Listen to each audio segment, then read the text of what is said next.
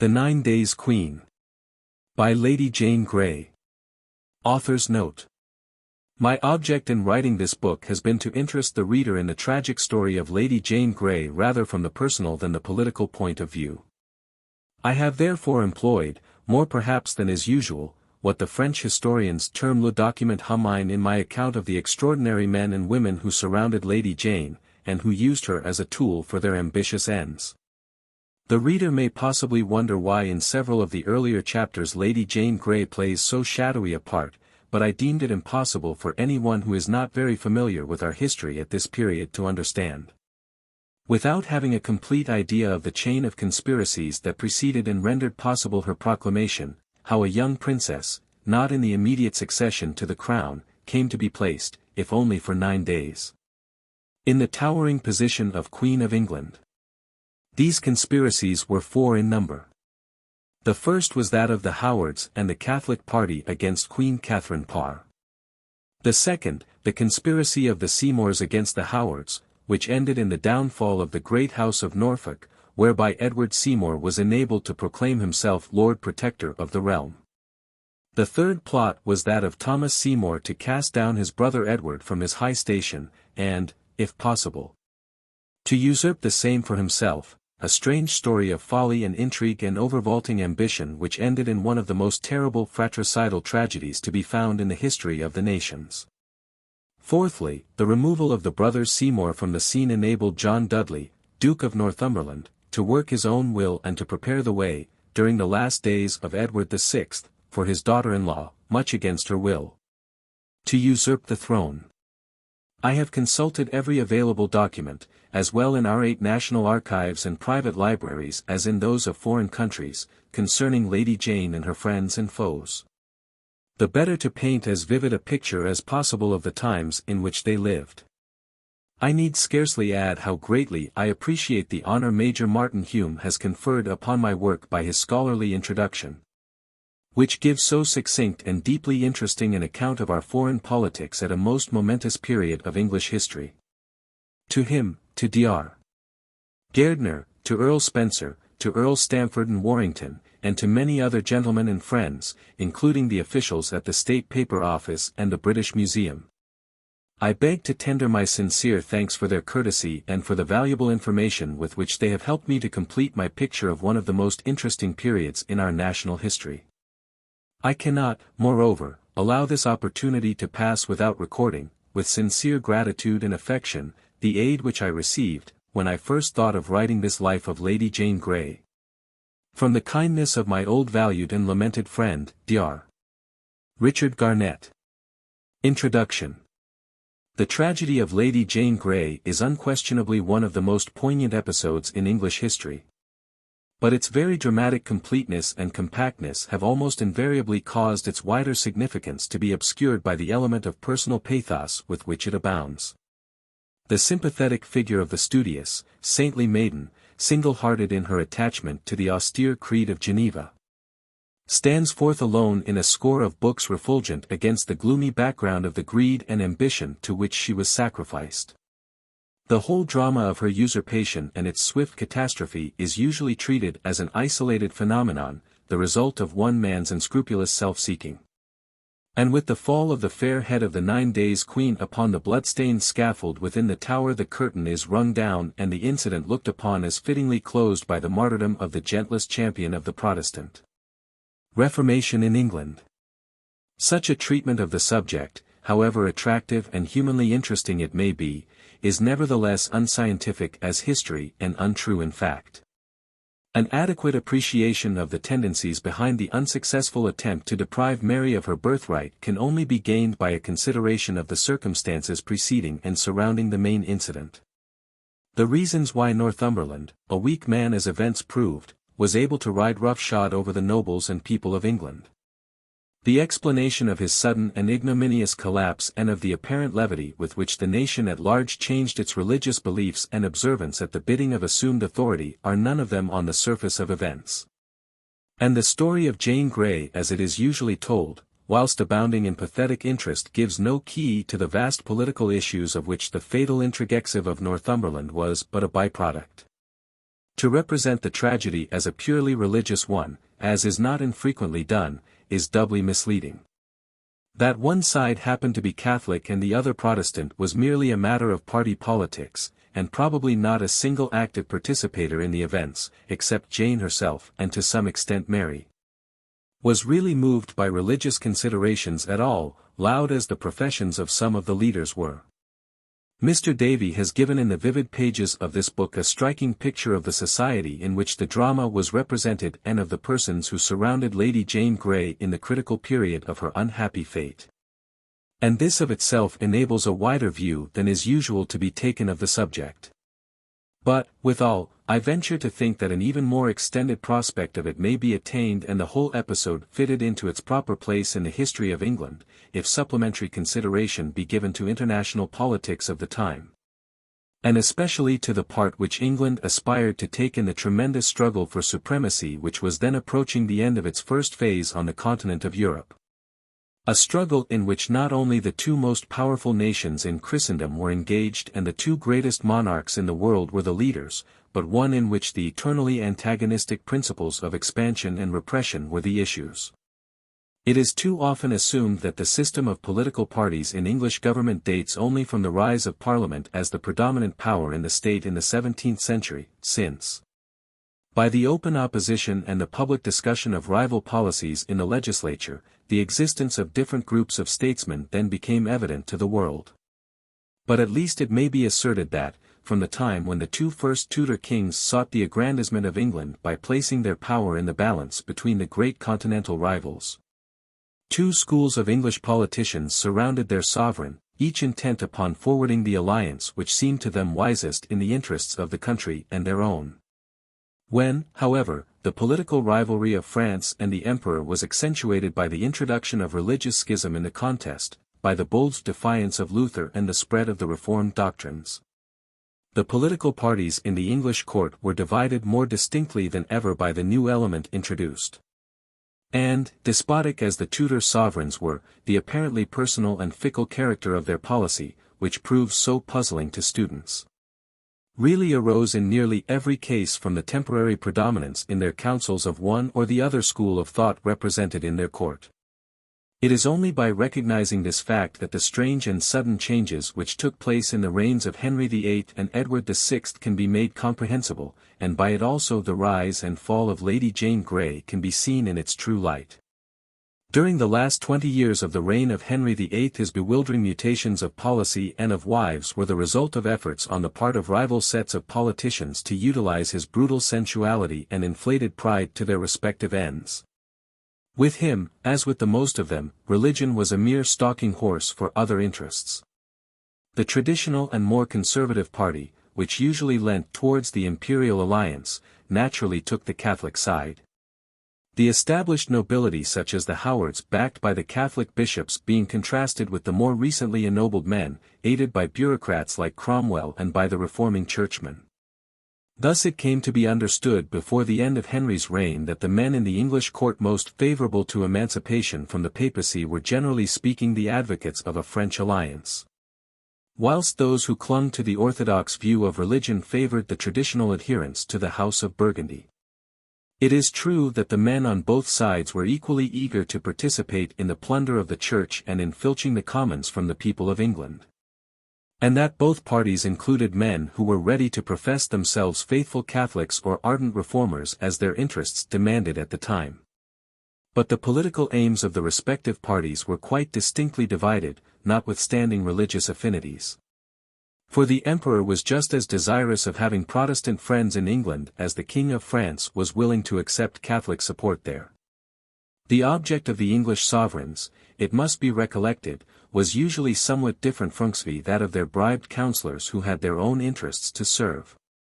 The aim of Henry VII and Henry VIII, and especially of Elizabeth, who alone was successful in attaining it, was so to distribute the weight of England's influence as to avert any coalition of the two great continental powers against her, rather than to become the permanent tool of either.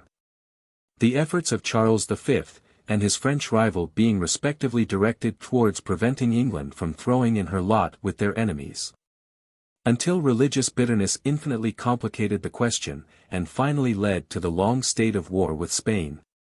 The side which commanded most sympathy amongst the English people at large was unquestionably that which favoured a cordial understanding with the sovereign of Flanders and Spain. The country had been in close antagonism with France on and off for centuries. The proximity of the coasts and the aspirations of the French to dominate the Channel represented a constant danger and source of anxiety. And it was instinctively felt in England that the time-honoured policy which bound her to the monarch who was able when he pleased to divert the aggression of the French by threatening any of their land frontiers, was the safest friend of this country. The English merchants who found their richest markets in Flanders and Spain, and who were in chronic irritation at the French piratical attacks upon their commerce, were equally anxious for a friendship which they looked upon as the best assurance against a war which they dreaded. So that the chief English advocates of the French connection were usually those whose adherence to the reformed religious doctrines overbore their political interests. And the newer nobility and politicians who found themselves at enmity on social and other grounds with the traditional conservatives. It must not be forgotten that both France and the Emperor strove ceaselessly to gain friends amongst the English councillors.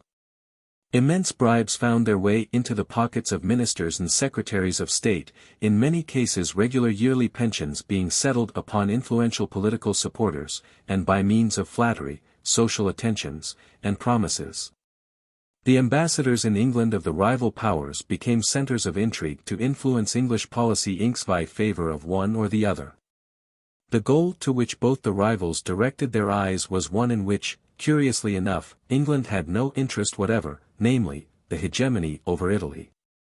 But England which by activity on the northern coasts of France or on the Scottish border could weaken the French power for harm in other directions, could enable the Emperor at any time to check his enemy's Italian ambitions.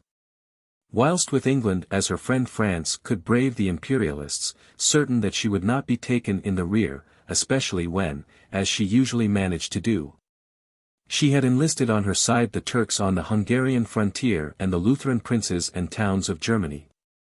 The marriage of Henry VIII with Jane Seymour was looked upon by the imperialist conservative party in England as a victory for their cause. Her brother, Sir Edward Seymour, had been in the Emperor's service, and Jane had supplanted the hated Anne Boleyn, whose sympathies were, of course, entirely French. It is true that later Seymour, a parvenu noble, be it recollected, was driven into the anti-papal camp mainly by the antagonism of Norfolk and the older nobles who led the conservative party, but, notwithstanding his Protestantism, he never wavered in his attachment to the imperial alliance and his opposition to French interests. When the death of Henry VIII made Seymour, as Duke of Somerset and Protector, virtually ruler of England with Paget as his principal minister, both of them were almost servile in their professions of devotion to the cause of the Emperor, and made no secret of their distrust of France with which a hollow and temporary peace had only been recently patched up. Somerset harried the church and changed religious forms ruthlessly. His greed was insatiable and the devotional endowments were looted without compunction. The Catholic bishops were treated with stern severity. And even the schismatic Catholicism of Henry VIII was cast aside in favour of an entirely new creed and ritual. Norfolk was kept in the Tower, Wriothesley was disgraced and the Catholic conservative nobles were warned not to stand in the Protector's way. But through it all Somerset and Paget were politically the sworn servants and friends of the Emperor, pledged to discountenance any attempts of XVIII French to injure him, whilst Charles V on his side, much as he deprecated the religious changes, could no more afford to quarrel with Somerset than he could with Henry VIII, 20 years before when he contumeliously repudiated his blameless Spanish wife and scornfully threw off the papal supremacy which was the keystone of the imperial system. Submissive as were the words of Somerset and Paget to their imperial master, not by words alone but by acts also they sought to serve him as against France. The strong policy adopted by Somerset towards Scotland, and his defiant attitude at Boulogne, then temporarily held by the English against the payment of a great ransom, served the Emperor's turn excellently at a period when he was at grips with his Lutheran subjects, at issue with the Pope and faced by a series of dangerous French intrigues in Italy. That the French themselves understood this perfectly well is seen by the desperate efforts they made to conciliate Somerset and win him to their side. Early in July 1547, only 5 months after his accession to power, Somerset told the imperial ambassador in strict confidence, when the latter was complaining of his religious innovations, that the special French envoy, Paulin, immediately after the death of King Henry had striven to win him, the Protector, to the side of France by means of a large annual pension, which, as was only right, he had always declined. Notwithstanding this, however, Paulin, the last time he came hither, was instructed to offer him the assignment of the pension, which he had brought with him already signed and sealed.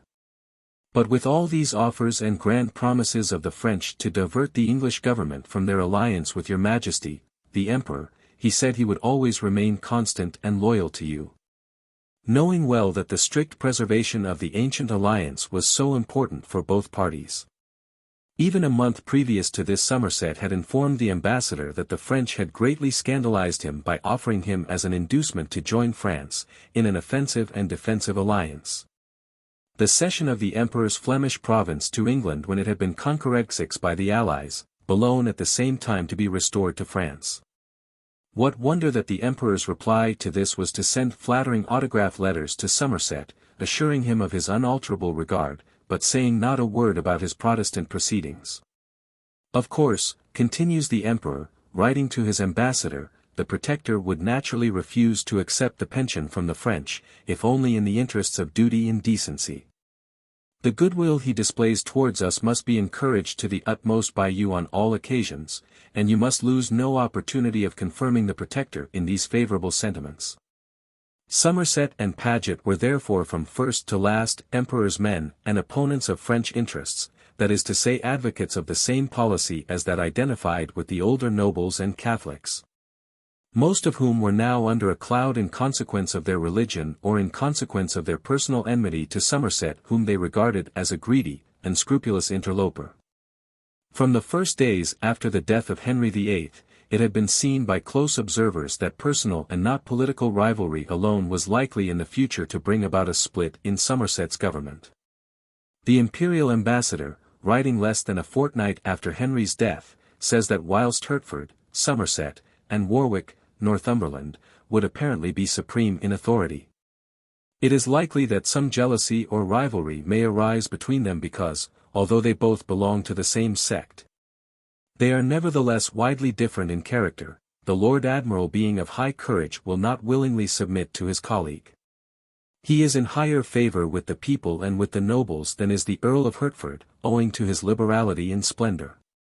The Protector, on the other hand, is not so conspicuous in this respect, and is looked down upon by everybody as a dry, sour, opinionated man, the sequel to this being that both these nobles with Paget and riotously should, in the opinion of the ambassador, be entertained by the Emperor, in the usual way.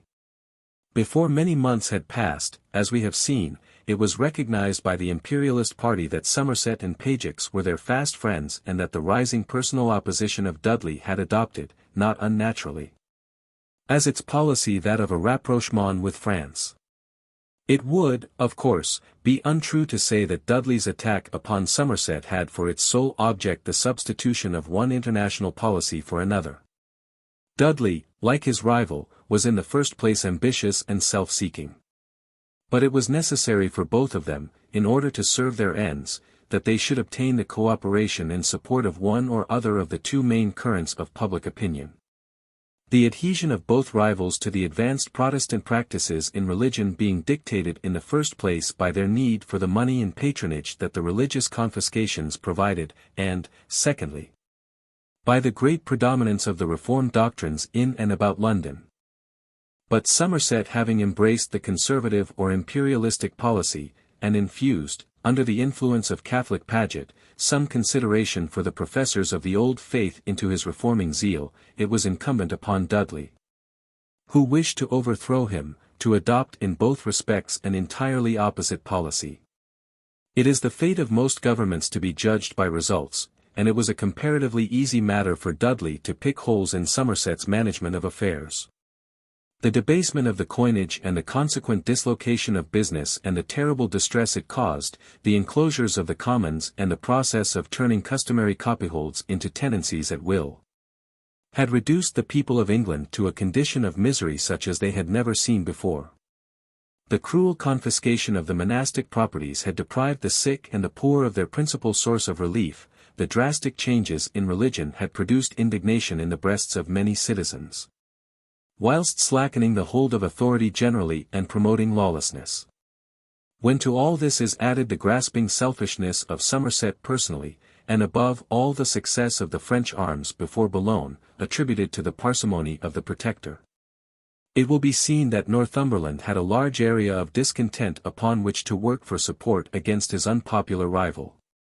But even so, it is improbable that he would have ventured to take so bold an action against the Protector as he did, but for the consciousness that he had behind him the support, moral and financial if not military, of France and the Lutheran enemies of the Emperor. When the loss of the English forts protecting Boulogne made negotiations for peace necessary, a French embassy was sent to London.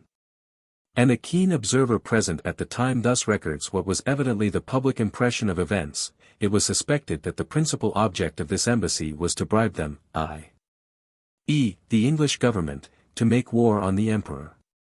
Whilst these ambassadors were there they were greatly feasted by the Earl of Warwick, Northumberland, and the Grand Master, Powlet, Marquis of Winchester, much more than any other of the lords. For it appears that the French ambassadors could not gain the ear of the others. The King of France found out from his ambassadors which of the English lords showed more leaning towards France and against the Emperor. These were the Earl of Warwick and the Grand Master, of the household, and it is believed that the King of France wrote to them warning them against the Protector and the Earl of Arundel who were plotting their destruction. If this contemporary belief was well founded, as it probably was, the overthrow of Somerset is proved to a great extent to have been an international intrigue promoted and probably well paid for by France. As the observer already quoted remarks, the sequel of the embassy which thus ensured Northumberland's neutrality in favour of France was the almost immediate declaration of war by the French king against the Emperor, and the wholesale plundering of the imperial subjects at sea. Seen in this light, therefore, Northumberland's complete change of England's policy, his truckling to France, his merciless measures against Catholics, although, as events proved he was a Catholic at heart himself, his imprisonment of Paget the Emperor's humble servant, and his ostentatious disregard for the imperial friendship, his whole attitude indeed, assumes a new aspect. His ambition was boundless for himself and his house. But it must have been evident to him that it could only be successfully carried into effect if he had behind him a strong body of public opinion in England itself, and the countenance of one of the great continental powers. Both these desiderata he had in the earlier months of his domination. And if Edward VI had died or had been dispatched late in 1551, or in the earlier weeks of 1552, it is quite possible that Northumberland might have carried through his great conspiracy successfully.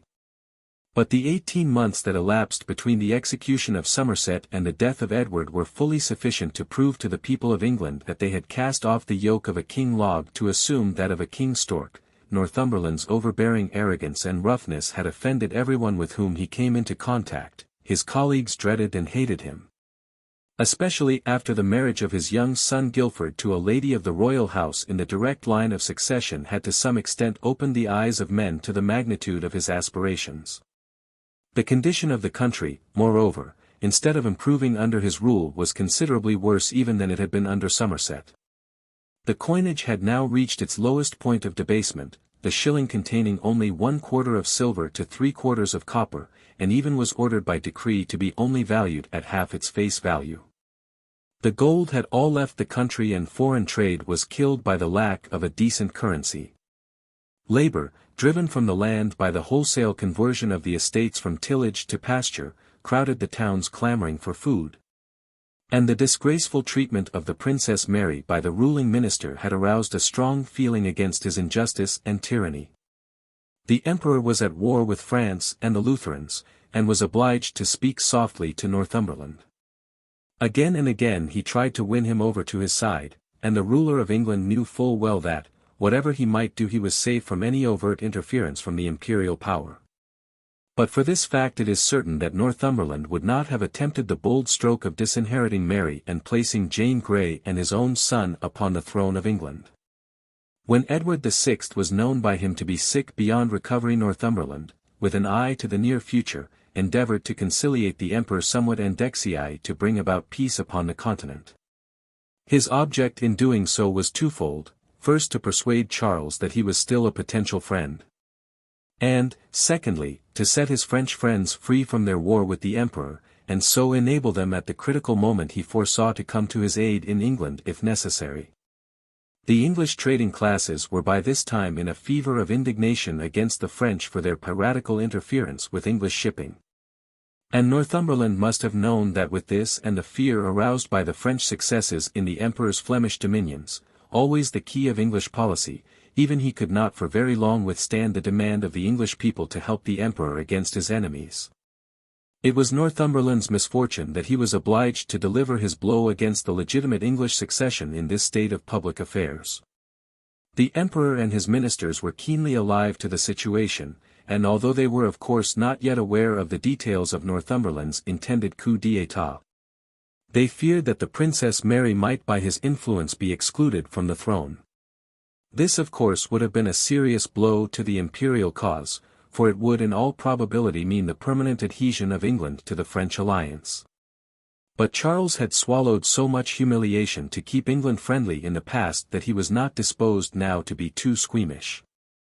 He did not know how far his enemies the French had gone in their promises of support to Northumberland when Edward should die.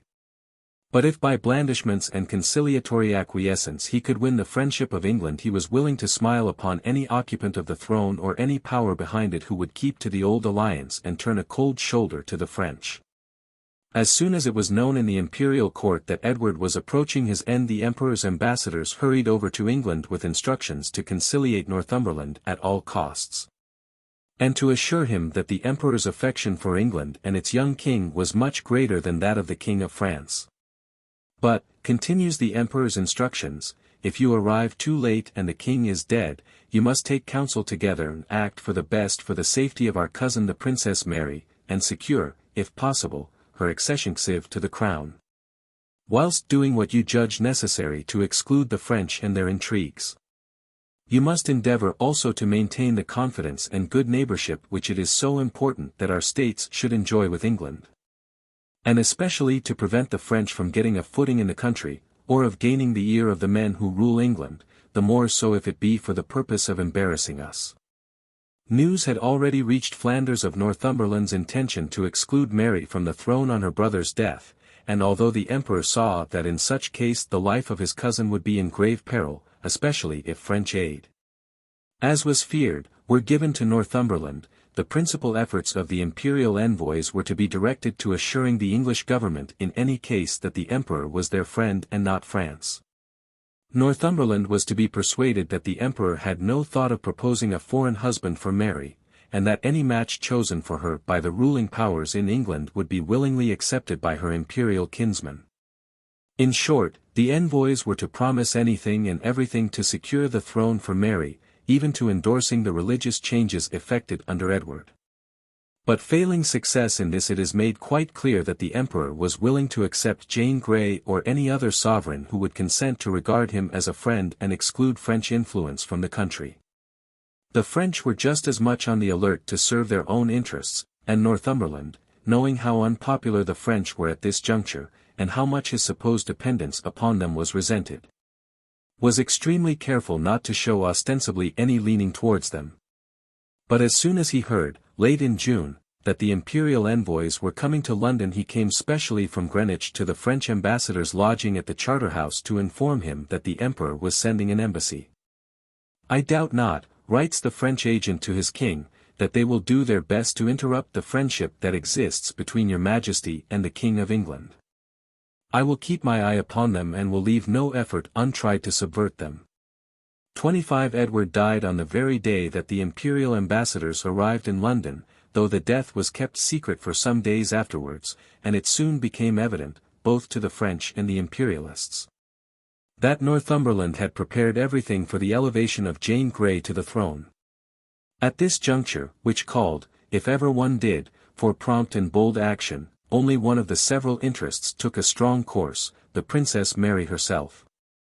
It is quite evident that everyone else had deceived himself and was paralyzed in fear of action by another. Again and again the French ambassador expressed a belief that the coming of the imperial envoys portended an active interference on the part of the emperor in favor of Princess Mary. And Northumberland and his council, notwithstanding all the protestations of the imperial envoys, were of the same opinion.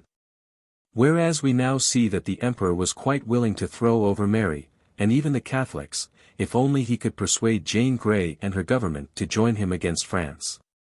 When Mary's bold defiance of the usurper was announced, the emperor's envoys, whom many believed to be forerunners of a strong foreign armed force to aid her, had nothing but shocked condemnation for her action. They considered her attitude strange, difficult and dangerous, and predicted her prompt suppression and punishment. In reference to the suggestion of her Catholic friends, that imperial aid should be sent to her, the envoys, who were supposed to be in England for the purpose of forcing her upon the throne, could only say to their master, "Considering your war with the French, it seems unadvisable for your Majesty to arouse English feeling against you, and the idea that the lady will gain Englishmen on the ground of religion is vain."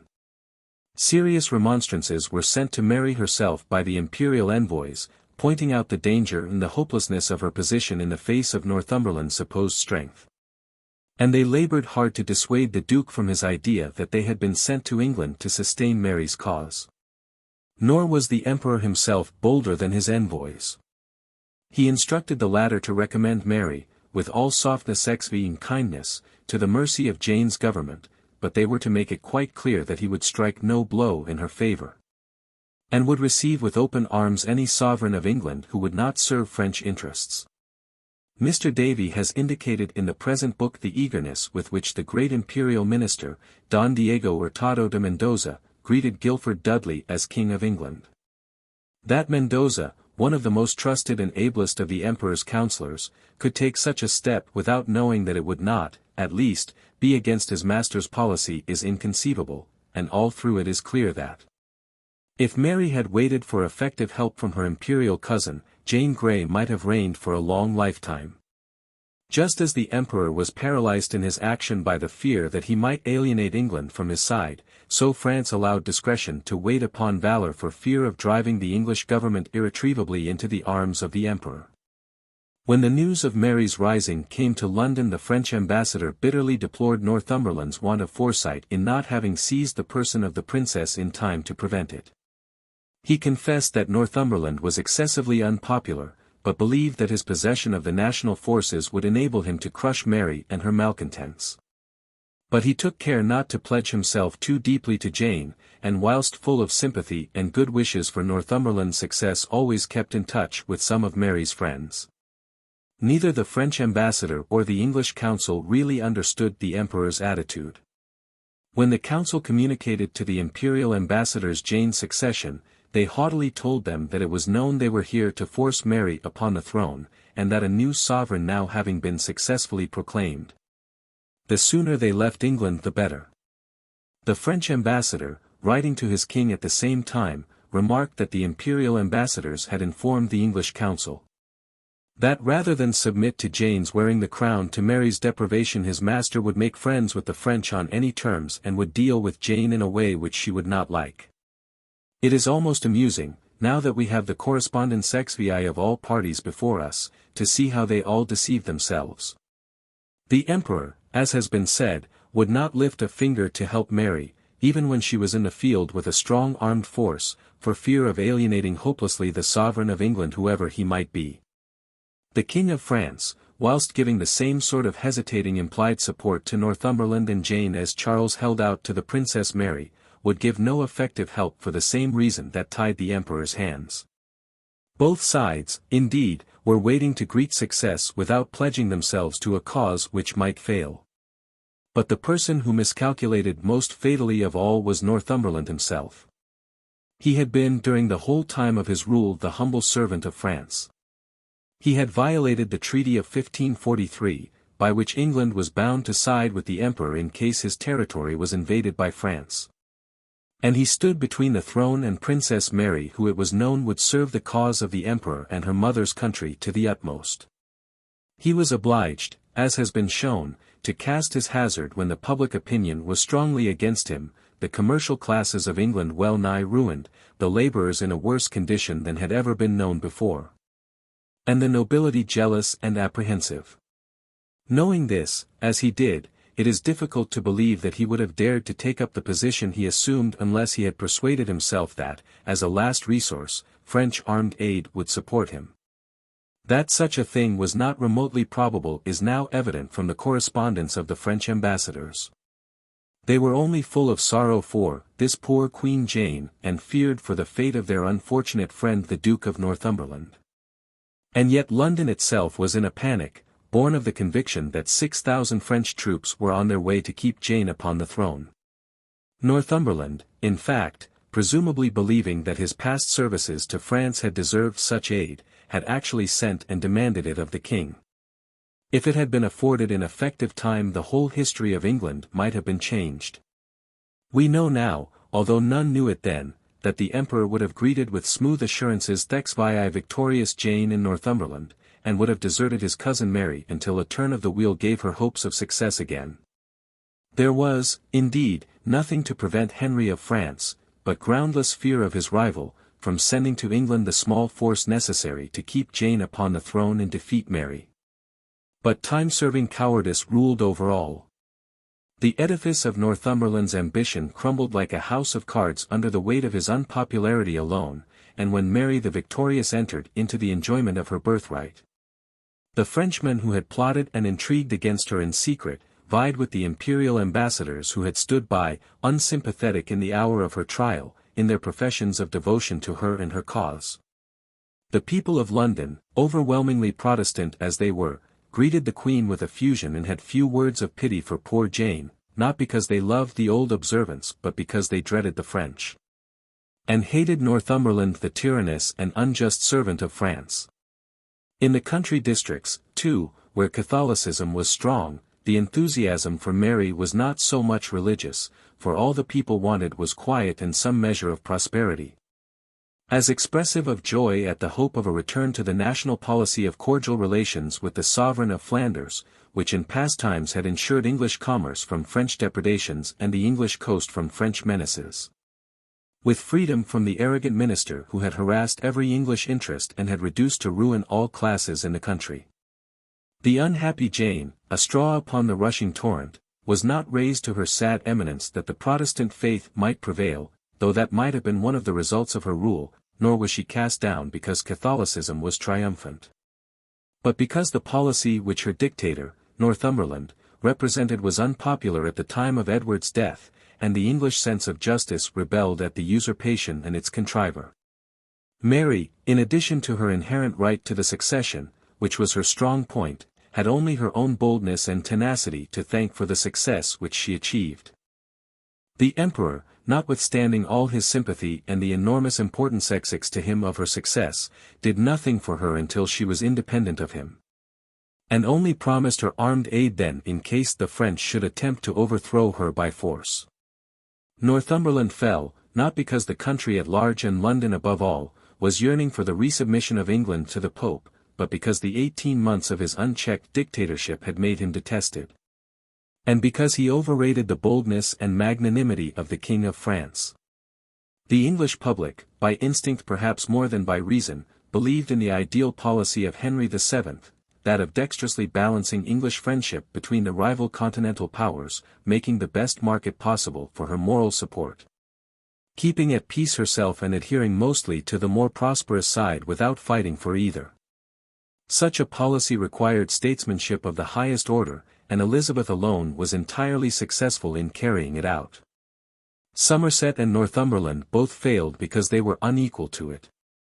Each of them took the minister's view rather than that of a monarch.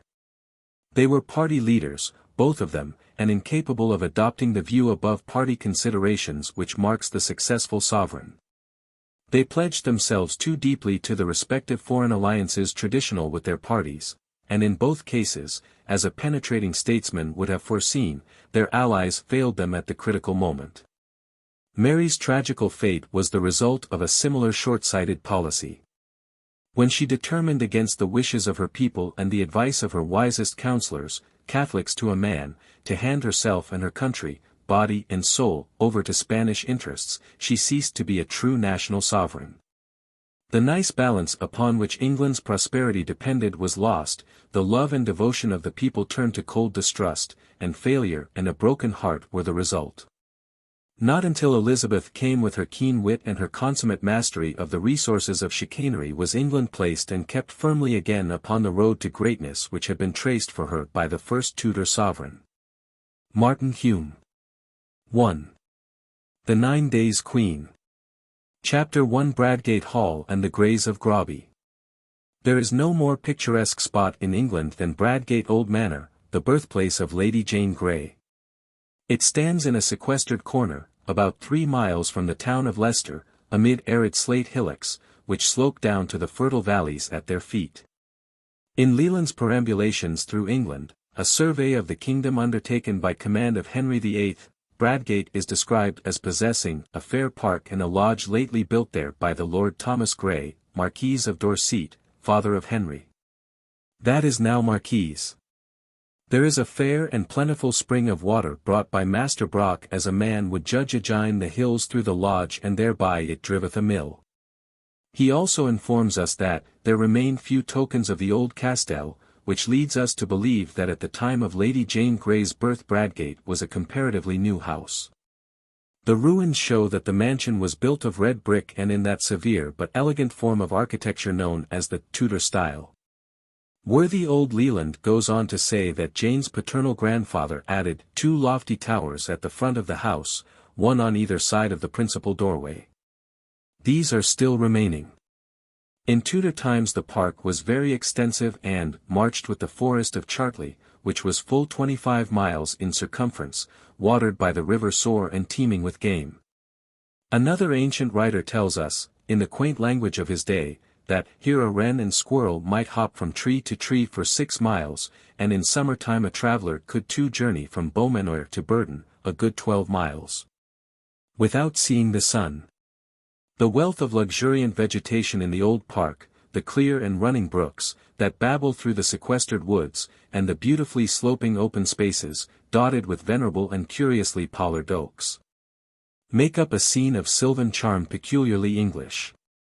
Here cultivation has not, as so often on the continent, disfigured nature, but the park retains the wild beauty of its luxuriant elms and beeches that rise in native grandeur from amidst a wilderness of bracken, fern, and flags, to cast their shadows over heather-grown hillocks.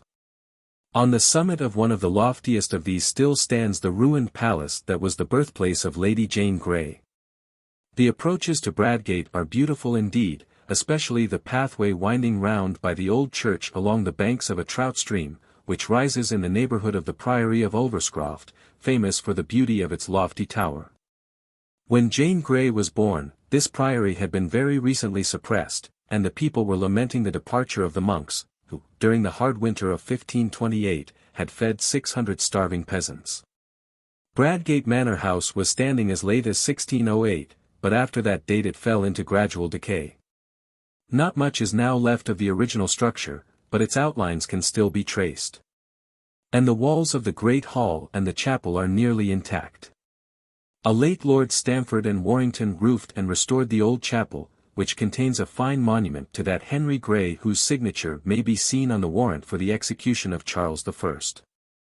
A careful observation of the irregularities of the soil reveals traces of a tilt-yard and of garden terraces, but all is now overgrown by Spanish chestnut trees, wild flowers, nettles, and brambles. The gardens were once considered amongst the finest in England, Lord Dorset taking great pride in the cultivation of all the fruits, herbs, and flowers then grown in northern Europe. The parterres and terraces were formal, and there was a large fish pond full of golden carp and water lilies. Lady Jane Grey must often have played in these stately avenues, and there is a legend that once, as a little girl, she toppled into the tank and was nearly drowned, a less hideous fate than that which was to befall her in her 17th year. 3. This was thy home, then, gentle Jane. This thy green solitude, and here. At evening, from thy gleaming pane, thine eyes oft watched the dappled deer. whilst the soft sun was in its wane, browsing beside the brooklet clear. The brook yet runs, the sun sets now. The deer still browseth, where art thou? These sentimental lines were written in the 18th century, when deer still browsed in Bradgate Park, whence they have long since departed. Many curious traditions concerning Lady Jane are even now current among the local peasantry. Some believe that on St. Sylvester's night, December 31st, a coach drawn by 4 black horses halts at the door of the old mansion. It contains the headless form of the murdered Lady Jane.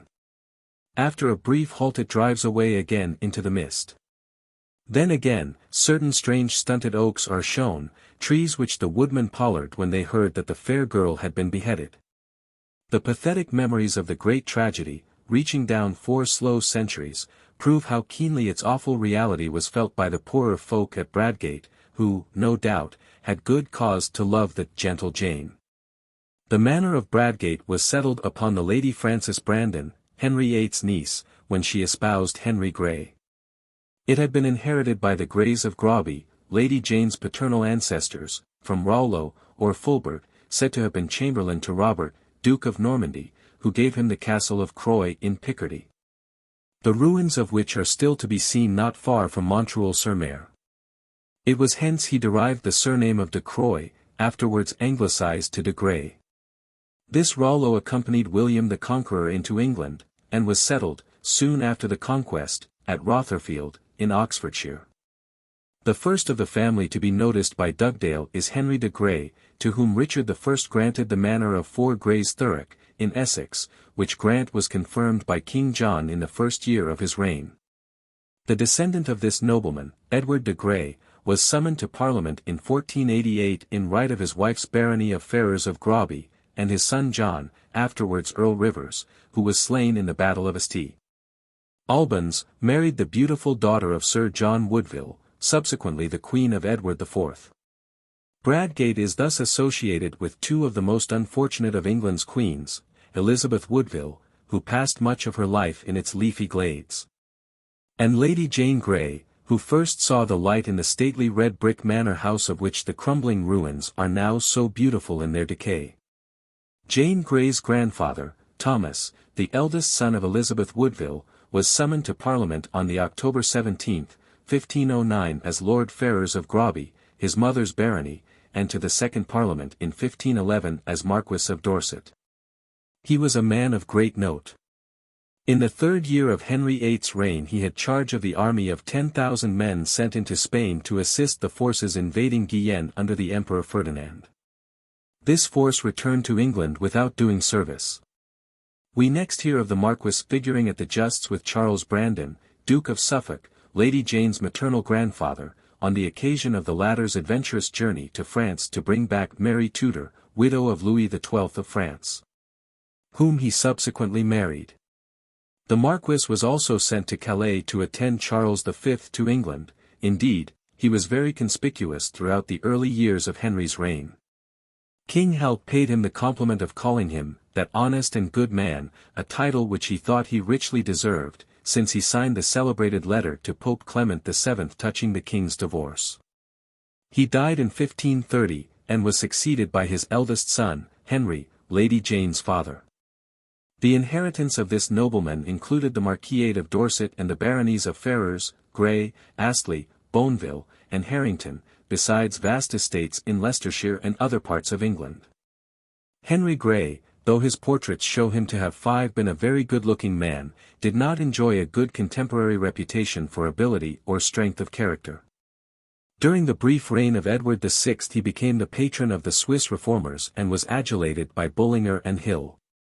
His name will be found attached to many of Henry VIII's anti-papal decrees, and so long as that monarch lived, he was a staunch Henryite or schismatic, professing belief in all the doctrines of Rome save and except papal supremacy. In 1531, when the clergy were threatened with praemunire and mulcted in a fine, as a punishment for their too close attention to pontifical interests, young Henry of Dorset, who had just come to his own, displayed great energy in carrying out the king's wishes and supporting his attempt to get himself acknowledged supreme head of the English Church. He also evinced considerable courage in connection with Henry VIII's resistance to the excommunication of the Pope, launched against him after his marriage with Anne Boleyn. Such zeal in his sovereign's service undoubtedly led to his advancement and paved the way to his marriage with the king's niece, the Lady Frances Brandon.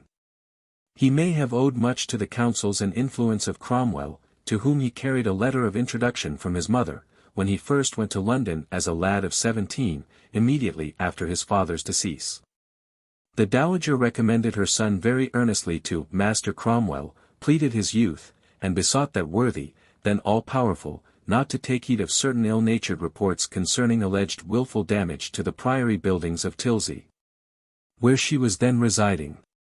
The good lady couches her letter in very humble terms, but does not enlighten us fully about the nature of the damage to which she refers, or by whom it was done. She seems, at any rate, to be in a terrible fright lest the tale should injure her son's prospects with the all-powerful Chancellor. Some little time afterwards the Marchioness wrote another letter to Cromwell complaining of her son's undutiful behaviour to her. It is dated from the House of Our Lady's Passion, the Priory of Tilsey, and begins. 6. My lord, I beseech you to be my good lord, considering me a poor widow, so unkindly and extremely escheat by my son. This curious epistle, now in the British Museum, is much defaced and in parts illegible. The name of the person to whom it is addressed is undecipherable, but, taken in conjunction with two other letters previously addressed to Cromwell by the same correspondent, there can be little doubt as to its destination. Her son had evidently withheld some property intended for her under her husband's will. Whether he mended his manners and paid her the money, we know not. But as the dowager is occasionally mentioned as attending court functions in company with her daughter-in-law, it seems probable that the ultimate issue of the difficulty, whatever it was satisfactory to her. Margaret, Dowager Lady Dorset, became one of the greatest ladies of the court in the latter years of the reign of Henry VII and during a part of that of Henry VIII. She was in much request, it seems, at royal christenings, for not only was she specially invited to that of Mary Tudor, afterwards Queen Mary I, but she enjoyed the signal honour of carrying the infant Elizabeth to the font.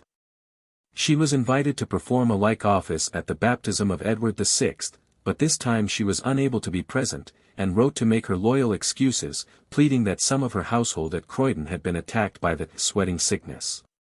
It is probable that she had no desire to attend, for she had been the intimate friend of Anne Boleyn, and could hardly have felt kindly towards Jane Seymour. Her place was filled by the Marchioness of Exeter, who eventually, after the execution of her luckless husband, was sent to the Tower on a flimsy charge of treason, and kept there until Mary I's time. A singular point in the history of Jane Grey's forebears is that her father, in his hot haste to marry into the royal Severn family, set aside, without the slightest scruple, his legitimate wife, Lady Catherine Fitzalan, daughter of the Earl of Arundel. Some writers say he was simply contracted, not married, to this lady, who never demanded her marriage rights, but retired into a dignified obscurity. None the less her family resented the affront offered their kinswoman, and it was Thomas, Earl of Arundel, this discarded lady's brother, who acted as Dorset's nemesis, and at last betrayed him into the hands of his enemies. Lady Jane Grey's maternal grandfather was, as he wrote himself in the famous quatrain referring to his marriage with the king's sister, descended from cloth of frieze. He was the grandson of a London mercer who had married a lady allied to the great houses of Neville, Fitzalan and Howard, and his father had fought and fallen at Bosworth Field in the cause of Henry VII. In recognition of his services, Henry attached young Charles Brandon to the person of his younger son, Prince Henry, who was of similar age to himself. Thus began a friendship which was only severed by death. In appearance the prince and his comrade were singularly alike, both were tall and stalwart, both with red hair and fair complexions, and they were equally skillful and agile in sport and manly pastimes. Charles was more intellectually gifted than Henry, but there was little to choose between them as regards their execrable views of moral responsibilities and their laxity in respect of their marriage vows. As this last characteristic of Charles Brandon, Duke of Suffolk, touches somewhat upon the legitimacy of Lady Jane Grey's descent, a short summary of his matrimonial vagaries may be pardoned here. He was contracted in marriage early in life to Anne Brown, a daughter of Sir Anthony Brown, Governor of Calais, by his wife Lady Lucy Neville, daughter of George Neville, Duke of Bedford, brother of Richard, Earl of Warwick, the King-Maker. In 1513 he was bold enough to flirt most outrageously with, and seek in marriage, one of the greatest ladies in Europe, Margaret of Austria, the widowed Duchess of Savoy, aunt of the Emperor Charles V. But though Margaret fell in love with him, such a match was soon seen to be impossible, even by the lady herself, and Brandon came out of the affair most ungallantly. For this or some other reason never clearly explained, Brandon set aside his contract with Anne Brown, notwithstanding that by the laws of the period it was considered as binding as the completed marriage ceremony. We next learn that a probable reason for his unchivalrous conduct was a chance that suddenly offered itself to him of marrying the Lady Margaret, the rich widow of Sir John Mortimer of Essex. Charles and his mature consort, there was a difference of nearly 30 years between them, did not abide long together, for he presently endeavoured to annul this marriage on a plea of consanguinity. The Lady Margaret being sister to the mother of his neglected bride, Anne Brown, and consequently her aunt, a complication which surely ought to have been discovered at an earlier stage of the proceedings. Having settled this matter for the time being to his own, but certainly not to the lady's, satisfaction, he remarried his discarded wife, Anne Brown, in the presence of a great concourse of relations and friends. By this lady he had 2 daughters, Mary, who became the wife of Lord Mounteagle, and Anne, who married a connection of the Greys, Viscount Powys. Their mother died in 1515, and Brandon soon afterwards contracted himself in matrimony with the Lady Elizabeth Grey, daughter and heiress of Viscount de Lisle. Whether through the interference of Lady Mortimer or not it is impossible to say, but it is certain that Lady de Lisle refused to carry out her side of the contract, and the match was broken off. Brandon, with the consent of Henry VIII, filched from the poor lady her title of Lisle, which he forthwith assumed. In due time the lady gave her hand to Edmund Dudley, father of the faithful Duke of Northumberland. It was probably when in France, and in attendance upon King Henry, at the time of the negotiations for the marriage of the king's youngest and most beautiful sister, Mary, to the prematurely aged Louis XII, King of France. A hideous victim to elephantiasis. That Charles made so strong an impression upon that ardent Tudor princess that she swore by all the saints that she would not wed the French king unless it was thoroughly understood she was to marry whom she chose after his death. Which took place within 18 months of the marriage. The romantic story of how Brandon, now created Duke of Suffolk, wooed and married the royal widow within a fortnight of the king's death, and whilst she still wore the white widow's weeds of a French king's consort, is too well known to need recapitulation here, nor need we enter into the details of the gorgeous ceremonies of remarriage that took place at Greenwich, in the presence of King Henry, Queen Catherine of Aragon, and their court. Soon after Mary and Suffolk had landed in England, the Duke of Suffolk took his bride to spend their honeymoon in his magnificent mansion in Southwark, known as Suffolk Place, which he had recently inherited by the death of his uncle, Sir Thomas Brandon. It must have been about this time that the friends of the Lady Mortimer, and probably that lady herself, began to spread rumors abroad that made both Charles and his consort anxious as to the validity of their marriage and the legitimacy of their offspring. Indeed, even at the time of his clandestine wedding in the chapel of the Hôtel de Cluny, now incorporated in the museum of that name, he had felt very uneasy about the matter, and, foreseeing his peril, wrote to Wolsey, beseeching his assistance and advice on a matter of such vital importance, which, however, was not decided so easily as Charles expected. It was not until 1528 that Wolsey dispatched a somewhat garbled account of the matter to Pope Clement VII, then in exile at Orvieto, where he received Cardinal Campeggio and the English envoys who came to him with the first negotiations for the divorce of Henry VIII from Catherine of Aragon. Trusting in the evidence which Wolsey sent him, the Pope, by a special bull, dated May 12, 1528, annulled the marriage of Brandon with the Lady Mortimer, on the plea of consanguinity, and at the same time declared valid that of her niece, Anne Brown, and legitimized her 2 children. The bull further stated that Lady Mortimer and her friends were liable to ecclesiastical censure if they made any attempt to invalidate the decree making valid Brandon's marriage to Anne Brown and Mary Tudor. The importance of this decree, which was first read out to the people in Norwich Cathedral in 1529 by Bishop Nix, can readily be imagined when we remember that it was not delivered until after the Queen Duchess had given birth to 2 children. Her only son, the Earl of Lincoln, died in infancy, and the Lady Frances became in due time the Marchioness of Dorset and mother of Lady Jane Grey. On the other hand, the legitimacy of the Lady Eleanor Brandon, the younger daughter, who was born after the publication of the papal decree, was never disputed, and moreover, before she entered upon her sorrowful career, the Lady Mortimer was dead. That considerable doubt was entertained as to the validity of Brandon's marriage with the Queen-Dowager is proved by a variety of facts too numerous to be detailed, but one of which is very significant.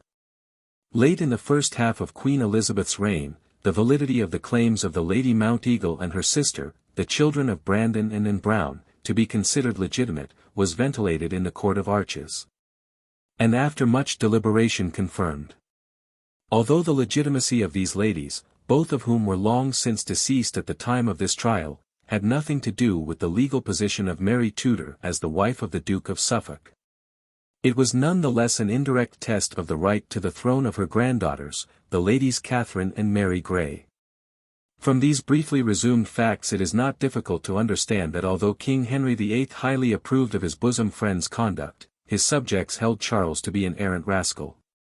His treatment of his beautiful royal wife was on a par with his low conception of his moral obligations. He neglected her, spent her money, and lived openly with a notorious woman known as Mrs. Eleanor Brandon, by whom he had an illegitimate son, Charles, who is said to have been the well-known jeweler to Queen Elizabeth, and whose son, or grandson, Gregory Brandon, was, according to tradition, the headsman who executed Charles I.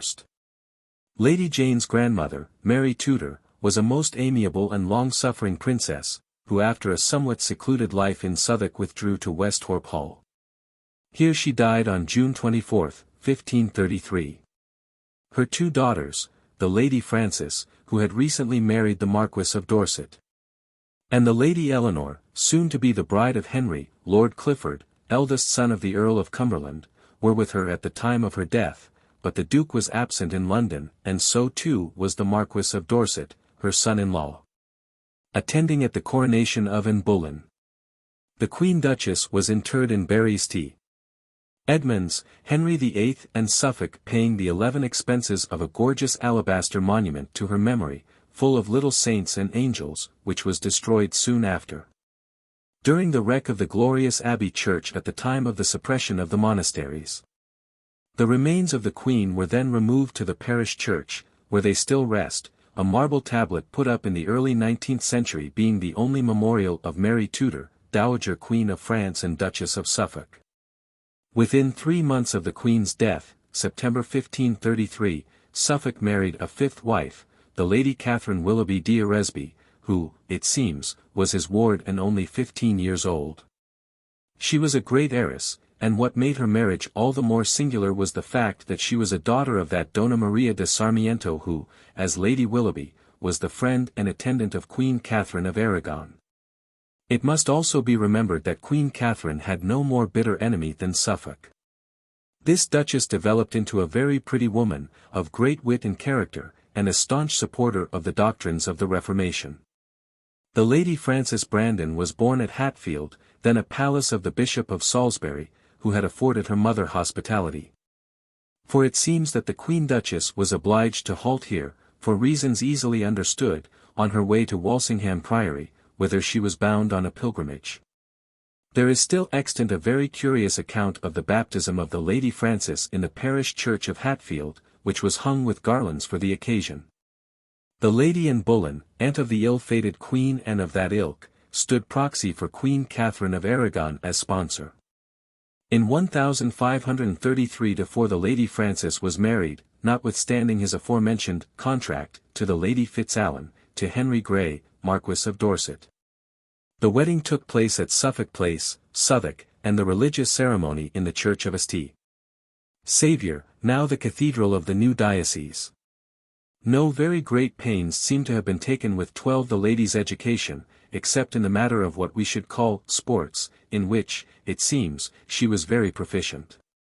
The Lady Frances was a handsome woman, however, but somewhat spiteful and wholly unscrupulous. In a well-known portrait, dated after her second marriage, she is represented as a buxom, fair-haired, well-featured matron, with a very sinister expression in her light grey eyes. Her eldest child was a son who died of the plague when a baby, and the 3 children who survived were all girls, the Ladies Jane, Catherine, and Mary Grey. Lady Jane Grey, as we shall see, had little cause to feel deep affection for either of her parents, but least of all for her mother. The Lady Frances seems to have been cast, so far as her heart went, in a mould of iron. Even the bloody deaths of her husband and her eldest daughter, and the wretchedly precarious existence of her 2 remaining children, did not affect her buoyant spirits, since she enjoyed her life to the end. It would be difficult to define her religious opinions. She was a schismatic under Henry VIII, and under Edward VI she appeared a zealous Protestant and so intimate with the famous reformer Bucer that when he died she petitioned Cranmer to obtain a pension for his widow. She became a pious papist in Queen Mary's time, and died a prominent member of the Church of England as by law established, under Elizabeth. The Lady Eleanor Brandon, Henry VIII's niece and Lady Jane Grey's only maternal aunt, married, as we have said, Henry, Lord Clifford, to whom she was united in 1537 at the Duke of Suffolk's palace in Southwark. The Lady Eleanor gave birth to 2 sons and a daughter. At the time of the Pilgrimage of Grace, in 1536, she was staying at Bolton Abbey, which Henry VIII, after confiscating it from the church, had presented to Lord Clifford. And had it not been for the chivalry and bravery of Christopher Aske, the rebel leader's brother, she would have suffered at the hands of the infuriated Pilgrims. By dint of a bold night ride, Aske aided Lady Eleanor to fly from Bolton Abbey and reach a place of safety. In 1542 her husband succeeded to the earldom of Cumberland on the death of his father, and 5 years later, November 1547, Lady Eleanor passed away at Brougham Castle and was laid to rest in Skipton Church. Henry Grey, Duke of Suffolk. From the painting by Jonas Corvus in the National Portrait Gallery. 13. It will be seen by this rapid sketch of her forebears on both sides that Lady Jane Grey might, without exciting surprise, have developed a character strongly sensual and unscrupulous. That she did not do so, apart from the fact that her early death perhaps prevented the full development of her character at all, was probably owing to the rigid and severe nature of the education to which she was subjected. The influence of Erasmus and the fashion of the newly revived classical learning had in the childhood of Jane Grey firmly seized upon the higher classes of England. And the ladies of royal and noble birth, schooled in the stern pietism of the instruction of a Christian woman of Luis Vives, which they all studied in Latin or in English, and, steeped in the classic moralities, they became prim and self-suppressed in expression and behavior. It is likely enough, indeed, that in most cases this prudishness of attitude was but skin-deep. But in the case of the hapless Jane, who was little more than a child when she was sacrificed, no other impression of her personality than this was left upon the world. We may picture the tiny demure maiden pacing the green alleys and smooth sward of Bradgate, with her Latin books and her exalted religious meditations, a fervent mystic, with no knowledge of the great world of greed, ambition, and lust, of which she, poor child, was doomed to be the innocent victim. 14. Chapter 2 Birth and Education. Lady Jane Grey was born at Bradgate Old Manor in October 1537, most probably in the first days of the month, for Prince Edward, her cousin, came into the world on the 12th St. Edward's Eve, and 3 days later Henry, Marquess of Dorset, attended the royal christening, which he would scarcely have done if his own wife, a member of the royal family, had not been safely delivered. His 15 presence in London can be traced in the state papers from the date of Prince Edward's birth until the first week in November. Lady Jane's christening took place, as was then the custom, within 48 hours of her birth, in the parish church, with all the ancient rites.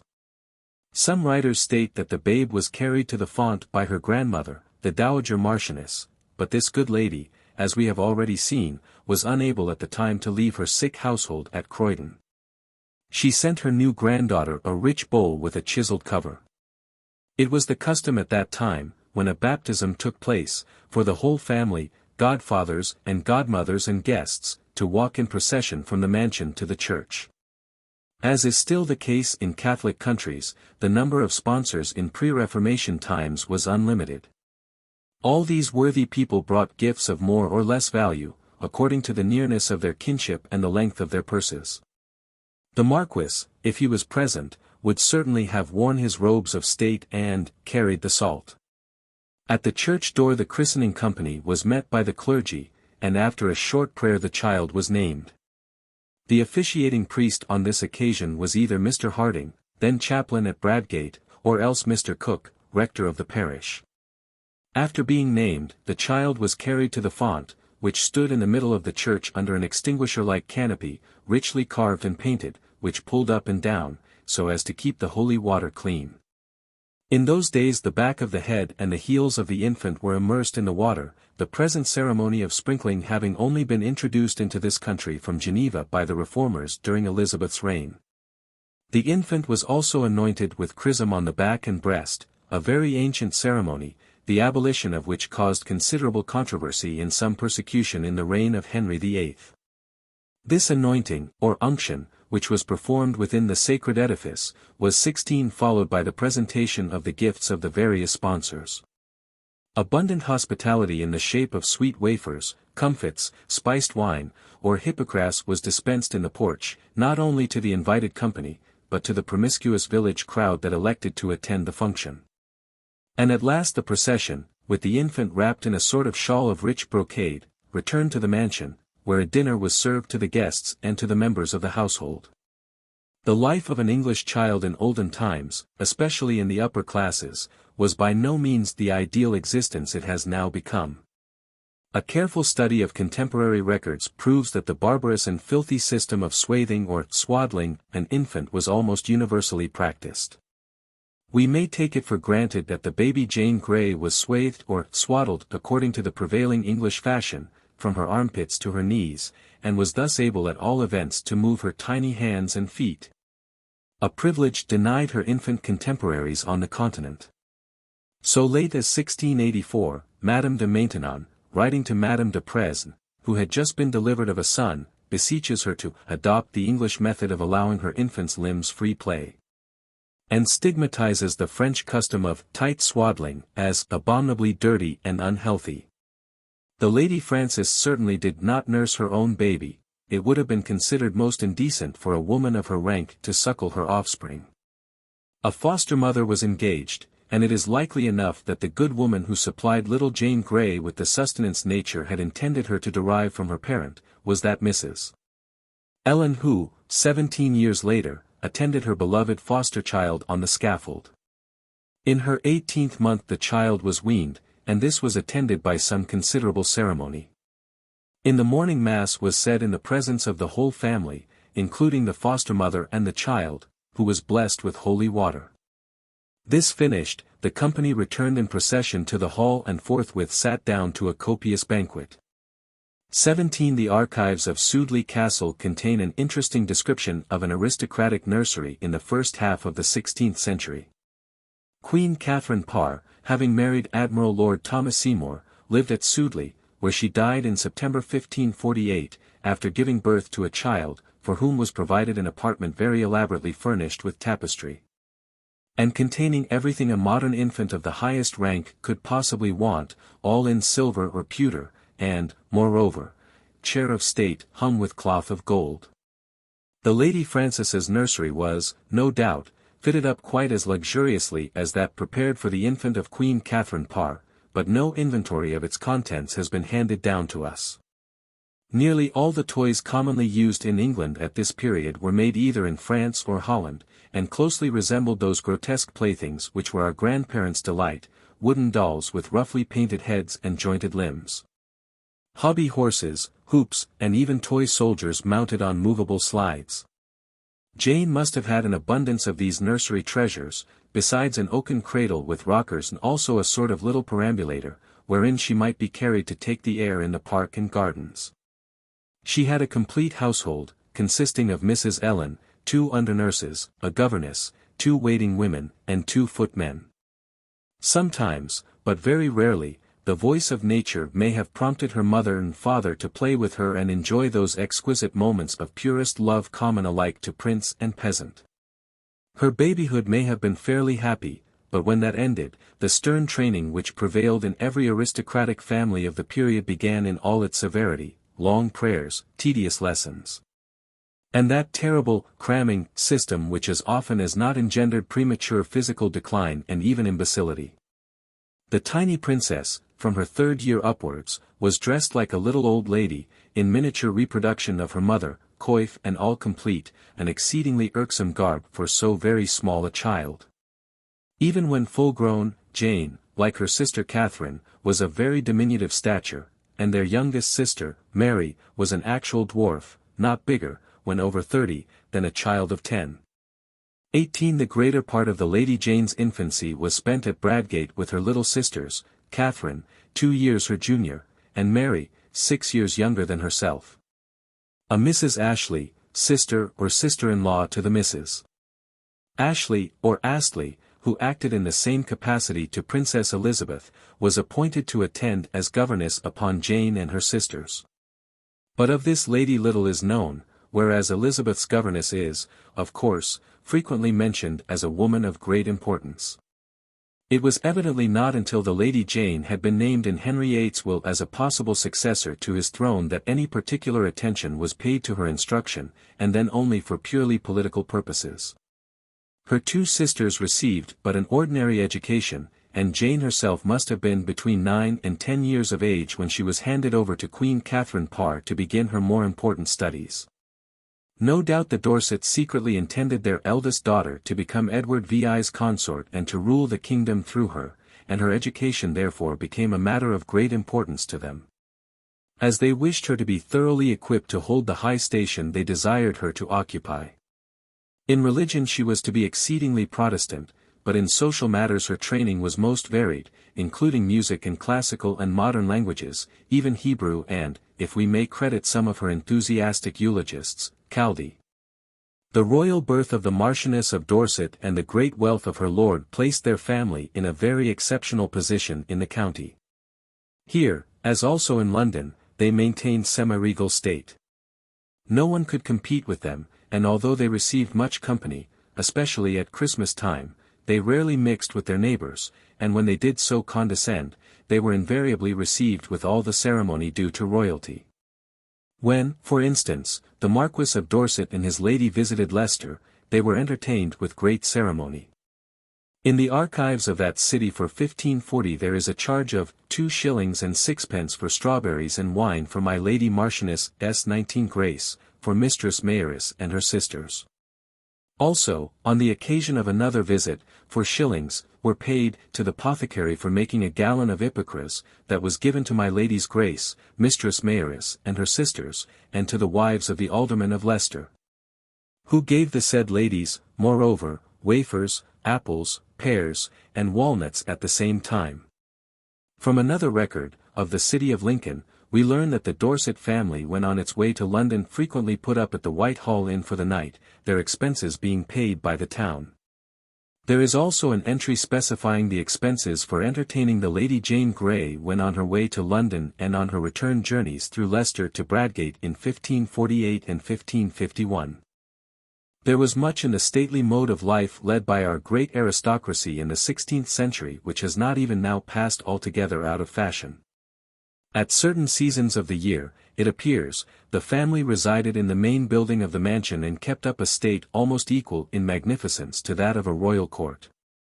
A great number of servants, as many as 80 or 100, were maintained, and these, being very ignorant, often formed a rather disorderly crew. They received very small wages. But as they wore brilliant liveries, and served as an escort to their masters when they went abroad, they made a highly picturesque appearance. Few people, even in the upper circles of society, could read or write with ease. And as there were no newspapers and scarcely any books, no correspondence, and but few visits to fill up leisure time, the men's sports were mainly those of the field, so that large hunting and hawking parties were the general order of the day. The ladies were frequently invited to share these pursuits, and the Lady Frances was well known in Leicestershire in her day as a great huntress and a skilful archeress. Hospitality, if barbaric, was none the less sumptuous. Tablecloths and napkins were already in use, and damask was pretty generally to be seen in the houses of the wealthy, while the plate belonging to the great nobility was not only very costly, but exceedingly artistic in design. Then as now, it was the custom to pass the winter months in the country and the summer in London. During the hunting season Bradgate was thrown open to a throng of guests, and since the mistress of the house was niece to the reigning sovereign, many of these were of princely rank, including Princess Mary, who was on very friendly terms with her cousin Frances and her children. It is not at all unlikely that when the family gathered in the great hall of an evening, dances, masques, and other pastimes of a more boisterous kind, described as romps and jigs, were indulged in. On occasion, players were summoned from London, and displayed their skill in representing those rough and unformed plays which delighted our ancestors until the more shapely Elizabethan drama came into being. People rose and retired to rest earlier in Tudor days than we do now, especially in summer, when breakfast was served as early as 6 o'clock, dinner at 10, and supper at 5. Tea and coffee were as yet undiscovered, and light home-brewed ale was the usual breakfast beverage. Such very young ladies as Lady Jane Grey would be served at this meal with a cup of hot milk and sometimes with a sort of mead, or barley water, heated and spiced. During Lent breakfast consisted of bread, with salt fish, ling, turbot and eels, fresh whitings, sprats, beer and wine. At other seasons there were chins of beef, roast breast of mutton or boiled mutton, butter, cooked eggs, custard, pies, jellies, etc., as well as chickens, ducks, swan, geese, and game. Dinner came at noon, and it was customary in large country houses to close the gates while the whole establishment sat down, according to rank, in the great hall. Sometimes a slight alteration was made, 2 tables being set in the dining room, at the first 21 of which sat the lord and his family, with such titled guests as they might be entertaining, while the second was occupied by knights and honourable gentlemen. In such a case the tables in the great hall were generally 3, the first for the steward, comptroller, secretary, master of the house, master of the fish ponds, the tutor, if one was attached to the family, and such gentlemen as happened to be under the degree of a knight. In a very large household it frequently happened that as many as 150 or 200 people would sit down to eat at one and the same time, but in most castles, halls, and manors the ladies of the family, excepting on state occasions, ate apart from the men, a separate table being laid for them, and for the chaplain, in the ladies' chamber, while 2 others were laid in the housekeeper's room for the ladies' women. The Lady Frances usually partook of her dinner in solitary state, waited upon by young gentlewomen and, when they were old enough to do so, by her 2 elder daughters, who stood on either side of her until she had finished, when they in their turn sat down and were served by gentlewomen. In their infancy, the children, attended by their nurses and gentlemen and women, dined with the housekeeper in her chamber. All meals were somewhat disorderly, for, forks not being in general use, it was the custom for the gentlemen to pick the daintiest scraps out of the common dish with the tips of their fingers, and place them gallantly upon the platters of the ladies seated nearest them. It was considered ill-bred to lick one's fingers after this act of courtesy. Proper behavior was to wipe them daintily upon a sort of napkin or serviette, sometimes, as in Japan, made of tissue paper.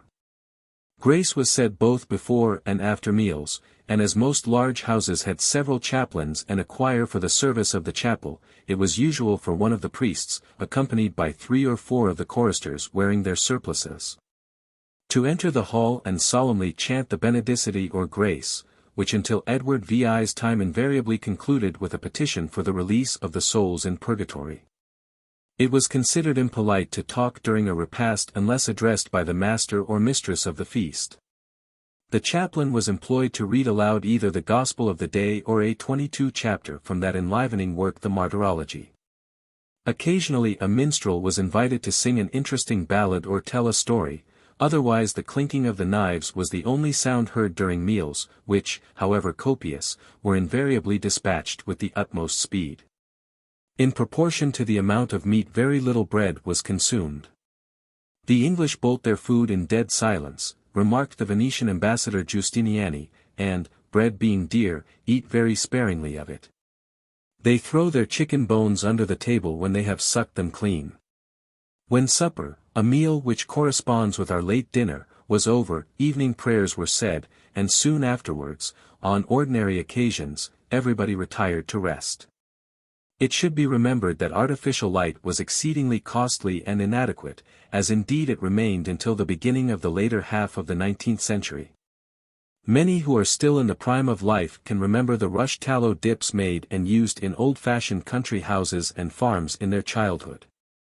In the 16th century these were the only lights to be had, except oil lamps and wax candles imported at immense expense from France and Italy, and only kindled on high days and holidays.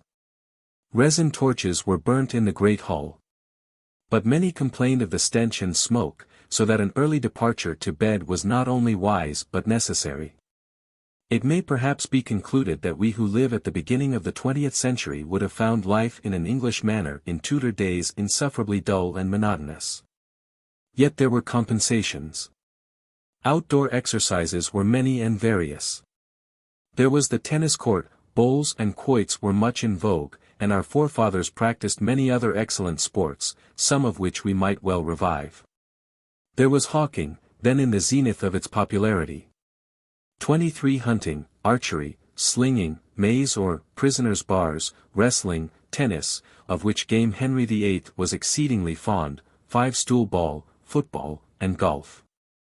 Cricket does not seem to have been known, at all events under its present name.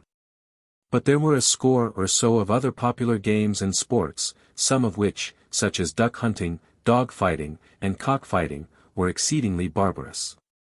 The cruel sport of trying on horseback to pull off the greased head of a living duck or goose suspended by the legs from a cross beam was exceedingly popular at this time.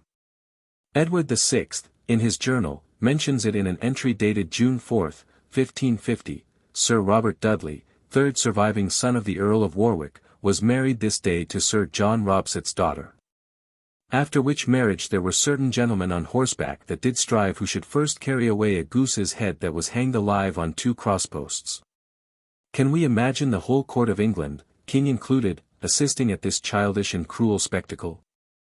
The Marquis of Dorset and his family did not spend the whole year at Bradgate. Political and social duties brought them a great deal to London, especially in the early spring and summer months. In London they inhabited a mansion at Westminster, not far from Whitehall Palace. The town residence of the Marquis of Dorset was not, as usually stated, situated in Gray's Inn. At no time did his branch of the family of Grey possess property in or near the inn which bears their name. It belonged from a remote period to the house of Grey de Wilton, who sold it, in Edward IV's time, to the Carthusians of Sheen, from whom it was confiscated at the dissolution and subsequently granted by the Crown for the purpose which it still serves. Thus Gray's Inn did not fall to Lady Frances, although she was presented by her uncle the King with nearly all the other property owned by the Carthusians in and around London. It has also been said that the Marquis of Dorset had a house in Salisbury Place, Fleet Street, but this is another popular error. This property passed to the Earls of Dorset in 1611 and is connected, not with Lady Jane and 24 her family, but with many worthies of the 17th and 18th centuries. Henry, Marquis of Dorset, had his town residence on the Thames above Whitehall, precisely where stood, until quite recently, Dorset Place, the name by which the house was known in Lady Jane's time. After the execution of Suffolk it was seized by the Crown and eventually, in the last days of the 16th century, cut up into 3 separate houses, one of which was inhabited by John Locke the philosopher, who died in it. By a curious coincidence, Locke had previously lived at Salisbury Square. Dorset Place must have been a very large house. We know from contemporary evidence that it had a fine garden and a broad terrace overlooking the Thames. Here Lady Jane Grey certainly lived for a good many months of her life, and here she formed the acquaintance of the reformers Bullinger and Ulmer, or of Omis. She may also have lived for a time in yet another house owned by the Marquis, near the Temple, of which no trace now exists. The Dorsets were in the habit, especially in the winter season, of paying country visits to their numerous relatives, to Princess Mary at Newhall, to the Lady Frances' stepmother, Catherine, Duchess of Suffolk, at Woollerton. To Dorset's sister, the Lady Audley, at Walden, to his orphan wards and cousins the Willoughbys, at Tilsey. And to Lady Jane's paternal grandmother, the Dowager Marchioness of Dorset, either at her house at Croydon or at Tilsey, where at one time she presided over the household of the young Willoughbys. The entertainment of such important personages must often have been a doubtful pleasure to hosts of limited means. For they never stirred abroad without a numerous escort of male and female servants and a guard of 30 or 40 retainers mounted on horseback and armed to the teeth. Carriages were but little used as yet, and people of quality had to journey from place to place on horseback, the elderly ladies being provided with the quaintest but most inconvenient and perilous of side saddles. While the young girls and children 25 rode pillion either in front of or behind their nearest male relatives or some trusty yeoman. In cold or damp weather the ladies and children and their female attendants travelled in a huge and very heavy covered vehicle not unlike a Turkish araba or a modern omnibus in shape. This was furnished with leathern curtains and lined with mattresses and cushions, and could often contain as many as 12 persons, 6 on either seat facing each other. To protect themselves from the cold the ladies wore cloaks and visors, or safeguards. The first genuine statute for repairing roads dates only from 1668. Before that the roads were, like those of modern Turkey, universally execrable, and over them this ponderous vehicle, with its enormous wheels, moved at a snail's pace. It is not surprising that most people preferred the hackney, even in winter time.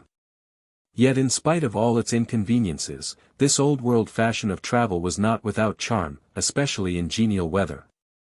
When the passage of a lordly cavalcade added much to the life of our highways and verdant lanes and lent to the ever-lovely English landscape a picturesqueness and a gaiety which modern civilization can never hope to restore.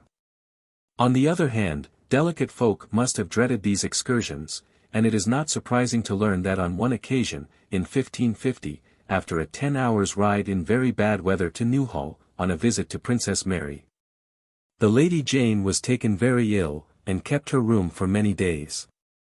The dissolution of the monasteries and the general troubles of the church had no doubt greatly attenuated the quaintness of English life on the high roads by the time Jane had attained girlhood. No longer did the Lord Abbot or Prior, with his princely train of ecclesiastics on their gaily caparisoned horses and mules, pass through the leafy lanes on their way to pay visits of duty or ceremony. Lady Jane can never have seen the Abbot of Leicester, for instance, he who attended the death-bed of Wolsey, go forth with all his monks to pay his respects to the Prior of the rich house of Ulverston. For both abbeys were suppressed before she was a year old. She was 26, not familiar with the begging friars, with their sacks and their jokes, and the pardoner, the palmer, and the pilgrim had also faded into the near past long before she began to toddle on the green slopes of Bradgate. Still she must have often witnessed the procession on Corpus Christi, when her own native village was enlivened by garlands of flowers and on every house front hung a linen sheet decked with bunches of bright flowers. She may even have walked with the rest of the children of high and low degree in the annual procession of Our Lady on Assumption Day, for throughout the reign of Henry VIII this festival was observed. The roads were still full of color in the summer months, with packmen and peddlers, troops of armed men, not unfrequently dragging along between them some poor wretch, tied by the wrists to his fiery doom at Leicester or London, with travelling caravans, with itinerant mountebanks and jugglers, and occasionally with a troop of showmen hastening to exhibit dancing bears or learned dogs and pigs at some neighboring village fair. The suppression of the monasteries had a disastrous effect on travelling in Henry VIII's time, comparable only to what would happen nowadays if all the first-class hotels in the country were suddenly closed. The Marquis and Marchioness of Dorset, as they journeyed with their children from Bradgate to London, must have heartily regretted the hospitality they had enjoyed in their own young days at many a lordly abbey and wealthy priory now laid in ruins. The inns were picturesque enough, but none too luxurious, still the beds were generally comfortable, and the cooking, according to the taste of the day, was excellent. Conti, an Italian traveller who visited England some few years after Henry VIII's death, was much struck by the cleanliness of the parlours and the softness of the feather beds he met with in our country hostelries. The fare, too, he found abundant, and the wines, sack, and beers often of superlative quality, facts to which Shakespeare has not failed to allude. The innkeepers were great gainers by the dissolution, for such rich travellers as did not care to trouble their peers looked to them for board and lodging now that they were no longer able to put up at a religious house. We may be sure that the Dorsets and their people 27 were familiar and welcome guests at all the chief inns along the roads they travelled. Aylmer, who became Bishop of London in Elizabeth's time, is usually described as Lady Jane's earliest tutor.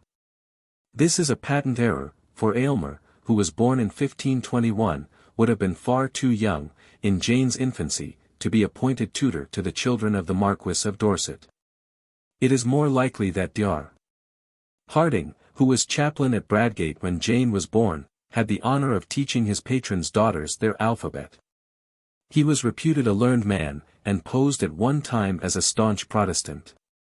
But he resembled his employers in having a chameleon-like facility for changing the colour of his opinions according to the state of the religious barometer in regal quarters. Under Henry VIII he was a schismatic and a firm believer in transubstantiation and in the wisdom of invoking saints. When Edward came to the throne he turned quasi-Calvinist.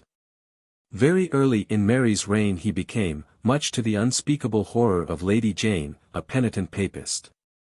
Aylmer, a far more estimable man and a greater scholar, appeared on the scene at Bradgate as tutor after the accession of King Edward, when Jane was in her 12th year and ripe to receive his learned instruction in theology and classic lore. 28. Chapter 3 The Lady Latimer. No task is more congenial to the earnest student of history than that of tracing the origin of some important event, and following its gradual development from a trivial incident to its culmination in a great matter destined to alter the fortunes, and even change the faith, of an entire nation. If we would reach a thorough comprehension of the chain of events which led up to the proclamation of Jane Grey as Queen of England, we must now leave her to pursue her Greek and Latin studies and broider her samplers at Bradgate. While we trace the earlier fortunes of those who so ruled her destiny as to compel a simple-hearted and naturally retiring girl to accept a station which, by the time she was constrained to relinquish it, brought her to the lowest depths of misfortune and transformed the regal diadem which she herself had never coveted into a crown of martyrdom. The Lady Latimer, better known in history as Queen Catherine Parr, influenced the fortunes of Lady Jane Grey more than is usually imagined. For it was to her care that the 10-year-old child was committed, after it had been proposed by the Seymour faction that she should become Queen Consort of Edward VI and head of the Protestant party in England. In order that her education might be directed and her mind bent towards the new learning, of which Catherine was secretly a supporter. Born in 1513 at that lordly Kendal Castle whose ruins still command one of the loveliest prospects in Westmoreland, Catherine Parr, though a simple gentlewoman, could boast royal blood, that of our Anglo-Saxon kings. Inherited from her paternal ancestor Ivo de Talbois, who married Lucy, the sister of the renowned Earls Morcar and Edwin.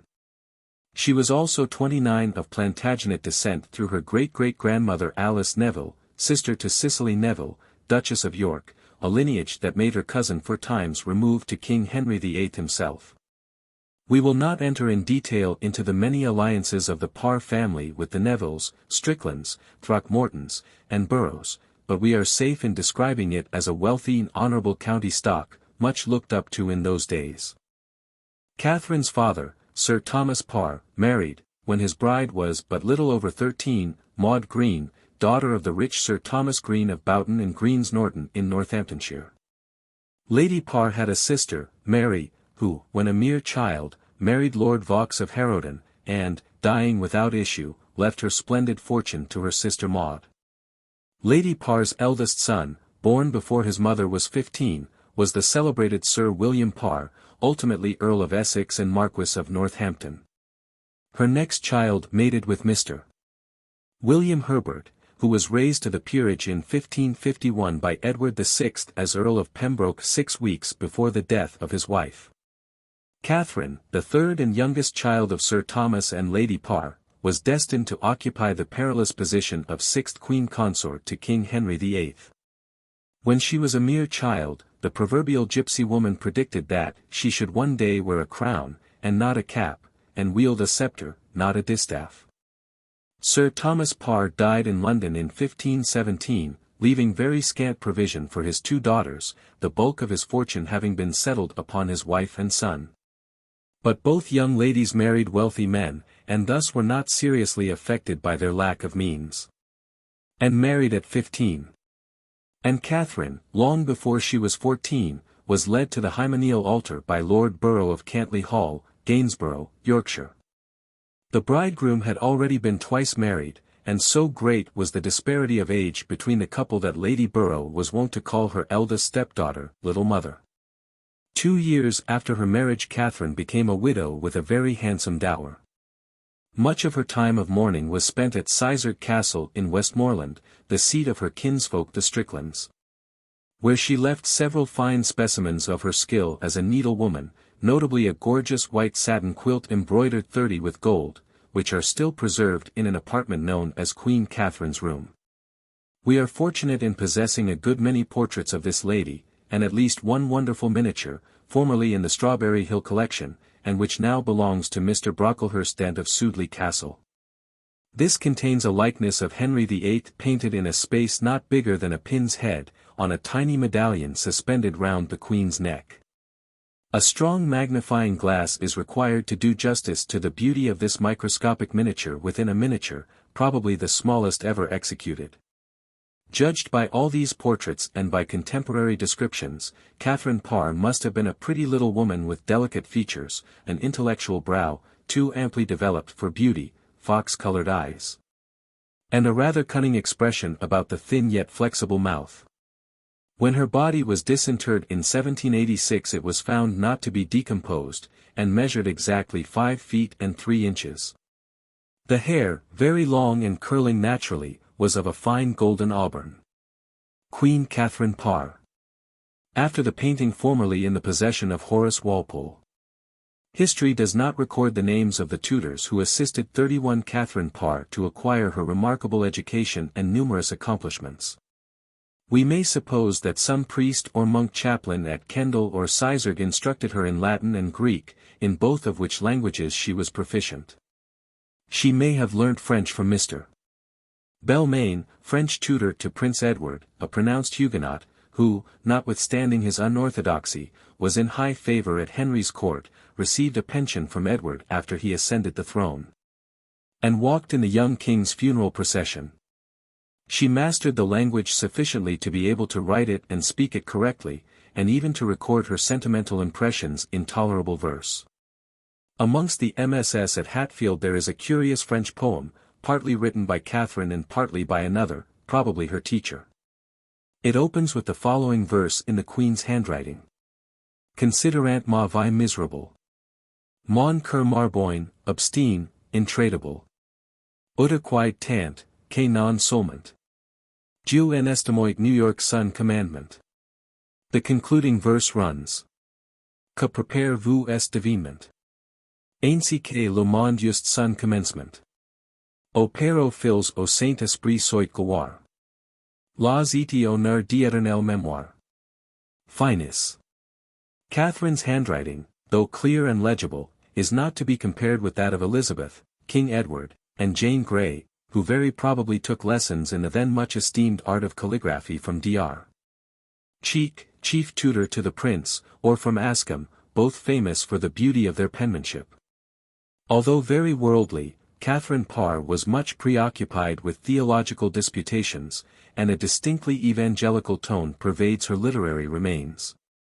It is nevertheless certain that during the lifetime of her second 32 husband, Lord Latimer, she was, or pretended to be, a Catholic, and that during the few years of her married life with Henry VIII she was a schismatic or Henryite.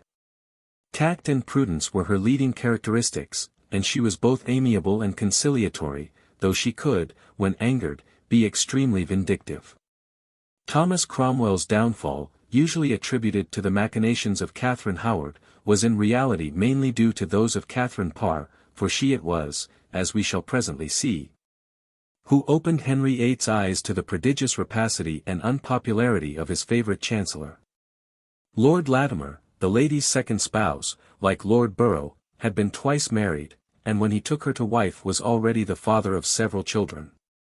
The date of this marriage has not been handed down to us, but as Latimer lost his second wife in 1526, it could not have taken place earlier than 1527. He was a staunch Catholic of the belligerent sort, and a prominent leader of the Pilgrimage of Grace. An insurrection that broke out in the north of England in 1536 in consequence of the popular displeasure at the suppression of the monasteries and sequestration of church property. The peasants, suddenly deprived of the monks' accustomed charity and driven to desperation, began a local crusade, which soon assumed large proportions, their ranks being joined by a great number of noblemen and gentlemen belonging to the old faith. Amongst them the Archbishop of York, Lord Neville, Lord Darcy, Lord Latimer, Sir Stephen Hamerton, Sir Robert Constable, a certain mysterious individual who called himself the Earl of Poverty, and Robert Aske, who though of mean extraction was nevertheless considered by the rest of his party as their nominal general. These motley pilgrims increased in numbers as they swept southwards in picturesque confusion. But despite the enthusiasm of their members, they seem to have been ill-disciplined and badly organized, and were presently dispersed at Dunstable, thanks to the conciliatory attitude of the Duke of Norfolk, whom the king had empowered to treat with these rebels and disband them. Latimer, who had been elected their spokesman, withdrew almost immediately and returned to London, where he soon afterwards resumed his post as comptroller of the king's household.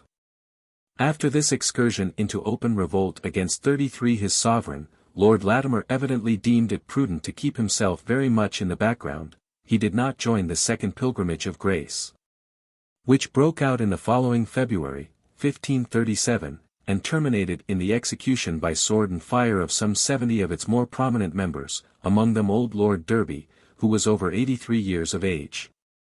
When in London, Lord Latimer inhabited a house situated in the churchyard of the Charterhouse. The Chartreuse, as it was then called, was rather a fashionable place of residence, being not far distant from Clerkenwell, which in King Henry's time was a sort of court suburb, such as Kensington became in the 18th century. From a letter still extant, it would appear that Lord Latimer, like many a modern nobleman and gentleman, was in the habit of letting his mansion furnished when he himself was absent at Snape Hall, his country seat in Yorkshire. Sir John Russell, Lord Privy Seal, who looked meek enough but was popularly known as Swearing Russell, on account of his profane language, wrote in January 1537 requesting Latimer to allow a friend of his to have the loan of his house in the Chartreuse during his absence. Latimer dared not refuse, but his answer betrays his reluctant compliance with the request and some temper at the favour having been asked. Right Honourable and my especial good Lord, after my most hearty recommendations had to your good lordship, whereas your lordship doth desire, effaced, of your friends my house within Chartreuse churchyard, besides so effaced, I assure your lordship the getting of a lease of it costs me 100 marks, besides other pleasures, i.e. improvements, that I did to the house, for it was much my desire to have it, because it stands in good air, out of press of the city. And I do alway lie there when I come to London, and I have no other house to lie at. And, also, I have granted it to farm, i.e., have let it, to Mr. Newdigate, son and heir 34 to Sergeant Newdigate, to lie in the said house in my absence, and he to void whensoever I come up to London. Nevertheless I am contented if it can do your lordship any pleasure for your friend, that he lie there forthwith. I seek my lodgings at this Michaelmas term myself. And as touching my lease, I assure your lordship it is not here. But I shall bring it right to your lordship at my coming up at this said term, and then and alway I shall be at your lordship's commandment, as knows our Lord, who preserve your lordship in much honour to his pleasure. From Wyke, in Worcestershire, the last day of September. Your lordship's assuredly to command. John Latimer. To the Right Honourable and very especial good Lord, my Lord Privy Seal. Lord Latimer died in February 1543, a 12-month after the execution of Queen Catherine Howard, leaving his widow the manors of Nunmonkton and Hamerton for life, and his mansion in the Charterhouse for as long as she should remain a widow. As soon as her husband was safely buried in St. Paul's churchyard, Catherine began to indulge her leaning towards what was then known as the New Learning. And her house became the resort of the leaders of a movement which was eventually to complete the Reformation in England. These gentlemen were wont, it is said, to assemble at regular intervals and hold conferences on religious subjects in the presence, not only of Catherine and her household, but of a select circle of great ladies, among them Catherine's sister, Anne Herbert, and the charming Catherine, Duchess of Suffolk, the fourth wife of Lady Jane's singular grandfather, who were only too willing, notwithstanding the risk they ran, to sit at the feet of a Coverdale, a Latimer, or a Parkhurst. Religion, however, sat lightly on this clever duchess, who, so brilliant, witty, and amusing are her letters, might well claim to be the precursor in the epistolary art of Madame de Sévigné. To these pious gatherings of the widow Latimer came likewise the haughty and turbulent Anne Stanhope, Countess of Hertford, who in due time, as wife of the Protector, was to be 35 Duchess of Somerset and Catherine Parr's archenemy. Lady Denny, wife of Sir Andrew Denny, Privy Councillor to Henry VIII, the Lady Fitzwilliam, wife of Sir William Fitzwilliam, and acknowledged to be one of the ablest women of her time. And the Lady Tyrwhitt, who came very near martyrdom for her heretical opinions, in the last year of Henry's life. The Countess of Sussex, second wife of Henry Ratcliffe, Earl of Sussex, was likewise one of Lady Latimer's in times. This lady's alleged familiarity with the black art eventually led to her being charged with witchcraft, in 1552, and imprisoned in the Tower, from which durance she was delivered 6 months later by order of the Duke of Northumberland. The Marchioness of Dorset may also have assisted at Lady Latimer's religious exercises, which, although noticed by her contemporaries as matters of general knowledge, seem to have temporarily escaped the unpleasant attention of King Henry's chief heretic hunters. The Lady Frances was certainly on the most friendly terms with Lady Latimer, and so too was Princess Mary. Another guest there was at the Charterhouse who probably came when the house was quiet, the voices of the preachers 36 hushed, and the great ladies returned to their respective domiciles. This was Sir Thomas Seymour, the late Queen Jane's second brother, who was considered the Adonis of the court. Lady Latimer seems to have been deeply enamored of his good looks and stalwart figure. But it is not unlikely that it was her rich dower, rather than herself, that tempted Sir Thomas. Be this as it may, the intimacy which began about this period, paved the way to the tragic close of the handsome courtier's checkered career. Seymour appears to have proposed to the widow 3 months after Lord Latimer's death, and she seems to have rejected him pleasantly, saying, someone higher than he had asked her to be his wife. For all that, Sir Thomas had certainly made a deep impression on her heart, a fact all the more remarkable since he was in every way the opposite to herself. She was learned and sedate, he was gay and profligate. The lady loved rich but sober attire, the gentleman blazed with brilliant satins and silks and cloth of gold and silver, setting his brother courtiers the fashion as to the wearing of their jewels and the number of feathers they should sport in their caps. Still, the advantage of the alliance was obvious, for though not a rich man, he was a great favourite with the king, his potent brother-in-law, and further, he was the second member of the rising house of Seymour, which many predicted, in the event of any accident happening to his majesty, whose health was fast declining, would at once assume a preponderating position at his successor's court. But although Lady Latimer must have been acquainted with every detail of the conspiracy organized by the Seymours against the House of Howard, of which the first fruit was the revelation of the unfortunate Queen Catherine Howard's misconduct, she does not seem to have hesitated for a moment in her determination to become Queen of England, even at the sacrifice of her passion for Thomas Seymour, which, all-absorbing as it was, never diverted her from the two great objects of her ambition, her own political influence, and the ultimate advancement of the Reformation. She cannot be described as a Protestant, for in her time that word was not yet coined. During her second husband's lifetime she must have concealed her advanced views, and when she became 37 queen she was, outwardly at least, a schismatic, who attended as many as 3 and 4 masses daily. Henry VIII rarely heard less than 3, and sometimes as many as 5 masses every day, and what is more, obliged every official of his court and household, high and low, to do the same. How she first attracted his attention has never transpired. But as a great court lady she must have been in frequent and immediate relations with the sovereign. The first mention of her personal dealings with King Henry is connected with trouble in the Throckmorton family. Owing to some dispute over their respective country seats, Coughton Court and Aursley, which were contiguous to one another, her maternal aunt's husband, Sir George Throckmorton, had incurred Cromwell's ill will. Cromwell, with a view to ruining his opponent, went so far as to accuse him of conspiring against the king's supremacy in ecclesiastical matters. According to an MS. Ballad still preserved in the Throckmorton archives, Lady Latimer interceded with His Majesty for her uncle, and obtained full justice for him. At the same time she contrived the overthrow of Cromwell, whose title of Essex was eventually conferred upon her brother, Sir William Parr, who married Anne Bortia, only daughter of the last Earl of Essex of the original branch. The divorce, based on the feudal plea that the king did not find Anne of Cleves physically attractive, which followed 6 months after Henry VIII's pompous marriage with that lady, was accepted by the philosophical Dutchwoman in a spirit that proved her practical sense to be stronger than her sentiment. A noble mansion in the country, a dower of £4,000 a year, and precedence over all the great ladies of the court, the Princesses Mary and Elizabeth excepted, struck her as more desirable than an anxious and uncertain struggle to 38 retain the crown matrimonial which, under somewhat similar circumstances, had proved so sorry a possession to Queen Catherine of Aragon. None the less, the reformers took Anne's humiliation, she was a Lutheran princess, in much the same spirit as that which possessed the Catholics at the time of the momentous divorce of Queen Catherine.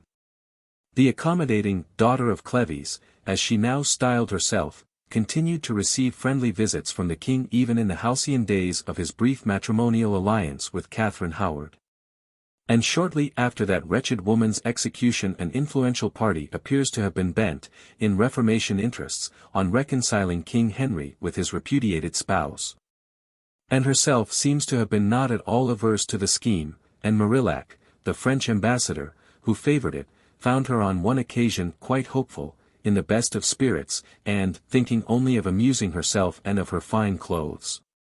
But when the matter of a reunion between the king and his discarded wife was formally proposed to Cranmer by the Duke of Cleves' ambassador, it met with a flat refusal.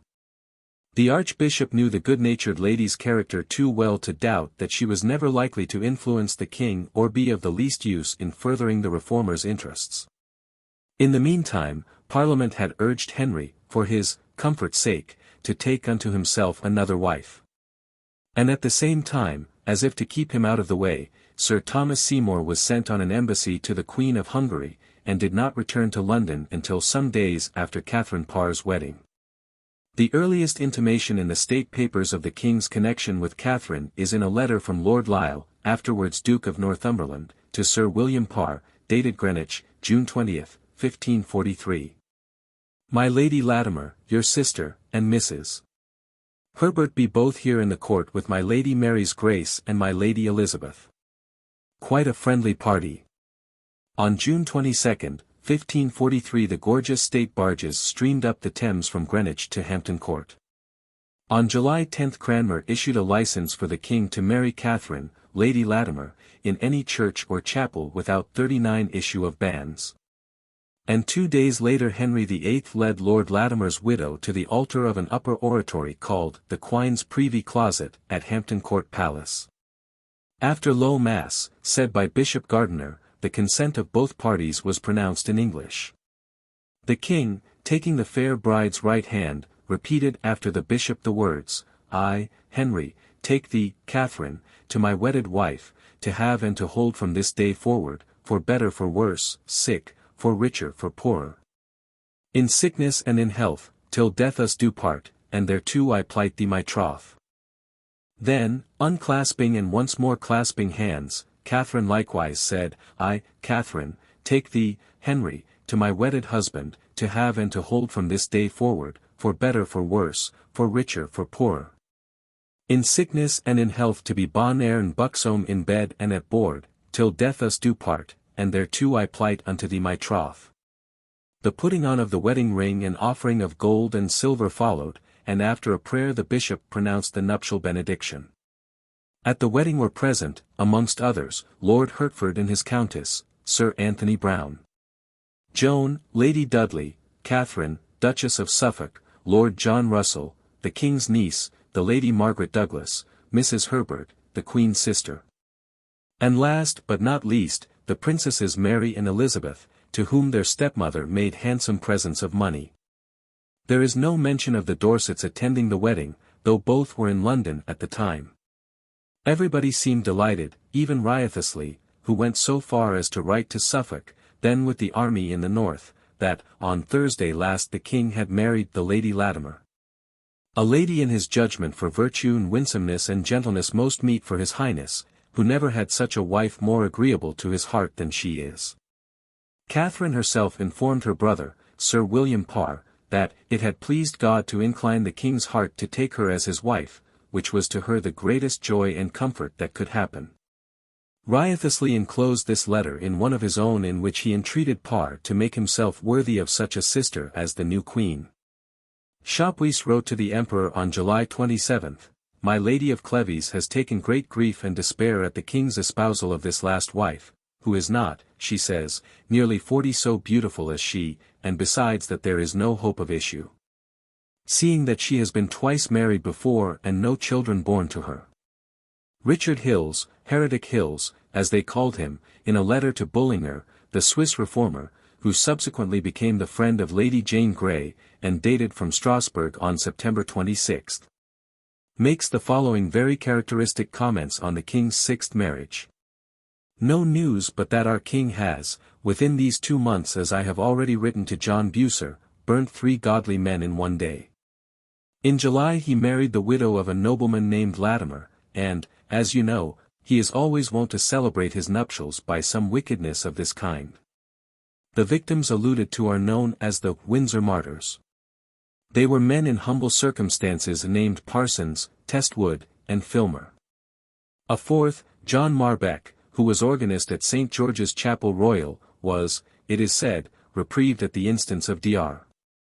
Casson, Bishop of Salisbury, and of the Queen, who is also credited with having saved the life of Dr. Haynes, Dean of Exeter, of Sir Philip Hoby and his wife, and of Sir Thomas Carden, who had been denounced by Dr. London as spreading heresy even within the precincts of the palace. The result of the Queen's action was that London and Symonds, his coadjutor, were condemned for perjury, and sentenced to ride round Windsor with their faces to the horses' tails, a humiliating punishment which is said to have caused Dr. London's death, no great loss to humanity. To save human life and to alleviate suffering is a meritorious 41 act that brings its own reward. But in spite of this, and although the newly made queen was thus enabled to realize her own influence, she must have found her honeymoon a season full of dread. Revealing as it did the terrible insecurity of lives dependent on the fiat of so capricious a tyrant as her royal mate. 42. Chapter for the King's Household. Not Solomon in all his glory, nor Sultan Suleiman the Magnificent of Istanbul, was lodged more sumptuously than Tudor King Henry VIII of England. When Catherine Parr espoused the much-married monarch, she found herself mistress of a score of royal palaces, each furnished in a manner not unworthy of the splendor of Aladdin after that fortunate youth had gained possession of his magic lamp, and served by the most numerous retinue ever brought together in this ancient kingdom of ours. The Venetian envoys, accustomed to the luxury and artistic elegance of the Queen of the Adriatic, were fairly dazzled by the sight of the treasures Henry gathered about him. Although within the space of a few brief years he suffered Vandal hands to rob his country of more noble abbeys, churches, libraries, and works of art than had been destroyed by time and foreign and civil war combined since William's conquest. The king's own artistic sense was highly developed, and he revelled, with a glee that sometimes verged upon the childish, in pomp and luxury in all things rare and beautiful. To the confiscated collections of Wolsey he added the spoils of 100 monasteries, and the inventory of his effects, taken a few days after his death, 43 fills 2 enormous folio volumes preserved among the Harleian papers in the British Museum. It is written in a round, legible hand, on the finest paper of the period. And a glimpse of its contents cannot fail to excite the longing of the virtuoso and to stir the imagination as effectually as any brilliant page of description in the Arabian Nights. A perusal of these bulky tomes facilitates some partial conception of the extraordinary magnificence of the court at which Lady Jane Grey figured as a child, and whence, no doubt, she derived that taste for costly attire, music and other vanities, which was to evoke the unfavorable criticism of her Puritan friends at Zurich and Strasbourg, who exhorted her, if she really desired to save her soul, to forswear all such trash, and imitate the simplicity in dress and modesty in demeanor, practiced by her cousin the Princess Elizabeth. We find hundreds of entries touching bedsteads, tables, card or playing tables, chairs, couches and footstools of carved ebony, cedar wood, walnut, or oak, inlaid with mother-of-pearl, ivory, or rich metal wirework, and upholstered in silk, satin, velvet, or Florence brocade, fringed with gold, and even with strings of seed pearls.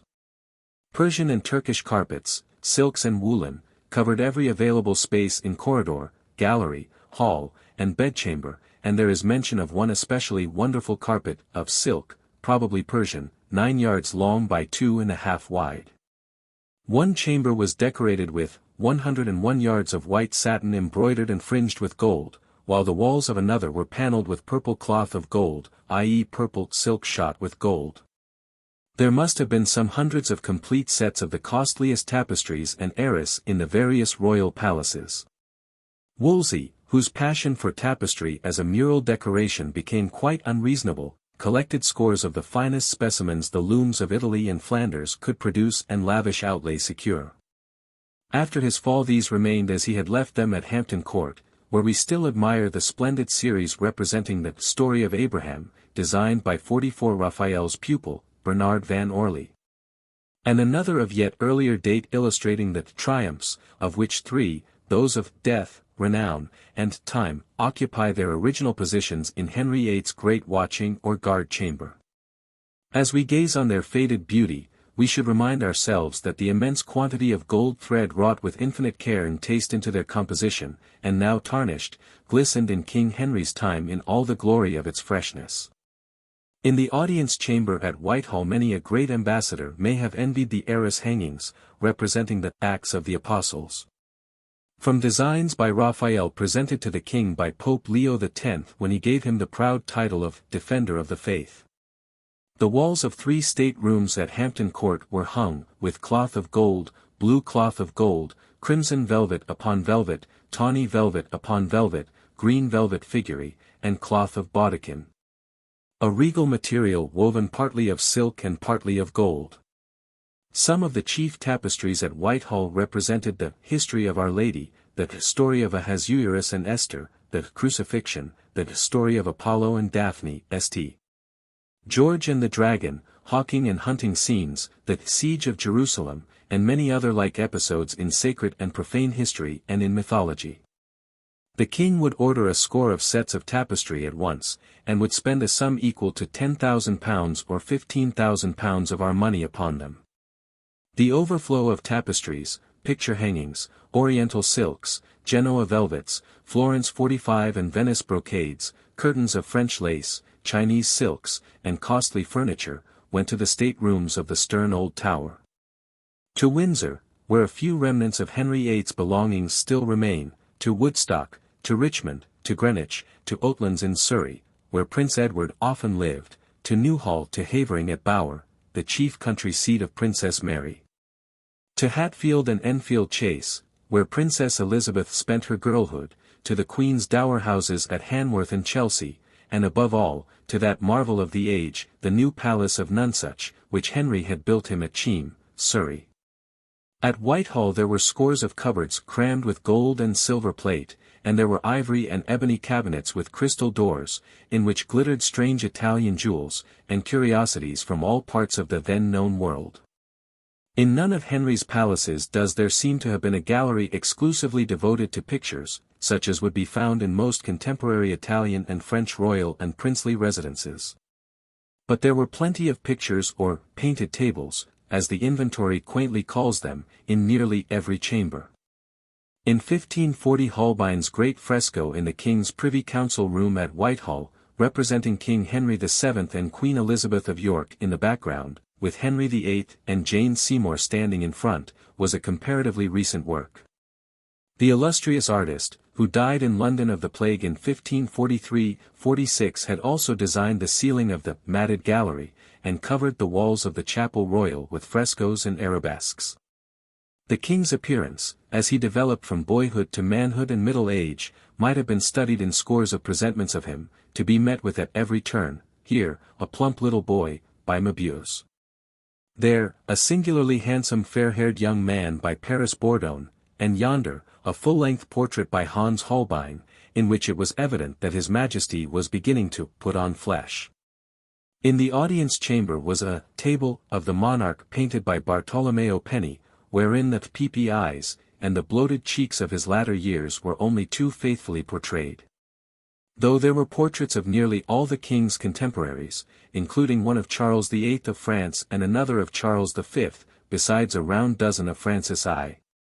The likenesses of the 5 queens who preceded Catherine Parr had all been carefully removed, or, as in the case of Anne Boleyn and Catherine Howard, destroyed.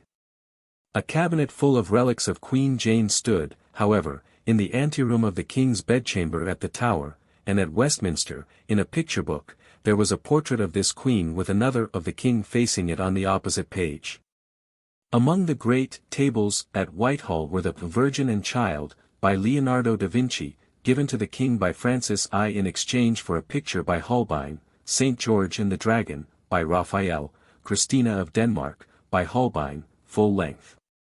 A portrait, like unto life, of Thomas, Duke of Norfolk, and one table of the King's Highness trampling upon the papal tiara, whence issues a serpent with 7 heads snorting fire. In the King's hand is the Bible, and a sword whereon is written Verbum Dei. If the art of painting was well represented in the King's many palaces, that of music was even more cherished.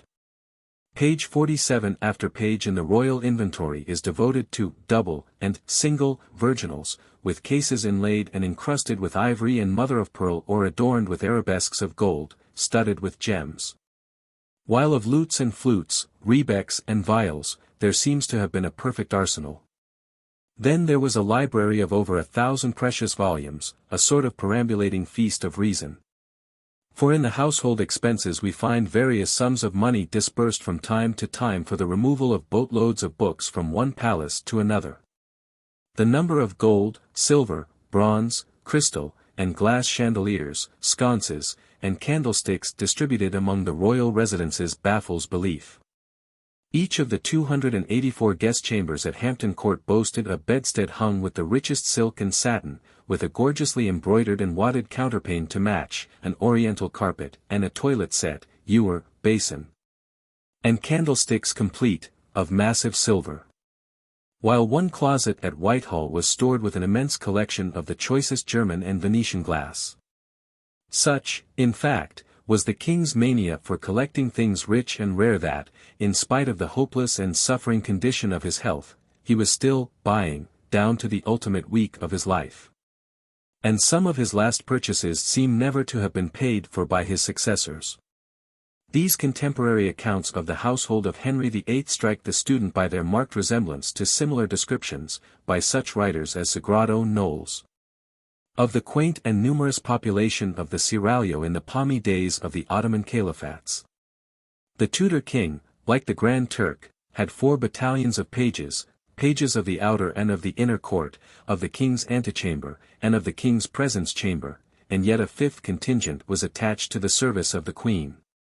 These lads, some hundreds in number, had their captains and even their schoolmasters. They were mostly of good family, and were apparelled, according to their rank, in wondrous state garments either of satin, green and white, the colours of the house of Tudor, or else of royal scarlet and gold.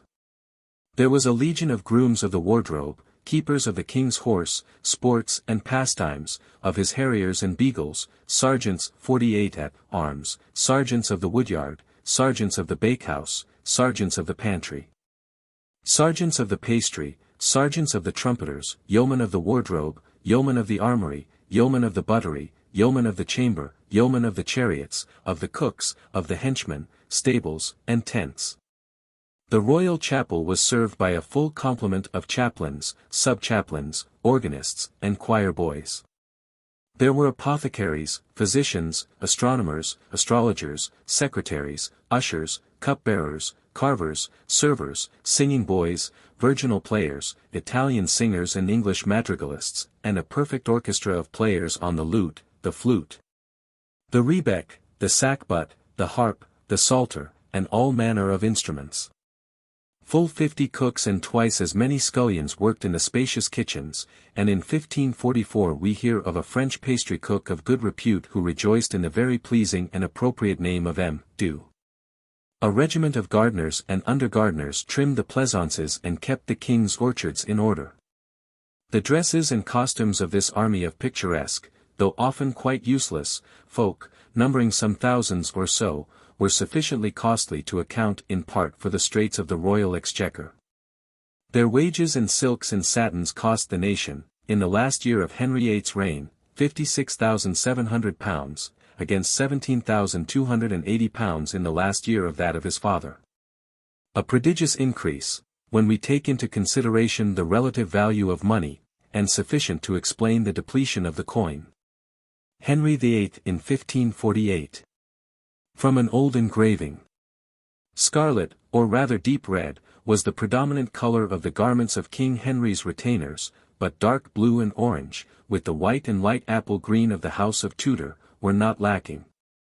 And added to the kaleidoscopic aspect of the courtyards and staircases, galleries and audience chamber, in the stately residences of bluff King Hal. One Venetian ambassador, commenting on the order kept at the English court, declared that everything is regulated as by clockwork, and no one ever seems to be out of his place. 49 When the king condescended to walk abroad, he was attended by a host of superbly attired courtiers, by his grand equerries and chamberlains, the grand master of his horse, his almoners, ushers, and physicians, his fool, Will Somers, his pages, and even by a favorite musician or so. In the last years of his life, owing to his increasing infirmity, Henry was sometimes carried upon the shoulders of 6 sturdy noblemen, in a kind of sedia gestatoria like the Pope's. At his Majesty's approach every knee was bent, and many who particularly desired to conciliate his favor, grovelled, face downward as Orientals before some Eastern despot.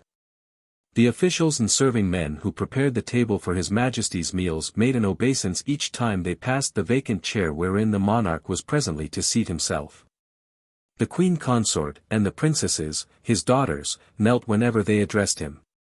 In brief, King Henry, having filched from Peter some of Peter's pontifical prerogatives, exacted the same sort of homage as that paid to the Roman pontiff, and turned himself from mortal into a sort of demigod or idol.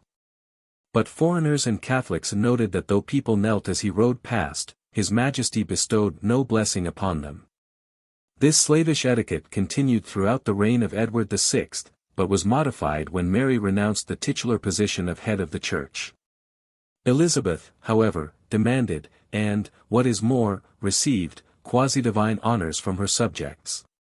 Yet another point of resemblance between the courts of England and the Ottoman at this period, Whitehall, like the 50 Seraglio, was gay and brilliant on the surface, but in each case there was an undercurrent of terror and suspicion. The Tudor court swarmed with spies and informers, and often a thoughtless jest, a careless remark, spitefully retailed at headquarters, would send men or women to the Tower, or even to the stake. Folks went in fear and trembling lest what they had said overnight in their cups might be brought home to them with appalling consequences in the morning. This state of abject and habitual fear engendered habits of whispering and talking apart and an atmosphere of mystery, in spite of which the gossip and rumors of the king's own chamber passed to the pages, grooms, and serving men in the courtyards below, and thence to the general public, as rapidly as news flies nowadays by telephone and telegraph. There can be no doubt that Jane Grey, the daughter of one so closely connected with the throne as was the Marchioness of Dorset, must often have mingled in the gaudy crowd that thronged her granduncle's palace. Henry was as fond of children as he was of pastry, although, for obvious reasons, he did not display any overweening affection for his own offspring. This engaging little niece, now about 6 years of age, is likely to have found favor in the monarch's sight, and Jane Grey, for all we know, may even have thrown it on her dread relative's august knee. Cranmer's hand, too, must have rested in benediction upon her head, and she may, perchance, have won the smile of Gardiner and of Bonner. She must often have heard the sick king, who had lost his own fine voice, accompany his favourite fool, Will Somers, on the lute, in some song or hymn of his own composition. She must have been familiar with the two Seymour brothers. With the dreamy face and austere manner of the Earl of Hertford, and the bluff good nature of Sir Thomas. She may even have been tossed in the strong arms of John Dudley, at this time Lord High-Admiral of England and Viscount de Lisle, reputed a magnificent gentleman, but otherwise of secondary importance. Riotously rich, and foredoomed Surrey and his father, old Norfolk, must often have watched her run along, clinging to her portly mother's trailing brocades as she passed on her way to and from the king's cabinet. And may even have whispered 51 one to the other that the little damsel would surely be as good a match for young Prince Edward as the Scottish Queen's daughter, Mary Stuart. In the apartment of her grand-aunt the Queen, where that busy little lady nestled like a sultana among her innumerable soft pillows and cushions, encased in cloth of gold and silver. The child Jane must have heard much evangelical counsel from the erstwhile widow Latimer, who found some consolation in the gorgeousness of her thraldom for the loss of her handsome lover, Sir Thomas Seymour. The Queen's lodgings were parted from the King's by a short corridor, and nearly all her windows overlooked the Thames.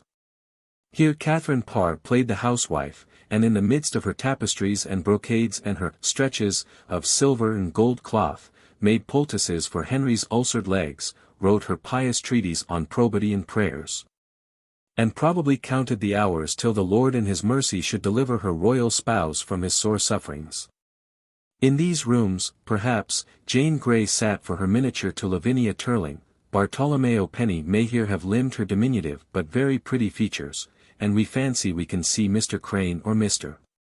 John Heywood, His Majesty's chief virginal players, teaching her the notes upon the King's favourite virginal, the one inlaid with gold and mother of pearl. In the last months of Henry's life, when Lady Jane is known to have been much with Catherine Parr, the little girl may have listened with delight to the wonderful warbling of the King's Italian singers, Alberto of Venice, Marc Antonio Galliardello of Brescia or Giorgio da Cremona, as they vainly endeavoured to soothe the sufferings of the dying monarch by their elaborate cadence. Queen Catherine soon made her influence felt at court.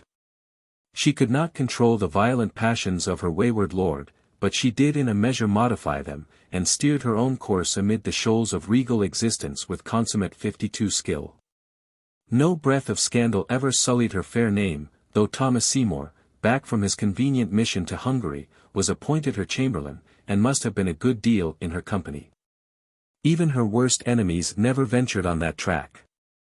When at a later date they planned a blow, which they hoped would prove fatal to the Queen, they selected her religious leanings, not her love affairs, as their fell weapon.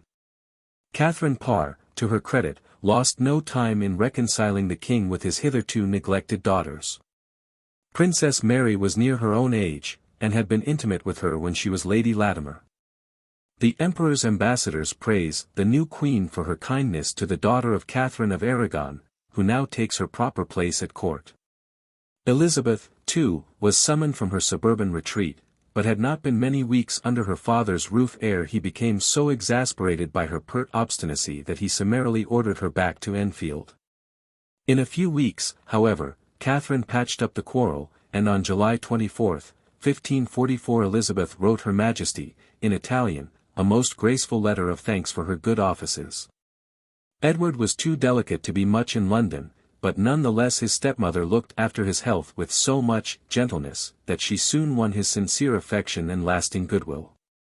He wrote her letters in Latin, French, and Italian, addressed to his Carissima Mater, and full of praise for her beautiful penmanship, which, on comparison, proves greatly inferior both to his own and to that of either Elizabeth or Jane Grey. Catherine induced her stepdaughter Mary to assist in the translation of Erasmus's paraphrase of the Four Gospels. The princess selected that of St. John, and when the work was finished, an amusing correspondence ensued as to the propriety of the future Queen of England placing her name, as translator, on the frontispiece. "I see not why you should reject the praise deservedly yours," argued the Queen, and 53 the Princess at last allowed the editor of the work, the learned Dr. Udall, to allude to the fact that the most noble, the most virtuous and the most studious Lady Mary had a hand in its success. To occupy her own leisure, Queen Catherine devoted herself to the composition of a quaint book entitled The Lamentations of a Penitent Sinner, a pious work which gives us, at least in one passage, a lucid idea of the methods employed by Her Majesty to keep her hold over her extraordinary husband, among which gross flattery was by no means the least. A copy of this work was once in the possession of John Thelwall, and was sold at the death of his second wife. It contained a curious autograph, indicating that it had been given by the Queen to her dear cousin, Jane Grey, who no doubt read it with veneration and delight. In this tiny volume Henry had the satisfaction of being likened unto Moses leading the children of Israel out of bondage. I mean by Moses, King Henry VIII, my most sovereign favorable lord and husband, 1, if Moses had figured any more than Christ, through the excellent grace of God. Meet to be another expressed verity of Moses' conquest over Pharaoh, and I mean by this Pharaoh the Bishop of Rome, the greatest persecutor of all true Christians than ever was Pharaoh of the children of Israel. As may well be imagined, Queen Catherine Parr did not fail to use her influence to obtain prominent positions about the court for her own kith and kin. Her uncle and chamberlain, Sir Thomas Parr, was created Lord Parr of Horton. Her brother was raised from the rank of Baron Parr of Kendal to be Earl of Essex, in lieu of the lately decapitated Thomas Cromwell, and her brother-in-law, William Herbert, was knighted. These gentlemen received their new dignities in the Chapel Royal, but were not entertained in one of the apartments spread with Persian carpets. Their dinner was served in the choir boys' mess room, in which a fresh litter of rushes was strewn for the occasion, a curious fact, which leads one to conclude that the acting master of ceremonies expected the party to indulge in libations which might result in some injury to oriental rugs but were not likely to do much 54 damage to fresh rushes costing 3s. 6d the litter. Parr had to pay 40s for his new paraphernalia, and the choir boys got 10s for singing after the dinner. On July 14, 1544 King Henry sailed from Dover for France to superintend in person the approaching siege of Boulogne. He left our shores in a vessel with sails made of cloth of gold, the glitter of which does not appear to have added to the ship's speed, for the king did not get to Calais for nearly 24 hours, although the weather was fine, and the sea calm, probably too calm. The last time he had crossed the Channel, on his way to the field of the cloth of gold, Henry had acted the part of pilot, garbed in nether garments of cloth of gold, and had blown the pilot's whistle as loud as any trumpeter. This time he was too anxious and enfeebled to play at all. His Majesty was attended by his brother-in-law, the Duke of Suffolk, also a very sick man, by Sir William Herbert, who acted as his spear-bearer, by the Duke of Norfolk, the Earl of Surrey, the Spanish Duke of Albuquerque, John Dudley, the Lord High-Admiral, afterwards Duke of Northumberland, and half the English nobility. Before his departure he appointed the Queen Regent of England and Ireland, with power to sign all official and state documents, this being almost the first occasion on which a Queen Consort of England held so responsible a position. The Earl of Hertford was to be Her Majesty's constant attendant, but should he chance to be temporarily absent, Cranmer was to remain with her, and with these two, Sir William Petre and Lord Parr of Horton, her Grace's uncle, Wriothesley, and Gardiner, Bishop of Winchester, were to sit in council. During this regency Catherine kept aloof from politics and occupied herself principally with assisting the University of Cambridge and with the royal children, who were left in her charge. Princess Mary, who was an almost constant guest during the king's absence, and Princess Elizabeth, were both invited to join the circle at Oatlands, where Prince Edward was residing, and whither, owing to an outbreak of the plague, the Queen herself soon retired. From the 55 various suburban palaces in which she was residing, Catherine addressed letters almost daily to the king, giving him accounts of the health and the doings of his children. And the monarch vouchsafed in return to write most approvingly of all she did. Towards the middle of August the Lady Dorset and her daughter, the Lady Jane Grey, came to Oatlands for a few days' visit. This was perhaps the first and probably the only time spent by Lady Jane and Prince Edward under the same roof. The royal kinsfolk may have lived a very quiet life, spending their days in the gardens and park, and their evenings either listening to the singing of Princess Mary, who is reputed to have had a magnificent contralto voice, or to Princess Elizabeth's playing upon the virginals, an art in which she already excelled. The Queen may perchance have favored the company with a chapter or so from some one or other of her remarkably dull theological compositions. There is no evidence that she was a musician, and she does not seem to have been infected with the prevailing court vice, gambling, in which even the pious Princess Mary indulged, frequently losing much more than she could pay, as demonstrated by the household books of Henry VIII. Boulogne capitulated to Suffolk on September 16, after a lengthy siege, and on the 18th, the king, accompanied by the Duke of Albuquerque, representing his ally the emperor, received the keys of the city from his brother-in-law's hands, and made what he was pleased to consider his triumphal entry into the town. But he rode through a city untenanted and in ruins. Even the magnificent cathedral had not been spared, and the townsfolk, who had fled for security, as they hoped, to Hardelot in Etaples, were massacred, man, woman, and child, by the allied Spanish, German, and English troops. English historians have been reticent in dealing with the siege of Boulogne, and the majority have passed 56 very lightly over the disagreement which soon broke out between our king and his ally the emperor. Charles now urged Henry to join him and march on Paris. Henry, who knew his troops to be enfeebled by hardship and suffering, and moreover felt himself far too ill to supervise fresh military operations, would go no farther, more especially because he feared to infuriate the French king, who might at any moment ally himself with his former enemy the Emperor Charles, and thus form a Catholic coalition absolutely inimical to the policy of the English king. Henry's hesitation undoubtedly saved the city of Paris. Seeing the emperor's troops approach the capital, Francis roused himself for a moment from the lethargy in which he had been plunged, and once more became the hero of Marignano. The king's attitude and the bravery of the Dauphin, who was covering the capital with 8,000 men, stimulated the drooping spirits of the Parisians, and, with their usual heroism, they prepared to offer a stout resistance to their foes. They even made merry at the expense of their two arch-enemies, ridiculing the gouty emperor and caricaturing the corpulent English king, a proof, if one were lacking, that the fatal diseases destined eventually to carry Henry off had already made sufficient progress to excite general attention. Queen Eleanor, the neglected wife of Francis I, foreseeing the horrors to which the capital and its inhabitants were exposed, determined, without consulting her husband, to plead personally with the emperor. Accompanied by a Spanish monk named Guzman, she proceeded to the imperial tent, and casting herself upon her knees before Charles, then writhing in agonies of gout, obtained terms from him, thus averting a siege which must have cost rivers of blood.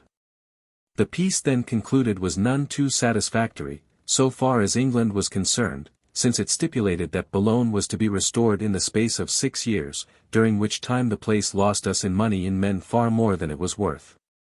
Never, indeed, was 57 there a more futile expedition than this, nor a greater waste of money. The much-talked-of sails of cloth of gold wafted the king home on October 1, 1544. In London he was received with little enthusiasm, or none at all. The nation was disappointed by the terms of the peace, the army was disorganized, Norfolk already out of favour, and Surrey, accused of insubordination, was openly disgraced. Boulogne was left in the hands of Jane Grey's future father-in-law, Lord High-Admiral John Dudley. The health of Lady Jane's maternal grandfather, Charles Brandon, Duke of Suffolk, failed him completely soon after his return to England. He seems to have suffered from a complication of disorders not unlike those which were afflicting his brother-in-law, the king.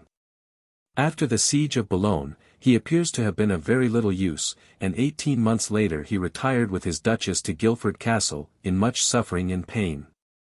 There is a portrait extant of Charles Brandon, taken at this time, which represents him seated in a large armchair, his head bound up in a sort of nightcap, and his swollen and gouty feet, one of which rests on a stool, enveloped in bandages. The bloated face bears a weird resemblance to Henry VIII. Brandon died at Guildford in 1546 after a long illness, during which he was nursed by his Duchess and his two daughters, the Ladies Frances and Eleanor, the former of whom brought her eldest daughters, Jane and Catherine, with her. By his will Charles Brandon left, after deducting a rather meagre dower for his wife, the bulk of his vast fortune to his two sons, with remainder to his daughters in unequal shares, the Lady Frances, in the case of the death of her two brothers, inheriting considerably more than 2/3 of her father's lands and money. He desired to be buried in Lincolnshire, but Henry, overlooking this request, caused his body to be conveyed to Windsor, where it was interred with great pomp in St. George's Chapel, in the presence of his family and of a multitude of courtiers.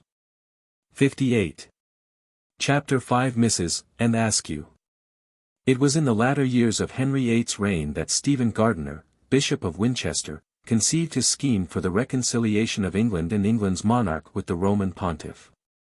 Although a less astute intriguer than his powerful opponent Cranmer, Gardiner, who was apt to lose his temper and blurt out things best kept to himself, was a man of marked ability, one of whom his crafty master made frequent use. Playing him off against the archbishop, and so retaining the balance of power in his own jealous hands. Cranmer was at this period using his influence with Henry to abolish the use of Latin in the Mass, preparatory to the eventual introduction of the Book of Common Prayer and the early and total abrogation of the Eucharistic service in the Roman sense. Yet the wily churchman knew right well that so long as the king lived there was but faint hope of this change. For his majesty clung to the doctrine of transubstantiation closer than to any other tenet. Not so much on account of his faith, did he believe anything, as because, in the days of his youth, he had indited a work in defense of the Catholic doctrine of the sacraments, which, so his clergy had averred, proved him wiser than Solomon himself, and which Pope Leo X had favorably compared with the writings of St. Augustine and Gregory the Great, rewarding the royal author with that title of Defender of the Faith, which is still a cherished appanage of British royalty. Henry had even made belief in the sacrament of the altar a principal article amongst the famous six, any denial of which was punishable with death. Yet, if the king had searched Cranmer's study at Lambeth at the very moment when that wily prelate was professing to accept his beliefs from his king, 59 as submissively as though the monarch had possessed the infallible powers of his own maker, he might have laid his hand on a bulky correspondence between the primate and every Lutheran and Calvinistic leader in Germany and Switzerland, with Calvin, Bullinger, Ecolampadius, Osiander, Dryander, Bucer, and the rest. Gardiner, on his side, was in communication with Cardinal Pole, Charles V, the Pope, and the entire papal party at home and abroad. This duel between the papal leader and the reformers, then, was the true basis of all political undertakings at this momentous crisis. The rival parties were really preparing themselves for the departure of the dying king, and aimed at controlling the inevitable protectorate, necessitated by the minority of his successor, a lad of 9 summers. Had Gardiner, the Howards, and the Catholic party won the day, history would have had little, perhaps nothing, to record concerning Lady Jane Grey. Her name, like that of her accomplished friend Lady Jane Seymour, daughter of Lord Hertford, would have been lost, buried in the spent sands of the past. The decline of the king's health began in the summer of 1541-2, when he was attacked by a dangerous tertian fever, from which, thanks to his powerful constitution, he partially recovered. At the time of his marriage with Anne of Cleves he was again in poor health, and during the proceedings for the king's divorce from his Dutch consort, Cranmer laid great stress on the fact that although she had shared his chamber for 6 months, the bride was still to all intents and purposes unwed. At the siege of Boulogne, as we have seen, Henry was terribly altered, and the French ballad writers jested about le cercle de fer, which, they averred, kept his ungainly carcass together. Queen Catherine was probably espoused rather as a skilful nurse than as a wife, in the ordinary acceptance of the term, and a most assiduous attendant she proved, kneeling for hours at a time rubbing his swelled legs and dressing his many ulcers. It would be unjust to the Queen's memory to attribute this wifely devotion to none but selfish motives. But her contemporaries shrewdly guessed that, while fulfilling her wifely duty, she did not fail to work in her own interest, and that of her friends, with her own peculiar skill and tact. She certainly wished to be appointed regent during Edward's minority, and would gladly have excluded the Howards, Wriothesley, Gardiner, Rich, and the whole Catholic element from the king's sick room. While doing all she could to strengthen the hand of the Seymours, maternal uncles of the future king, who were intent on ruling his kingdom for him on strictly anti-papal lines. In the spring of the year 1546 the king had a bad relapse, and day by day the grey shadows of approaching death deepened on that broad and bloated countenance. He would not have the grim word mentioned in his presence, and any courtier who appeared before him dressed in mourning, even for the nearest kin, was driven in fury from his sight. None the less, he realized that he had not many months to live. It was imperative, therefore, if any reconciliation with Rome was to be effected before the new reign began, that no time should be lost, and that some sharp and decisive blow should overthrow the influence of the Queen, now the chief intermediary between her sick spouse, Cranmer, and the Seymours. But Catherine, in spite of the notoriety of her intimate friendship with Sir Thomas Seymour, was far too clever to give her enemies any chance of blasting, or even smirching, her reputation. With respect to her religious opinions, which were distinctly heterodox, she was less guarded, however, and her enemies had good reason to believe that if they could convince the king, beyond any doubt, that she was in correspondence with those whom he was pleased to term heretics, she would never be able to weather the storm her treachery must inevitably raise in the king's resentful breast.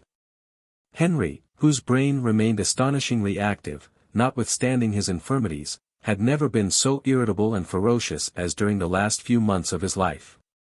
He was like a half-dead rattlesnake, which may recover life and spring afresh upon its prey at any moment. Never were the fires at Smithfield so active as in 1546. Early in this year 6 poor wretches were sent to the stake, 3 Catholics. The other 3, Reformers. To demonstrate the impartiality 61 of their merciless judge they were all chained together. People scarcely knew what they must believe or what disbelieve, to escape execution. The king's informers were always at work, spying upon the sayings and doings of people in every rank of life, and the wonder is that the Queen and her ladies were not caught in some imprudent admission or other, and convicted. At last, however, in the early spring of 1546, an incident occurred which brought Catherine's foes their longed-for chance of effecting her downfall. An Askew, second daughter of Sir William Askew, or ASKEW, of South Kelsey, Lincolnshire, was born at Stallingborough, near Grimsby, in 1521. When about 15 years of age, she was married, without her consent, to Mr. Thomas Kyme, a Lincolnshire squire and neighbour, who had been previously contracted to her elder sister. During her early wedded life Mrs. Kyme appears to have been happy enough, and became the mother of 2 children. She presently occupied herself in studying the newly translated scriptures, and shortly after imagined she had a divine mission to preach the gospel and correct what she deemed the theological errors of her neighbors. Especially on the subject of the Lord's Supper, concerning which she held Jean Van views. After a few years of discomfort, Mr. Kyme, who, according to the latest researches, entertained contrary religious opinions to those of his wife, began to complain of the scanty enjoyment he derived from her society. She was perpetually gaddying up and down the country, a-gospeling and a-gossiping, instead of looking after her children. And is described as a handsome and daring young woman with a good deal of native wit and ability, and was evidently the prototype of not a few ladies of our own time, who prefer public life and controversy to domestic duty and retirement. She even took upon herself to read and comment on the New Testament in the nave of Lincoln Cathedral, where she was often to be found surrounded by an interested or amused group of priests and people. This state of things no dean or chapter could be expected to endure, and one fine day Mrs. Kyme found herself forcibly ejected from the sacred edifice. After this incident, she must have had some unusual disagreement with her husband, for her relations persuaded her to leave the town, and she travelled 62 to London, where she soon made herself conspicuous as a preacher of the new learning, and secured several distinguished converts. She lodged in a house near the temple, and one of her neighbors, Mr. Wadlow, a hot Catholic, who began by deriding her behavior, ended by admiring her godliness. To use his own expression, at MYDNYGHT when I and others apply ourselves to sleep, or do worse, Mrs. Askew, she had resumed her maiden name, begins to pray, and saith not in many hours after, doubtless to the edification of such of her neighbors as suffered from insomnia. By dint of perseverance, and also, it may be, through her connections, and Askew formed the acquaintance of several great ladies of the court, and is said to have obtained, through the offices of the Duchess of Suffolk, an interview with the Queen.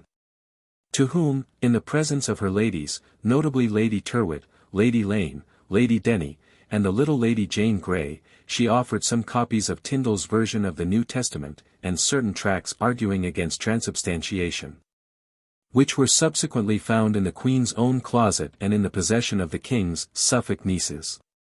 It was in March 1545 that Mrs. Askew was first arrested on a charge of heresy and taken to Sadler's Hall, where she was denounced to the civil authorities and taken before the Lord Mayor, who in the course of his examination questioned her as to the probable changes in a consecrated wafer after a mose had swallowed it, whereupon she made no answer but smiled, and was committed to the counter. That much abused man, Bishop Bonner, appears to have taken an interest in her case, and endeavored to save her from an awful fate. He granted her a private interview and drew up a form of recantation which she signed in the following ambiguous terms: I, and Askew, do believe all manner of things contained in the Catholic Church and not otherwise. On this, Bonner, whose patience had been severely tried, and was very sharp-tongued and uncompromising, waxed wroth, and taking her by the shoulders, pushed her out of the chamber. Her next friend was Dr.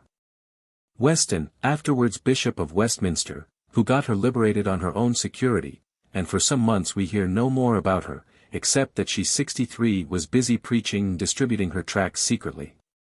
On May 10, 1546 both Mr. and Mrs. Kyne received a summons to present themselves within a specified time before the Privy Council, then sitting at Greenwich, and they accordingly appeared on the 19th of the following June before the Chancellor of the Augmentations, Sir Richard Rich, the Bishops of Durham and Winchester and a number of other noblemen and gentlemen, and were put through a severe cross-examination. Anne, we learn, received this summons in London, but her husband came to town on purpose to attend. Kyne got off with a caution, on his promise to return forthwith to Lincoln, and remain there. His wife, in open court, declared she would never again recognize him as her husband. He went back to Lincoln, and we lose sight of him. All we know is that he died, where he is buried, at Friskney in 1591. And Askew was eventually arraigned before the King's Justices at Guildhall for speaking against the sacrament of the altar, contrary to the statute of the 6 Articles. This time she appeared with 2 other heretics, one of them that singular personage Dr. Nicholas Shaxton, ex-Bishop of Salisbury, whose pupil she is said to have been. Shaxton, a Norfolk man by birth, was one of the commission appointed by Gardiner in connection with the divorce of Catherine of Aragon. And during the proceedings he so favoured the king's view that he eventually became almoner to Anne Boleyn and Bishop of Salisbury. At a later date he preached Zwinglian doctrines concerning the Eucharist, got himself into serious difficulties with Archbishop Cranmer, and was forced to relinquish his see. After a time he became a notorious gospeller, and was finally arrested with an Askew and a man named Christopher White. The lady and White were both sent to Newgate, but the former recanted, and so escaped a fiery ordeal. Shaxton did the same, obtained his pardon, and was actually ordered to visit and imprison, and persuade her to follow his example. But, weak woman though she was, and was made of sterner stuff than the ex-prelate. It were better for you you had not been born than do that which you have done, cried she, and, crestfallen, her former friend and tutor left her presence. Her condemnation followed immediately afterwards. It was 64 presently noticed that and enjoyed more creature comforts in prison than the customs of Newgate allowed. She explained the matter by saying that her maid went abroad into the streets and made moan to the prentices and they did send her money. But her persecutors refused to believe this story, and so one afternoon, not long before her martyrdom, she was conveyed to the Tower, taken to the torture chamber, and there racked in the presence of Lord Chancellor riotously, Sir Richard Rich, Sir John Barker, and Sir Anthony Knivet, Constable of the Tower. Hitherto no one had been tortured in England for conscience' sake, this terrible resource being solely employed to extract information from persons suspected of treasonable practices. Riotously, exasperated at his failure to elicit direct information or satisfactory answers from his victim, turned the screws himself, after Knivet had refused to order her to be further tormented by the official executioner. Sir Richard Rich lent his hand to the Chancellor in this merciless task, and so, to use poor N's own words, she was nigh dead. Dr. Lingard and other historians have cast doubt upon the veracity of this horrible story, but the scene is described by Anne herself in her narrative, dictated a few days before her death, and published at Marburg, in the Duchy of Hesse, in 1547. With a long-running commentary by John Bale, afterwards Bishop of Ossory. In his 3 Conversions of England, the Jesuit, Father Parsons, who had access to much information and evidence long since destroyed or lost, not only confirms the truth of the torture episode, but adds that it was ordered by the king himself, who, hearing of the intercourse between his queen and Anne, caused her to be apprehended and put to the rack, to know the truth thereof. And by her confession he learned so much of Queen Catherine, as he had purposed to burn her also, if he had lived. Parsons goes on to say that, the king's sickness and death, shortly ensuing, was the chief cause of her escape. Mrs. Askew bravely endured the most horrible torments rather than betray her friend's trust, and 65 only yielded so far as to admit that whilst in prison she had received 10 shillings, delivered by a man in a blue livery. She thought the money had been sent her by the Countess of Hertford, but was not sure. She had a further sum of 8 shillings at the hand of a footman in a purple livery, and believed it was a gift from Lady Denny. Questioned if she knew Lady Fitzwilliam, the Duchess of Suffolk, Lady Sussex, or any other great ladies of the court, she evasively answered that she knew nothing about them that could be proved. She does not seem to have been questioned point-blank as to whether she had ever had any direct dealings with the Queen. Riotously may have thought he had already obtained sufficient information for his purpose. However that may have been, the stout-hearted lady was sent back to Newgate, there to spend her last 3 days of life, which she occupied in writing and dictating the narrative to be found among Dr. Bale's writings. On the eve of her execution, an Askew and 3 men who had been condemned for heresy at the same time as herself were visited in the little parlour at Newgate by George Throckmorton and his brother, who were kinsmen of the Queen, a rather suspicious circumstance. They were cautioned in time, and thus escaped being arrested on a charge of heresy, which might have proved fatal to themselves and their royal cousin. John Luther, the reformer, who has left us an account of the meeting, also came, at great risk to himself, to encourage the unfortunate Anne. Mrs. Askew, with an angel's countenance and a smiling face, talked merrily with her unhappy companions, John Lascelles, who had been a gentleman in attendance upon the king, and is supposed to have been the individual who betrayed the secrets of Catherine Howard, Nicholas Bolenian, a priest from Shropshire, and John Adams, a tailor. They talked on religious subjects until it was time to separate. The next day, July 16, Mrs. Askew and her 3 fellow prisoners were taken from Newgate to Smithfield. So dislocated were the poor lady's limbs that she had to be carried to her doom in a chair. Cranmer, seeking to throw the full odium of the horrible 66 business on Gardiner, kept much in the background in the whole matter of Anne Askew. He did not attend the ecclesiastical commission which condemned her to the stake, but for all that his signature is affixed to her death warrant. 6 years later, another martyr, Joan Bosher, one of the last of his many victims, reminded the archbishop that he had martyred her friend Anne Askew for teaching more or less the same doctrines he now preached himself. In the 1563 edition of Fox's Martyrs there is a most curious engraving, probably after an original drawing, representing the burning of Anne Askew and her companions. The spectators are kept back by a ring fence within which we see the stake, and a quaint pulpit, from which Dr.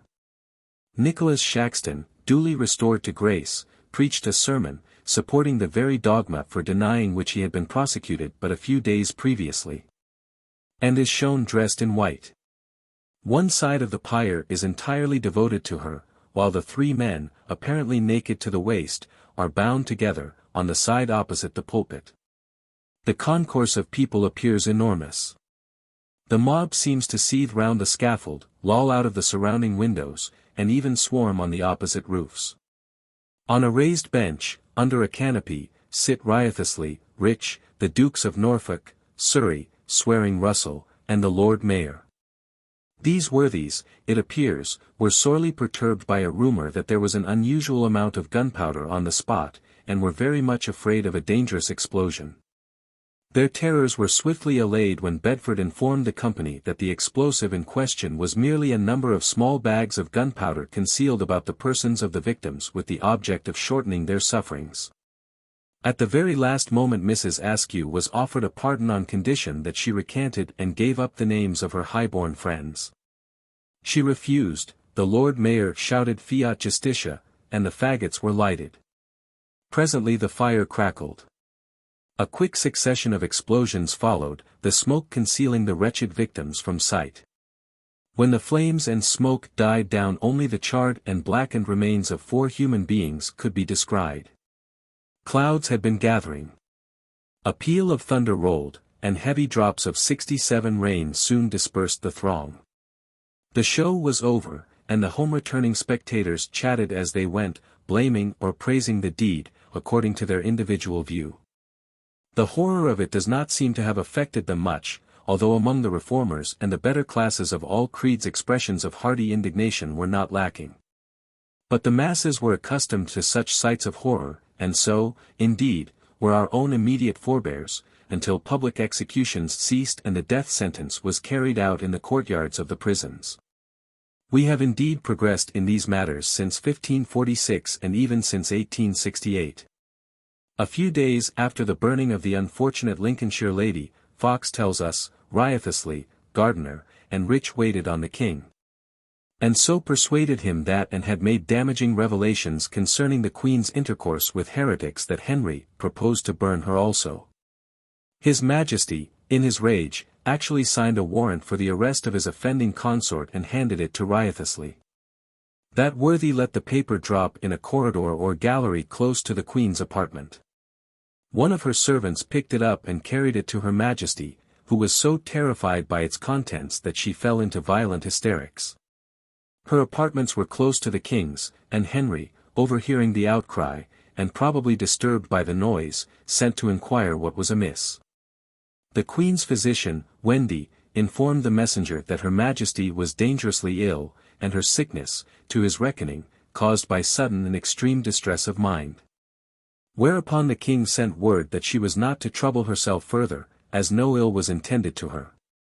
Greatly comforted by this reassuring message, Catherine presently felt herself sufficiently recovered to receive a visit from her husband, who, at great personal inconvenience, caused himself to be conveyed into her apartment in his chair.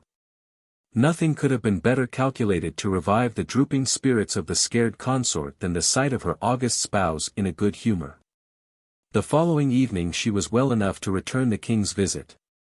She was accompanied by the Lady Tyrwhitt, her sister the Lady Herbert, by the king's niece the Lady Jane Grey, and by the Lady Lane, who bore the candles before Her Majesty. The king welcomed the Queen 68 and her company very courteously, and, bidding her be seated, in a cheerful tone entered into a controversial conversation with her. He possibly wished to draw his consort upon certain theological questions. But she shrewdly observed that, since God had appointed him supreme head of the church, it was not for her to teach him theology, but to learn it from him. Not so, Majesty. Mary, said the king, you are become a doctor, Kate, to instruct us, and not to be instructed of us, as oftentimes we have seen. Indeed, sire, quoth the queen, if your Majesty so conceive, my meaning has been mistaken, for I have always held it preposterous for a woman to instruct her lord. If, she continued, I have occasionally ventured to differ with your highness on religious matters, it was partly to obtain information, and also to pass away the pain and weariness of your present infirmity with arguments that interested you. And is it so, sweetheart, replied his majesty, then we are perfect friends, and thereupon he kissed her and gave her leave to depart. The day appointed by her foes for the Queen's arrest chanced to be fine and the sun shone brightly. The King sent for her to take the early air with him on the garden terrace overlooking the Thames. Catherine came, attended as before by her sister, the Lady Herbert, the Lady Lane, the Lady Tyrwhitt, and the little Lady Jane Grey. They had not been long walking up and down in the sunshine before the Lord Chancellor, with 40 of the guard, entered the garden. Expecting to carry off the Queen to the Tower, for no intimation of the change in the King's intentions had reached him. Henry received his minister with a burst of furious invective. Bidding the Queen and her ladies stand apart, he called up riotously and cast every evil name he could think of at him, commanding him, finally, to avaunt from his presence and never show his face again till he was summoned. Riotously, crestfallen and humbled, was about to withdraw, when the Queen advanced and interceded for him. Poor soul, quoth the King, thou little knowest, Kate, how ill he deserveth this grace at thy hands. On my hand, sweetheart, he hath been to thee a very knave. So the disappointed minister departed, and Henry walked up and down the terrace 69 again, leaning on his Queen and followed by her escort of ladies. Although Riotously's part in this tragicomedy seems to have been overlooked, the King is said never to have forgiven Gardiner his share in the matter. A little later, notwithstanding the royal prohibition, both conspirators presented themselves with their colleagues. The King forthwith reminded Riotously in his most forcible manner that he had ordered him never to show his face again, and above all never, on any pretext whatever, to bring that beast Gardiner along with him. My Lord of Winchester, replied the cunning Riotously, has come to wait upon your Highness with an offer of benevolence from his clergy. The King, being as usual in great need of money, began to listen more benignly, allowed Gardiner to present the address, and finally accepted the bribe. But he took no further notice of the bishop, and is said to have struck his name off the list of his executors within the next few days. He also cancelled that of Thoby, Bishop of Westminster, because, said he is too much under the influence of Gardiner. Queen Catherine may have had a hand in this affair. And after the revelation of the treachery which would fain have destroyed her, she very likely took the opportunity of letting the King know more concerning the machinations of Gardiner and Riotously than was good for their credit or likely to serve their influence. The details of this formidable but abortive plot against Catherine Parr rest mainly on the authority of Fox. But it must be remembered, by those inclined to doubt the martyrologist, that at this time he had attained his 30th year, he was in touch with most of the personages named, and was consequently in a position to obtain the information which he wove into his famous narrative, not, we admit, without considerable embellishment and exaggeration, introduced to suit the taste of his readers, from living witnesses. Fox also made liberal use of Paget's statement during the preceding 70 for Gardiner's deprivation, which took place early in Edward's reign. All the Elizabethan and Jacobean historians of Henry VIII, Herbert, Parsons, Holinshed, Strype, Speed, Oldmixon, and others, reproduced the story with slight emendations and additions from Fox. No direct confirmation of it is to be found indeed in the state papers, but this is not surprising, for such matters were not usually set down in writing. Nevertheless, it is hinted at. Nor do the ambassadors seem to have known anything about it. Father Parsons, who, like Fox, obtained much of his information at first hand, introduces the incident in his 3 Conversions of England, a book written to refute some of Fox's errors. And adds that although Fox lays all the cause of the Queen's trouble upon Bishop Gardiner and others, and though the King did kindly and lovingly pardon her, the truth is that the King's sickness and death were the chief causes of her escape. For had the King found her guilty he would have commanded her also to be burned. Speed, possibly mistaking Lady Lane for Lady Jane, introduces the King's little niece on this occasion, not only as a witness of the reconciliation of the royal couple, but in the character of a candle-bearer before the Queen. Jane Grey, being a princess of the blood, could never have been in attendance upon the Queen, and she was too small a child to be laden with a pair of heavy branch candlesticks. Lady Lane, on the other hand, was certainly in the Queen's household at this particular juncture.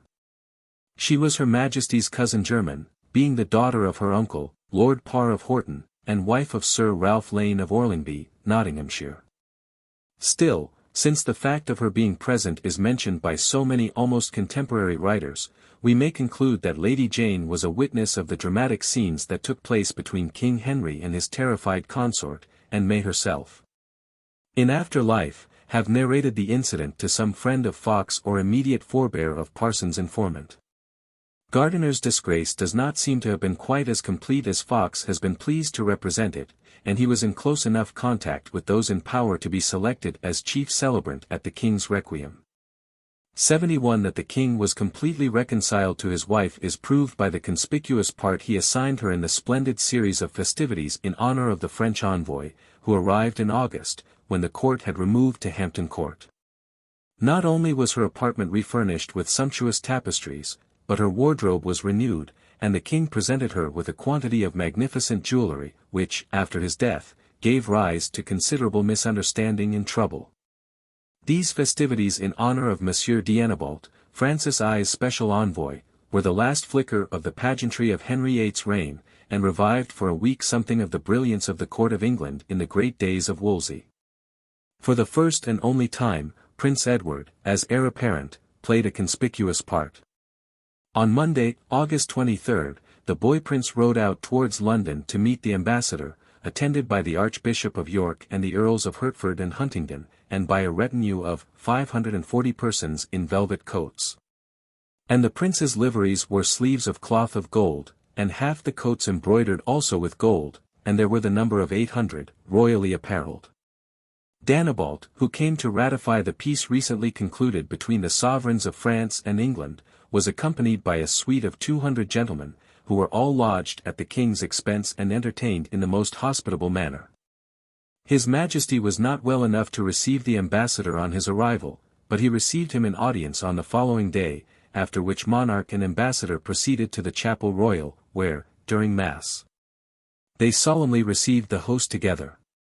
Then followed 6 days of banqueting, hunting, and merrymaking, masques, and mummeries, with divers and sundry changes, inasmuch that the torch-bearers were clothed with gold cloth, and such like honourable entertainments. It were much to utter and hard to believe. On these occasions the Marchioness of Dorset and her daughter, the Lady Jane 72 Grey, were present, and Prince Edward danced with his little cousin, who also tripped it with young Lord Edward Seymour, the Lord Hertford's eldest boy. When the ambassador took his leave, Henry made him a present of silver plate to the value of £1,200. After his departure the dying king seems to have led a very quiet life at Hampton Court and Whitehall.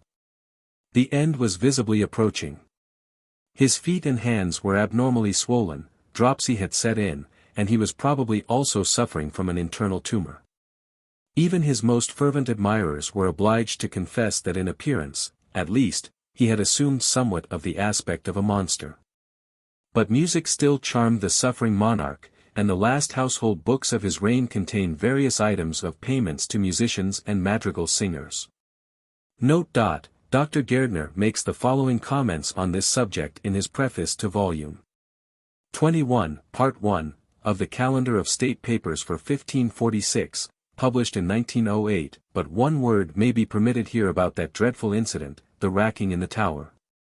It took place after her, Anne's, condemnation, the object being to elicit from her information about persons at the court who it was suspected had been her allies in promoting heresy. Besides others whose names are given, against whom she positively refused to utter a word, she was probably expected to accuse Queen Catherine Parr herself, for Parsons, 3 Conversions of England, 2. For 93, is no doubt perfectly correct in saying that the well-known incident related by Fox, about this queen, when she stood in real danger from a charge of heresy, was connected with the affair of an ASKEW. But Parsons is certainly wrong in saying that the king would have burned Catherine Parr also if he had lived. For though her heretical propensities were no secret, she survived the king, and he himself for fully 6 months survived an ASKEW. More probably the Queen was saved by Anne's refusal to commit anyone except herself. 73. Chapter 6: The Howards and the Seymours. The collapse of the conspiracy against Catherine Parr led to an immediate counterplot on the part of the Seymours and their allies to compromise the Duke of Norfolk and his son, Surrey, and thereby frustrate the aspirations of the Catholics, of whose party Norfolk was the acknowledged chief. A previous attempt to inflict irretrievable damage on the credit of the Howards had partially failed, though the unsavory revelations connected with the arrest and execution of Queen Catherine Howard had covered the illustrious name with obloquy. And almost every conspicuous Howard in England had been sent to the Tower, on the charge of having concealed the Queen's previous immorality from the King's knowledge when he proposed to marry her. At that moment Norfolk and his son only escaped by taking Henry's side against their miserable kinswoman. But the Duke never regained his full influence over his master, and, despite his great services, both as statesman and warrior, lived on, to use the expression of one of his contemporaries, like the bird that is wounded the wing. Yet he was a great power in the politics of those days, for though the Catholic party was of but small account at court, a good 2/3 of the people remained firmly attached to the ancestral faith. This was the case more especially in the rural districts, where the vast majority clung to the dogmas and ceremonies of the ancient church, and only awaited an opportunity to assert their 74 preference. For the matter of that, it was shown very early in Queen Mary's reign that the Protestant fervor of the official world, being a matter of policy rather than of conviction, was not to be relied on. The majority of that aristocracy which had so eagerly accepted the extreme reforms assented to by Edward VI was to be seen, a few weeks after his death, parading the streets of London, taper in hand. In the wake of the revived processions of Corpus Christi and Our Lady. Thomas Howard, 3rd Duke of Norfolk, was one of the most conspicuous figures in Henry's reign. He may not, perhaps, have been as astute a statesman as has been asserted, but he showed remarkable qualities as a capable peacemaker on the occasion of the Pilgrimage of Grace. While as a warrior he had no rival, and proved himself a hero on Flodden Field. If anything, he was excessive in his loyalty to the king, and he would even seem to have sunk all sense of his own dignity and importance, humbling himself utterly before the monarch whose assumption of quasi-divine attributes he had aided and abetted. Thus, when his niece Anne Boleyn was tried and executed for misdemeanors she was certainly not proved to have committed, he, at her royal assassin's command, pronounced the death sentence, and with his son, the young Earl of Surrey, who sat at his feet, holding the Earl Marshal's baton in his hand, was actually present at her execution. When, some few years later, Norfolk's other niece, Catherine Howard, was proved guilty of many serious offences, both before and after marriage, Norfolk sat in judgment upon her and would have witnessed her death too but for an attack of gout which kept him a prisoner. 2 days after the execution he penned an abject letter to the king apologizing for the naughtiness of his said niece, the late queen. In person, Norfolk was a dark, handsome 75 man, of moderate stature, with piercing eyes and an exceedingly intelligent countenance. Holbein has left us several magnificent oil portraits of him, and at least one noble drawing, now in the Windsor collection. He was fairly educated, a good Latin scholar, and a patron of art. His first wife, Princess Anne Plantagenet, the king's aunt, died young in 1512. The day on which he espoused his second, the handsome Lady Elizabeth Stafford, was an evil one for him. The alliance was one of convenience on his side and of compulsion on hers. His duchy had been greatly impoverished by the attainder of his father, the second Duke, after Bosworth, and the luckless Buckingham's daughter was possessed of a handsome fortune in money and wide lands. She had been previously contracted to Ralph Neville, afterwards Earl of Westmoreland, to whom she was greatly attached and with whom she kept up a correspondence till the end of her life. Although she bore her husband 5 children, the Duchess of Norfolk suffered some neglect at his hands, her rival being a certain Bess Holland, a gentlewoman in her service. The mortification caused by this outrage drove the poor Duchess to the verge of distraction. She seems to have been a naturally conscientious, if narrow-minded, woman, of an exceedingly high-strung and excitable temperament. We should describe her nowadays as an impossible person, whose lack of tact and outbursts of uncontrollable rage not only alienated her husband's affections, but deprived her of her children's love as well as of her servants' respect. Of all the men of his time, Surrey, this ill-used lady's son, was the most accomplished. He was an excellent Latin, French, and Italian scholar, and well versed in ancient and modern literature. No one could excel him in tourney or joust, not even John Dudley, afterwards Duke of Northumberland, 76, who had exceeding skill with the sword and spear, and than whom scarce one could pull a bow with surer aim. Surrey danced more lightly than Thomas Seymour, who prided himself on the altitude of his pirouettes, and the king himself in his singing youth did not warble a sweeter note. No Englishman since Chaucer had so enriched our literature with verse all redolent of those sweet-scented fields and lanes, meadows and gardens amid which the poet's muse loved best to linger. An Elizabethan critic well described him as a poet new crept out of the school of Dante, Petrarch, and Ariosto, and, coming nearer to Ariosto, than to either the prophet of Florence or the inspired singer of Vaucluse. Though of but medium height, Surrey was so graceful and well-proportioned as to seem taller than he really was. There is a portrait of him at Hampton Court, most probably by Gilliam Street, which gives us a fair idea of this prince for a fairy tale.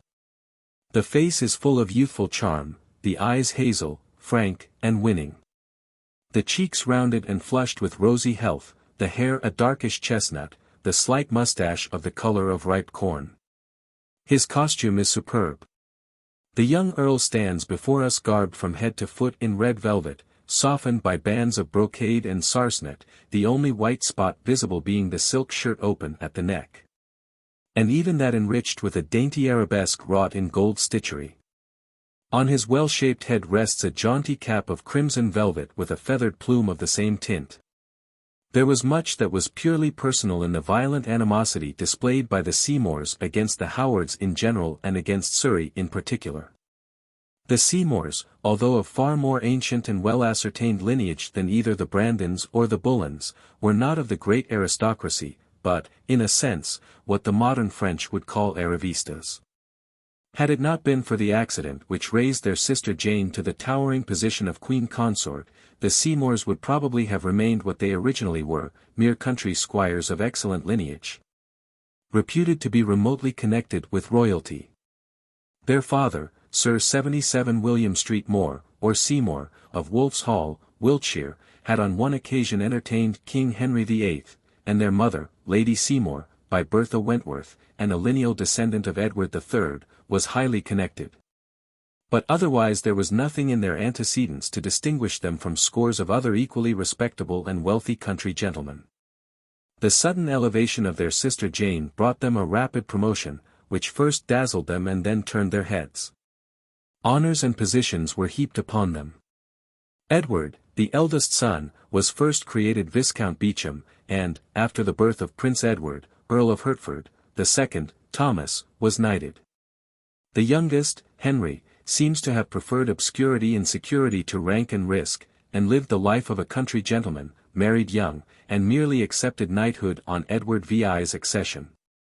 The ranks of the old aristocracy had been thinned by the prolonged civil wars and the plague. And towards the middle of the century the court was so full of new men that at the time of Henry's last illness there were only 2 dukes in the peerage, Norfolk, then 72, and Suffolk, a lad of 17.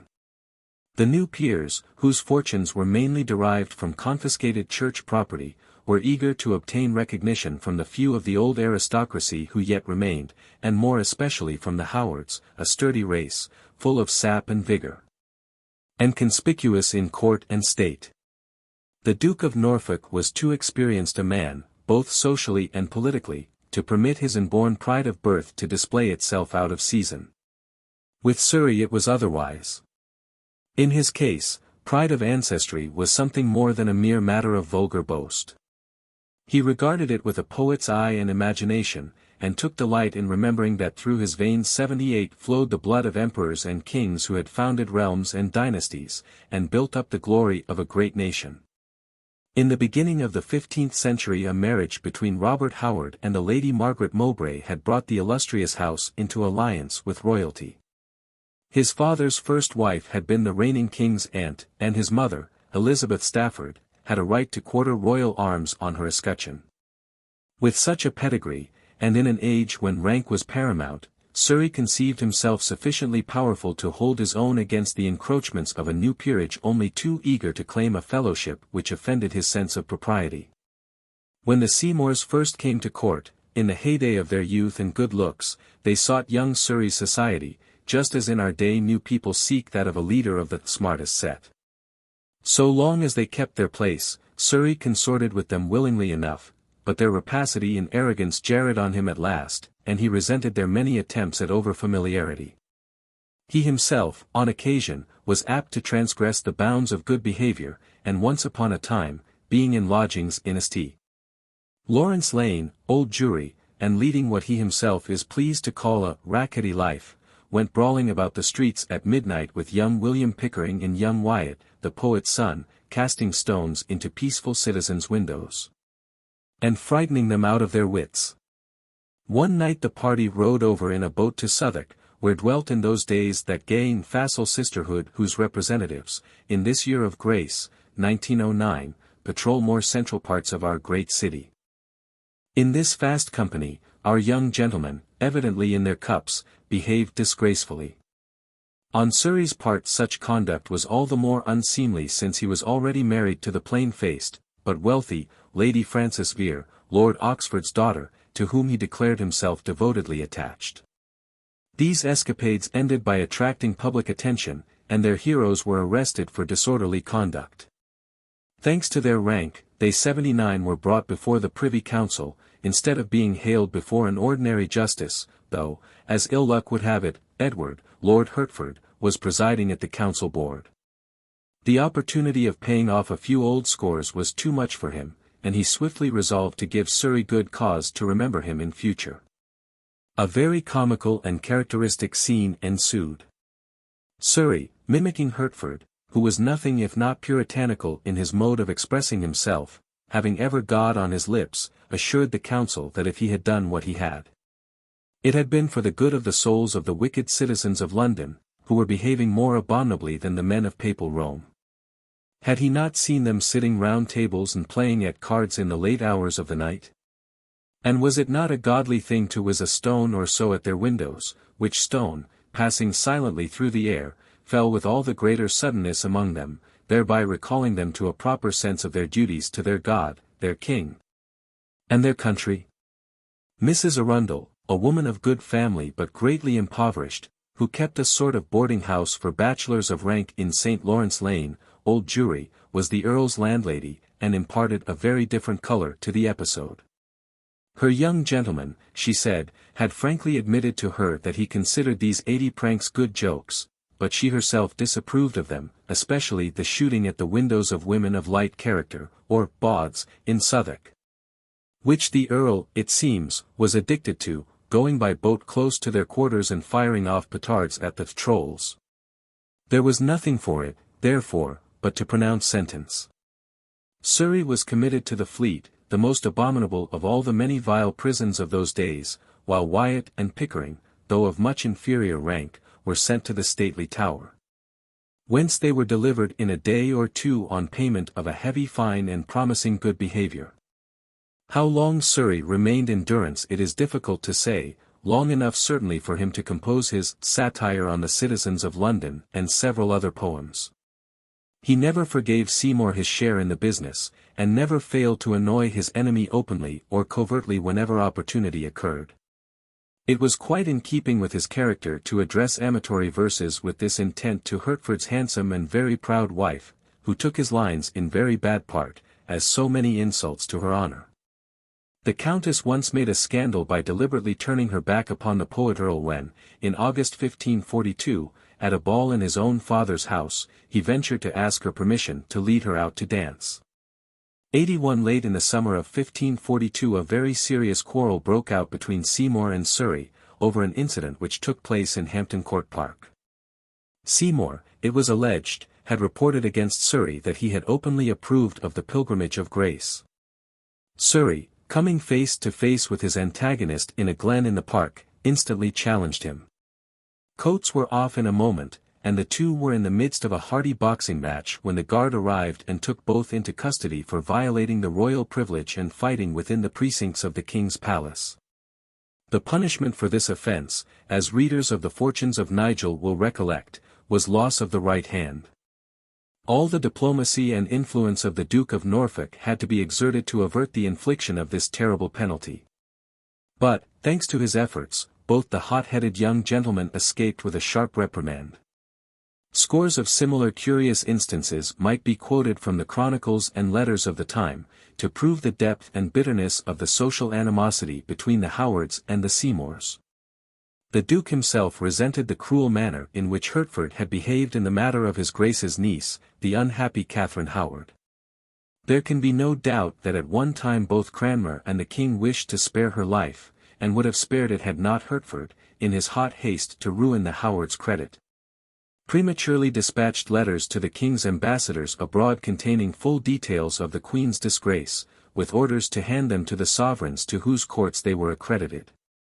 This publicity rendered the royal clemency impossible. Early in the summer of 1546 the Duke of Norfolk made up his mind, in what he held to be the interests of himself and his family, to bring about a reconciliation, if that were possible, between his house and Seymour's. He fully realized that, aging as he was, he could no longer be a match for two unscrupulous and very able men, then reaching the prime of 82 life, and already holding the King's complete confidence.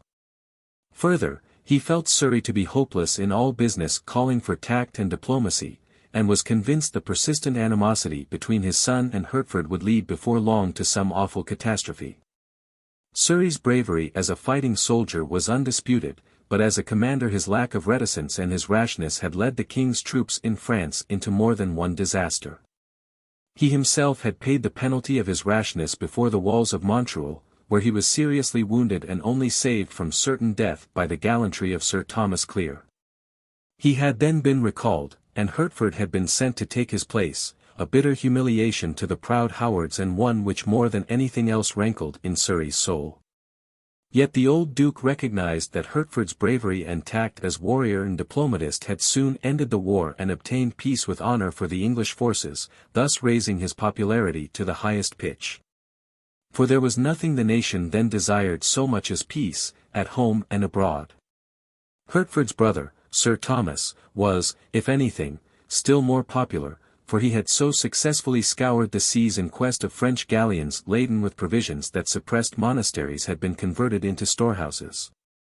The magnificent ex-church of the Grey Friars had become a wine vault, crammed to the roof with barrels of Burgundy and other wines of the best French vintages. In Austin Friars such a stock of cheeses was stored that there was no moving in that erstwhile beautiful priory church, and the huge and splendid church of the Black Friars was literally packed with salt herring and dried cod. Wherefore the people had good reason to be well pleased with Brother Thomas. The Duke, then, without consulting his son, and here his disastrous mistake, obtained an interview with Hertford, and, skilfully playing on his well-known vanity and social ambition, suggested at length that a betrothal should be forthwith arranged between Hertford's eldest daughter and Surrey's eldest son, and a similar contract entered into between Lord Thomas Howard and Seymour's youngest daughter, the Lady Jane Seymour. His Grace, apparently in a match-making 83 mood, gave his paternal sanction to the wooing and wedding of his beautiful daughter, the widowed Duchess of Richmond, by Sir Thomas Seymour. With all these suggestions the Seymours gladly closed, making but one condition, that Surrey should accept a slightly subordinate position under Hertford's command, virtually tantamount to a tacit apology for his repeated slights, covert and open, in the past. On Tuesday in Whitsun week 1546, then, the Duke, well pleased with his own diplomacy, presented himself at Whitehall and laid his rather complicated scheme of alliances before His Majesty. Henry was graciously pleased to approve it, and willingly agreed that his daughter-in-law of Richmond should become the bride of the handsome Thomas Seymour, with whom, according to court gossip, she was already much in love. But in all these schemes the Duke had reckoned without his host, for when he put the matter before Surrey, that impetuous poet flew into a towering rage. He would sooner see his children dead in their coffins than married to Seymour's brats, he said. Then, turning furiously on his sister, the Duchess of Richmond, who had accompanied her father, he cried, at least, according to that dangerous court gossip, Sir Gawain Carew, go, carry out your farce of a marriage. My Lord of Hertford is in full favour, I grant, but why not do yet better for yourself and follow Madame d'Estamp's example with King Francis? Get you into the same sort of favour with King Henry, and rule through him. This sinister advice was evidently dictated by that vein of bitter sarcasm usual with Surrey when the uncontrollable temper which he inherited from his mother mastered his common sense. It could not have been seriously meant, for nobody knew better than Surrey that the king was already more than half dead, utterly unable to trouble himself about new mistresses. And in any case not likely to select his own daughter-in-law to replace his excellent queen consort and nurse, Catherine Parr.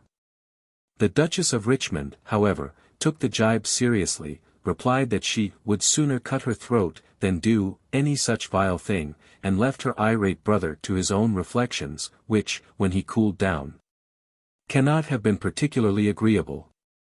He knew his sister well. She was an exceedingly beautiful woman, to whom Holbein, in his exquisite drawing, 84, has given the expression of one of Ghirlandaio's sweetest Madonnas.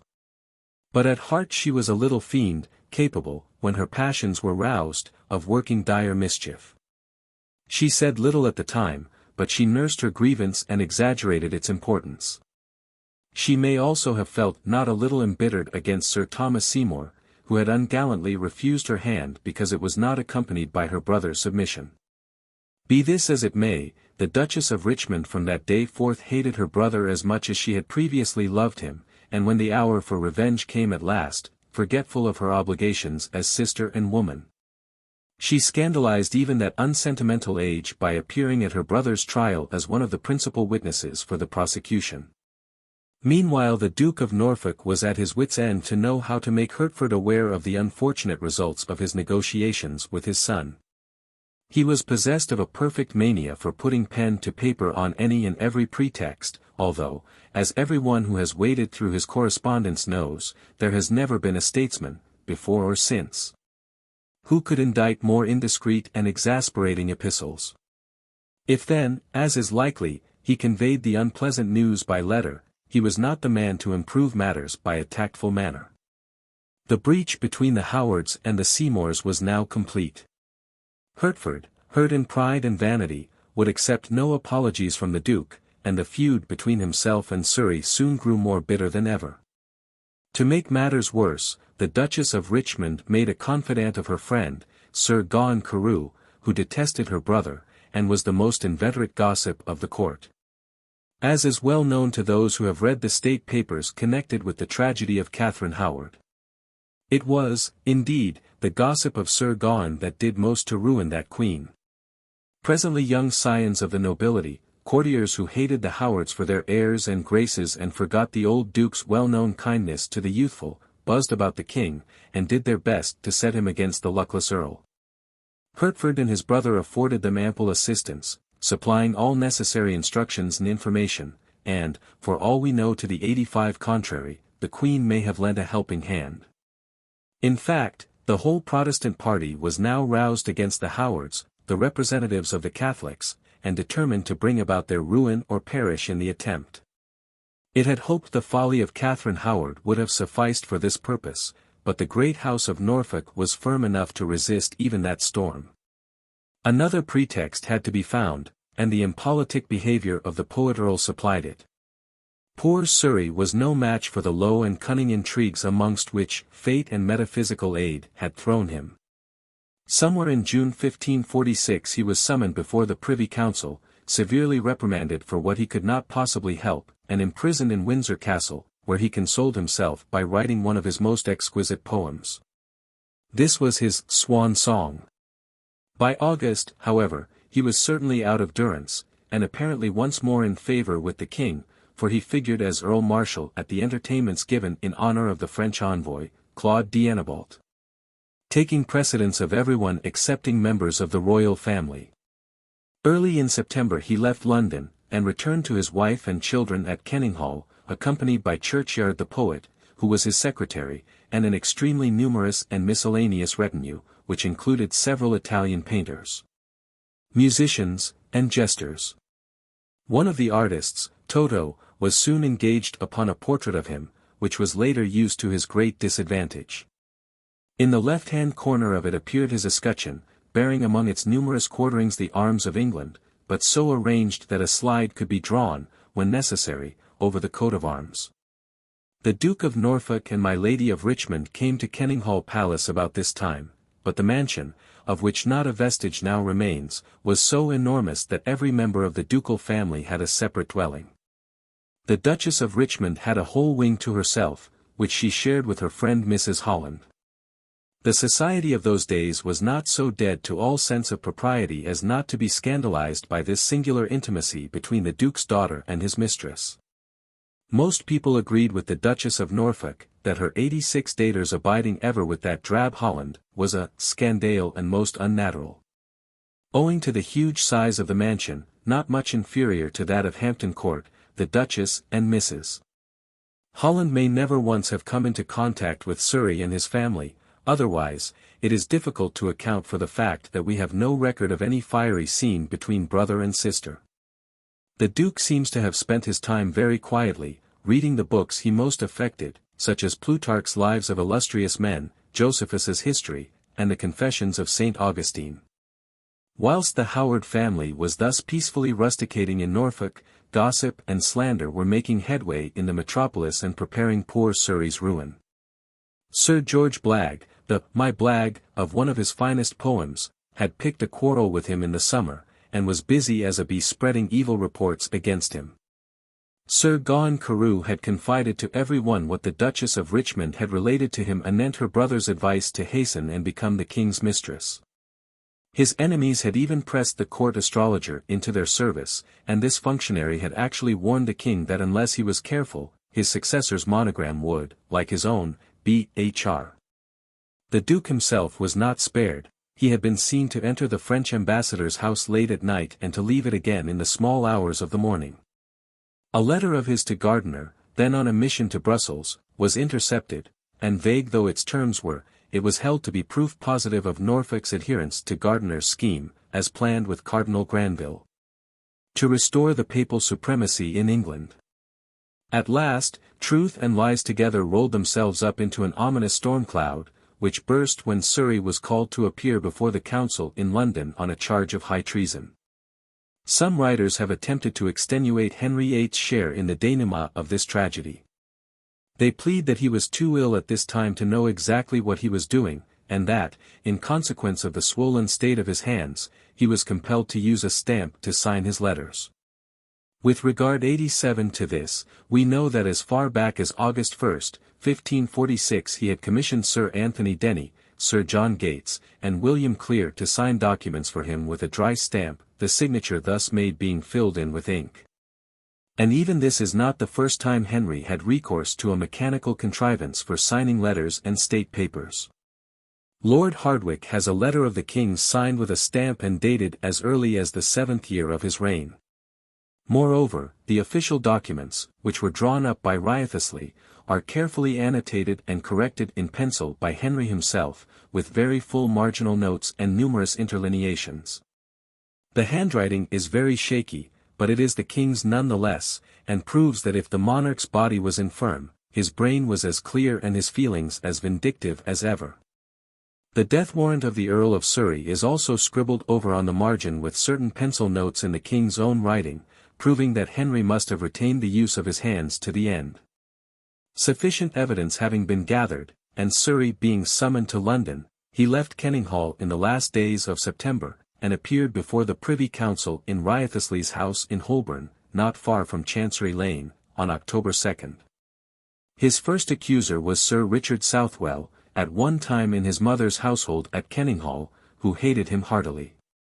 He averred that Surrey had placed the royal arms of England in the first quartering of his escutcheon, thereby claiming the crown.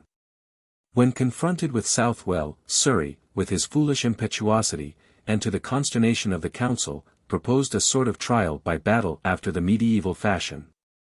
Southwell and he were there and then to divest themselves of their upper garments, descend on to the floor of the court, and indulge the Lord Chancellor and the council with the spectacle of a boxing match, the winner of which was to be declared innocent.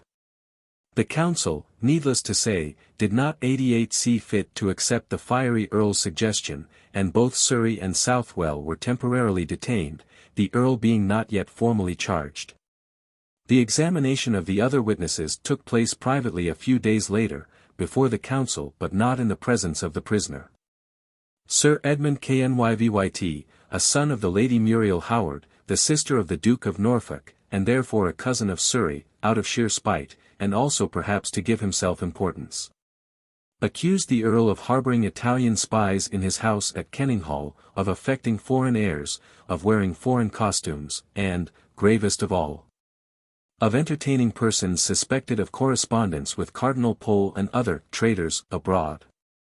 Then came Sir Gawen Carew with an exaggerated version of the Duchess of Richmond's story that her brother advised her to become the king's mistress, and had spoken lightly of the king's illness, and speculated as to what might occur in the event of his death.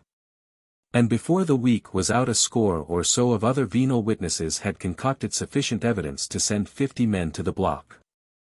The Duke, meanwhile, tarried at Kenninghall, wondering what had happened to his son, and never imagining how bitter and relentless was the suddenly, and indeed inexplicably, developed hatred of the king, which we, however, know was stimulated by the Seymours and Cranmer for their own ends. Instead of coming up to London to help the Earl out of his difficulties, he set himself, as usual, to write confidential letters to those members of the council upon whom he thought he could rely. These effusions were promptly shown to Hertford, with the result that his Grace himself was ordered to London with the utmost dispatch. On December 12 the Duke of Norfolk appeared before Lord Chancellor riotously at his house in Holborn, near the present Southampton Buildings, and, to his unutterable amazement, found himself formally charged with high treason. He was immediately committed to the Tower, but on account of his rank and age, and to spare him the humiliation of being paraded as a prisoner through the city streets, he was conveyed down the hill, put on board a barge in the Fleet, and so to the Thames, through the arches of London Bridge 89 and onward to his ominous destination in the ancient fortress. Later in the same day Surrey too was conducted to the Tower, but he had to go on foot and through a dense multitude. To the consternation of his enemies, he was cheered all along the road, and grave fears were entertained of a rescue. 3 commissioners were now dispatched to Kenninghall to bring the Duchess of Richmond and her friend Mrs. Holland up to town. Another embassy rode to Redbourne, to fetch the Duchess of Norfolk, who was only too delighted to come to London and blurt out all she could to the detriment of her hated spouse. By this time London could talk of nothing but the Surrey trial. In the palaces of the rich, in the hovels of the poor, in all the little taverns and drinking houses down by the Thames, in the parlours of the great inns in Southwark and the Che-Ape, the conversation turned upon no other subject. And even the all-absorbing topic of the king's illness was forgotten for the time being. A touch of horror was added to the general excitement when it became known that Norfolk's wife and his daughter and mistress were to be the chief witnesses against him and his son. The Duchess did not spare her husband. Snatching at the welcome chance of avenging her wrongs, the half-witted lady grew garrulous, and confirmed everything suggested by those who desired to damn her lord's cause. She had but little to say, however, concerning her son, for the simple reason that she had not seen him for many months and knew nothing about his affairs. He was very unnatural towards her, she declared, and so was her daughter, but nevertheless she loved her children dearly. Her husband, she said, had leanings towards popery, and caused his children to be brought up to deny the king's supremacy. Mrs. Holland behaved with great discretion, considering her position and antecedents. It was true, she said, that the Duke of Norfolk had on one occasion told her that, if he had been young enough he would like to go to Rome to venerate the Veronica, an image of our Lord miraculously impressed upon a handkerchief which he had given to certain women on his way to Calvary. The Duke had bidden her 90 lay aside some needlework upon which she was engaged, to oblige the Earl of Surrey, and in a corner of which were his arms, 1/4 of which was to be left blank, probably for the introduction of the royal arms and monogram. She had obeyed the Duke's behest and never set needle into the work again. Before concluding her evidence, she, perhaps not unnaturally, seized the opportunity to try and clear her own reputation, and informed the court that the Earl detested her because she was so friendly with his sister. The appearance of Mary, Duchess of Richmond, must have created a sensation. Her angelic beauty contrasted strangely with her spiteful and bitter nature. Like her mother, when she was once started there was no stopping her, and in her excitement she materially damaged her brother's cause, exaggerating every point against him suggested by the prosecution. With telling and dramatic effect she related the scene when he advised her to become the king's mistress. Her brother, she said, had been reading the book about Lancelot of the Lake, and had introduced that hero's arms, together with those of Anjou, into his own. He had recently had his portrait taken by an Italian artist, as already related, and had caused the arms of England to be painted into the left corner, with the monogram HR. Surmounted by a crown, which she thought was a closed crown, like the king's. He had also appropriated the confessor's arms, which belonged by right to the king, and the king only. He had spoken irreverently of his majesty, and had speculated upon what might happen after his death. And, she added, my Lord of Hertford is particularly hateful to him because he superseded him at Boulogne, and indeed he detested the new nobility in general. The council, to its credit, discarded the Duchess's evidence concerning Surrey's alleged infamous advice to her. They held it too abominable to be even probable, and it was not included in the indictment. But the rest of her evidence was considered very compromising. On January 13, 1548 Surrey was brought on foot from the Tower to the Guildhall, which was packed to suffocation, and the charges of treacherously conspiring, together with his father, either to usurp the throne or seize the protectorate. 91 were read over to him.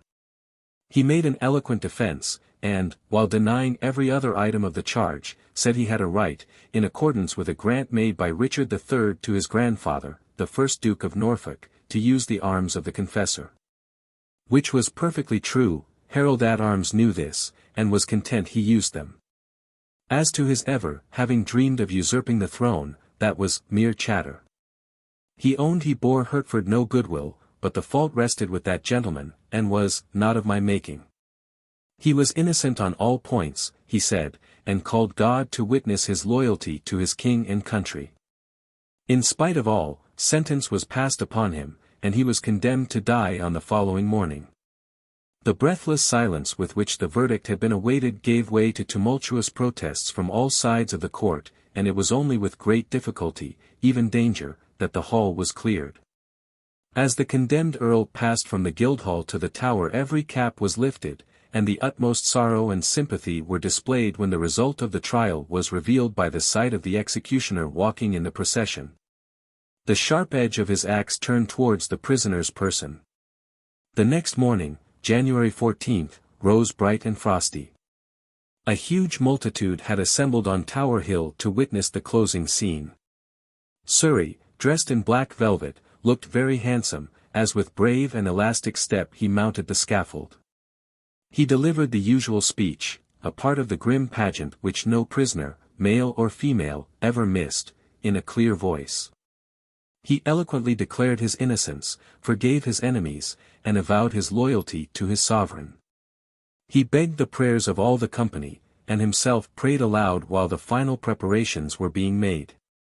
These done, in the midst of an awed silence, Surrey knelt to receive the fatal stroke, and with the sacred name of Jesus on his lips, his brave soul passed into eternity.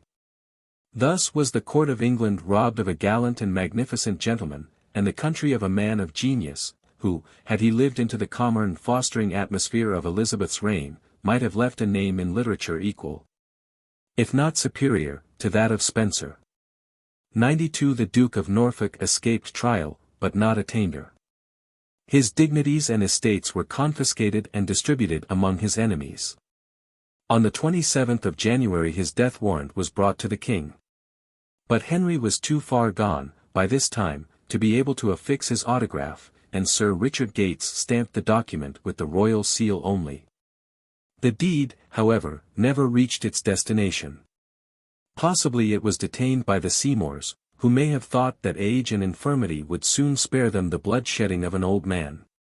If so, they were mistaken, for Norfolk survived them both.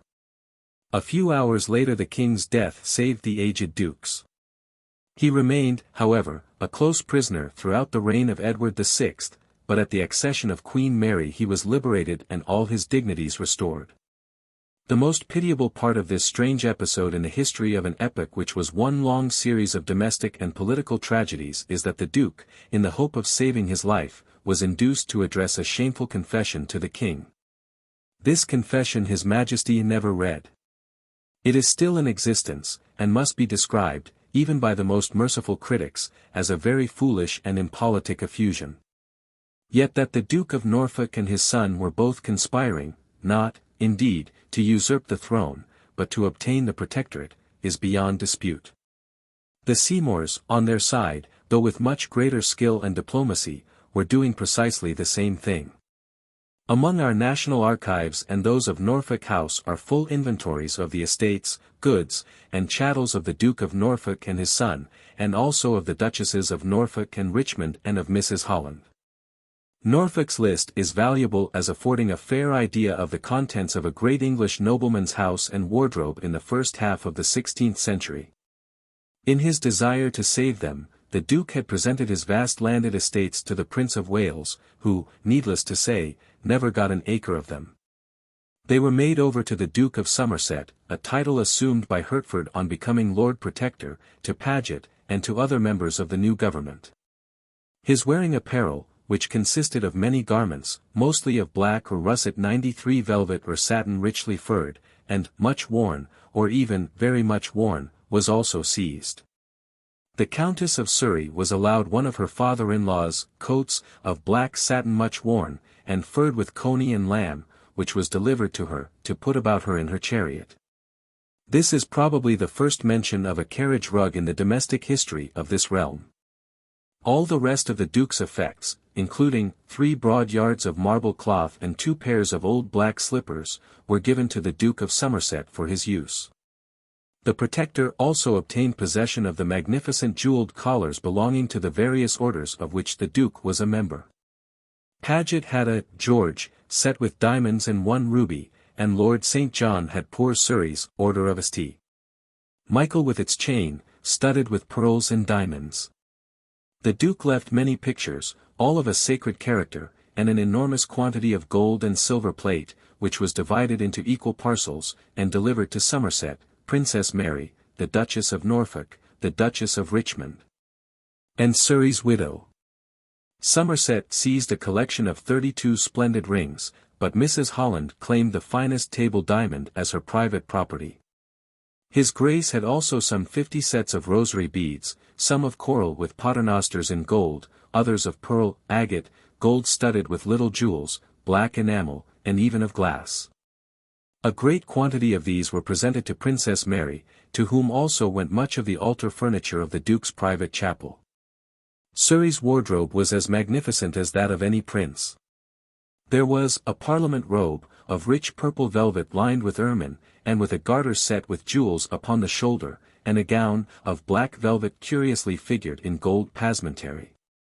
A coat and cassock of crimson velvet, wrought with satin in the same color, with a cloak, hat and hose to match, was most probably the identical costume in which he was represented by Street in the picture still at Hampton Court.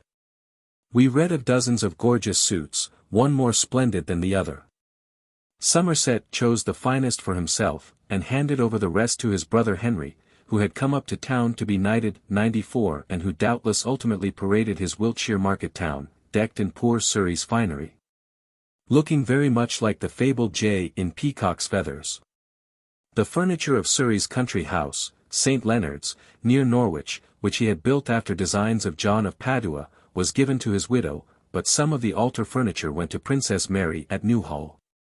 Seals had been placed on the goods and chattels of the Duchesses of Norfolk and Richmond and of Mrs. Holland, but they were lifted immediately, and the ladies received all their several properties intact. The name of Sir Thomas Seymour does not figure in any connection, even remote, with this tragedy, and he did not receive a single coat or nightgown, whether of velvet, satin, or common cloth, belonging to either the Duke or to his son. It may be that by the time the distribution of the confiscated property took place the feud between the ambitious brothers had already begun. It was destined amply to avenge Surrey's untimely fate. Readers may fairly ask what the story of the poet Earl's end has to do with Lady Jane Grey. It may be replied that his death and his father's imprisonment affected her very nearly. They cleared the way for the temporary triumph of the Protestant party, and enabled Seymour to proclaim himself protector unopposed. The close intimacy between the families of Howard and Dorset is easily traced through at least 3 generations in the household books of Thomas, Earl of Surrey, afterwards Duke of Norfolk. When the Earl entertained company, the ladies and gentlemen, it seems, all dined together in the great chamber, and there were often as many as 20 to 50 guests staying in the house. Their names include nearly all the leading aristocracy of the time, among them being Lady Jane Grey's father and mother, the Lord Marquis of Dorset and the Lady Frances, Brandon, Duke of Suffolk, the Lady Wyndham, the Lady Parker, the Lady Essex. Mrs. Bryan, afterwards governess to the Princesses Mary and Elizabeth, the Lady Vere, the old Lady of 95 Oxford, etc. The ladies attending on the visitors dined at my lady's mess, the gentlemen in the hall. When Mr. Thomas Reddinge, a gentleman of the Duke's household, brought his bride to Tenderinga Hall for her honeymoon, all the company dined and supped in the bride's bedroom. The little Lord Thomas Howard, afterwards Earl of Surrey, dined in the nursery. Hospitality was exchanged between the Howards and the Dorsets almost to the end of the Duke's life. The Marquis and Marchioness of Dorset, the Lady Frances Brandon, Lady Jane Grey and her sisters, were certainly at Hunsdon on more than one occasion, and when the two families were in town there was, doubtless, constant visiting between them. It must be remembered that the Duke of Norfolk, being uncle by marriage to the King, was also uncle to the Lady Frances's mother, Mary Tudor, the royal Queen Duchess of Suffolk. Little Lady Jane must often have sat perched on Surrey's knee and listened with delight as he whispered in her ear those tales of fairy enchantment he himself loved so well. Owing to her tender age, Jane may never have been told the details of the closing scenes of her gallant kinsman's life, but she must surely have noticed that on a certain day in January 1547-8 the curtains of her father's house were drawn. As for a family in mourning, 96 that her parents moved about with pale and saddened faces, and that the servants stirred noiselessly and spoke under their breath. The shadow lay everywhere, and the various chronicles of the period afford abundant proof that there was a genuine sorrow felt in the city on the day of Surrey's death. And there is yet another link between Lady Jane Grey and the unhappy Surrey.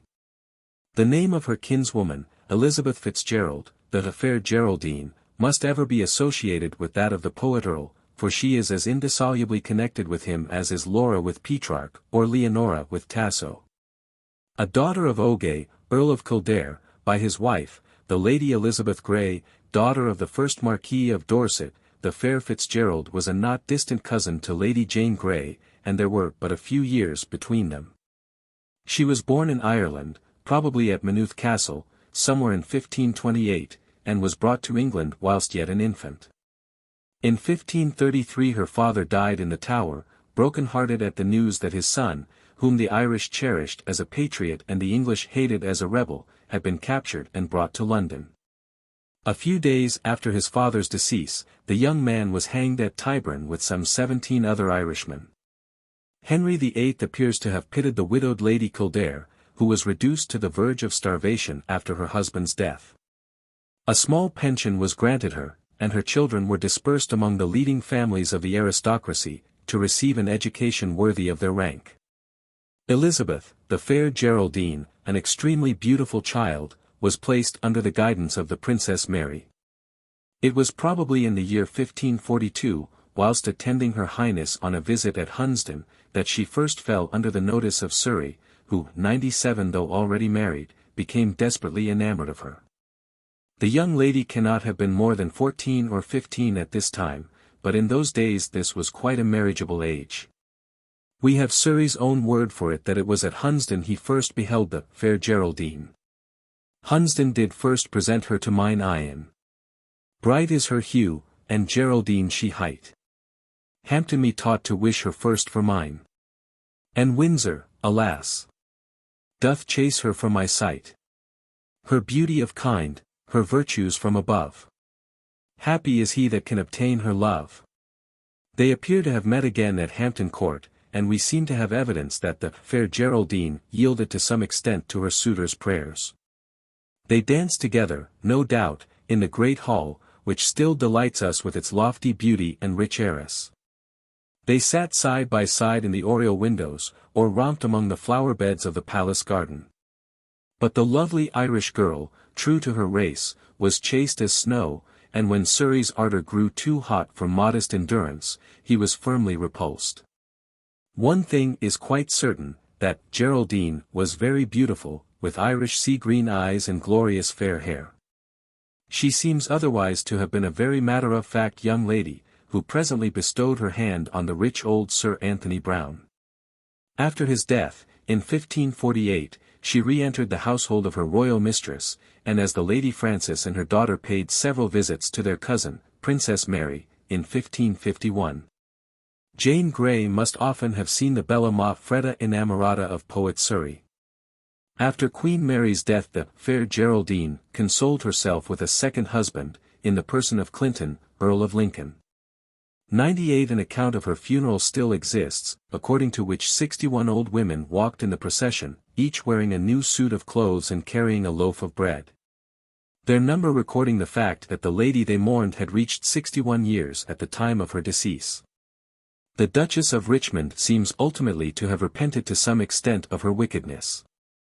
At any rate, her father left her £500 in his will, a considerable sum of money in those days, in acknowledgment of the expense and trouble she had borne to obtain his liberation, and of her care of her brother's children. She died of the plague in 1556. It is curious that Surrey's children should have been placed under his sister's charge, since their mother, an eminently respectable woman, was living, and they were with her at the time of their father's death. She was, however, a Catholic, whereas the Duchess had for some years past rather ostentatiously proclaimed herself a Protestant. Somerset's religious opinions may have had something to do with this transaction, concerning which there is a strange legend. 3 days after the Earl of Surrey's execution, Fox, the martyrologist, was sitting in St. Paul's Cathedral, pale, haggard, and almost dying of misery and starvation. Presently a gentleman approached him and placed a considerable sum of money in his hand, bidding him be of good cheer, for that luck was coming to him at last. A few days later Somerset appointed him tutor to the children of the late Earl of Surrey, then under the charge of their aunt, the Lady of Richmond. Notwithstanding his ardent Protestantism, Fox was never able to completely detach the future Duke of Norfolk from the older faith, but he gave his pupil a sound and virtuous education, and won his enduring affection. This duke shared his father's fate. He was beheaded, in the reign of Elizabeth, for espousing the cause of Mary Stuart. From him the present Duke of Norfolk is descended in a direct line. The Countess of Surrey resided for many years at Kenninghall, but, as usual in those days, she presently took a second husband, in the person of Mr. Thomas Stenning, of Woodford, Suffolk, most likely her steward or secretary. 99 She lived to an advanced age, and is buried in Framlingham Parish Church, under the elaborate monument she erected to the memory of her husband, whose remains, however, are by some believed to be still lying in the interesting church of All Hallows, Barking, near the Tower, where they were certainly interred immediately after his decapitation. 100. Chapter 7 Henry VIII. On the night of Wednesday, January 27, 1547, Henry Tudor lay dying on that huge four-post bedstead which Andrea Conti, an Italian traveller who visited Whitehall a few years after the king's death, described as looking like a high altar, so costly were its hangings of crimson velvet and cloth of gold, so dazzling its rich embroideries. The vast apartment was hung with rare Flemish tapestry glistening with gold thread, the furniture, of carved oak and inlaid ebony, was upholstered in glorious Florentine brocade.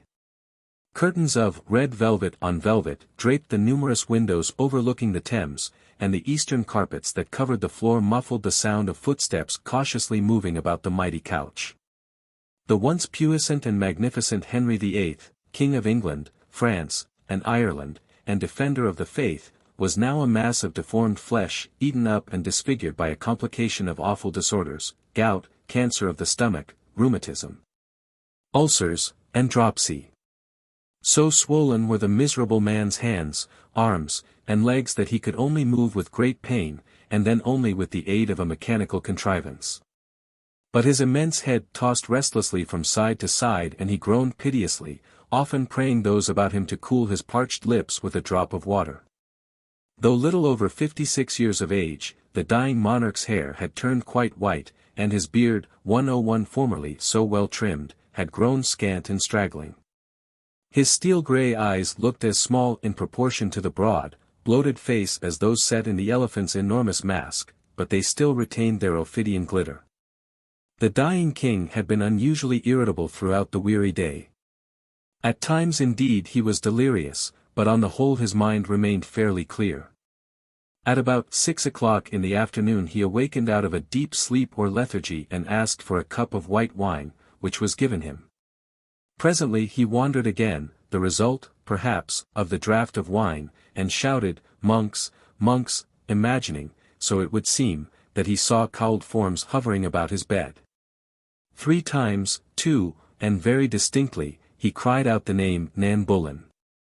After that he kept his eyes fixed on a certain spot near his bedside, where, it may be, his fancy showed him the menacing wraith of his murdered wife. This outburst of feverish excitement was followed by a lull, and presently the king grew calmer and fell into a profound slumber. The principal persons about the deathbed were the Earl of Hertford and his brother, Sir Thomas Seymour. Henry's chief secretary, Sir William Paget, and his master of the horse, Sir Anthony Browne, the only non-schismatic present. The physicians in attendance upon the king were Dr. Wendy and Dr. Owen, who had brought the Prince of Wales into the world, and who subsequently assisted at the deathbeds of Edward VI and Mary. With them was Dr. John Gale, the king's surgeon in ordinary, who had waited upon Henry and his army when in France. Notwithstanding the number 102 of priests attached to the chapel royal, there were no clergymen in the room. The Catholic party afterwards declared they had been purposely kept out of the way lest the king, whose hatred of the papacy was purely political, might recant and make a deathbed submission to Rome.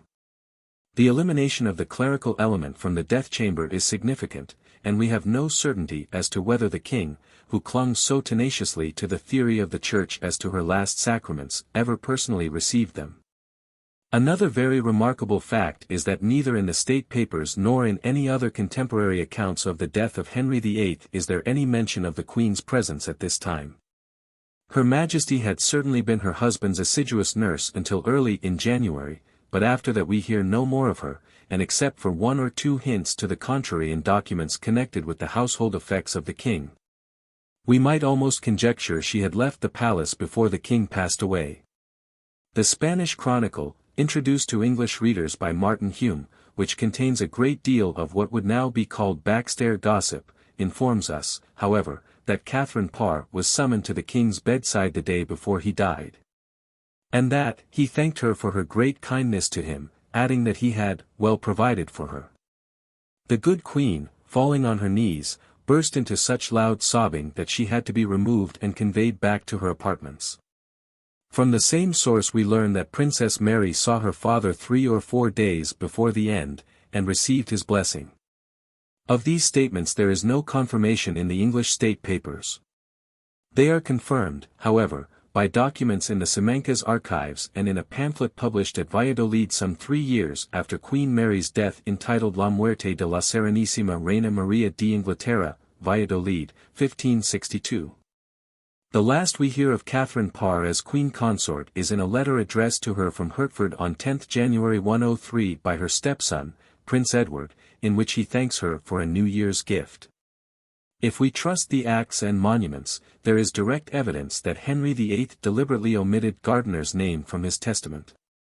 In the afternoon of the day before his death, Sir Anthony Browne asked him directly if "my Lord of Winchester" was left out of His Majesty's will by negligence or otherwise. He was kneeling at the moment by the king's bed and endeavouring to recall to him the bishop's long services. The broad face of the dying king turned towards him, and he said angrily, "Hold your peace. I remember him well enough, and of good purpose have I left him out, for surely if he were in my testament and one of you, he would cumber you all and you should never rule him. he is of so troublesome a nature. If this be a truthful account of the scene, there can be no doubt that Henry realized the omission of Winchester's name from the will, which would imply a truckling to the Seymour faction. For there was now no one left to oppose their influence or expose their intrigues. Between 7 and 8 in the evening of January 27, Sir Anthony Denny, who had been watching his master very closely, thought he perceived signs that the end was approaching. Stooping over him, he whispered into the dying ear a message especially dreadful to one who, like Henry, held the mere mention of death in horror, warning him that his hour was very near. And that, it was meet for him to review his past life and seek God's mercy through Jesus Christ. The king, although in great agony, evidently understood what Denny had said, and is reported to have answered that he would suffer no ecclesiastic near him but Cranmer, who was immediately sent for.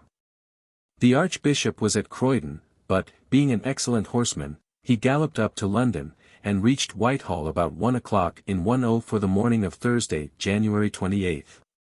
He found the king almost speechless but in full possession of his faculties, and exhorted him, in a few words, to repent him of his sins and to place his trust in Christ only. Henry pressed the churchman's hand, and muttering the significant words, "All is lost," immediately expired.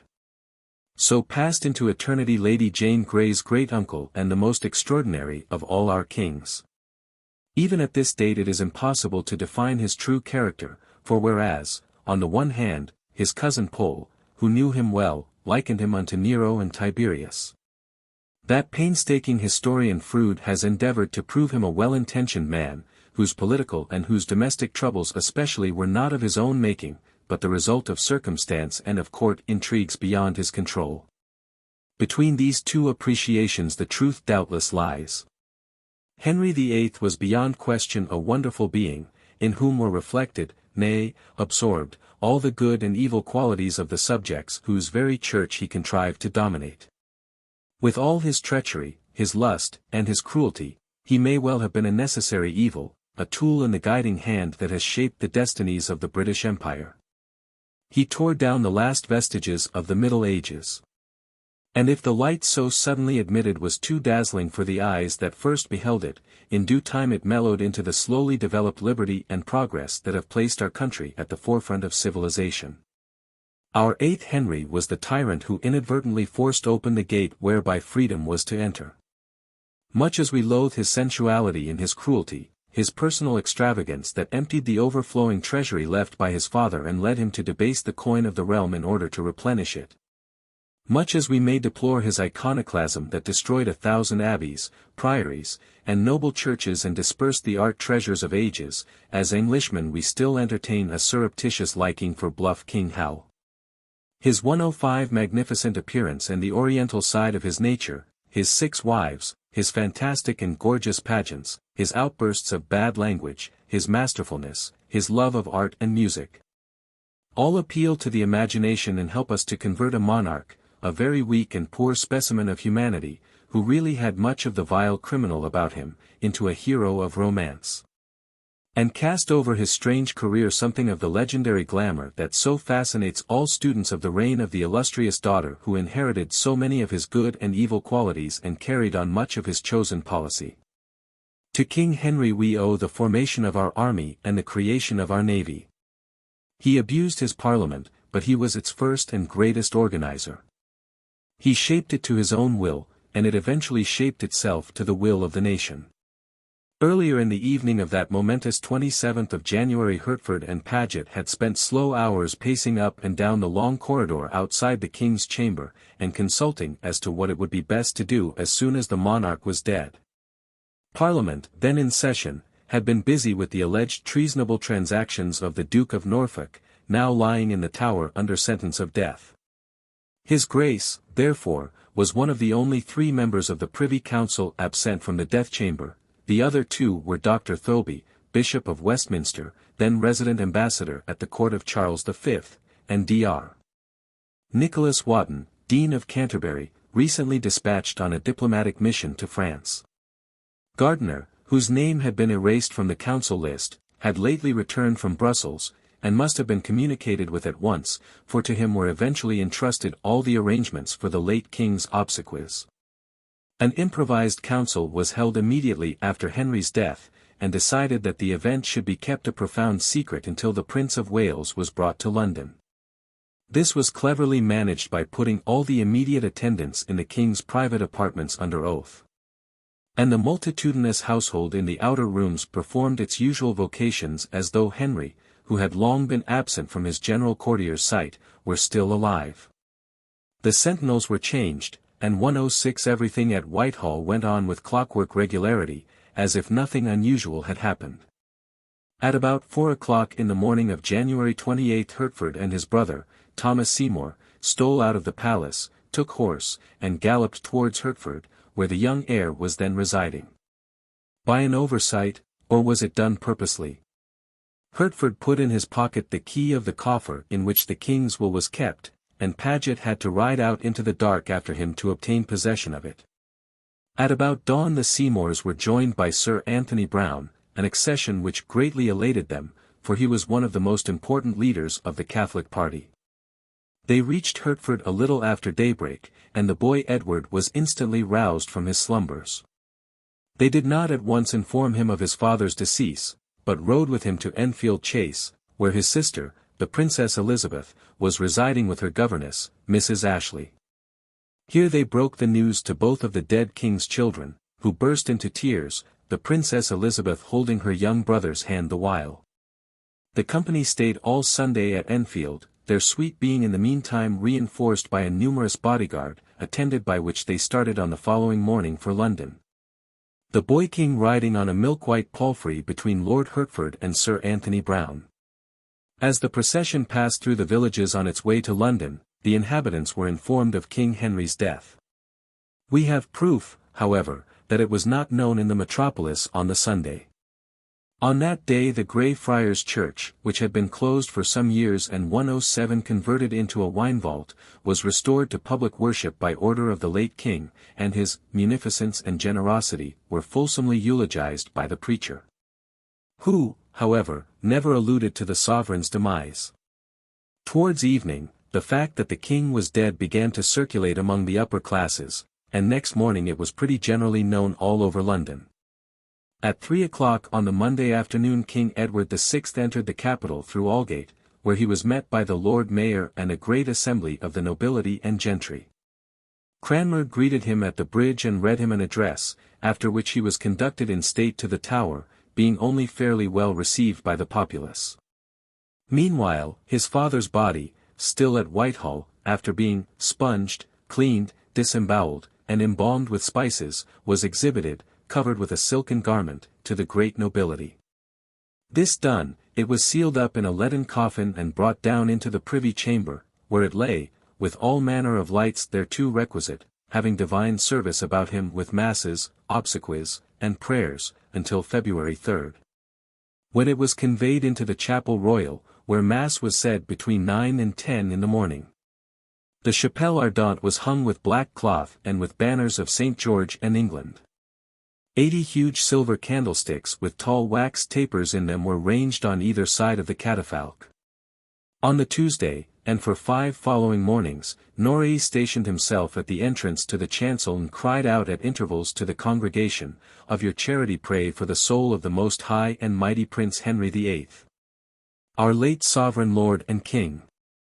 Watch was kept day and night by the chaplains and gentlemen of the privy chamber.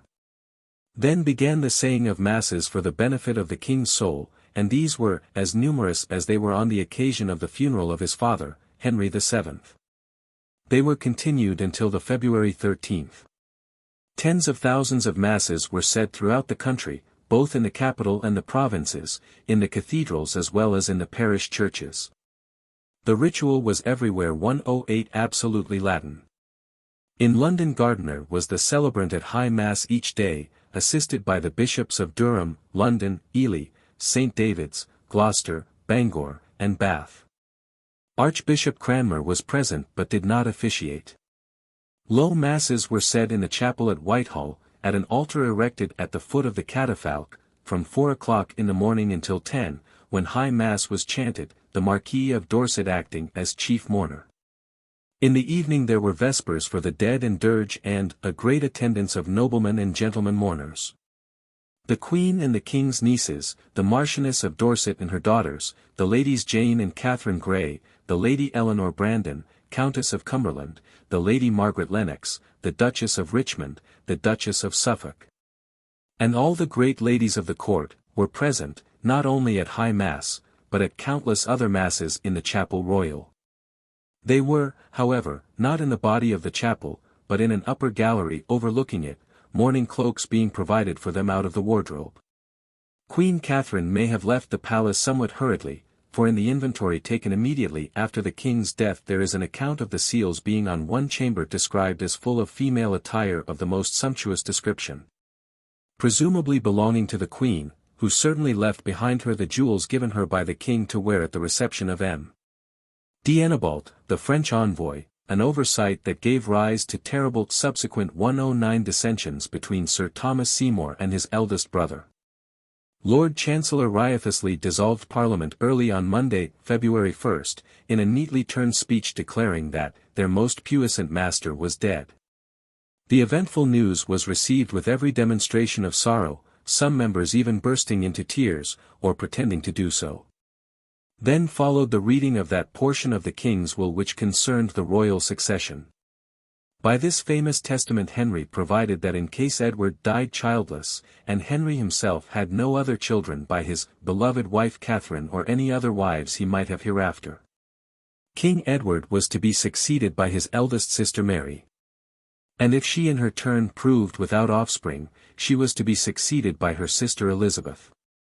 Failing heirs to that princess, the crown was to pass on the same conditions to the Lady Jane Grey and her sisters Catherine and Mary Grey, daughters of the king's eldest niece, the Lady Frances Brandon, Marchioness of Dorset. In the eventuality of the three sisters Grey dying without issue, the throne was to be occupied successively by the children of the Lady Frances' younger sister, the Lady Eleanor, Countess of Cumberland. The Scotch succession was set aside, from no personal ill will, however, to Henry's eldest sister, the Dowager Queen of Scotland, Margaret Tudor, for he left her daughter a handsome legacy. Henry most probably omitted the name of the young Queen of Scots as heiress to the throne, and gave his preference to the daughters of his two nieces, because, although at war with the Regent of Scotland, he still hoped that the betrothal of his grandniece, Mary Stuart, then only 6 years of age, to his son Edward might be arranged, and thus 110 eventually bring about the desired union of the two crowns in a natural manner. Moreover, there was the religious question to be considered. The regent, Mary of Guise, was an ardent papist, using all her influence, both in England and in Scotland, to thwart the English king's anti-papal policy. Henry VIII mentioned Queen Catherine in the following eulogistic manner, and for the great love, obedience, chastity of life, and wisdom being in our forenamed wife and queen, we bequeath unto her for her proper life. And as it shall please her to order it, 3,000 pounds in plate, jewels, and stuff of household goods, and such apparel as it shall please her to take of such as we have already. And further, we give unto her 1,000 pounds in money, and the amount of her dower and jointure according to our grant in Parliament. Henry appointed the Earl of Hertford Protector of the realm during the minority of his son, and mentioned as his colleagues all those persons who were interested in keeping him in power in order to share it with him. Gardiner's name was omitted, as already stated. The provisions of the will opposed a serious obstacle to the Earl of Hertford's ambition, for they made him fifth in order of precedence, thus placing him on a footing of equality with other executors, recognizing no claim arising out of his kinship to the young prince. Sir Thomas Clear declared that the original will was stamped, a fact which inclined so careful a writer as Mr. Pollard to conclude that the idea that a stamped will was illegal must have flashed across somebody's mind, and suggested the hasty drawing up of another, for the king to sign in autograph. The form now in the Record Office is doubtless this second one.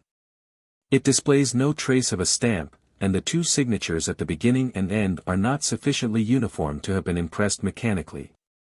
In the last the upstrokes are very unsteady, and on comparing them with other signatures of Henry VIII one is justified in thinking that both were forged. It must not be forgotten, however, that the king was very ill, and failing. His hand may well have trembled. 111 In those days the funeral of a sovereign and the coronation of his successor took place almost simultaneously, occasionally with strange results. Considerable confusion arising as to the arrangements for the two ceremonies, the sombre preparations for the obsequies of King Henry, for instance, clashed weirdly with the festivities organized for the accession of his son. Matters became so confused at last that Bishop Gardiner found himself obliged to appeal to my Lord of Oxford's players, who were already at Southwark preparing to act a pageant and a comedy. It would be more decent, his lordship pointed out, to sing a solemn dirge for their master than to perform a merry play, and he besought them to desist until after the king's funeral. In the end the bishop had his way, and the grandeur of Henry's obsequies suffered nothing from the counter-attractions of the green men, Morris dancers, and mountain for the gods, which were among the items promised by the players, who produced their performance in the hall of the ex-monastery of Blackfriars immediately after Edward's coronation, doubtless to their own satisfaction and that of the public. Albeit they seem to have had hard work to get the necessary cash for their properties out of Sir William Carwarden or Carden, the official in charge of such matters, to whom they had to frequently apply for payment. On Monday, January 31st, the young king entered London, and passed direct to the Tower, where, in accordance with traditional etiquette, he was to remain in semi-seclusion until after his coronation. The next day, Tuesday, February 1st, the late king's executors assembled in the great hall of the Tower, and having heard the will read from beginning to end, took the oath for the king. And Hertford was proclaimed Protector during the coming minority. On February 4th the Protector proceeded in state to Westminster Hall, where he assumed the offices of Lord Treasurer and 112 Earl Marshal, rendered vacant by the attainder of the Duke of Norfolk. He subsequently relinquished his post as Lord Great Chamberlain to John Dudley, Viscount de Lisle, who in his turn surrendered his place as Lord High-Admiral to Sir Thomas Seymour. On Sunday, February 13th, High Mass was again sung in the Chapel Royal by Gardiner, assisted by the Bishops of London and Bristol, and the royal coffin was removed from the chapel to the chariot. Over the coffin was cast a pall of rich cloth of gold, and upon it a goodly image like to the Kwanji's person in all points, wonderfully richly apparelled with velvet gold and precious stones of all sorts, holding in ye right hand a sceptre of gold. In the left hand the ball of the world with a cross. Upon the head a crown imperial of inestimable value, a collar of the garter about the neck and a garter of gold about the leg, with this being honourably conducted as aforesaid, was tied upon the said coffin by the gentleman of his privy chamber upon rich cushions of cloth of gold and fast bound with silk ribbons to the pillars of the said chariot for removing. It seems, however, that this image was not quite complete, for it had presently to be removed and touched up. The gorgeous funeral procession, which is said to have been 4 miles long, left the Chapel Royal, Whitehall, at about 11 o'clock on February 14th for Chaon en route for Windsor. The weather was very fine, and immense crowds lining the streets, people of every class, holding lighted candles. Over 1,000 lights, or torches, were held by the mourners who preceded or followed the hearse containing the king's body and upon which was placed the waxen image already described. This hearse was drawn by 8 black horses emblazoned with the arms of England and of the House of Tudor, and surrounded by noblemen and knights in mourning robes, some on horseback and others on foot, holding lights and banners, images of saints, and other glistening devices and symbols. The procession passed through the streets of London by Charing Cross, Knightsbridge, Hammersmith, Chiswick, and Brentford, and, owing to its enormous length, did not reach Chaon until twilight. It is gratifying to note that the vast assemblage 113 of nobles and gentry was plentifully supplied with refreshments, wine, and beer throughout the whole of these very elaborate and costly obsequies, to the tune of about £10,000 of our money. At Chaon the coffin stood all night within the ruined walls of that erstwhile monastic house which had been the prison of Catherine Howard, the second of Henry's murdered consorts. The ravages of ruin to be seen there were now hidden by hangings of fine black cloth and by 2 great altars blazing with lights and jewels. By a curious coincidence, the body arrived at Chaon on the day after the 5th anniversary of the Queen's execution, a fact which lends additional horror to the following story. Related in a contemporary document now in the Soane collection, the King's body rested in the ruined chapel of Chaon, and there, the leaden coffin being cleft by the shaking of the carriage, the pavement of the church was wetted with Henry's blood. In the morning came plumbers to solder the coffin, under whose feet, I tremble while I write it, says the author, was suddenly seen a dog creeping and licking up the King's blood. If you ask me how I know this, I answer, William Greville, who could scarce drive away the dog, told me so, and so did the plumber also. The coffin had most likely been abandoned by the mourners, who had retired to rest for the night, and probably some gaseous explosion led to this uncanny incident. The report of which greatly increased the superstitious terror in which the late King's name was held. Thus was fulfilled, so the people said, Friar Peto's denunciation from the pulpit of Greenwich Church in 1553, when that daring friar compared Henry to Ahab, and told him to his face, that the dogs would in like manner lick his blood. 114 This horrible occurrence, if it really took place, does not seem to have made any very deep impression on Bishop Gardiner, for no more fulsome sermon was ever preached than that delivered by him at Windsor on February 16. He took for his text, Blessed are the dead who die in the Lord, and, enlarging on the virtues of the late monarch, lamented the loss both to high and low by the death of this most good and gracious king. For whom, Sir Anthony Browne declared, there was no need to pray, for he was surely in heaven. Queen Catherine Parr, the King's nieces, the Lady Frances, Marchioness of Dorset, and the Lady Eleanor of Cumberland and their daughters and other noblewomen attended the obsequies at Windsor from a closet or chamber looking into the chapel. Much such a one as Queen Victoria used in the Chapel Royal, Windsor, on similar occasions. Some weird stories of supernatural apparitions were circulated all over London, especially among the Catholics. The old king had appeared, wreathed in flames, to an ex-Carthusian friar. Folks at Windsor had beheld him fleeing along the battlements and corridors of the castle, blazing like a meteoric ball, and he had even, so it was rumored, paid a warning visit to his widow in the still hours of darkness. 115. Chapter 8 Concerning the Lady Jane and the Queen-Dowager. The will of Henry VIII conferred upon the houses of Seymour and Grey a towering position in the state which naturally brought forward into extraordinary relief the hitherto ignored name of Lady Jane. A few weeks earlier she was but the eldest daughter of the rather weak-minded Marquis of Dorset, a man whom no one seems to have held in any great consideration. Notwithstanding his royal alliance and rather showy past career as a soldier under Henry VIII. Today she was almost as prominent in the matter of the succession as the king's two daughters, Mary and Elizabeth, both of whom could easily be set aside by an ambitious faction, the elder on account of her religion, the younger on that of her somewhat doubtful legitimacy. It is not surprising, therefore, that the intrigues which were to culminate in the ruin of the unfortunate Lady Jane began almost immediately after the accession of her cousin, Edward VI. For it was at this time that the newly made Lord Sudeley, desiring to possess two strings to his bow, embarked in a most imprudent intrigue to obtain possession of the person of the Marquis of Dorset's daughter, who, as the reversionary heiress of England, was justly regarded by both parties as a most valuable asset. The intermediary employed in this transaction was one William Sherrington, a gentleman in Seymour's confidence. Who was his equal in the conducting of tricksome intrigues? It will become apparent as we proceed that whenever Sudeley had any particularly difficult and dangerous matter to deal with, he invariably got some subordinate to share the danger with him. One morning, very soon after King Henry's death, Sherrington appeared at Dorset Place, Westminster, to open negotiations with the Marquis about the transfer of his eldest 116 daughter into Sudeley's charge. He began by informing Dorset, apparently one of the most credulous of mortals, that the Admiral, as uncle to the King, was like to come to great authority, and was most desirous of forming a bond of friendship with him.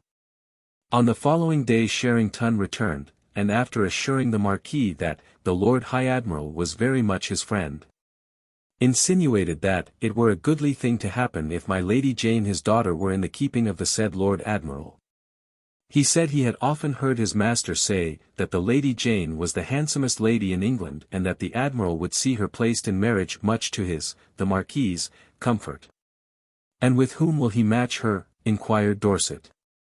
"Mary," replied Sherrington, "I doubt not but you shall see he will marry her to the King, and fear you not, he will bring it to pass, and then you shall be able to help all the friends you have." After this visit the Marquis held a consultation with the Lady Frances, which resulted in his accepting a personal interview with Lord Sudeley. Thomas Seymour does not appear to have had any fixed London abode in his bachelor days, but probably lived, on occasion, as Surrey did, in what we should now call chambers, somewhere in the Strand. But when he became Baron Sudeley and Lord High-Admiral, he conceived it incumbent upon him to live in a style commensurate with his increased rank, and solicited a suitable mansion from his brother, the Protector. Somerset forthwith filched Bath House, Strand, from Bishop Barlow, and presented it to his brother. This house, which must not be mistaken for Bath House, Holborn, was built in the 14th century and considerably enlarged and embellished in the beginning of the 16th. It was one of the finest mansions in London, and, with its gardens, occupied the whole space now covered by Arundel, Norfolk, and Suffolk streets, Strand. The mansion stood on the approximate site of the present Howard Hotel. It commanded an extensive view of the Thames, and there was an orchard extending to the Strand. 117, to Seymour Place, Strand, therefore, rode my Lord of Dorset, to find Sudeley walking in his garden.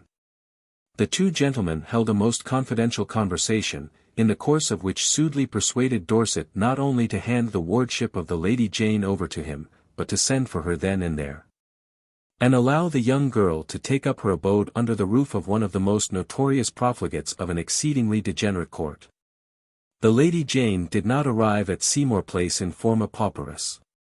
She was attended by her governess, Mrs. Ashley, by 4 waiting women and a number of male servants of various degrees. Sudeley's household was at this time ruled over by his mother, the Dowager Lady Seymour. Since the death of her husband, Sir John Seymour, in December 1536, this lady had kept house for her younger son, who brought her for that purpose either from Hertford or from a suburban house on a site now crossed by Upper and Lower Seymour Street, Portman Square. There is some unexplained mystery connected with Lady Seymour which the present writer does not pretend to have fathomed.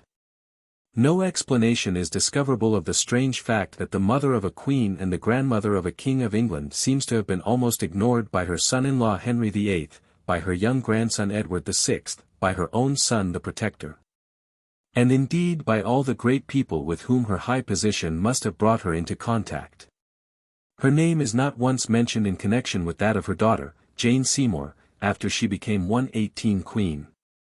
She did not figure at the christening of the baby Edward, and did not present the customary gifts offered by near relations on such occasions. She has left no correspondence, and there is only one allusion to her in the household books of Henry VIII, and none at all in those of Edward VI, which contain some reference to almost every lady of importance of the period, as receiving or presenting gifts from or to the sovereign, either personally or through attendants. We only know that her banner of arms figured, close to that of her daughter, Queen Jane, at the obsequies of Henry VIII and Edward VI. And that Henry, in 1537, during the year of his marriage with Jane Seymour, when he raised his brother-in-law Edward Seymour to the rank of Baron Beauchamp, granted him a pension of £1,100 per annum, out of which he was to pay his mother an annuity of £60, but beyond the papers connected with this pension there is only one other existing document in which her name figures, and this deals with an incident that arose after her death, in 1551. When her grandson the king was induced by the Privy Council, and by her own son, the Duke of Somerset, to countermand the wearing of official mourning for her. Beyond the fact that Lady Seymour was by birth a Wentworth, and therefore highly connected, and that in one of his letters to Lady Jane's mother Seymour represents his own as a fitting person to take the young girl under her maternal care, Lady Seymour may be said to have lived and died as much ignored as though she had been a woman of no birth and no importance. Of the sort of life lived by the Lady Jane during the week she spent at Seymour Place we know nothing. But from the alacrity with which she consented to return there at a later period we may feel justified in believing she was very happy under the charge of the mysterious Lady Seymour and her erratic and wilful son. Miss Strickland says, but without naming her authority, that Lady Seymour was one of the earliest Englishwomen of rank to adopt the tenets of the 119 Reformation. If this was the case, Lady Jane Grey probably met at her house some one or other of the numerous foreign reformers who began to invade England shortly after the death of Henry VIII. It is, however, likely that Sudeley undertook the charge of this young lady at the instigation of Catherine Parr, and that whilst at Seymour Place her education was continued under the direction of the scholarly Miles Coverdale, afterwards Bishop of Exeter, who had been appointed chaplain to the Queen-Dowager. There is some little resemblance between the handwriting of this divine and that of Lady Jane, which leads one to think he had a considerable share in directing her studies at this period. If the Dorsets imagined they were doing themselves and their daughter a service by placing her under the guardianship of Thomas Seymour, they made a terrible mistake. For this incident was certainly at the root of that fatal animosity between the two brothers which led up to one of the most appalling tragedies in our history. In the first place, it revealed to Somerset that Sudeley was fighting for his own hand, and further, entirely upset the Lord Protector's domestic schemes and arrangements. Both Somerset and his wife had been very intimate with the Marquis and the Marchioness, his royal consort, and the young Earl of Hertford, their eldest son, was a constant visitor at Westminster and at Bradgate. He was an exceedingly handsome youth, described by Norton, his tutor, as singularly like his father, who, judged by his portraits, was one of the finest-looking men of his day. So fond was the Lady Frances of the young Earl that she would call him her son, and undoubtedly looked on him as a welcome suitor for her eldest daughter. And if there was any love romance in Lady Jane's brief life, it was certainly in connection with this youth, and not with Guilford, whom she eventually married, but whom she slighted rather than loved. The Somersets, moreover, had made up their minds that if the proposed marriage between Mary Stuart and Edward VI came to nothing, Edward should be contracted as soon as 120 possible to their youngest daughter, the very pretty and highly accomplished Lady Jane Seymour. Under these circumstances it may well be imagined that the Duke and Duchess were not only furious when they learned that Lady Jane Grey was already comfortably installed under their brother's roof, without their knowledge and consent, but firmly resolved that the young lady should see as little of her cousin the king as possible. Brother Thomas had yet a greater surprise and vexation in store for Somerset and his Duchess, and even for King Edward VI himself, than the matter of the wardship of Lady Jane Grey. He was, if the truth is to be honestly told, about the most extraordinary scamp of his time. Physically he eclipsed his elder brother, the Protector, himself considered a very handsome man. In addition to a fine figure, Thomas possessed beautiful features, just escaping the long thin nose which characterized his brother's face and ruined Queen Jane's pretensions to beauty. He was dark, with a full beard, a ruddy complexion, and full brown eyes. In a word, a very fine fellow indeed, and exceedingly attractive to the fair sex, who found it hard to resist his blandishments, a cruel fact of which he was apt to boast. He danced to perfection, was first in all sports, could turn pretty verses when it suited him, and even godly ones, on occasion. His love of dress was proverbial, and in that brilliant court of Henry VIII Sir Thomas Seymour never failed to hold his own for extravagance and magnificence. Like his brother Somerset, he could be kindly when it suited his purpose, and liberal enough to his inferiors when he desired to create a good impression. He seems to have even been a dutiful son, for, as we have said, his mother lived with him to the end of his life, and he spoke well of her. These comparative virtues were outweighed by his evil qualities, for not even in that age of rascality and of wickedness in high places did there exist a greater ruffian than this 121 seemingly polished gentleman. Thomas was one of those men who are born without a conscience. Henry VIII had not long been dead and the elder Seymour scarcely proclaimed protector of the realm when Sudeley began to realize that his own part at the court of his nephew, Edward VI, must be quite secondary unless he could forthwith contract some royal alliance and thereby make his position equal to his brother's. So it fell out that, before the late king's body was cold, Thomas Seymour had made up his mind to marry one of the royal princesses, and ere it was buried he had offered his hand to the elder of the king's widows, and of Cleves. That cautious princess promptly refused the dubious proposal, preferring her independence and present comfort to the probable sacrifice of a handsome income paid by the state for the poor pleasure of espousing a cadet of the house of Seymour. Nothing daunted by this refusal, the undismayed suitor aimed higher yet, and offered his hand and heart to Princess Mary, who thanked him, in a courteous letter, for the honor he paid her, and assured him that she had not the slightest intention of changing her state, especially so soon after her father's death. Baffled again, my Lord of Sudeley now addressed himself to the youthful Princess Elizabeth, who, according to Letty, answered him in a most becoming manner, reminding him that her father was just dead, and that it would ill become her to think of marriage at such a moment or for at least 2 years after so sad an event. She had not, she said, had time to enjoy her maidenhood, and wished to do so for that period at least, before embarking on the stormy seas of matrimony. Elizabeth's letter, if she really wrote it, one can never quite trust Letty, though he lived near enough to the time to have access to papers and documents long since destroyed, was a model of finesse and good taste. The rejected, but undejected, Seymour now turned his attention to his old love, Catherine Parr, whom, as we know, he first courted when she became the widow of Lord Latimer.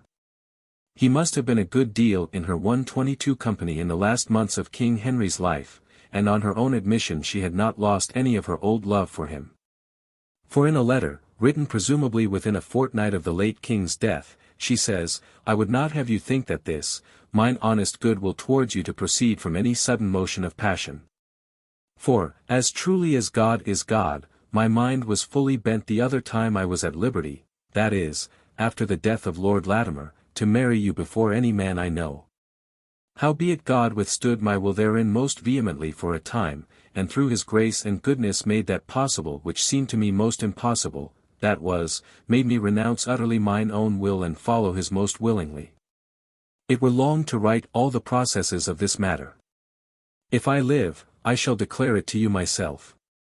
I can say nothing, but as my Lady of Suffolk saith, God is a wonderful man." In March, after Henry's death, the Queen removed to Chelsea Manor, a mansion which Henry had built as a nursery for his children and settled on her as a dower house. Princess Elizabeth had joined her within a few days for the purpose of finishing her education under the auspices of the learned Queen. At the very time, therefore, that Seymour was intriguing to secure possession of Lady Jane Grey, he was clandestinely spending his evenings with Catherine Parr either at Whitehall or, later, when she finally removed with her household to Chelsea. At the Manor House, coming there by a lane that led from the Bishop of London's house up a path which, until a few years ago, was still in existence and associated by tradition with the names of Catherine Parr and Thomas Seymour. Some authorities assert that the two were secretly married about 3 weeks after the king's death, and that the Lord Admiral prolonged his visits, not leaving his wife till dawn, when she would let him out by the garden wicket, and then steal back to her room unobserved, at least, so she hoped. According 123 to Edward VI's journal, however, the marriage was not officially celebrated until May, and it was certainly not made public before the end of June 1547. The intrigues of Lord Thomas to induce the young king, his nephew, to sanction his marriage with his stepmother began by his poisoning the king's mind against his brother Somerset, and, taking advantage of the Protector's absence in Scotland, he did all in his power to make himself agreeable to Edward VI by lending him considerable sums of money. Somerset kept the royal lad very short of petty cash, so that at times he had none to distribute to such folk as strolling musicians, servants who brought him presents from his relatives, and other persons who had obliged him. Seymour, who had isolated the king, employed a man named Fowler as intermediary between himself and Edward. Flattered and cajoled by his uncle Thomas and well disposed by his natural affection to his stepmother, the poor little king was at length induced to write a letter advising the Lord Admiral to marry the Queen-Dowager. This extraordinary missive, which is still extant, was penned a few days after Edward had received a very curious epistle from his stepmother, then on a visit to him at St. James's Palace, in which she had dilated upon her extraordinary affection for the memory of his late father. The letter was written in Latin, and the young king's answer was in the same dead language.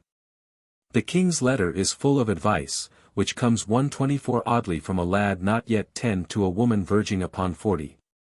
He hopes to do what is acceptable in her sight because of, firstly, the great love you bear my father the king, of most noble memory. Then your goodwill towards me, and lastly, your godliness, and knowledge and learning in the Scriptures. Proceed, therefore, in your good course. Continue to love my father, and to show the same great kindness to me which I have ever perceived in you. Cease not to love and read the Scriptures, but persevere in always reading them.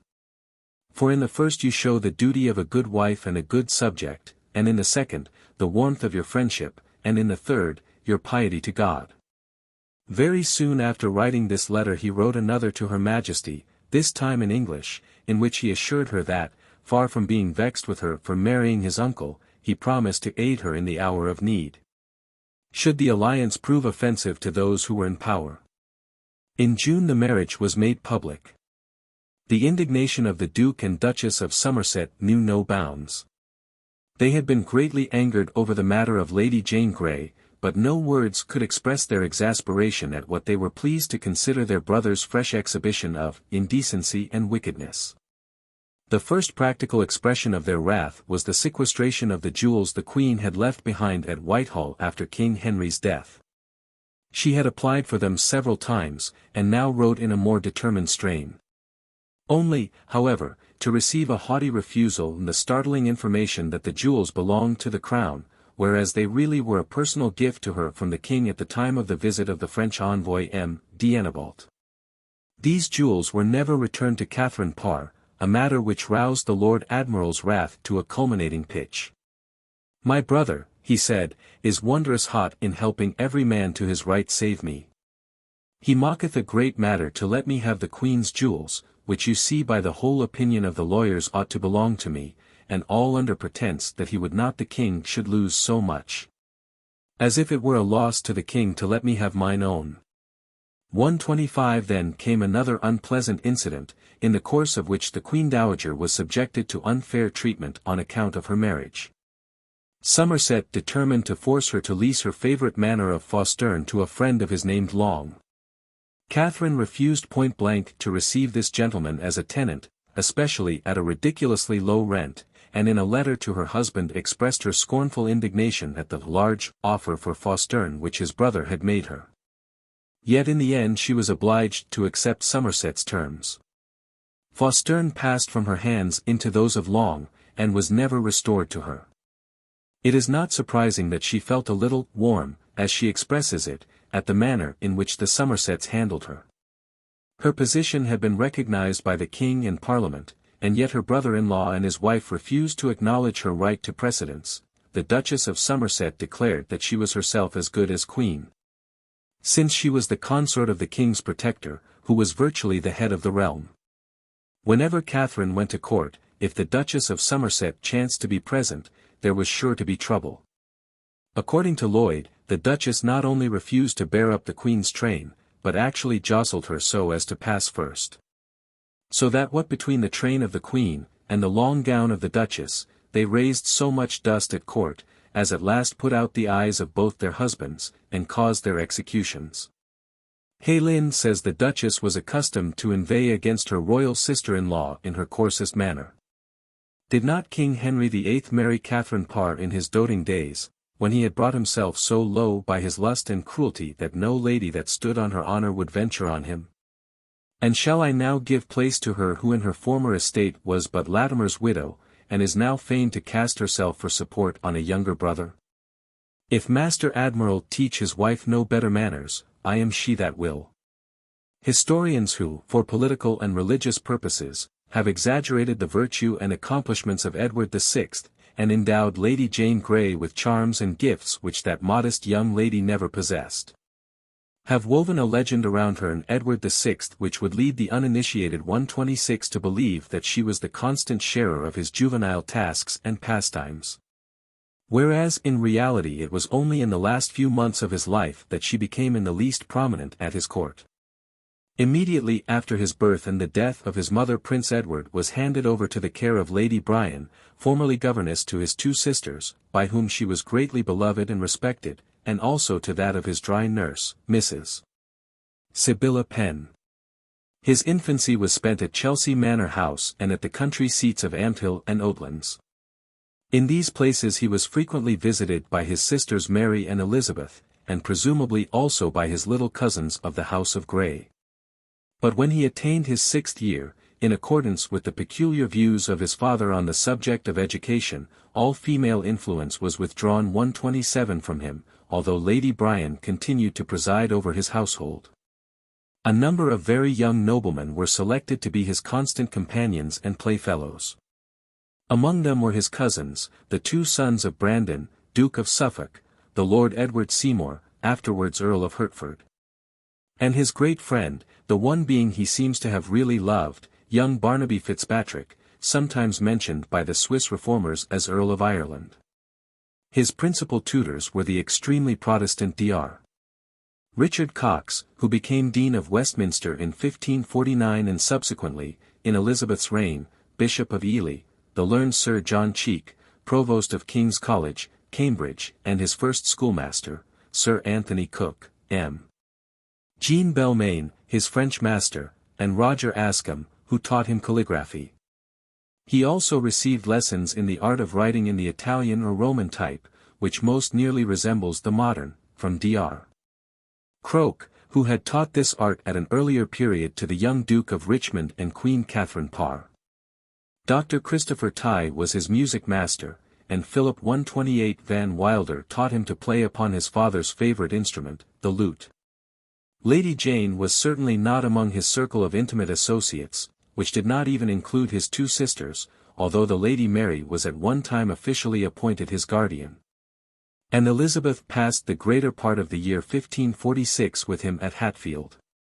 So little intercourse had he with his sisters after his accession to the throne that he actually only met Princess Mary 3 times, and Elizabeth 5.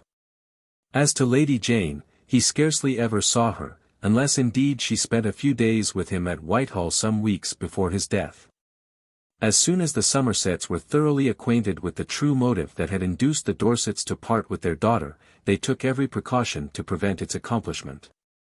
And so little was the Lady Jane seen at the court of King Edward that she is only once casually mentioned by that monarch in his journal as being present at the great functions arranged in 1550 in honour of the Dowager of Scotland when she passed through London on her way to her northern dominions. And this was at the time that Northumberland was in favour and Somerset in disgrace. On Thursday, February 18, 1547, the temporal lords assembled at the Tower in their robes of estate to witness a solemn and significant ceremony. The young king having ascended his throne, and the officials of his court taken their allotted positions about him, the doors were thrown open, and Edward Seymour, Lord Protector and Earl of Hertford, was led from the council chamber and conducted before his majesty. Garter bore his letters patent, the Earl of Derby his mantle, the Earl of Shrewsbury his rod of gold, my Lord Oxford carried his cap of estate and coronet. The Lord of Arundel bore the sword, and walked immediately before the Protector, who was supported by the young Duke of Suffolk and the Marquis of Dorset. After the usual ceremonies, Hertford knelt and was invested by his royal nephew, who put on the mantle, girded on the sword, placed the coronet upon his uncle's head, and delivered him his rod of gold. Then the trumpet sounded, and the herald proclaimed Edward Seymour to be no longer Earl of Hertford, but now and hereafter Duke of Somerset. 129 After the Protector came the Lord William Parr, Earl of Essex, brother to the Queen-Dowager, who was created Marquis of Northampton and of Essex. Then appeared John Dudley, Lord Delisle, who had not assumed full importance at that time, but who was presently to become the protagonist of the ominous tragedy already in preparation. The future father-in-law of Lady Jane Grey, and the nemesis of Somerset, was a man of splendid presence, exceedingly tall, with regular and majestic features, rendered even more striking by his long beard and sweeping moustache. He entered led by the Earls of Derby and Oxford, and was presently created Earl of Warwick.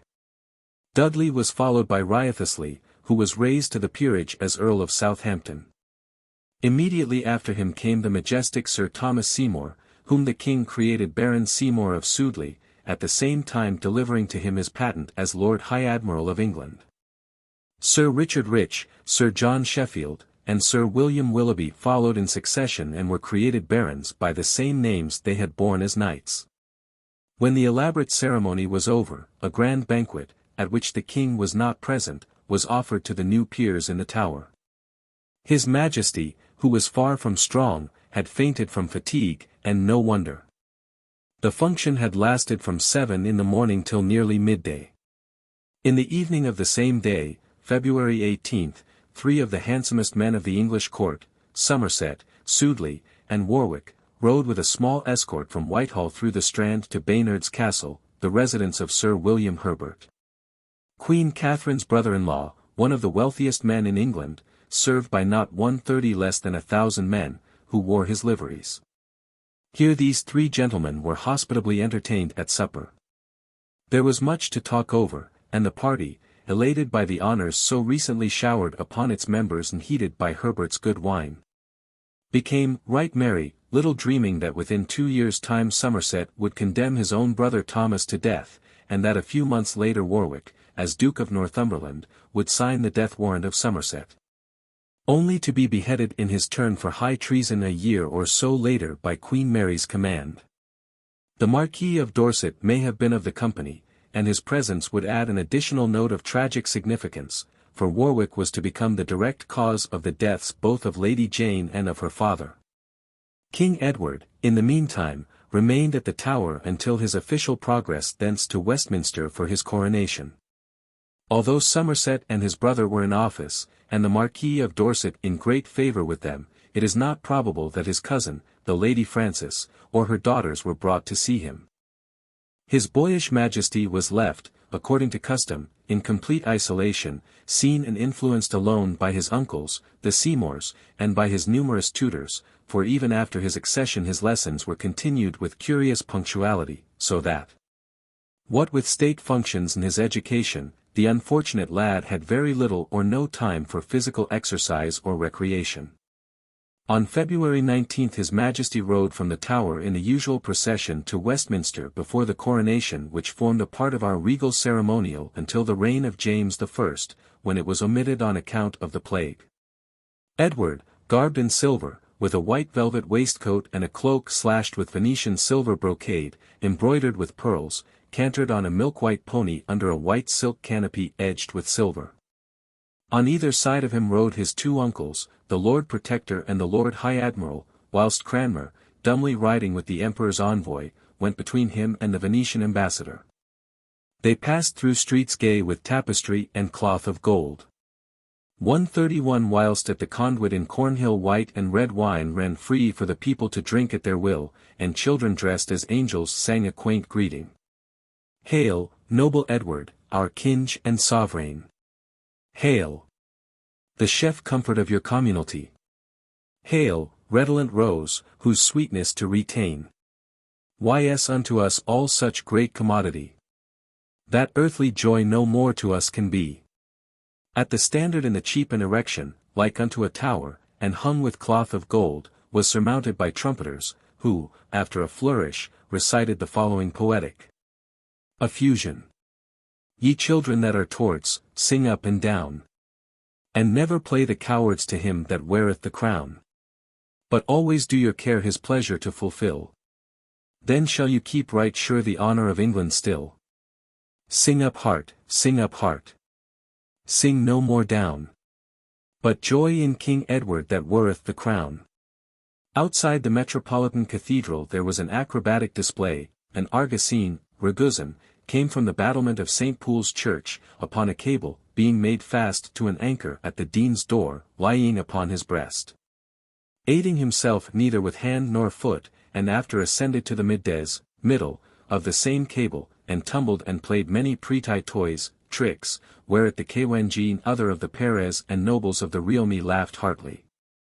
In Fleet Street the king was met by Faith, Justice, and Truth, the first holding a Bible conspicuously in her hands. Each of these damsels recited a long poem in his Majesty's honour. Temple Bar having been, new painted in divers colours, was garnished with cloth of arras and standards and flags, and 7 French trumpeters blew sweetly, to the singing of an anthem by a group of children. The customary banquet was served in the Great Hall, Westminster, and was attended by Archbishop Cranmer, most of the bishops, the ambassadors, and envoys, the nobility, the Lord Mayor, aldermen, and sheriffs. 132 King Edward stayed at Westminster Palace until the coronation, which took place on the following Sunday in Westminster Abbey. On account of the king's poor health, the service was slightly abridged, otherwise the old Catholic form was throughout adhered to.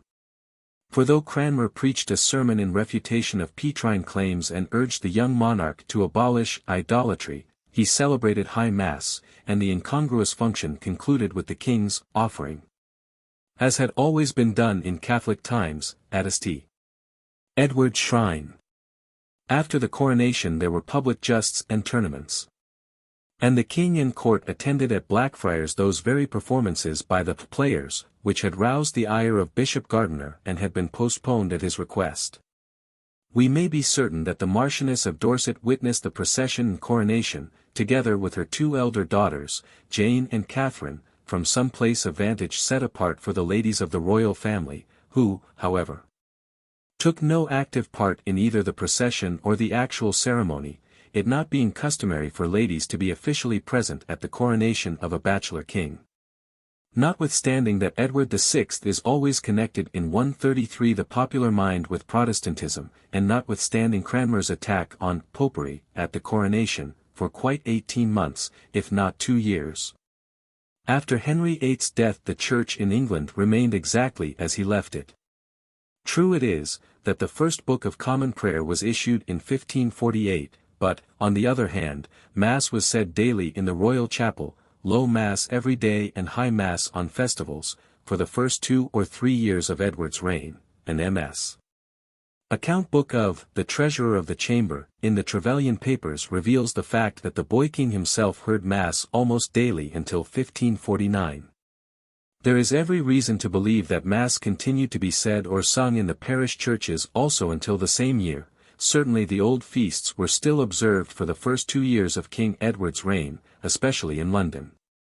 These feasts were much more numerous than those retained by the established church. There were the first 3 days in Easter week, Corpus Christi, when there was the usual procession with the host through the streets, the days of St. John, S.S. Peter and Paul, St. Mary Magdalene, St. James the Apostle, the Annunciation, the Nativity, the Conception, and the Assumption of the Blessed Virgin Mary, All Hallows Day, All Souls Day, St. Edward Confessor, Christmas Day, and the 3 following holy days. High Mass of the Holy Ghost was said in St. Stephen's Chapel when Parliament met for the first time after Henry's death, the King and both houses attending in state. All the same, things ecclesiastical were not as they used to be.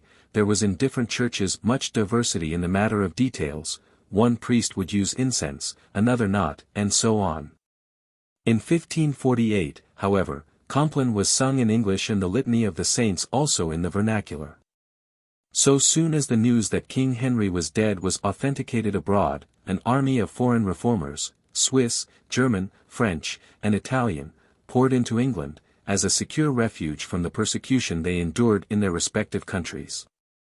These worthies held the most varied opinions, some even casting doubt on the divinity of Christ, and the Lutherans hating the Calvinists as cordially as they both detested the Papists. The Londoners in general, who, when not Catholics, were mostly schismatics and ever jealous 134 of foreigners, did not relish this sudden invasion. But the leaders of politics and religion in England welcomed the reformers with open arms, even overlooking their doctrinal shortcomings for the sake of their hatred of the Scarlet Lady. Some of them, for instance, Bucer, Peter Martyr, and perhaps Paul Fagius, were awarded chairs at the universities.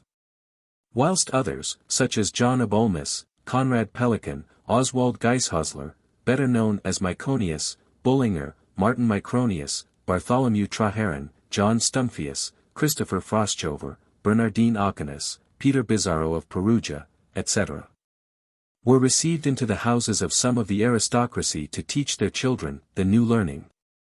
The Marquis of Dorset, as already noted, welcomed these foreign reformers with enthusiasm, and we shall presently learn more concerning his relations with them.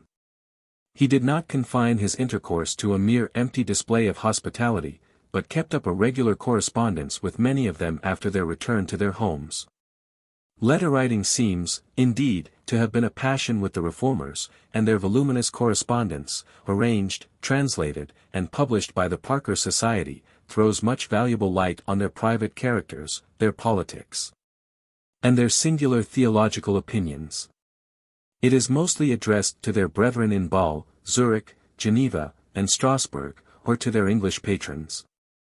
According to some authorities, there were from 10 to 20,000 foreign adherents of the New Learning, or as we might still better say, New Learnings, so many and diverse were their opinions, in England during Edward VI's reign. But the former figure is the more likely to be correct.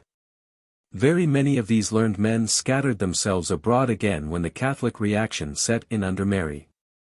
But doubtless a few remained, whose descendants to this day 135 worship in the Église réformée française, l'Église protestante suisse, the Dutch Church, and in the other foreign Protestant churches which are sprinkled over the metropolis, but whose congregations were materially increased after the revocation of the Edict of Nantes.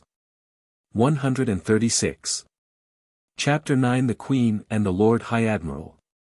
At the time of the much-discussed clandestine marriage between Thomas Seymour and Catherine Parr, the Princess Elizabeth was a precocious girl of 15, not beautiful, but tall for her age, well developed, and of elegant figure. The aquiline features, which age was to harshen, were softened at this early period by the roundness of youth, and the brilliant complexion stood in no need of the artificial assistance to which the Queen so freely resorted in her later life. The splendid auburn hair, its color may have owed something to a touch of henna, considerably heightened charms not the least striking of which were a pair of small but black and penetrating eyes, inherited from her mother, and Bullen. Unmindful of the fact that a girl of 15 is not precisely a baby, the Queen had encouraged the Admiral to romp with our Eliza, in the garden and even in her bedroom. Seymour was notoriously devoid of any sense of delicacy or chivalry, and there can be very little doubt that the object of his play with his illustrious stepdaughter was to kindle a passion which might serve his purpose in case the Queen, already advancing in pregnancy, should die in childbirth, a not improbable contingency, considering her age and the fact that she had never borne a child before. At a much later date Mrs. Ashley, the princess's governess, deposed as follows before the Privy 137 Council, at Chelsea Manor, after my Lord Thomas Seymour was married to the Queen, he would come many mornings into the said Lady Elizabeth's chamber before she was ready, and sometimes before she did rise, and strike her familiarly on the back, and so go forth to his chamber, and sometimes go through to her maidens and play with them. And if the princess were in bed, he would put open the curtains and bid her good morrow, and she would go further in the bed. And one morning he tried to kiss the princess in the bed and I was there, and bade him go away for shame. At Hanworth, for 2 mornings, the Queen was with him, and they both tickled my Lady Elizabeth in her bed. Another time, at Hanworth, he romped with her in the garden, and cut her gown, being of black silk, into 100 pieces. And when I chid Lady Elizabeth, she answered, she could not strive withal, for the Queen held her while the Lord Admiral cut the dress. Another time, Lady Elizabeth 138 heard the master key unlock, and knowing my Lord Admiral would come in, ran out of her bed to her maidens, and then went behind the curtains of her bed and my Lord Admiral tarried a long while, in hopes she would come out.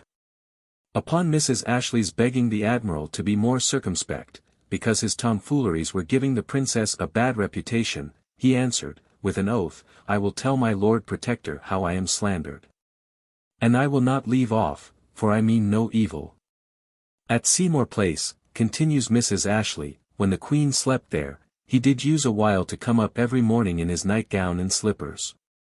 When he found Lady Elizabeth up and at her book, then he would look in at the gallery door, and bid her good morrow and so go on his way. And I did tell my lord it was an unseemly sight to see a man so little dressed in a maiden's chamber, with which he was angry, but left it.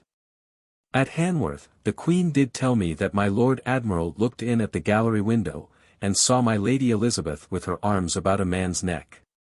I did question my Lady Elizabeth about it, which she denied, weeping, and bade us ask all her women if there were any man who came to her, excepting Grindal. This gentleman was her tutor. Howbeit, methought the Queen, being jealous, did feign this story, to the intent that I might take more heed to the proceedings of Lady Elizabeth and the Lord Admiral. Mr. Ashley, husband of the above deponent, and also in Princess Elizabeth's service, concurred in his wife's opinion that the Admiral was going too far, and that the Princess was inclined towards him. For whenever the Admiral was mentioned, she was wont to blush to her hair roots.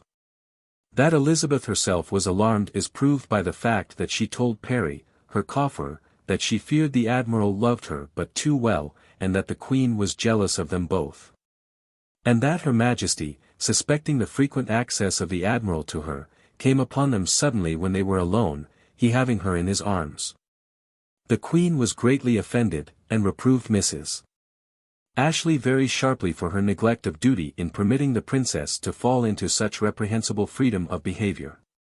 The scandalous conduct of her husband at last roused not 139 only the jealousy but the apprehensions of Queen Catherine. She feared some misfortune might befall the Princess at her tender age, and felt that in such a case the blame very naturally, and not unjustly, would be cast on her, and she would be generally regarded as the author of her stepdaughter's ruin. Very quietly, therefore, Her Majesty suggested the departure of the Princess, who was forthwith sent back to Hatfield, attended by her governess and servants. Elizabeth seems to have borne her late hostess no ill will on account of this banishment, and a few months later we see her affectionately concerned about her Grace's health, and greatly rejoiced at the news that she had been safely delivered. Evidently a letter from the Admiral, received some days before the event, had assured her the expected child would be a boy. And it must have been on receiving this expression of opinion that the Princess indited the following quaint epistle to her stepmother. Although your Highness's letters be most joyful to me in absence, yet, considering what pain it is for you to write, your Grace being so sickly, your commendations were enough in my Lord's letter.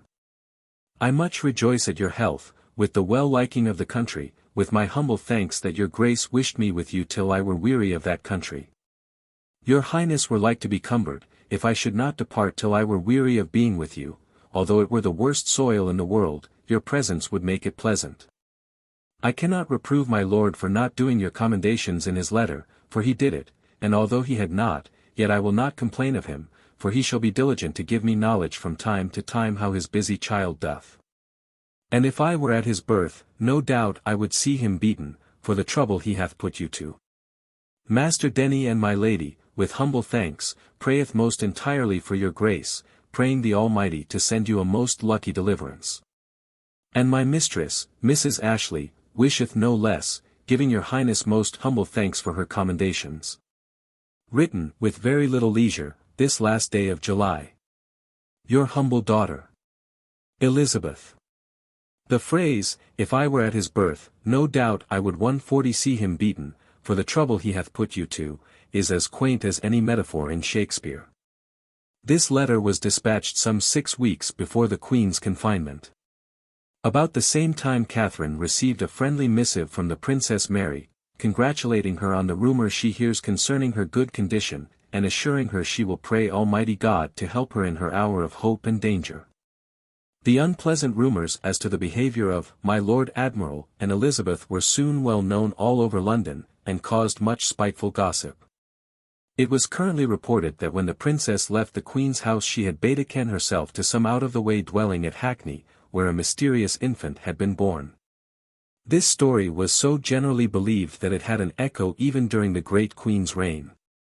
In the 21st year of Elizabeth, 1579, a youth who appeared at Madrid asserted himself to be the Queen's son by the Lord Admiral, and was accepted as such by the Spanish king and court.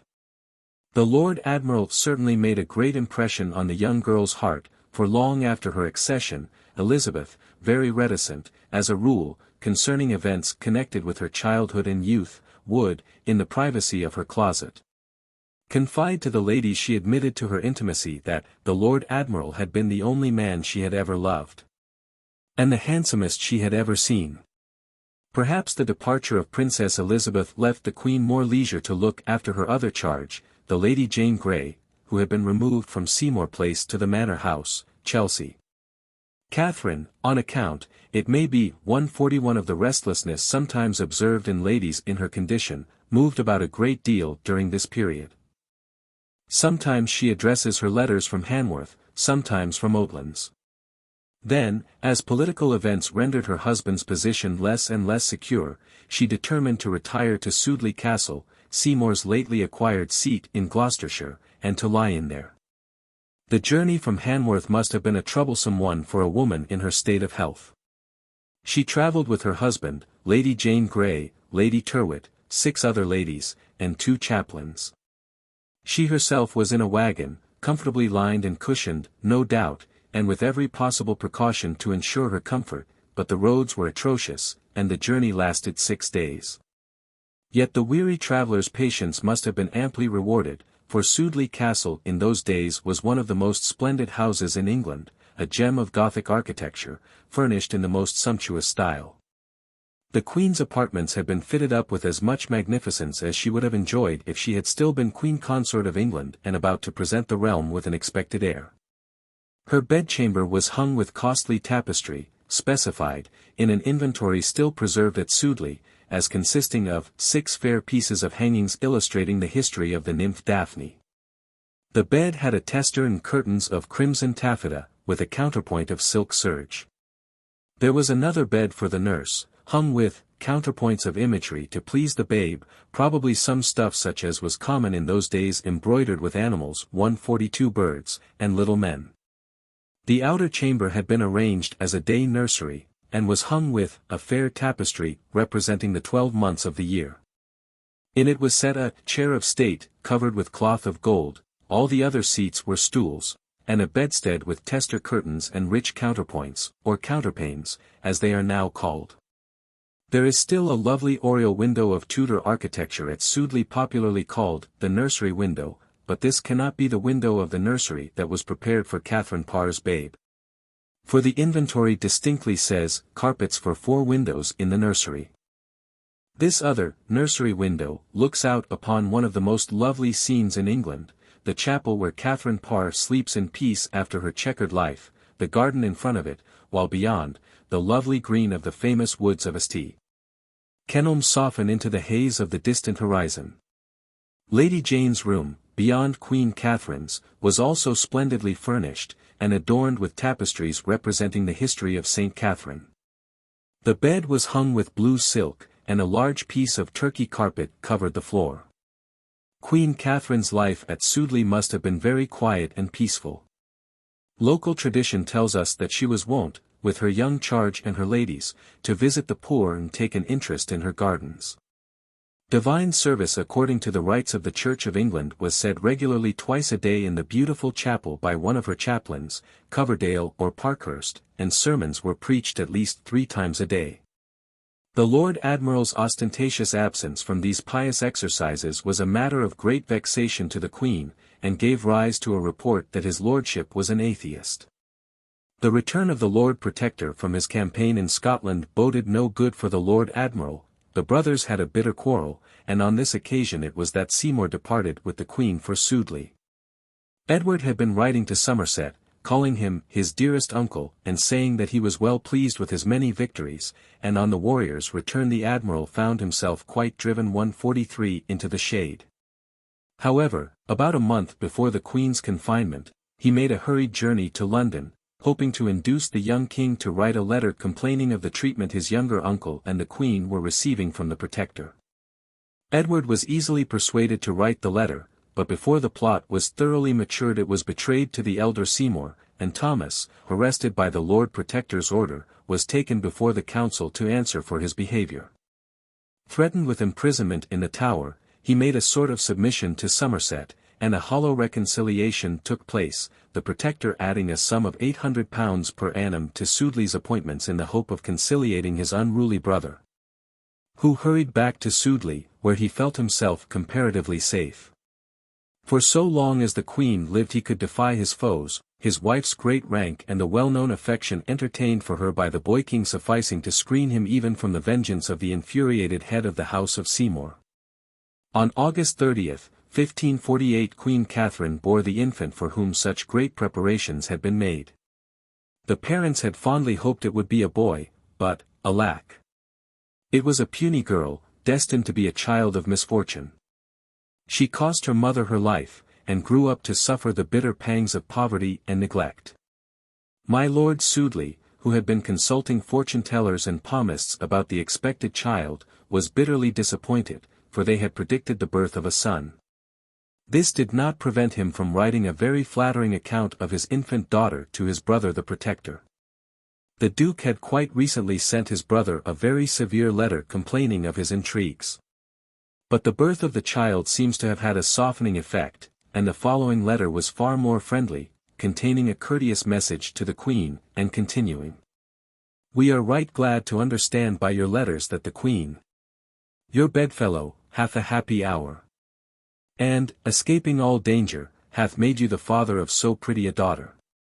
And although, if it had pleased God, it would have been both to us, and, we suppose, also to you, a more joy and comfort if it had, this the firstborn, been a son, yet the escape of the danger. And the prophecy and good Hansel 144 of this to a great sort of proper sons, which, as I write, we trust no less than to be true, it is no small joy and comfort to us, as we are sure it is to you and to her Grace also. To whom you shall make again our hearty commendations, with no less gratulation of such good success. Thus we bid you heartily farewell. From Chaon, the 1st of September, 1548, your loving brother. E. Somerset. It is a curious fact that the child was born on August 30th, and that Somerset's letter is dated the 1st of September, proving that communication was much more expeditious in those days than we are apt to imagine. Lady Tyrwhitt, who attended on the Queen, has left a very touching account of her last hours. Everything seems to have gone well until about 6 days after the child's birth, when the Queen suddenly became delirious, and conceived a great dread and a burning jealousy of her husband. Lady Tyrwhitt says that, 2 days before the death of the Queen, at my coming to her in the morning, she asked me where I had been so long, and said unto me that she did fear such things in herself, that she was sure she could not live. I answered as I thought, that I saw no likelihood of death in her. She then, having my Lord Admiral by the hand, and divers others standing by, spake these words, partly, as I took, idly, that is, in delirium, my Lady Tyrwhitt, I be not well handled. For those that be about me care not for me, but stand laughing at my grief, and the more good I will to them, the less good they will to me. Whereunto my Lord Admiral answered, Why, sweetheart, I would you no hurt. And she said to him again, aloud, No, my lord, I think so, and immediately she said to him in his ear, But, my lord, you have given me many shrewd taunts. These words I perceived she spoke with good memory, and very sharply and earnestly, for her mind was sore disquieted. My Lord Admiral, perceiving that I heard it, called me aside, and asked me what she said, and I declared it plainly to him. Then he consulted with me that he would lie down on the bed by her, to look if he could pacify her unquietness with gentle communication, 145 whereunto I agreed. And by the time that he had spoken 3 or 4 words to her, she answered him roundly and sharply, saying, My lord, I would have given 1,000 marks to have had my full talk with HIGH-ADMIRAL. or HIGH, the first day I was delivered, but I durst not for displeasing you. And I, hearing that, perceived her trouble to be so great, that my heart would serve me to hear no more. Such like communications she had with him the space of an hour, which they did hear that sat by her bedside. Little Lady Jane Grey was no doubt near the afflicted Queen throughout these trying scenes. But she would almost certainly have been excluded from the bedchamber when the Queen's condition became alarming. Just before the end Catherine seems to have rallied, for on September 5 she was able to make her will, leaving everything to her husband, and, wishing it had been 1,000 times more, so great was her love for him. The witnesses to this will were Dr. HIGH, already mentioned, and Dr. Parkhurst, afterwards Bishop of Norwich, both men of unimpeachable integrity, who would not have signed the document if there had been anything illegal about it. Catherine Parr died on September 7, the 2nd day after the date of her will and the 8th after the birth of her child. She was in her 36th year, and had survived Henry VIII just 1 year, 6 months, and 8 days. Her funeral took place at Sudeley Castle, according to the rites of the Church of England, on Friday, September 8, and was the first royal funeral so celebrated in England. Dr. Coverdale was the officiant at the Queen's burial. A procession was formed of conductors, i.e. leaders, in black, gentlemen, Somerset herald, torchbearers, Lady Jane Grey, acting as chief mourner, her train borne by a young gentlewoman, then more ladies and gentlemen. Finally, all other following. The Lord Admiral, according to custom, did not attend his wife's funeral.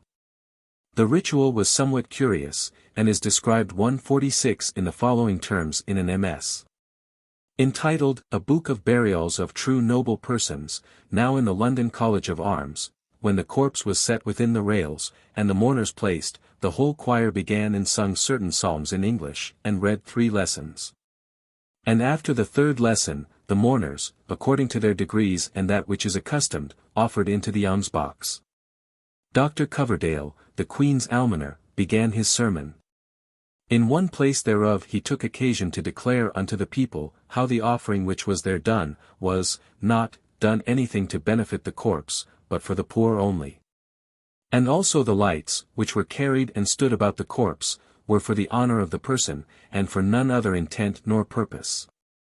And so went through with his sermon, and made a godly prayer, and the whole church answered and prayed with him. The sermon done, the corpse was buried, during which time the choir sung the Te Deum in English. And this done, the mourners dined, and the rest returned homewards again.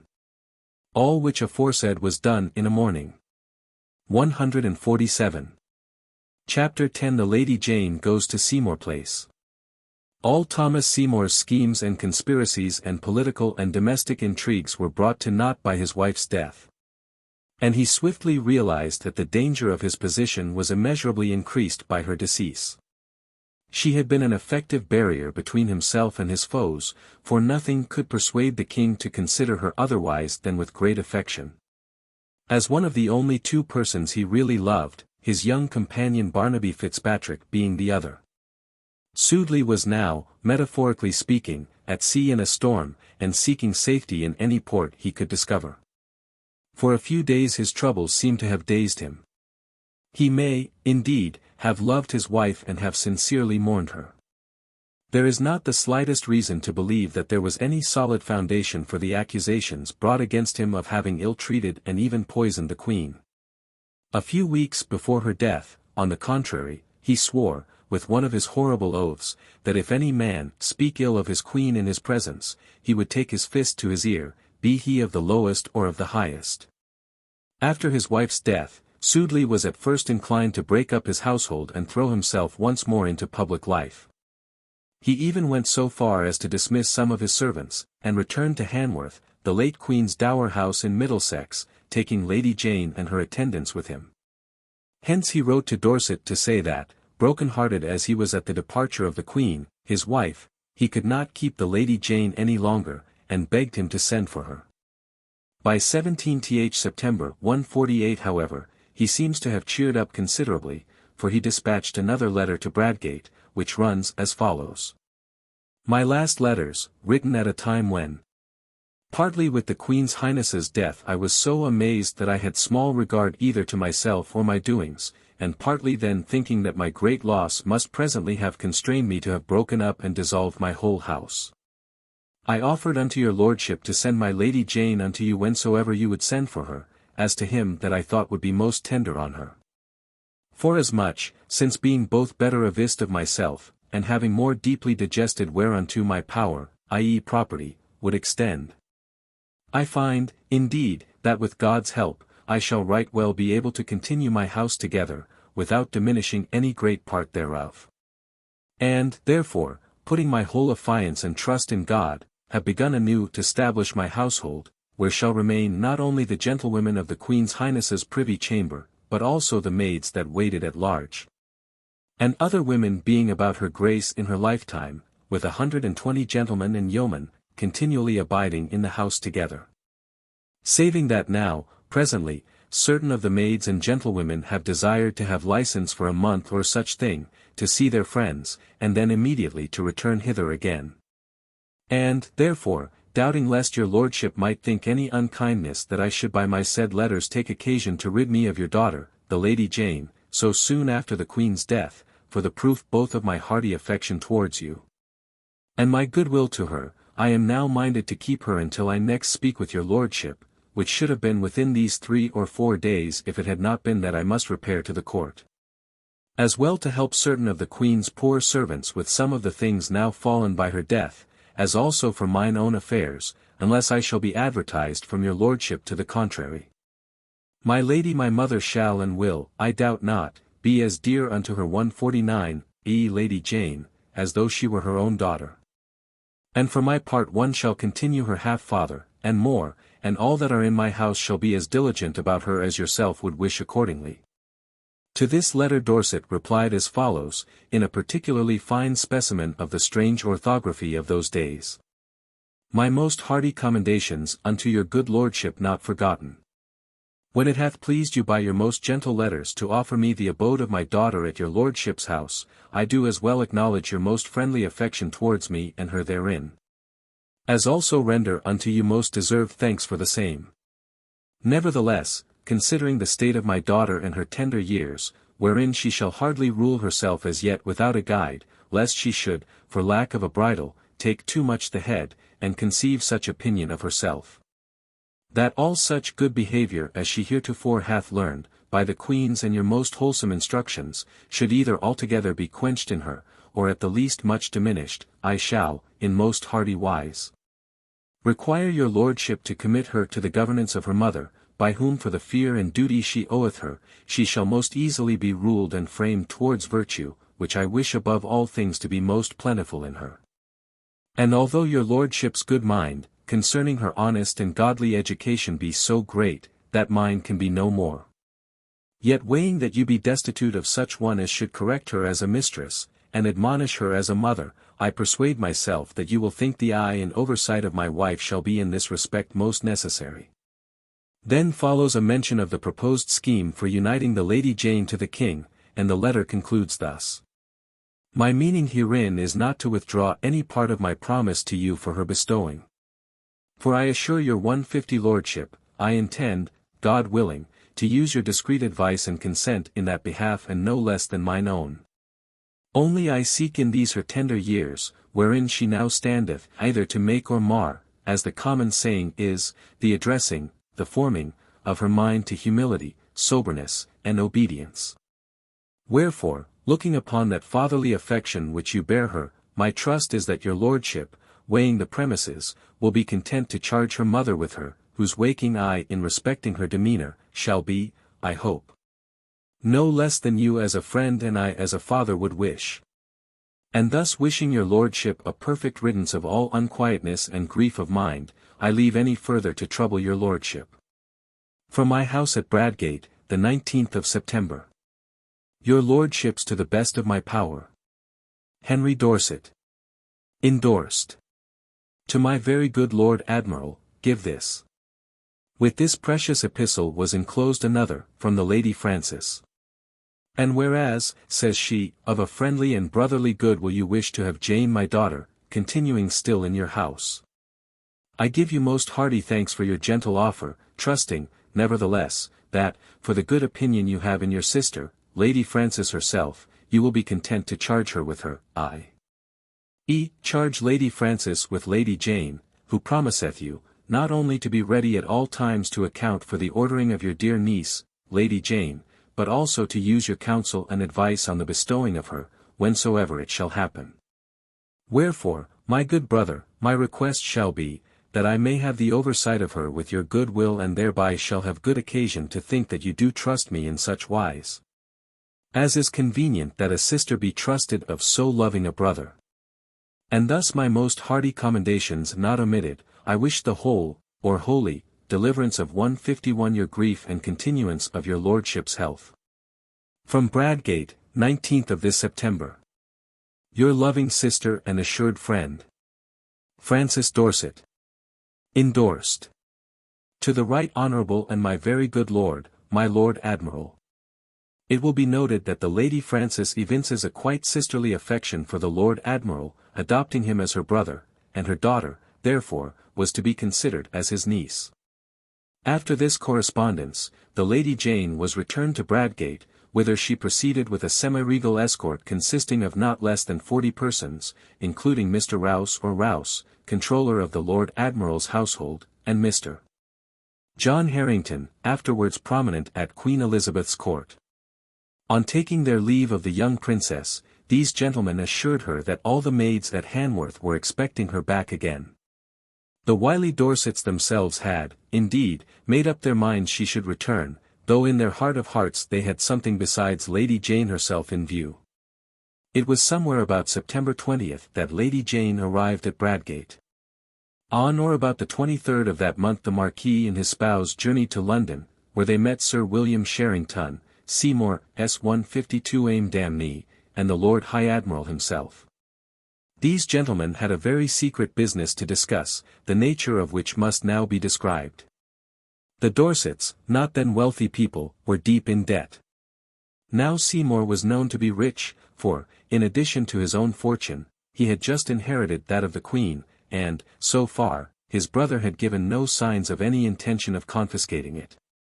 The Dorsets, therefore, intimated to Sherrington that he would do well to make Sudeley understand that if he desired to renew his guardianship of the Lady Jane, he must agree to give her parents £2,000, £500 to be paid down at once, on account.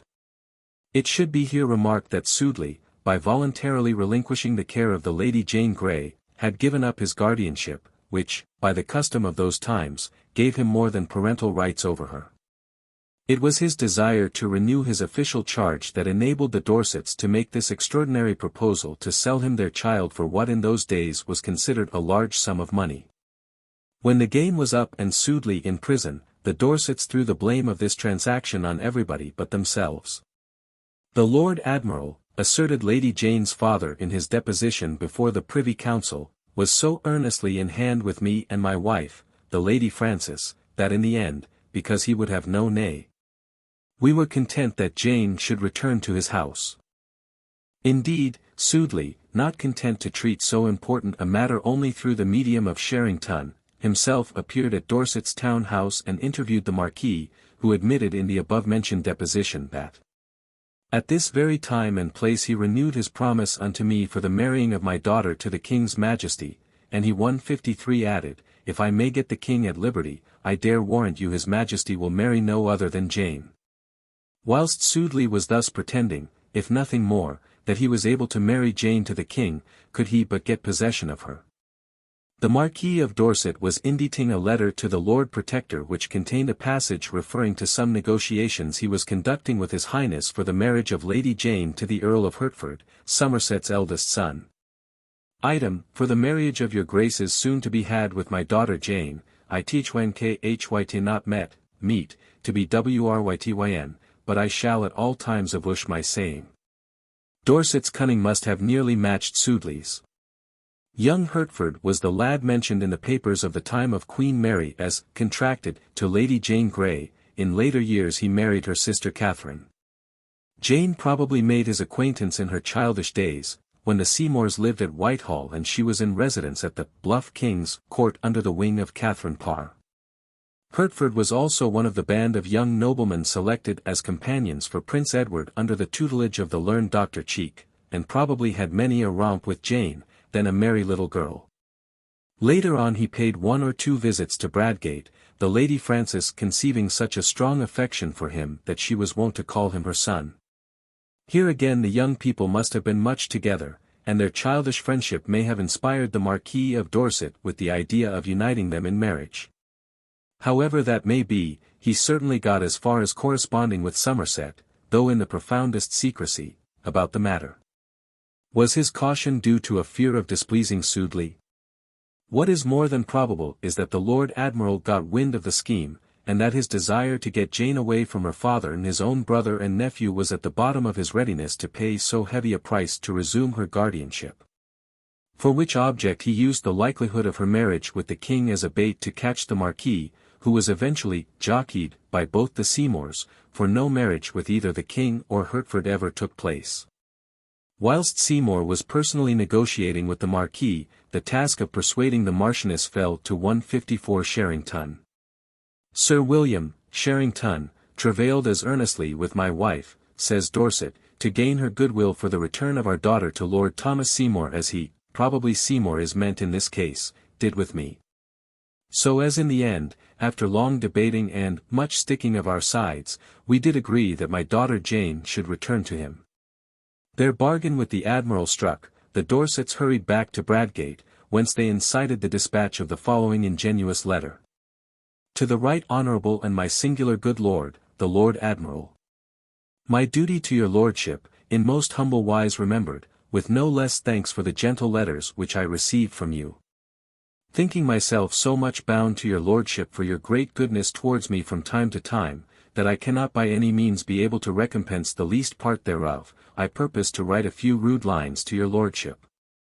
Rather as a token to show how much worthier I think your Lordship's goodness, than to give worthy thanks for the same, and these my letters will be to testify unto you that, like as you have been unto me a loving and kind father, so I shall be always most ready to obey your godly monitions and good instructions, as becometh one upon whom you have heaped so many benefits.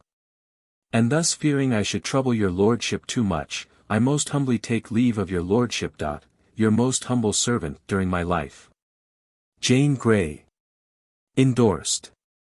My Lady Jane, the 1st of October, 1548. With this letter the Lady Frances sent Sudeley another, in which she again calls him her very good lord and brother. Jane considers him as a loving and kind father, and her mother signs herself, your assured and loving sister. Frances Dorset, most friendly.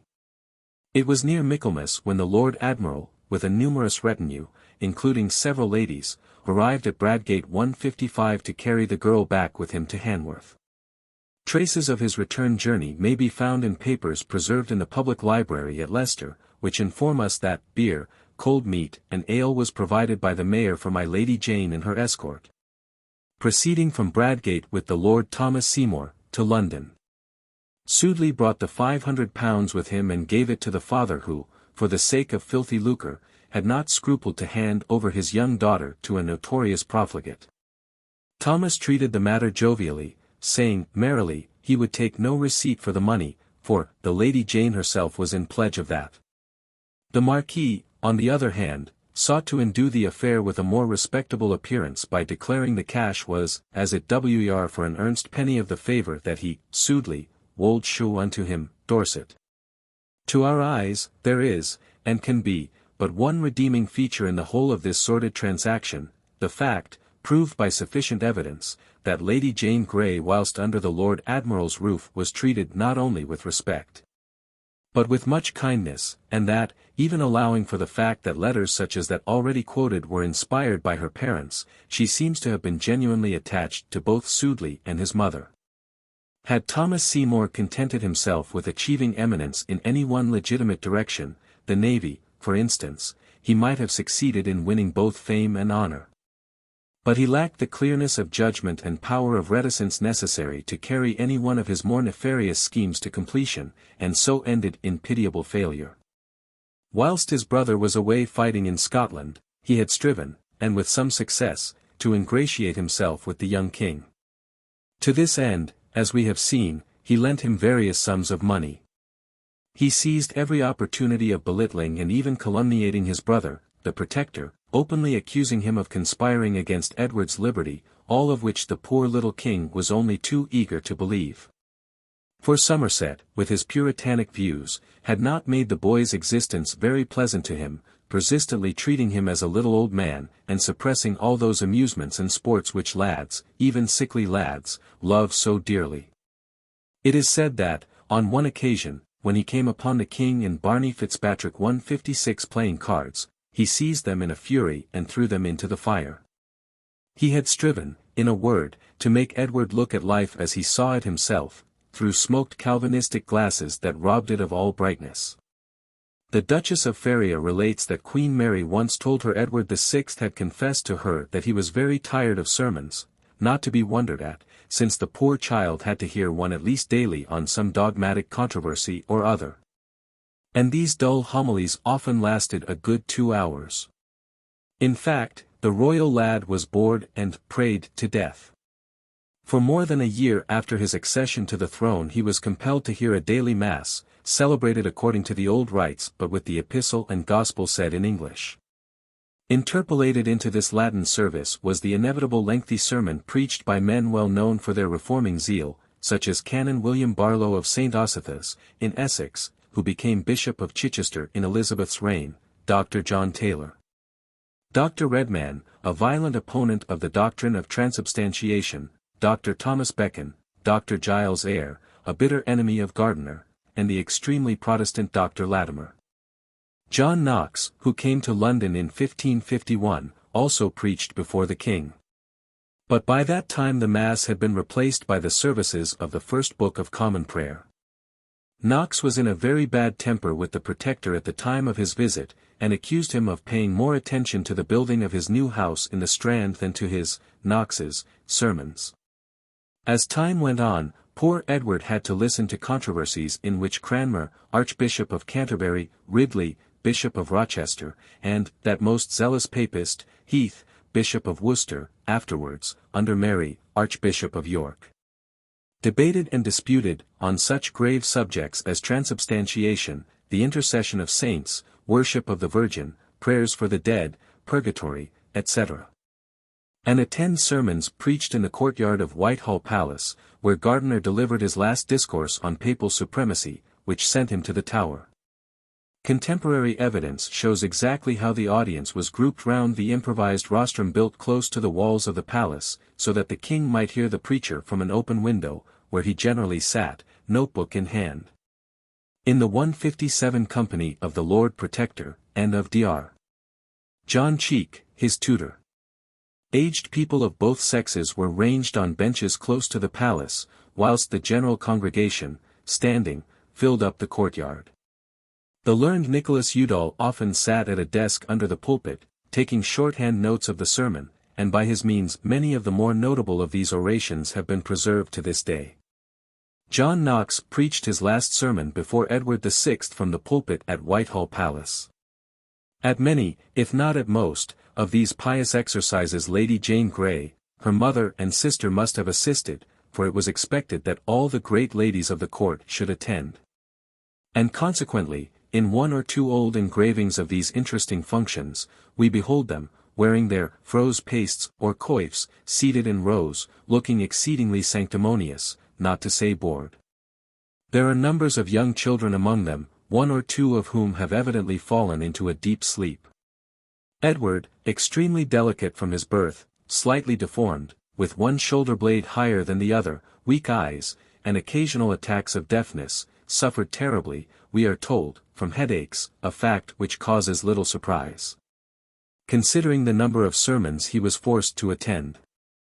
The Lord Admiral, during the brief time he held the king's favour, altered all this. The sermons were reduced, the sports and pastimes multiplied. No wonder, then, that of his two uncles Edward VI preferred Thomas to Edward. Hardly was Lady Jane installed at Seymour Place, whither she was removed from Hanworth as soon as the weather grew cold, than her guardian set himself to weave not one but half a dozen fresh intrigues. Once more he planned to marry the Princess Elizabeth, or, failing her, a little later on, his young ward, Lady Jane. He even endeavoured to open a fresh correspondence with the princess, and met with some success. But the astute damsel made him a very politic response. However impressed she may have been by the Admiral's good looks, she was well aware that he had compromised her once, and was resolved there should be no second edition of the Chelsea business. Yet she had the imprudence to send his lordship letters through her servants, and, thus encouraged, the Admiral began to make minute inquiries as to her fortune 158 and the management of her affairs.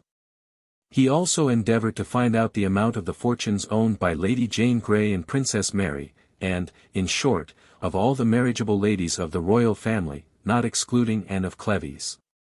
A report of these inquiries coming to the knowledge of John Russell, the Lord Privy Seal, that functionary thought it his duty to look into the matter, and seized an opportunity when riding with the Admiral through the streets of London to ask him his object point blank. As they rode past Westminster Hall, Russell turned to Seymour, saying, "My Lord Admiral, there are certain rumours bruited of you which I am very sorry to hear." "What rumours?" demanded Seymour. "I have been informed," replied Russell, "that you mean to marry either the Lady Mary or the Lady Elizabeth, or else the Lady Jane." Sudeley remained silent, and his interlocutor proceeded, "My lord, if ye go about any such thing, ye seek the means to undo yourself, and all those that shall come of you." Sudeley, shaking his head, denied ever having had any such intention. He had no thought of such an enterprise. And so, for the time being, the conversation dropped. But a few days later, when the Lord Admiral was again riding with his lordship, he said to Russell, "Father Russell, you are very suspicious of me. I pray you tell me who showed you of the marriage that I should attempt, whereof ye brake with me the other day." Russell answered, "I will not tell you the authors of the tale, but they be your very good friends." And he advised Seymour, to make no suit of marriage that way, meaning with Elizabeth or Mary, or eventually with Lady Jane. Nothing daunted, Seymour replied, "It is convenient for them to marry, and better it were that they were married within the realm than in any foreign place without the realm. And why might not I, or another man raised by the king their father, marry one of them?"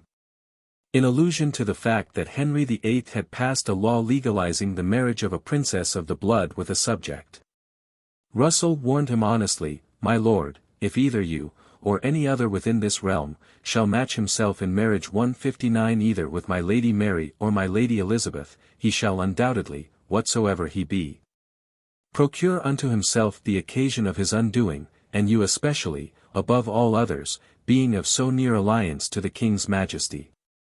Then, bearing in mind the Lord Admiral's love of money, Lord Russell straightway asked, "And I pray you, what shall you have with either of them?" Here Seymour was on his own ground. "He who marries one of them shall," he said, "have £3,000 a year." "My lord," responded Russell, "it is not so, for ye may be well assured that he shall have no more than £10,000 in money, plate, and goods, and no lands, and what is that to maintain his charges and estates who matches himself there?" "They must have £3,000 a year also," said the Lord of Sudeley. Thereupon Russell lost his temper, and with some strong expressions retorted, "They should not." Seymour, likewise with an oath, asserted that they should, and that none should dare to say nay to it. Russell answered that he, at least, dared say nay to the Lord Admiral's greed, for it was clean against the King's will. And so they parted. These inquiries about the royal lady's fortunes became known to the Protector, possibly through Russell, and thus the whole intrigue was brought to light. Lady Jane at Seymour Place and in the possession of the Lord Admiral was already a stumbling block in the way of Somerset's own matrimonial schemes for his own son. And the discovery of the underhand manner in which Thomas had endeavoured to supplant him in the King's affections goaded the elder man to fury. But Sudeley had grown reckless, and he openly defied his all-powerful brother, and vaunted his determination to oust him at any cost from his high seat. He boldly set about ingratiating himself with 160 the yeoman class, which was embittered against Somerset on account of his exactions. And Dorset, now his willing tool, also strove to secure a following among the farmers and gentlemen, on bad terms with the existing government. The ladies of the court, who hated the arrogant Duchess of Somerset, were flattered into a friendly feeling for the Lord Admiral and what he was pleased to consider his just cause. To keep up his influence, he had secretly bought over 100 manors and stewardships, and he had arranged with his scoundrelly friend, Sherrington, who, to save his skin, turned traitor, to secure sufficient ammunition and arms to store Holt Castle, to which fortress he intended to convey the king. Thanks to this man's frauds on the Bristol Mint, my Lord of Sudeley got together money enough to raise an army of 10,000 men. In addition to all this, he was in league with no less than 4 distinct gangs of pirates or privateers, and had established a sort of depot for stolen property in the Scilly Isles, whither the cargoes of sea-plundered vessels were taken to await removal to London. Here, then, was an array of crimes and treasons enough to hang any man, even if he was the Lord Protector's brother. One fatal day Thomas made the egregious mistake of approaching riotously on the subject of obtaining the protectorship. He told him Dorset and Pembroke were on his side. "Beware what you are doing," replied Wriothesley gravely, "it were better for you if you had never been born, nay that you were burnt quick alive, than that you should attempt it." Sudeley, somewhat dashed by this rebuff, next sought the Earl of Rutland, and spoke to him in much the same impudent and imprudent fashion. Rutland, when his visitor departed, went straight to Wriothesley and told him what he had learnt. Both agreed to reveal all they knew of the conspiracy to the council. Several meetings were held to inquire into the matter, and 161 at length Somerset summoned his brother to appear before him. Sudeley sent a flat refusal. Early in the forenoon of January 17, 1549 Sir Thomas Smith and Sir John Baker proceeded to Seymour Place, and there arrested the Lord Admiral, who was conveyed by water to the Tower, after a passionate leave-taking with his aged mother. To Lady Jane the trial and subsequent execution of her guardian must have been a matter of intense and painful interest. She was still his guest at Seymour Place when he was arrested, and she must have witnessed the tragic parting of the unhappy mother from the son so remorselessly torn from her aged arms to meet his doom. Whatever his crimes and faults, the Lord of Sudeley had been a good son, and the old Lady Seymour mourned him deeply till she died of her sorrows, on October 18 in the following year. She was buried with scant pomp. The king, her grandson, and his court did not even put on the customary mourning, on the plea that black gowns did not really signify respect to the dead, who were best remembered in the hearts and prayers of those who survived them, certainly not a popular or contemporary belief. For on the day following Lady Seymour's death 2 state funerals were celebrated with all those honours which were denied to the remains of the grandmother of the reigning sovereign.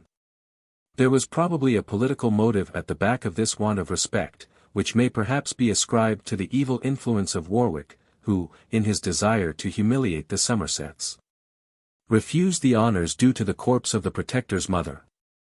Meanwhile, the destruction of Thomas Seymour was being prepared with skill and secrecy. Whilst the foredoomed admiral had been boasting all over London of his immense influence, his foes, now that he was in their power, subtly compassed his ruin by buying witnesses against him and securing the goodwill of his numerous and venomous enemies. They had long been spreading a rumour that he had poisoned the late Queen Catherine in order to make an even higher alliance with one or other of the heiresses to the throne. His 162 scandalous proceedings with regard to the Princess Elizabeth at Chelsea and Hanworth, and the unbecoming manner in which he had regained possession of Lady Jane, were brought up against him.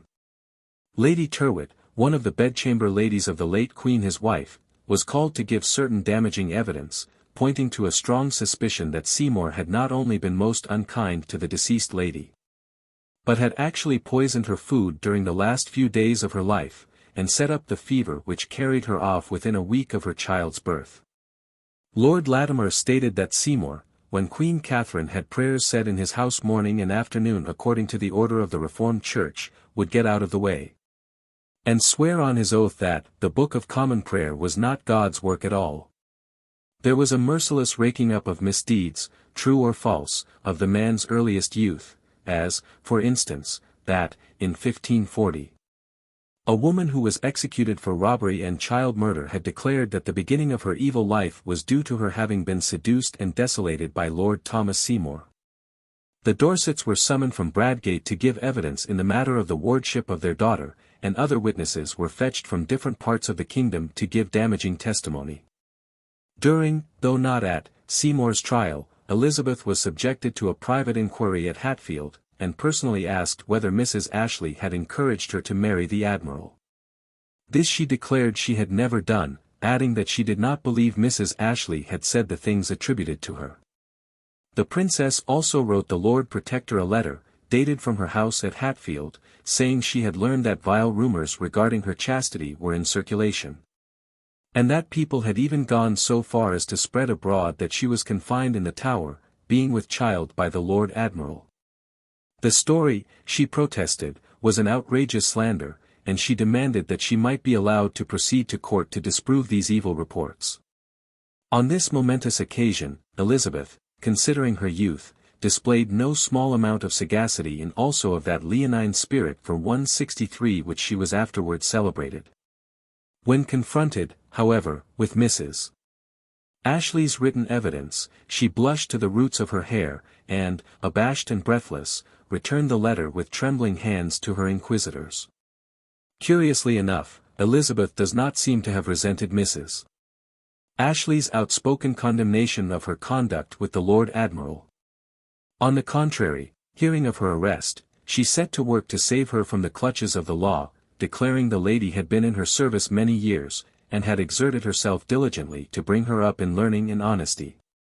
Elizabeth told Sir Robert Tyrwhitt, who was sent by the council to examine her on the subject of her intimacy with the Lord High Admiral, that voices, she knew, went about London that my Lord High Admiral should marry her, but added, with a smile, "It is but London news." Evidently London was as much a centre of gossip in those days as now. A little later she asserted that she did not wish to marry him, for she who had had him, meaning Catherine Parr, was so unfortunate. It would appear that Lady Brown, Surrey's fair Geraldine, was also a friend of Seymour's, and that he went to her and asked her to break up her household and come to stay with the Princess Elizabeth, so that she might keep him posted as to what was going on in that princess's circle. This the lady had agreed to do, but she was prevented by the sudden illness and death of her old husband, the famous master of the horse, Sir Anthony Brown. Parry, Elizabeth's comptroller, seems also to have favoured the Lord Admiral, although it was mainly owing to him that the revelations concerning his mistress's conduct with Seymour were made public. On one occasion, when Parry was advising the Admiral to leave off his attempt to court the princess, he replied that, it mattered little, for, see you, there has been a talk of late that I should marry the Lady Jane, adding, "I tell you this merrily, I tell you this merrily."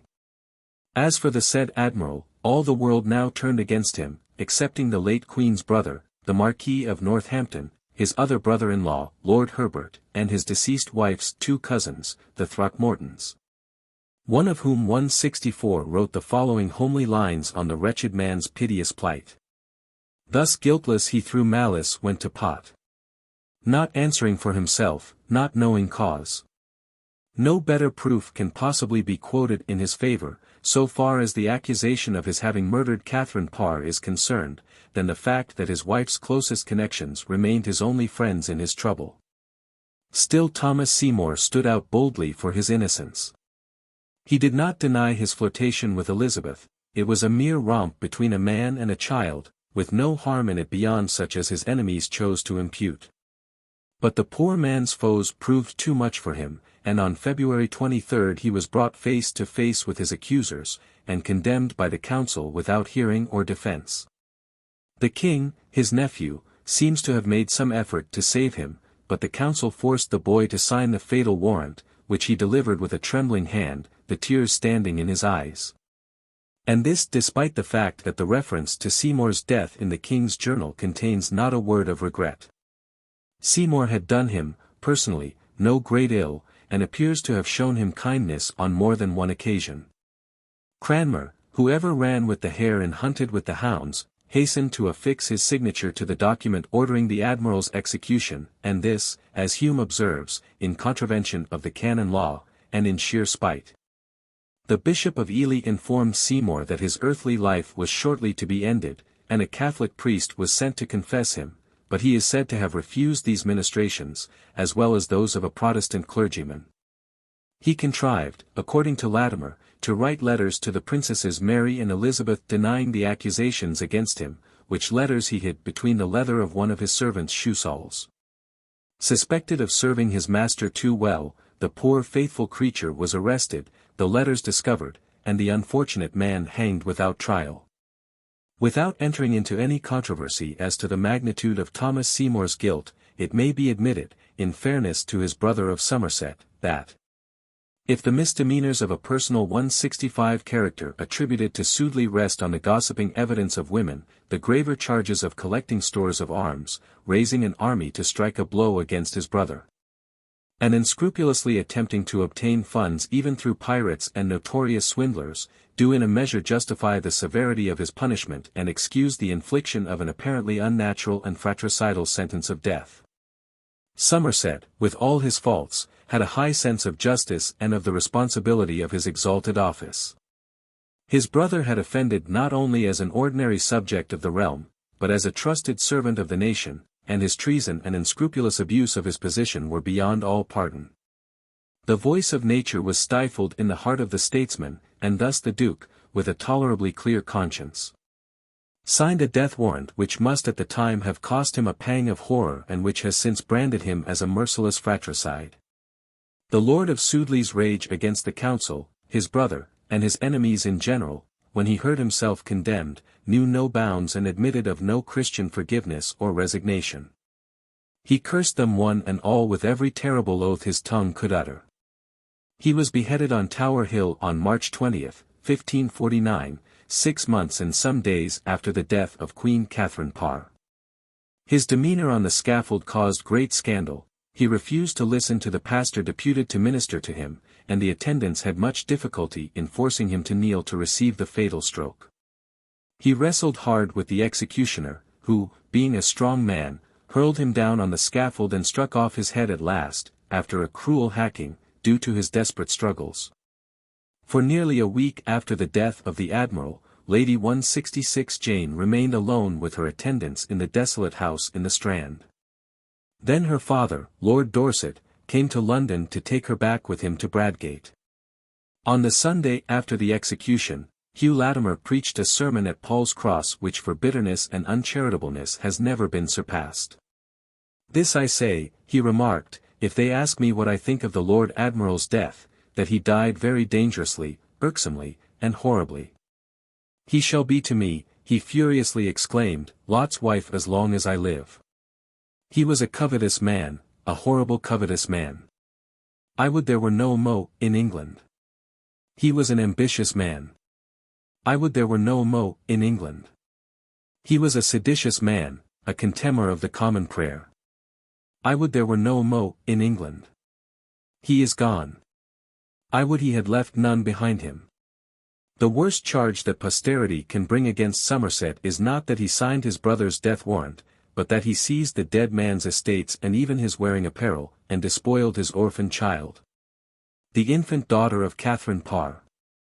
167 Princess Elizabeth learnt the death of the courtier she loved most, with a composure singular for so young a lady, simply remarking that he was over-clever, a man of the greatest wit and the least judgment. 168. Chapter 11 The Education of Lady Jane. The extraordinary revival of letters in Italy, France, and Germany at the close of the 15th century did not fail to influence English education, and especially that of high-born women.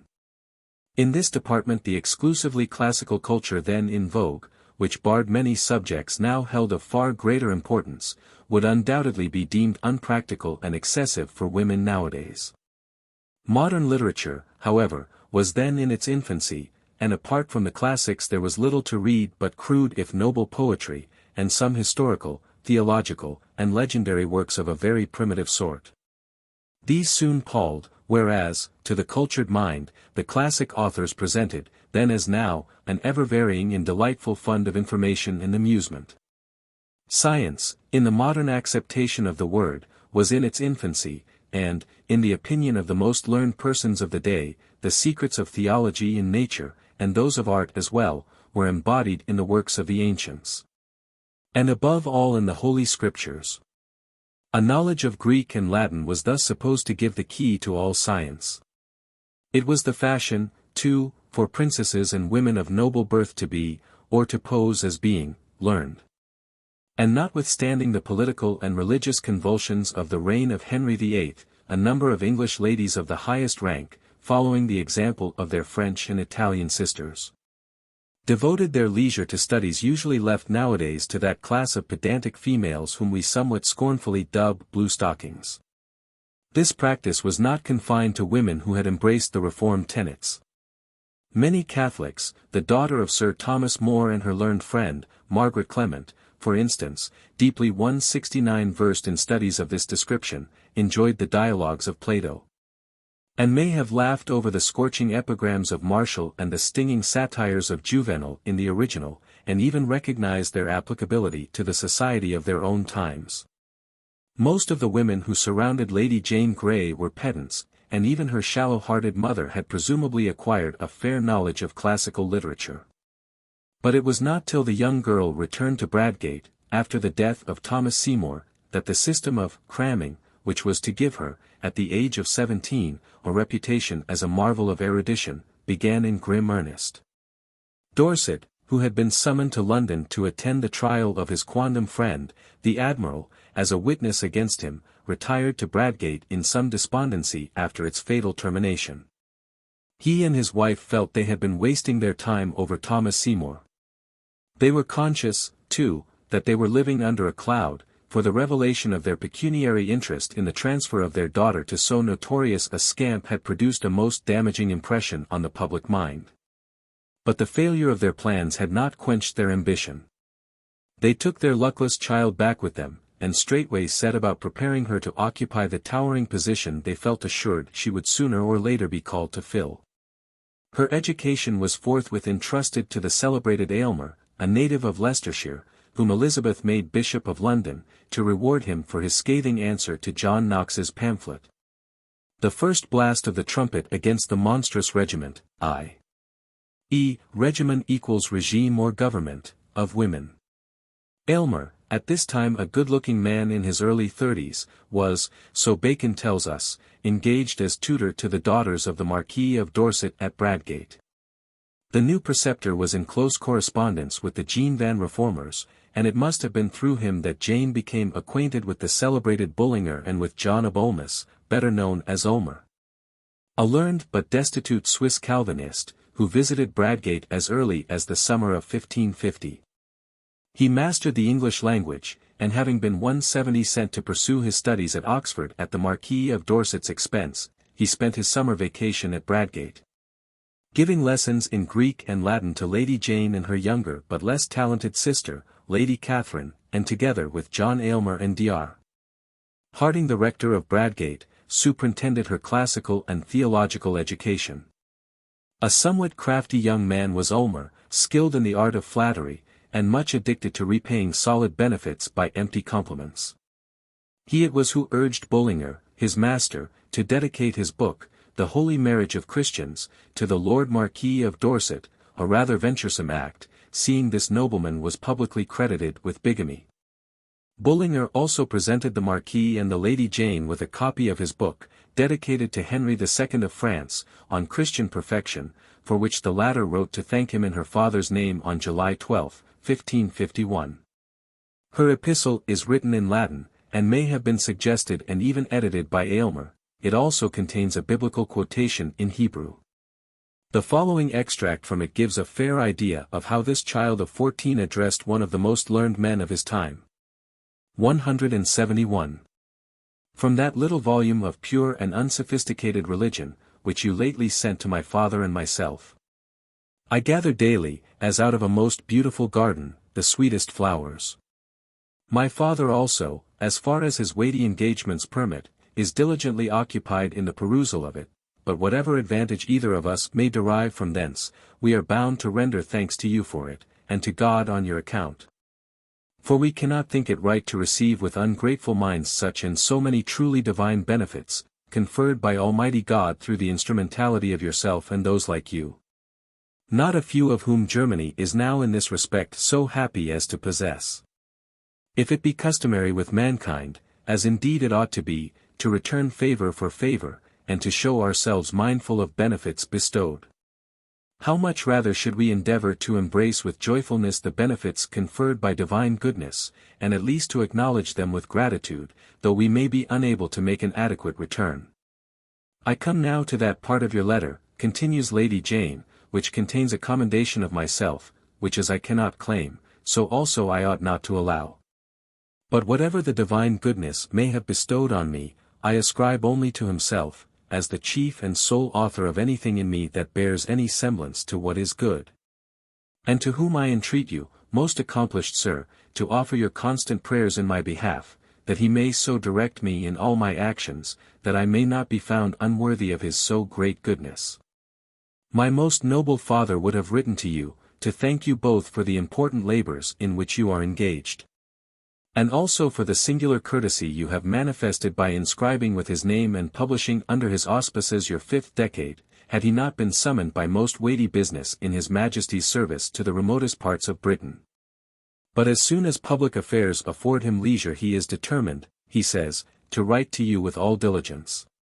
Here follows an urgent request for a scheme for the study of the Hebrew language. She concludes. 172. Farewell, brightest ornament and support of the whole Church of Christ, and may Almighty God long preserve you to us and to His Church. Your most devoted. Jana Grea. Besides these visitors, the Lady Frances appears to have been the friend and patroness of a learned Protestant, Nicholas Udall, the famous stenographer. She was even guardian to his daughter, for a letter from her to Cecil still preserved at Hatfield begs she may be relieved of this responsibility, as the young lady is about to be married. Late in the autumn of 1549, within 6 months of Seymour's execution, the celebrated Roger Ascham came on a visit to Bradgate. He too has been described as tutor to Lady Jane, but this is a mistake, he was preceptor to the Princess Elizabeth. As one of the leading lights of his time, he was already well known to the Marquis of Dorset, and passing through the neighbourhood on his way to attend Rutland and Morrisone on an embassy to Charles V. Conceived it his duty to pay his respects to the great man's family. Walking through the beautiful park at Bradgate, on his way to the hall, the visitor came upon the Marquis and his lady, with all their household, out hunting. When the cavalcade halted to greet him, Ascham inquired for the Lady Jane, and was told she was at home in her own chamber. He begged leave to wait upon her, a favour readily granted, and found her in her closet, reading the Phaedon of Plato in Greek, with as much delight as gentlemen read the merry tales of Boccaccio. Much surprised, he asked the young student, why she relinquished such pastime as was then going on in the park for the sake of study. With a smile, Jane replied, I think all their sport in the park is but a shadow to that pleasure I find in Plato. Alas! Good folk, they never felt what true pleasure means. And how attained you, madam, inquired Ascham, to this true knowledge of pleasure? And what did chiefly allure you to it, seeing that few women and not many men have arrived at it? Roger Ascham's visit to Lady Jane Grey at Bradgate. After the painting by J. C. Horsley, R.A. I will tell you, replied Lady Jane, and tell you a truth which perchance you may marvel at. One of the greatest 173 benefits that God ever gave me, is that he sent me, with sharp, severe parents, so gentle a schoolmaster, Aylmer. When I am in presence of either father or mother, whether I speak, keep silent, sit, stand or go, eat, drink, be merry or sad, be sewing, playing, dancing, or doing anything else, I must do it, as it were in such weight, measure and number. Even as perfectly as God made the earth, or else I am so sharply taunted, so cruelly threatened, yea, presented sometimes with pinches, nips and bobs and other things, which I will not name for the honour I bear them. So without measure misordered, that I think myself in hell, till the time comes when I must go with Mr. Aylmer, who teacheth me so gently, so pleasantly, and with such pure allurements to learn, that I think all the time of nothing whilst I am with him, that is to say, the time passes pleasantly when I am with him. And when I am called from him, I fall to weeping, because whatever I do else but learning is full of great trouble, fear, and wholesome misliking unto me. And this my book, hath been so much my pleasure, and bringing daily to me more pleasure and more, that in respect of it, all other pleasures in very deed be but trifles and troubles to me. Poor solitary little girl! We of this matter-of-fact age can but feel more of pity than admiration, as down the long vista of 4½ centuries we picture her sitting alone, poring over the Phaedon, dull reading, one would imagine, for a child. Even to one so harried by the ill temper of her weak father and her sharp-tongued mother, whether she stood still or moved about, was merry or sad, sewed or played, that she felt herself in hell, until Mr. Aylmer called her to her studies. Ascham's story throws a very unpleasing sidelight on the conduct of Lady Jane Grey's parents and their harsh treatment of the child, and proves, moreover, the sort of forcing system to which she was being subjected. Ascham tells us that he mentions this interesting interview, which he introduces into his schoolmaster, because it was the last time he ever saw that sweet and illustrious lady. and also as a protest against the exceeding severity of the teaching of those times. It is curious to note, as her historian, Howard, observes, that whilst her parents were handling her like a froward child, this extraordinary 174 young lady was in active correspondence with such famous men as ASKEW, Conrad Pelican, Bullinger, and Sturmius, who all treated her with the respect due to a grown-up woman of uncommon sagacity and experience. The only explanation of this fact is the supposition that these worthies, foreseeing Lady Jane might possibly occupy the throne, and anxious to promote the cause of the Reformation in every possible way, may have placed her on a higher pedestal than her immature talents deserved. They certainly flattered her father, of whom they spoke and wrote as being well-nigh apostolic in zeal and sanctity, and a marvel of light and learning to boot. At the age of 14, then, Lady Jane was fairly conversant with Latin and Greek, and with or without the aid of a dictionary managed to derive some entertainment from Plato. But when we are told that she had mastered Hebrew, and at the age of 17 was forming the acquaintance of the tongue of Chaldea and the language of Arabia, we are inclined, with Sir Harris Nicolas, to be skeptical. Her Greek and Latin may have been, and very likely were, thoroughly mastered. Several letters in these languages are attributed to her and are possibly of her own unaided composition, but even in these we note that her style and phraseology in many cases closely resembles that of Demosthenes or Cicero, whom she evidently imitated. In one of her letters, written on July 12, 1551, to Henry Bullinger, she says, "I am beginning to learn the Hebrew tongue," and asks him to give her a method whereby she may pursue her course of study in that language to the greatest advantage. Bullinger sent the plan, and in another letter she thanks him and says she will enter upon the study of the Hebrew language in the method which he so clearly directs. As this letter is dated July 1552, and her brief career ended in the following year, her proficiency in the language of the prophets was probably not very considerable. That poor Jane Grey was crammed, there can be no question, and the wonder is her weak health did not collapse altogether under the strain. The figurehead of a party she was to be, however, and it was necessary that extravagant 175 reports of her learning should be spread throughout her own country and among the Protestants in foreign lands. Lady Jane Grey at this period, surrounded by learned men and women so much older than herself, appears strained, even artificial, but later, in her culminating misery, she displays a dignity, a sweetness of nature, and a pious sincerity which render her worthy of her fame. Her few compositions which have come down to us, most of them written during the last days of her life, her prayer, for instance, the letter to her sisters, and the lines which, according to tradition, she scratched on the walls of her cell, are full of feeling, and lead us to regret that so fine a nature should not have been spared to adorn mature womanhood as perfectly as its unaffected simplicity graced her short maidenhood. Yet there was a strain of obstinacy and even of coarseness in Jane's character which leads one to think that after all she might, had she remained queen, have displayed in later life many of the less pleasing peculiarities of her Tudor ancestors. A very curious letter, written to Lady Jane Grey by ASKEW early in 1552, while he was still at the court of Charles V, throws considerable light on the subject of her studies. It has also led some authorities to imagine the learned man had actually fallen in love with his fair pupil.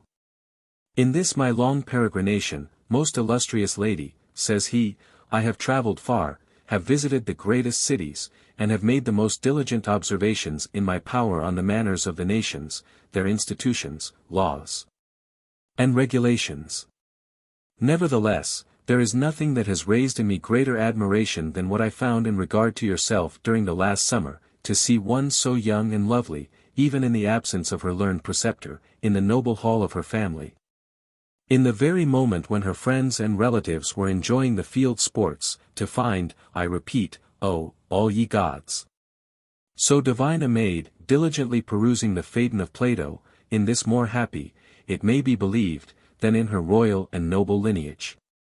Go on thus, O best adorned virgin, to the honor of thy country, the delight of thy parents, the comfort of thy relatives, and the admiration of all. Oh, happy Aylmer! To have such a scholar, and to be her tutor. I congratulate both you who 176 teach and she who learns. These were the words to myself, as to my reward for teaching the most illustrious Elizabeth. But to you too I can repeat them with more truth, to you I concede this felicity, even though I should have to lament want of success where I had expected to reap the sweetest fruits of my labors. But let me constrain the sharpness of my grief which prudence makes it necessary I should conceal even to myself. This much I say, that I have no fault to find with the Lady Elizabeth, whom I have always found the best of ladies, nor indeed with the Lady Mary, but if ever I shall have the happiness to meet my friend Aylmer, then I shall repose in his bosom my sorrows abundantly. 2 things I repeat to thee, my friend Aylmer. Aylmer was evidently at Bradgate at this period, for I know thou wilt see this letter, that by your persuasion and entreaty the Lady Jane Grey, as early as she can conveniently, may write to me in Greek, which she had already promised to do. I have even written lately to John Sturmius, mentioning this promise. Pray let your letters and hers fly together to us. The distance is great, but John Hales will take care that it shall reach me. If she even were to write to Sturmius himself in Greek, neither you nor she would have cause to repent your labor. That neither you nor she points clearly to collaboration. The other request is, my good Aylmer, that you would exert yourself so that we might conjointly preserve this mode of life among us. How freely, how sweetly, and philosophically then should we live. Why should we, my good Aylmer, less enjoy all these things, which Cicero, at the conclusion of the 3rd book, De Finibus, describes as the only rational mode of life? Nothing in any tongue, nothing in any times, in human memory, either past or present, from which something may not be drawn to sweeten life. As to the news here, most illustrious lady, I know not what to write. That which is written of stupid things, must itself be stupid, and, as Cicero complains of his times, there is little to amuse or that can be embellished. Besides, at present, all places and persons are occupied with rumors of wars and commotions, which, for the most part, are either mere fabrications or founded on no authority. So that anything respecting 177 continental politics would neither be interesting nor useful to you. The General Council of Trent is to sit on the 1st of May, continues Jane's correspondent, Cardinal Pole, it is asserted, is to be the president. Besides there are the tumults this year in Africa, their preparation for a war against the Turks, and then the great expectation of the march of the Emperor into Austria, of which I shall, God willing, be a companion. Why need I write to you of the siege of Magdeburg, and how the Duke of Mecklenburg has been taken, or of that commotion which so universally, at this moment, afflicts the miserable Saxony? To write of all these things, I have neither leisure, nor would it be safe. On my return, which I hope is not far distant, it shall be a great happiness to relate all these things to you in person. Thy kindness to me, O most noble Jane Grey, was always most grateful to me when present with you, but it is 10 times more so during this long absence. To your noble parents, I wish length of happiness, to you a daily victory in letters and in virtue, and to thy sister Catherine, that she may resemble thee, and to Aylmer, I wish every good that he may wish to ASKEW.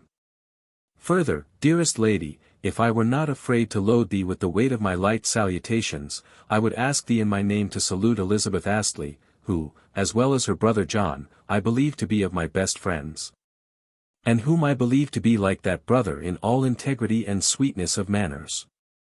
Salute, I pray thee, my cousin, Mary Layton, and my wife Alice, of whom I think oftener than I can here express salute, also, that worthy young man Garrett and John Hatton. Farewell, most noble lady in Christ. R.A. Auguste. January 18, 1551. When we consider that this letter was addressed to a girl who was not yet 15 years of age, making due allowance for the high-flown style of the times, we can only conclude that there was some politic motive for a mode of address so injudicious in its flattery, so fulsome and so extravagant even for that age of courtly adulation. 178 Lady Jane Grey spent the better part of the years 1550 to 1551 and 1552 at Bradgate, improving her mind by hard study, and patiently submitting to the nips and petty tyranny of her mother. At one time she seems to have commenced the study of such music as was then in vogue. This, ASKEW promptly assured her, was a frivolous occupation, unworthy of a godly maiden. In a very curious letter, dated December 23, 1551, Aylmer writes from London to Bullinger concerning the Lady Jane, begging him to write to her direct and seek to influence her to give up practicing music so zealously. "It now remains for me," writes the worthy reformer, "to request that, with the kindness we have so long experienced, you will instruct my pupil in your next letter as to what embellishment and adornment of person is becoming in young women professing godliness. In treating upon this subject, you may bring forward the example of our king's sister, the Princess Elizabeth, who goes clad in every respect as becomes a young maiden. And yet no one is induced by the example of so illustrious a lady, and in so much gospel light, to lay aside, much less look down upon, gold, jewels, and braidings of the hair. They hear preachers declaim against these things, but yet no one amends her life. Moreover, I would wish you to prescribe to her, the Lady Jane, the length of time she may properly devote to the study of music. For in this respect also, people err beyond measure in this country, while their whole labor is undertaken, and exertions made, for the sake of ostentation. We can see by this letter, presumably written with a view to the great object all these men kept in their hearts, that of influencing Jane in the event of her becoming queen, that they were endeavoring to make a narrow-minded bigot of her. And it is equally certain that the Princess Elizabeth was just then playing the part of the discreet and modest maiden. It is very amusing to find this wily princess, whose reputation was already the reverse of good, held up as an example to innocent Jane Grey. The unhappy child was not even to practice on her virginals in peace, or dress as she chose, but to follow the example of Elizabeth, forsooth. Could Omer and Pelican have seen in a vision the 3,000 dresses and 179 the 1,600 wigs which were to adorn the wardrobe of the lady they were setting up as a model to their simple music pupil? Even in matters of religion, Elizabeth at this early stage of her career showed a remarkable discretion, neither siding with nor offending either party. She was a pious Catholic in the company of her sister Mary, and an equally edifying Protestant at the court of her brother, Edward VI. In June 1551, after a lengthy absence, the Dorsets returned to their town mansion. They came to London for the purpose of examining the vast estate which the Lady Frances had inherited from the two sons of her father, Charles Brandon, Duke of Suffolk, by his fourth wife, Catherine Willoughby. These two brothers died at Bugden Hall, Cambs. Of the sweating sickness, within 4 hours of each other, and the bulk of their wealth, excepting the Duchess's dower, fell to the Lady Frances, whose husband, in September of the following year, 1552, was raised to the rank of Duke of Suffolk. The Dorsets now lived very sumptuously in London, and with a view, perhaps, of pleasing the king and pushing forward the interests of the Lady Jane, whom they still fondly hoped would become queen consort. They invited a number of English and foreign reformers, at this time living in exile in London, to their house. The Marquis, who was an enthusiastic admirer of Conrad Bullinger, had on more than one occasion exhorted him to correspond with his daughter, Lady Jane. In a letter addressed to that eminent reformer in December 1551, he says, "I acknowledge myself also to be much indebted to you on my daughter's account, for having always exhorted her in your godly letters to a true faith in Christ. The study of the Scriptures, purity of manners, and innocence of life, and I earnestly request you to continue these exhortations as frequently as possible." A letter of another reformer, namely of Olmus, gives us some interesting glimpses of the Reformation movement in England. He says, "You will easily perceive the veneration and esteem which the Marquis's daughter entertains towards you, from the very learned letter she has written to you. For my own part, I do not think there ever lived any one more deserving of respect than this young lady, if you 180 regard her family, more learned, if you consider her age, or more happy if you consider both." A report had prevailed, and has begun to be talked of by persons of consequence, that this most noble virgin is to be betrothed and given in marriage to the King's Majesty. Oh! If that event should take place, how happy would be the union and how beneficial to the Church. Haddon, a minister of the Word, and Aylmer, the tutor of the young lady, respect and reverence you with much duty and affection. It will be a mark of courtesy to write to them all as soon as possible. Skinner is at court with the king. Warwick is preaching with much labour in Scotland, and so on. ASKEW, in a letter to Sturmius, describes Jane as excelling in learning Lady Mildred, Cecil's accomplished wife. She is, says he, the most learned woman in England. I hear you have translated the orations of Aeschines and Demosthenes into Latin. I pray you dedicate the work to this peerless lady.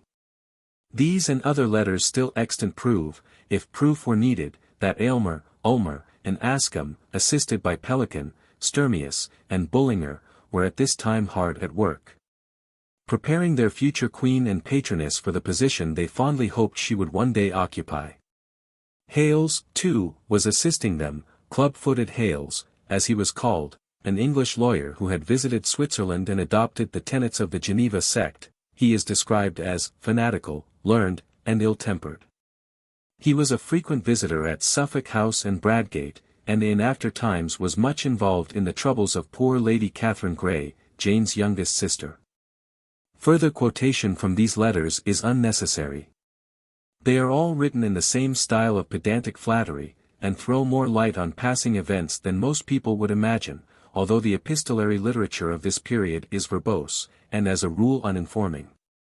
We can imagine, however, that the meetings at Suffolk House were exceedingly picturesque, and many will marvel that only one painter of note, M.P.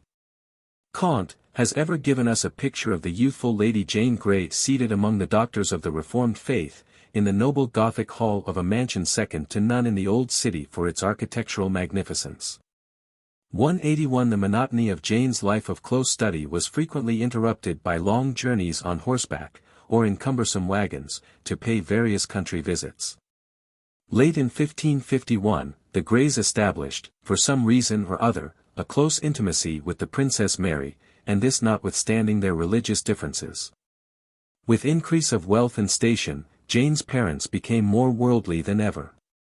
Perceiving that Edward VI, who began to show signs of consumption, might not live long, and that the crown might after all pass to her Catholic grace, they wisely considered it prudent to be on the right side of a lady who was probably destined to become their sovereign. Accordingly they paid the princess as many as 4 visits in a single year. In the summer of 1551, Jane came very near losing her mother, Duchess Frances, who fell ill of a violent fever. The sick lady, who was at Richmond, sent for her daughter Jane from Bradgate, to help nurse her. Suffolk describes her illness in the following quaint terms in a letter explaining her absence from court addressed to the Duke of Northumberland's secretary, Cecil, whom he styles his cousin Cecil. This shall be to advertise you, that my sudden departure from court was for that I have received a letter of the state my wife was in, and I assure you she is more like to die than not. I never saw a sicker creature in my life. She hath 3 sicknesses, the first is a hot burning ague, that doth hold her 24 hours, the other is the stopping of the spleen, the third is hypochondriac passion. These 3 being enclosed in one body, it is to be feared that death must needs follow. But it did not follow. By the beginning of October, the Lady Frances was better, and in November she was sufficiently convalescent to attend the entry into London of the Scottish Queen Regent, Mary of Guise, and be present at the festivities consequent on that rather unexpected royal visit. Early in November 1551, Jane appeared at King Edward's court for the first time, and took a prominent part in these merrymakings. The Scottish Queen Regent, Mary of Guise, had recently arrived at Portsmouth from France, on her way to the dominions of her unfortunate daughter, Mary, Queen of Scots, and wrote begging the English king's license to pass 182 through his dominions. This was readily granted, and a pressing invitation to visit the metropolis was sent to the regent, and willingly accepted. On November 2, she proceeded by water to Paul's Wharf, and thence rode in great state through the city. She lodged in the Bishop of London's house, where she was entertained with regal hospitality, and, according to Stow's Annals, was supplied with beefs, muttons, veals, swans, and other kinds of poultry meats, with fuel, bread, wine, beer, and wax. The first interview of King Edward VI with the Scottish Queen took place on November 4, at Westminster Palace. She rode in her chariot from the city to Whitehall, attended by the Lady Margaret Douglas, cousin to the King, and Countess of Lennox, the Duchesses of Richmond and Suffolk, the Lady Jane Grey, and many other noble ladies, including the Duchess of Northumberland. The Queen and the King dined alone together. But the Duchess of Suffolk, the Duchess of Northumberland, and the Lady Margaret Lennox, together with the Ladies Jane and Catherine Grey, dined, we are told, in the Queen's Hall, and were sumptuously entertained. Neither the Princess Elizabeth nor the Princess Mary attended these festivities. They were not in favour at this time and had not been invited. The banquet must have taken place at the hour we usually devote to luncheon, for the Queen, having visited the galleries and state apartments of the palace, then considered show places, left Westminster, and, accompanied by her escort of nobles and ladies, rode once more through the city to her lodgings in the episcopal palace. On the following day, November 5, she made a solemn progress through the city, riding from St. Paul's, through Cheapside and Bishopsgate, to Shoreditch, whence she took the high road for her own dominions. She was accompanied by a great train of nobility, among them the Duchess of Suffolk and her daughter, the Lady Jane Grey, and that fateful Duke of Northumberland who was destined to bring ruin on the unfortunate Jane and her father. Northumberland had in his train 100 horsemen, of whom 30 were gentlemen clad in black velvet, guarded with white, and wearing white hats with black feathers. 183 as soon as this state visit, mentioned with considerable delight by King Edward in his journal, was over, the Lady Frances and her daughters returned to Bradgate. In the middle of November the ducal party set out again for Tilsey, the seat of Suffolk's young cousin and ward, the heir of Willoughby of Woollerton. From here they went on a visit to Princess Mary. A very curious MS. Account book, still in the possession of the Willoughby d'Eresby family, shows that, on November 20, 1551, 10 gentlemen came from London to escort my Lady Frances's Grace to my Lady Mary's Grace, and they all left Tilsey after breakfast. The Lady Frances, accompanied by her daughters, the Lady Jane, the Lady Catherine and the Lady Mary, and repaired to my Lady Mary's Grace. Whilst on this visit to Princess Mary, who was then at her town house, the former priory of St.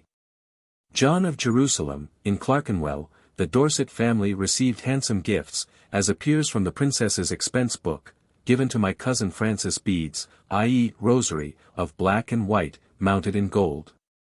To my cousin, Jane Grey, a necklace of gold, set with pearls and small rubies. In return, the Lady Jane presented Mary with a pair of gloves. In the first days of December, the 2 younger daughters returned to Tilsey, but the Duchess and Lady Jane stayed on in London, for the Lady Jane, we are told, remained with the Princess at her house in Clerkenwell. On December 16, the Duke came to Clerkenwell to escort Jane and her mother back to Tilsey. There they seem to have spent a merry Christmas in the company of the Lords Thomas and John Grey. The Duke of Suffolk, in honour of his young wards the Willoughbys, and in their name, threw open the gates of Tilsey to all such of the county gentry as chose to seek hospitality within them. A company of players was ordered from London, together with a wonderful boy, who sang like a nightingale, besides a tumbler and a juggler. These were presently supplemented by another band of players, belonging to the Earl of Oxford, who acted several pieces. Open house was kept until January 20, 1552, when the whole family proceeded to Walden, to spend some days 184 with the Duke's sister, Lady Audley, whose husband, Lord Audley, or Audrey, was created Lord Chancellor by Henry VIII and presented with the house and property of the London Charterhouse, as an acknowledgment of his infamous treatment of Anne Boleyn. The record of the doings at Tilsey is in an account book kept by old Mr. Medley, husband of the heiress of Willoughby's grandmother and a trustee. This book was lent to Miss Agnes Strickland, who says, in her Tudor and Stuart princesses, Lady Jane Grey, that Medley kept a very thrifty notation of all that was spent in man's meat and horse's meat on these journeys. Likewise the payments of the players who were to assist in spending the Christmas with the godliness and innocence dwelt upon with such unction by Suffolk and by the reformers. After the visit to Walden, the Lady Frances and her brood went back to Tilsey for about a week, at the end of January 1552. These cross-country journeys, even if sometimes broken by 2 or 3 days' stay in one place, must have been extremely fatiguing to so young and delicate a girl as Lady Jane. The Duke of Suffolk and the Lady Frances, being of the blood royal, travelled with a great escort, as many as 100 to 150 horsemen, scouts, etc., preceding and following their horses and wagons, otherwise called chariots. If the weather was fine, equestrian travel was exceedingly pleasant, the canter through the leafy lanes, the midday picnic under the greenwood tree, and the evening meal in some picturesque inn, full of Shakespearean character, the bustling, bowing and curtsying host and hostess, the rustic waiters and grooms, the flicker of lamp and candlelight, the glowing wood fire, the sanded floor, the shining pewter, and the savory baked and roasted meats. All combined to make up a scene of primitive 185 comfort, entirely absent from the great and sumptuous hostelries of our own time, in which luxury often predominates over more solid qualities of entertainment. But when pouring rain turned the ill-kept roads into quagmires, when the nipping airs of autumn and winter whistled through the skeleton branches of the trees, or the snow lay feet thick on the ground, and the keen wintry winds whistled over the frozen rivers and streams, then must the welcome glow cast by the crackling fires within the inn parlours have made them, however humble, appear so many havens of celestial refuge to the Lady Frances, her husband, her daughters, and her merry men and women. Since there were no other means of locomotion in those days, especially swift and steady steed, or a particularly well-cushioned wagon, must have been considered with much the same sense of satisfaction as we bestow now on a new type of motor car or a specially well-appointed railway train. Our immediate forebears were by no means dissatisfied with the old stagecoaches that transported them from one end of the kingdom to another in a week or 10 days. Sailing in luxurious airships which will have so reduced the bulk of the globe that from being a vasty sphere it will have become a mere overgrown orange, from London to Rome in less than an hour, London to New York in 3. Our descendants will try to imagine how it was ever possible for us to travel by train and motor, so slow and uncomfortable. And thus we in our civilization may presently come to be looked upon with the same sort of good-natured disdain we now bestow upon the social conditions and travelling arrangements of the days of my Lord of Suffolk. It may well be that all this hard riding in bad weather and the unwonted dissipations of Christmas at Tilsey proved too much for Lady Jane, for in February 1552, Abolmus writes to his friend Bullinger, the Duke's daughter has recovered from a severe and dangerous illness. She is now engaged in some extraordinary production, which will very soon be brought to light, accompanied with the commendation of yourself.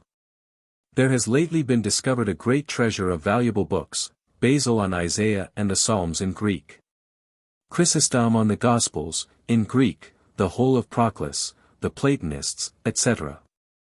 I have myself seen all 186 these books this very day. The Duke of Suffolk, his daughter, the Lady Jane, Haddon, Aylmer, and Skinner, have all written to you.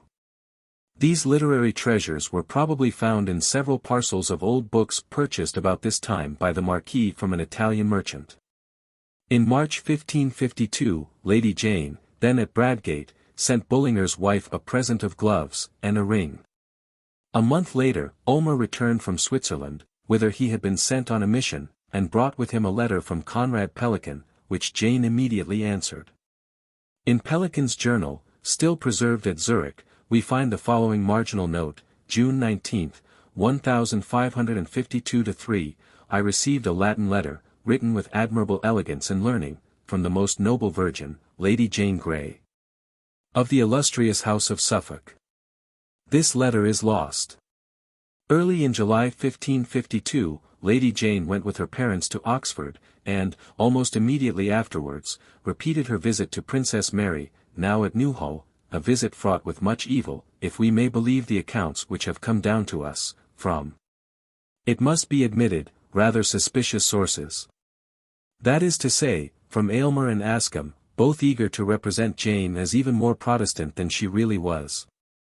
Newhall Place, Princess Mary's chief country seat, had formed part, in days gone by, of the possessions of Waltham Abbey, and had been exchanged with Sir John de Shadlow by the monks in the reign of Edward III for 3 other properties. Its most illustrious occupant in pre-Reformation times had been the unfortunate Margaret of Anjou. After her capture by the Yorkists it was confiscated by the Crown, and was eventually granted by Henry VII to Boteler or Butler, Earl of Ormond, who fortified the mansion and enlarged it. It won 87 past, as a dower, to Sir Thomas Bullen, grandfather of Queen Anne Bullen, and he exchanged it with Henry VIII, who took a great fancy to the place, and changed its name to Beaulieu. The monarch stayed here on one occasion, at least, with Anne Bullen, so that Mary Tudor may have found a few of the personal belongings of her mother's chief foe. When she took possession of the house which Henry bestowed on her towards the end of his reign, she made it her favourite abode, principally on account of its gardens, which are often mentioned in the household books of the period, as supplying the royal palaces of London with fruit and vegetables, the cherries and grapes being considered particularly fine. Elizabeth, who did not care for Beaulieu, its association with her mother and sister must have been painful to her, presented it to Radcliffe, Earl of Suffolk. He sold it to Steenie, Duke of Buckingham, who let the place fall into such ruin that its value so decreased that Cromwell was able to buy it for 5 shillings and no more. In Mary's day it was still a fine old Gothic mansion of the ecclesiastical type, with 3 lofty towers and a magnificent hall, containing a huge chimney-piece and a broad staircase leading to the upper apartments. In the chapel was that famous window made at Dort in Flanders by order of Henry VII, and now the chief ornament of St. Margaret's, Westminster. The furniture at Newhall, the inventory of which is still extant, was extremely magnificent, and included many sets of costly tapestries, hangings of velvet and Florentine brocades, Turkey carpets and inlaid bedsteads and chairs. The chief artistic treasure of the house, however, was a superb portrait of Mary herself by Holbein, and another of the king her father by the same great painter. These 2 portraits remained at Newhall until the beginning of the 17th century, when we lose trace of them, but the portrait of Mary is not improbably the one now in the possession of the Duke of Norfolk, and that of King Henry. That which is in the possession of Lord Leconfield at Petworth House.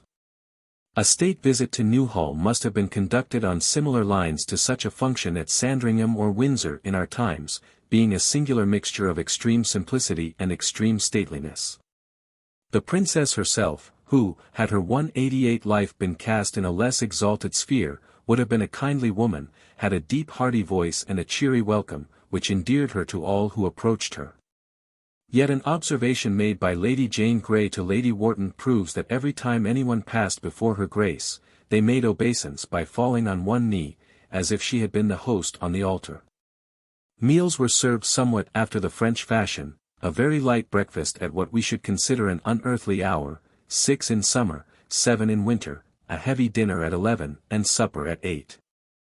All sorts of sports and pastimes, hawking, tennis, horse riding, hunting, served to pass the intermediate time, and in the evenings there was card playing, boisterous games, and dancing.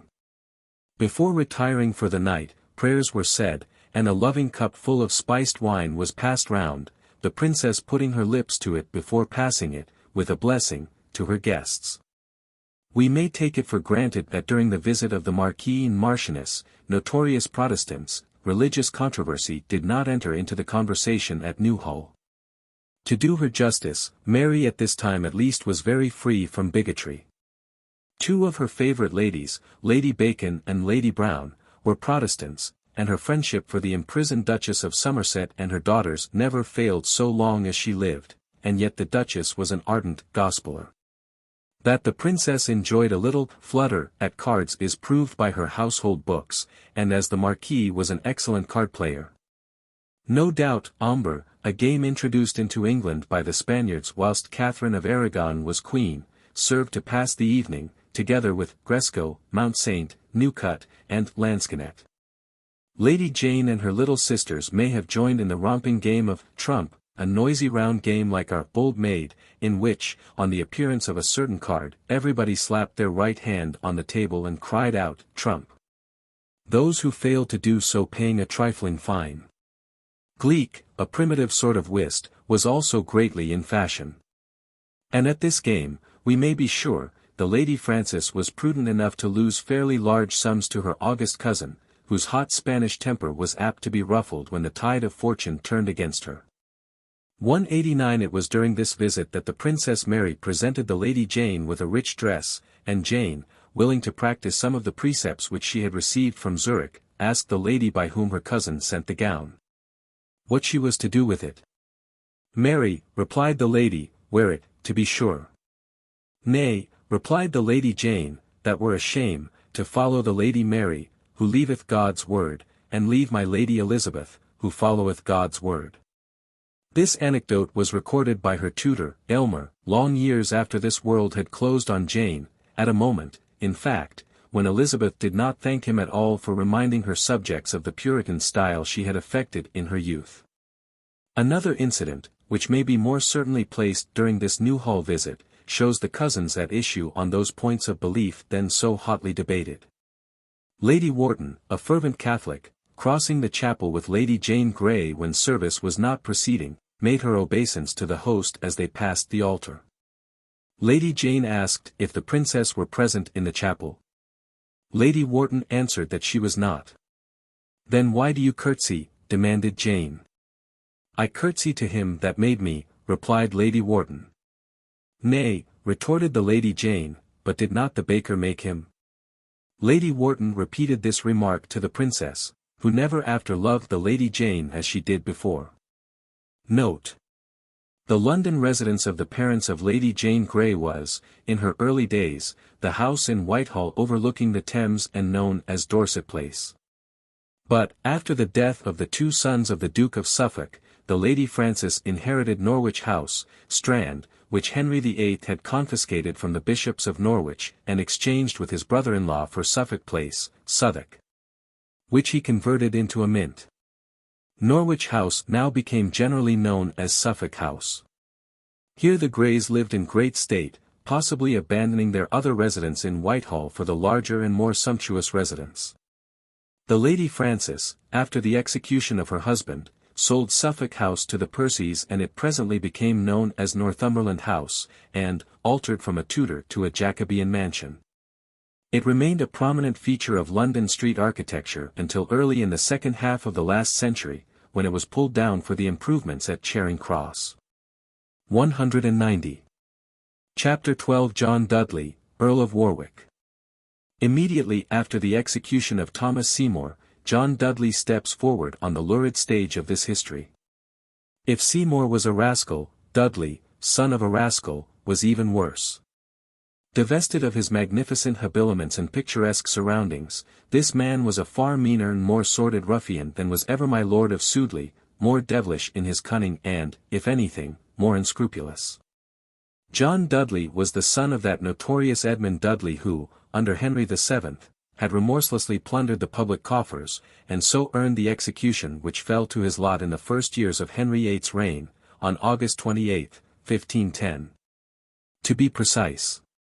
In common justice, it is fair to say that this Dudley of evil repute was highly esteemed by his most illustrious contemporary, Sir Thomas More, and we may believe him to have been much calumniated, like many other men of his time.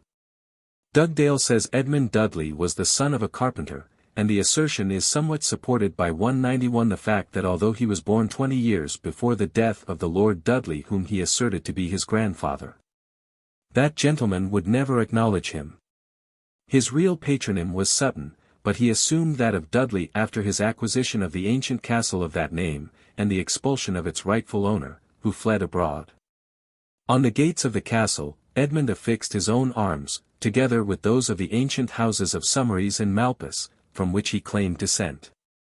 He was at one time sergeant-at-law and at another Speaker of the House of Commons, and married Lady Elizabeth, daughter and heiress of Edward Grey, Viscount Lisle, a collateral of the great House of Grey. And the same young lady to whom Charles Brandon was contracted and who, as we have seen, refused to carry out her side of the engagement. The John Dudley of these pages was born about 1502, the eldest of three brothers, who, after their father's ignominious death, were placed under the guardianship of Sir Edward Guilford. The latter fought valiantly to obtain some part of the father's ill-gotten property for his wards, and their possessions were further increased at the death of their mother, a considerable heiress. Being a handsome, dashing young fellow, the father's bad reputation was soon forgotten, and his gay son John, as Viscount Lisle, was a prominent figure at court in the last half of Henry VIII's reign. In his early years 192 he was a good deal in France with Charles Brandon, Duke of Suffolk, the Lady Frances's father, who knighted him at Vienne, in Normandy. John Dudley's wife, Jane Guilford, whom he married when he was a mere lad, contrived to absorb his affections so completely that his domestic life was remarkably respectable. She was a very beautiful woman, and part heiress of his former guardian, Edward Guilford, Lord Warden of the Cinque Ports. She bore him a numerous and handsome family, and her behavior in clinging to her husband during his hour of danger, and making desperate efforts to save him, was rare at this strange period. With all her good qualities, however, she was cordially disliked by Lady Jane Grey, whom she treated with consistent harshness. As Viscount Lisle, John Dudley worked his way up legitimately enough until he was nominated Lord High-Admiral and Master of the Horse, 1542, to Henry VIII. Although at heart a Catholic, he sided with the Seymours against the Howards, and thus, for ambition's sake, came to be numbered among the chiefs of the Protestant party at Edward VI's coronation, and was then created Earl of Warwick. His ambition was now well fired, he must become aut Caesar, aut nullus, and this he could only achieve by ousting the two Seymours and taking their place. Like most of his contemporaries, he was essentially an opportunist, un arrivista, as the French would say. For some years he worked like a rat in the dark, waiting his opportunity. First he nibbled at Thomas Seymour's good fame, what there was of it. And then cunningly set brother against brother. Patiently, subtly, he gnawed on till he saw Thomas ascend the scaffold, then he promptly undermined Edward Seymour's credit with king and people. His aim was to become Lord Protector himself, to reach at supreme power by fair means or foul. John Dudley, Duke of Northumberland. From an engraving by G. Virtue. Soon after the death of his brother, Thomas, Somerset began to totter. The Admiral's execution had produced a bad effect. Hardened as men were in those ferocious times, there were yet certain ties of consanguinity which might not be 193 violated with impunity. And so, although Elizabeth did write to her sister Mary, that, had the brothers met, the Lord Admiral would have been saved, it was none the less the hand of Cain that signed his death warrant. The people said so openly. They had not forgotten the dreadful carnage that had marked Edward Seymour's return, through Scotland into England, on the occasion of his first Scotch expedition. If the horrors perpetrated by Somerset himself during that expedition were execrable, those committed with his knowledge and connivance in the same forlorn country under Edward VI were even more atrocious. That Varmont Lennox, the husband of the Lady Margaret, niece of Henry VIII, was his chief agent. Reeking corpses of men, women, and little children marked the passage of the English troops to and from the borderlands. Thus the Lord Protector's reputation in the north was of the worst, his very name stank of blood. 194 Dudley had not, therefore, so much difficulty as might be thought in undermining his formidable rival's position, towering though it was. In many ways, Somerset had proved himself a failure, and he had already lost much of his popularity, even among Protestants, who were none too sure of his loyalty. Was he not the friend of Mary and the avowed enemy of Elizabeth? By the large Catholic party he was, of course, entirely and heartily detested. He was not a Calvinist, although he maintained an active correspondence with Calvin, but a Church of England man of the Low Church description, a hater of ecclesiastical ritual and formality, and, incidentally, a born iconoclast. The statement that no man or woman was persecuted or burnt for religious opinions under his rule, is hardly exact. There are more ways than one of killing a dog, or of persecuting an opposing faith. True, the fires of Smithfield were quenched for the time being, but Catholics and Anabaptists were made to feel they were outside the law, and the prisons were crowded with men and women of those persuasions, and of every social grade. The cathedrals and parish churches were cleared of their sacred images, their plate, their rood lofts, and their art treasures, even their frescoed walls were whitewashed. Stained glass was smashed, because it bore idolatrous pictures, and replaced by plain glass or horn. Even dead men's tombs were overthrown, and the bodies cast into filthy ditches and fields beyond the city. In a word, the artistic treasures of centuries were within a few months dispersed, destroyed, or sold to a throng of Jews, who flocked to England to seize so splendid an opportunity. Somerset pulled down 3 or 4 episcopal palaces, the beautiful north cloister of St. Paul's Cathedral, and the churches of St. Mary le Strand and St. John's, Clerkenwell, for the sake of their building materials, which he used for his own new and almost royal residence in the Strand. He gave orders for the demolition of St. Margaret's, Westminster, and but for the angry protests of the indignant parishioners, his command would have been obeyed. There was another 195 cause of discontent, which has been much neglected by historians, namely, the doctrinal changes, which necessarily greatly altered outward observances, much to the disgust of the older generation, who saw the destruction of the cherished traditions of 1,000 years, and the desecration of their most sacred social usages. Their pageants, pilgrimages, and processions were now paralyzed. And it was an offense deemed worthy of imprisonment, aye, even of burning, to pray for the dead, or to retain the rosary the dying mother had given, with her last blessing, on her deathbed. The average Englishman is apt to think of the 6th Edward's reign as an era of peace and plenty, during which, to the applause of the entire nation, the Book of Common Prayer was formulated by Cranmer. And the churches emptied of hated and idolatrous images and symbols. In reality, it was one of the most disastrous epochs in the whole of our history. Froude, in a passage of uncommon brilliance, sums up the appalling effect, after a lapse of 15 years, of Henry VIII's dissolution of the monasteries and hospitals. With singular vividness he depicts the extreme misery to which the lower orders were reduced. The high roads and country lanes rendered dangerous by hordes of starving and half-naked men and women, who a few years previously had been in fairly comfortable circumstances, earning a living wage from the now banished masters of abbeys and priories. Now the poor wretches roved in fear and trembling, begging food and shelter, or, driven desperate by want, committing deeds of violence. Dr.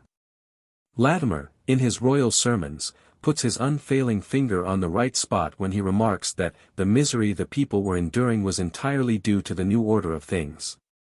My father, he continues, was a yeoman who lived comfortably, educated his children, served the king, and gave to the poor, on a farm the rent of which has been increased fourfold since. So that his successor in the farm has become a pauper in consequence.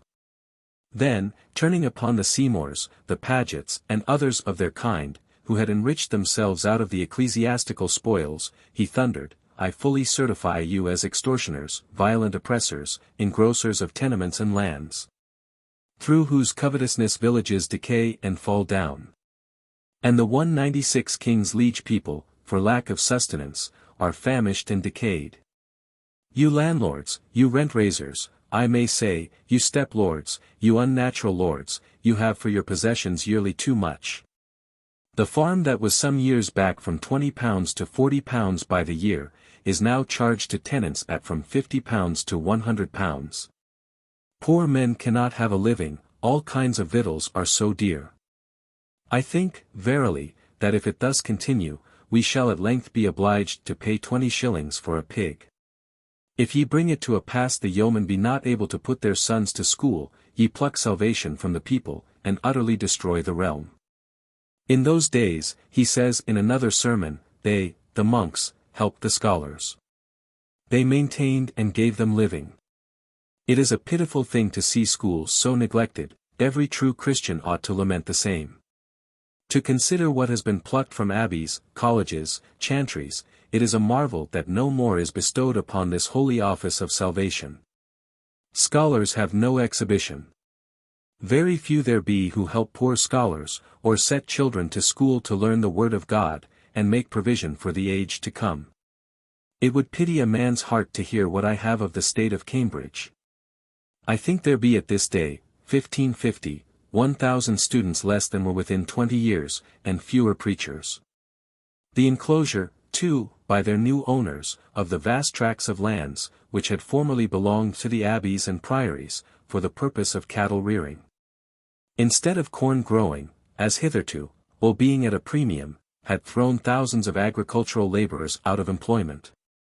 And soon the large cities, London, Bristol, and York, were crowded with poor creatures seeking work, only to meet with flat refusal from the citizens, who were angered and alarmed by so considerable an addition to that pauper population whose hapless descendants still form the bulk of the very appropriately styled submerged tenth of our times.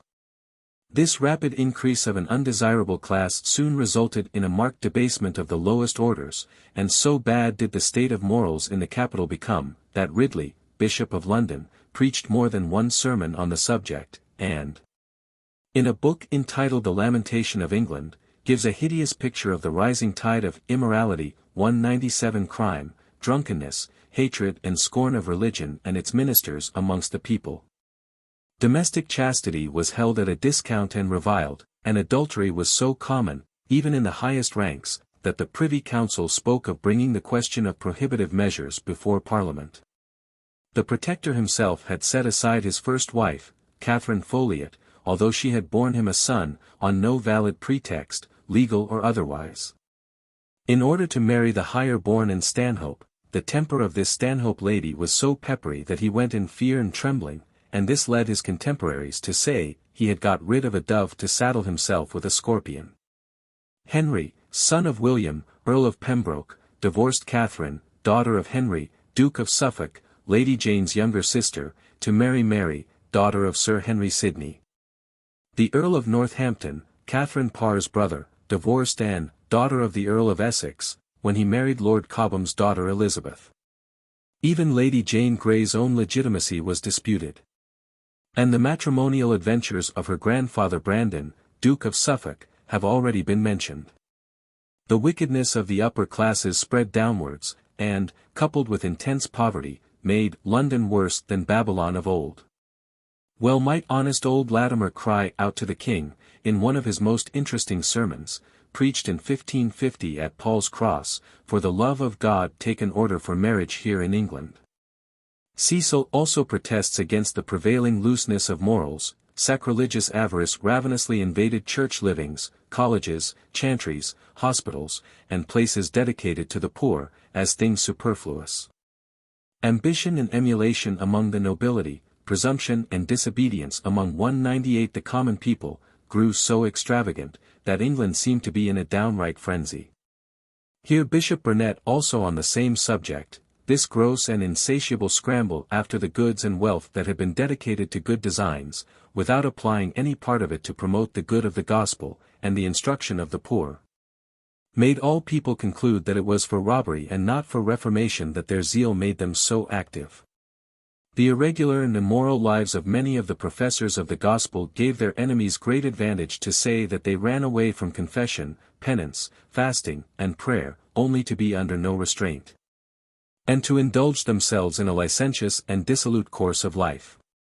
By these things, that were but too visible in some of the most eminent among them, the people were much alienated from them. And as much as they were formerly against popery, they grew to have kinder thoughts of it, and to look on all the changes that had been made, as designs to enrich some vicious characters, and to let in an inundation of vice and wickedness upon the nation. To stem this rising tide would have been a task for a great statesman.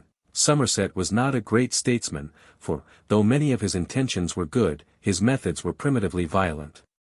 He thought himself capable of repressing the inevitable result of the evil wrought by Henry VIII and his followers by force of arms, and by laws which, even in those days, chilled men with horror. To put down the vagabondage in the country districts, a consequence of the disbanding of the great crowd of abbey retainers, he signed a decree whereby any man or woman found suspiciously near any house, or wandering by the highways, or in the streets of any city, town, or village, for 3 days together, without offering to work, or running away from their labor, may be brought by the master, or any other person, before 2 justices of the peace, these, having the power of the statute law to exercise the said power by burning into his or her breast with a hot iron the letter V, and to adjudge him or her to be the slave of the informer. To have and to hold the said slave to him, his executors or assigns, for the space of 2 years, only giving the said slave bread and water. That slave was to be made to work by blows or chains. In the event of his disappearing for the space of 14 days without 199 leave, he could be punished by chaining up and beating, and if he, the owner of the slave, chose to prove the fault by 2 witnesses before the justices, they shall cause such slave to be marked on the forehead, or the ball of the cheek with a hot iron, with the sign of an S, that he may be known for a loiterer, and, the justices, shall adjudge the runaway to be the said master's slave forever. The penalty of a second escape from slavery was death by hanging from the nearest tree, if violent. Any one was permitted to take children between 5 and 14 years of age from any wanderer, whether they were willing or not, and if the child ran away from his master the latter had the power to keep and punish the said child in chains, or otherwise, and use him or her as his slave in all points, up to the age of 20 at least. The master of a grown-up slave had the right, under Section 4 of this law, to let, set forth, sell, bequeath, or give the service of such slaves to any person or persons, whatsoever. The law further empowered an owner of slaves to put a ring of iron about his neck, arm, or leg, for a better knowledge and surety of keeping him. Aiding a slave to escape was punished by the forfeiture of £10 by the person so doing. These and other evils too numerous to detail helped to fan the flame of popular discontent. Presently the counties began to rise, the people of Devonshire and Cornwall flew to arms to vindicate the rights of conscience. They would have backed the religion which their forefathers had held for 1,000 years. They demanded that the 6 Articles should be put in force. The men of Cornwall refused the Book of Common Prayer, because, they alleged, they could not speak English, and could not understand it, while they were accustomed to the Latin Mass, which they had been trained from infancy to comprehend. Down into the west went Lord Russell, swearing Russell, dispatched by the Lord Protector. He behaved, more like a wild beast than a human being, as abominably as Lennox in Scotland. Hooper, who went with him to preach to the rebels, describes his massacres as the most horrible butcheries of brave men that ever did happen in this world.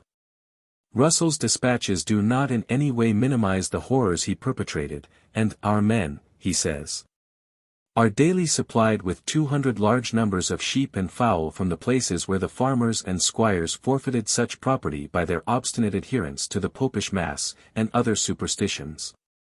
Some 3,000 men and several hundreds of women are said to have suffered death in the fight for freedom of conscience in Devonshire. The central counties rose too, and there were terrible riots in Gloucestershire, Wiltshire, Derbyshire, and Huntingdonshire. But it was in Norfolk that the grandest demonstration against the tyranny of the central government occurred. It commenced at Aldborough, and at first seemed a matter of little consequence, but the rumours of what had happened in Kent, where new enclosures had been broken down, greatly inflamed the people from one end to the other of the eastern counties. There was little of the religious element in the revolt, although 2/3 of the people, at least, still adhered to the old faith, but now religious differences were set aside. And Catholics and Protestants stood shoulder to shoulder in the fight for what we should call liberty. At first the mass of the people were without a leader, but they soon found one in the person of an honest tanner, named Robert Kett. It fell out on the July 6, 1549, at Windham, near Norwich 201, where many folk were watching, on a small stage erected in the marketplace, a sort of mystery, that the actors touched sarcastically upon the leading events and scandals of the day. Kett, who was present, leapt on to a barrel, and delivered a rough and ready oration on burning topics, every word of which told, and roused the enthusiasm of his audience to a very delirium. In a surging, motley crowd, his hearers followed him from Windham to Mousehold Heath, near Norwich, a desolate sweep of country commanding glorious views, immortalized in later times by a Crome or a Vincent. Hereabouts, on an elevation, grew a stalwart oak, beneath which Kett and his men encamped, and where he held courts of justice, of common pleas, chancery and King's Bench, even as in Westminster Hall. With a high and generous sense of freedom, he allowed the orators, not only of his own, but of the opposition party, to harangue the multitude from this tree of liberty, which was now called the Oak of Reformation. The venerable tree had become a rostrum, and all who had anything to say scrambled into it. Aldrich, mayor of Norwich, preached thence against the iniquities of Somerset's rule. Clergymen and priests, parsons and ex-monks, made a rough pulpit of it.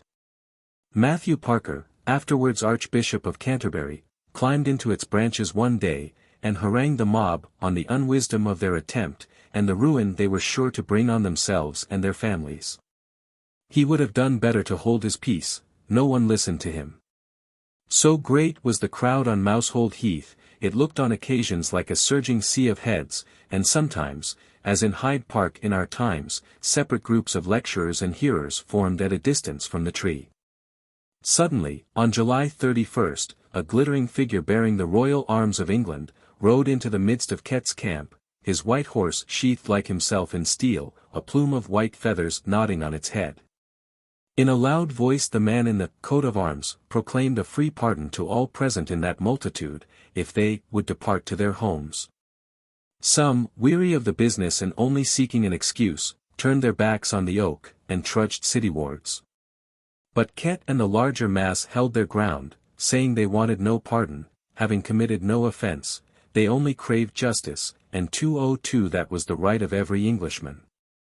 They were true subjects of the king, they said, and had done him no harm, all they needed was justice, justice.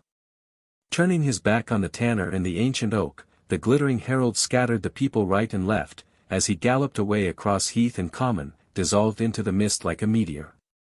When he had vanished, Kett, fearing a treacherous surprise, called his merry men together, and marched into Norwich, where they once more encountered the royal messenger, who again offered them his master's pardon.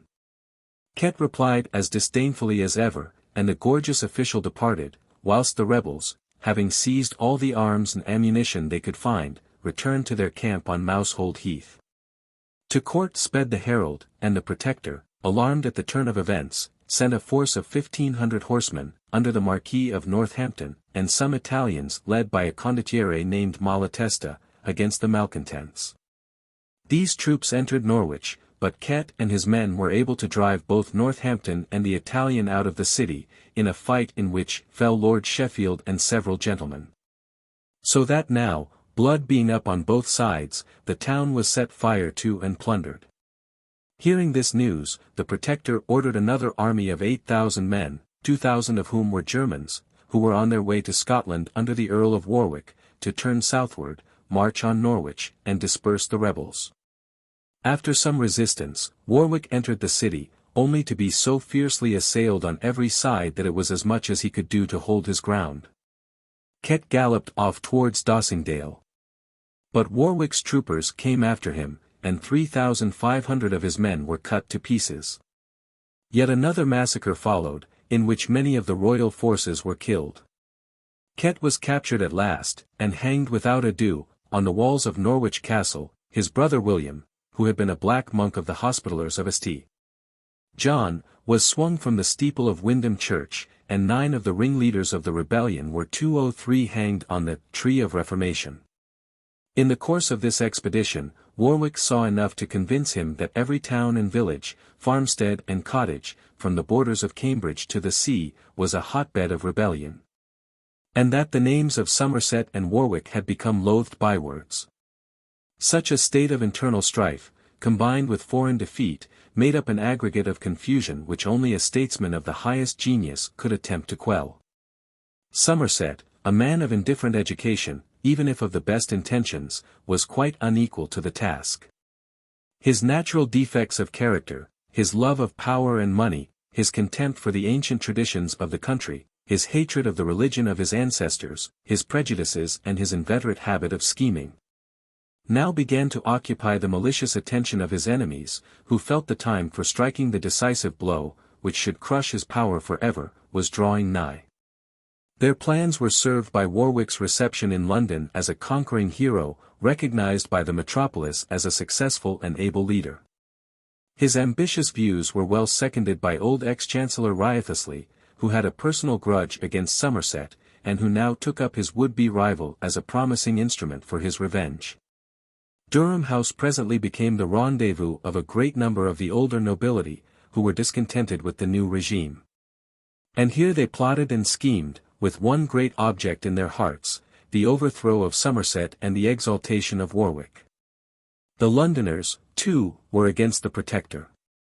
Boulogne had been lost mainly through his blundering policy, and the French war had been notoriously unsuccessful.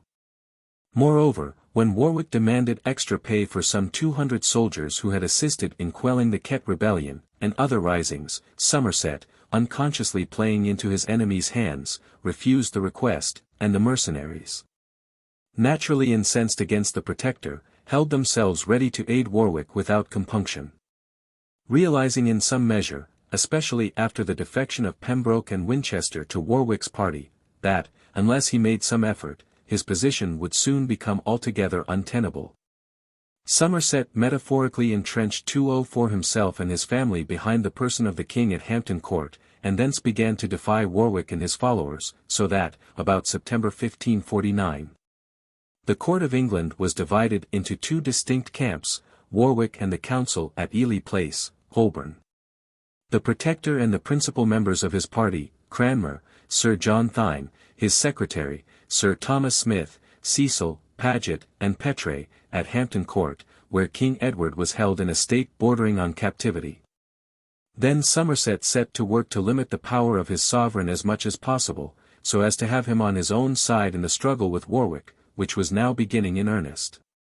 On the ground that Warwick was bribing the court lackeys to spy on the king, the royal attendants at Hampton Court were removed and replaced by Somerset's own men. No one could approach His Majesty's person save through the Protector.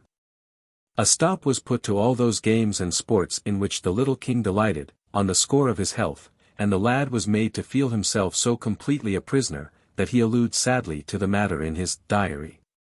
Meanwhile the Duke himself assumed almost regal rank, styling himself, by the grace of God Lord Protector of the realm, Highness, using a prayer in which he is described as being called by Providence to rule. Addressing the French king as brother, a title hitherto exclusively employed by the anointed monarch, and, as a climax, offending the nobility by taking a seat in the House of Lords above his peers. In October, he issued a proclamation, commanding all the king's loyal subjects to repair with all haste to His Highness at His Majesty's Manor of Hampton Court, in most defensible array, with harness and weapons, to defend his most royal person and his entirely beloved uncle the Lord Protector, against whom certain have attempted a most dangerous conspiracy. And this do in all possible haste. Given at Hampton Court the 5th day of October in the 3rd year of his most noble reign. Hundreds of copies of this document were distributed all over London. And Lord Edward Seymour, the Protector's son, was dispatched with letters in the King's name to Lord Russell and Sir William Herbert, who were still in the West, stamping out the rebellion, commanding them to 205 hasten to the aid of the King and himself, with all the troops they could muster. These worthies, who would seem to have had personal grievances against Somerset, promptly threw in their lot with Warwick's party, promising assistance, and sending to Bristol for cannon for that purpose. Somerset now set the printing presses to work to distribute thousands of handbills, calling on townsfolk and villagers to rise and protect the king and the Lord Protector. Because he, the Lord Protector, is the friend of the poor and the enemy of their oppressors. The Lord Mayor and Corporation were also commanded to dispatch 1,000 men to Hampton Court, and the Lieutenant of the Tower received orders to close the gates of that fortress and refuse admission to members of the Council. On October 5, Petre was sent to London to interview Warwick and the Council. He found them at Ely Place, but as Petre, thinking all lost, did not return to Hampton Court, the Protector never got any answer to his message. At the same time, the Council sent letters to the chief nobles throughout the country, demanding their aid in dilating on Somerset's misdeeds. Within a few days, the Lord Mayor, the Aldermen, and the Lieutenant of the Tower had all turned traitors to the Protector, and promised Warwick their support. Hampton Court, put into a state of defence, assumed the aspect of a fortress. The moat was filled up, the gates were fortified, and every battlement and tower was made ready in case of danger. 500 suits of armor were brought out of the armory for the palace servants, much to the delight of King Edward, who watched the preparations. A vast crowd assembled round the palace, and in the neighborhood. And the Protector, hoping that a sight of the king might rouse it to loyalty, led him into the base court, where 206 the soldiers were drawn up to receive him. The stricken youth appeared, leaning heavily on his uncle's arm, with Archbishop Cranmer, Paget, and Cecil behind him. The heralds sounded their trumpets, and as the flare of the torches, for it was an autumn evening, flashed on their armor, the troops greeted his sickly majesty with 3 times 3 cheers. From the base court the king and his escort passed over the stone bridge across the moat in front of the great gate, where a motley throng was gathered. Presently silence was obtained, and gradually the mumble of many voices was hushed, as the young king's feeble tones struck on the still evening air, asking humbly, "I pray you be good to us and to our uncle." Then Somerset made a speech, pleading in such stupid and selfish fashion for himself and the king that the rude crowd listened with impatience, and gave no cheers when he had finished. Mortified and disappointed, the Protector and the king turned their backs on the mob, and silently re-entered the palace. The people round Hampton Court were more bitter against Somerset than he imagined. Their grievance was not abstract and national, but local. They could not forget that it was Somerset who, in the first year of King Edward's reign, had dechased Hampton Court Chase. Seeing himself unable to inspire the people with anything like enthusiasm for their sovereign, or for himself, Somerset determined on more vigorous action, and on October 7, the king, despite his room, was hurried to Windsor. At 9 or 10 o'clock at night. Thence the Protector wrote to the council, asking what had become of Petre, and why no answer had been vouchsafed to his message, adding, that if any violence was intended to the king's person, he would resist till death. Negotiations by letter continued for some days, and there was even an interview on October 12 at Windsor, between Warwick's group and the Protector. On the following day, a number of charges were promulgated against Somerset, and the once all-powerful Lord Protector of these realms, was arrested and confined for the night in Windsor 207 Castle. Next day he was conducted to the Tower, whither most of his adherents and associates in the Hampton Court adventure had preceded him. And he had the mixed pleasure of being received en route by his quondam friend the Lord Mayor, who had lately turned traitor to his cause. Meanwhile Edward, very glad, no doubt, to be rid of so austere and troublesome an uncle, returned from Windsor to Hampton Court, and appointed Warwick Lord Great Master and Lord High-Admiral. So far, John Dudley's plot had prospered. 208. Chapter 13 The Fall of the House of Somerset. In the earlier stages of his struggle for power, when he felt himself insecure with the Protestant party, Warwick had endeavored to secure Catholic support by promising the old religion a satisfactory amount of freedom. But no sooner was he safe in his saddle, during Somerset's imprisonment, 1549–50, than he became its inveterate enemy. The Protector had made an effort to liberate Gardiner, but Warwick kept him more closely confined than ever. During the new ruler's term of office, the internal disorders of the country continued as acute, in every detail, as under Somerset's regime. All military works fell into decay, no new ships of war were built, fortifications came to a standstill, and many troops were disbanded. The coinage was debased, though the Protector had worked hard to improve it. The tribunals were as corrupt as at any period. To ensure the passing of his vigorous religious measures, and carry on his administration, Warwick packed both Parliament and Council with his own staunchest followers. It was almost a piece of good fortune for him when Somerset was released from the Tower, for so great was the general dissatisfaction with his administration that he would probably have been overthrown in his turn. Edward Seymour, Duke of Somerset. From an engraving after the painting by Holbein. During the winter of 1549–50, Somerset, confined in the gloomy old fortress, was striving to retrieve his tottering fortunes. His first move was to sign, in December, a confession of his guilt, presumption, and incapacity. Early in January 1550, a bill, brought before Parliament and passed in both houses, promised him his life, on condition that he forfeited his estates to the king, gave up his positions, and paid a fine of £2,000 a year in land. He attempted to appeal against the extent of the forfeiture, but the council grew so menacing 209 that the fallen protector, with visions, it may be, of Tower Hill and the block before his eyes, thought it best to pocket his grievance. So on February 2 he wrote to the council expressing his gratitude to the king for sparing his life and treating him so leniently. According to a letter from Abolmus to Bullinger, dated from Oxford, December 4, 1551, Warwick generously made an effort to save the duke by imploring him in court to throw himself upon the mercy of the king, which he did. On the 4th of that same month he was released, after giving a bond of £10,000 as a guarantee of good behaviour, and on the peculiar conditions that he should not go more than 4 miles away from the council, nor yet come to the meetings unless summoned. Further, if the king went near the palace at Sheen or Somerset's own house at Shown, in one or other of which two places he was to abide, the former protector was to depart instantly. The duke's full pardon was given on February 16. At the same time, all those who had been imprisoned with him were released, after being mulcted in heavy fines. Immediately after his liberation Somerset joined the court at Greenwich, and was shortly afterwards made a privy councillor. Indeed, before many months were over he had regained his former position and influence over the king so completely that Warwick considered it safer to become, at least publicly, reconciled to him. For this purpose he arranged a marriage between John, Viscount Lisle, his own eldest son, and the Lady Anne Seymour, Somerset's eldest daughter. This marriage took place on June 3, 1550, at the royal palace at Sheen, and in the king's presence.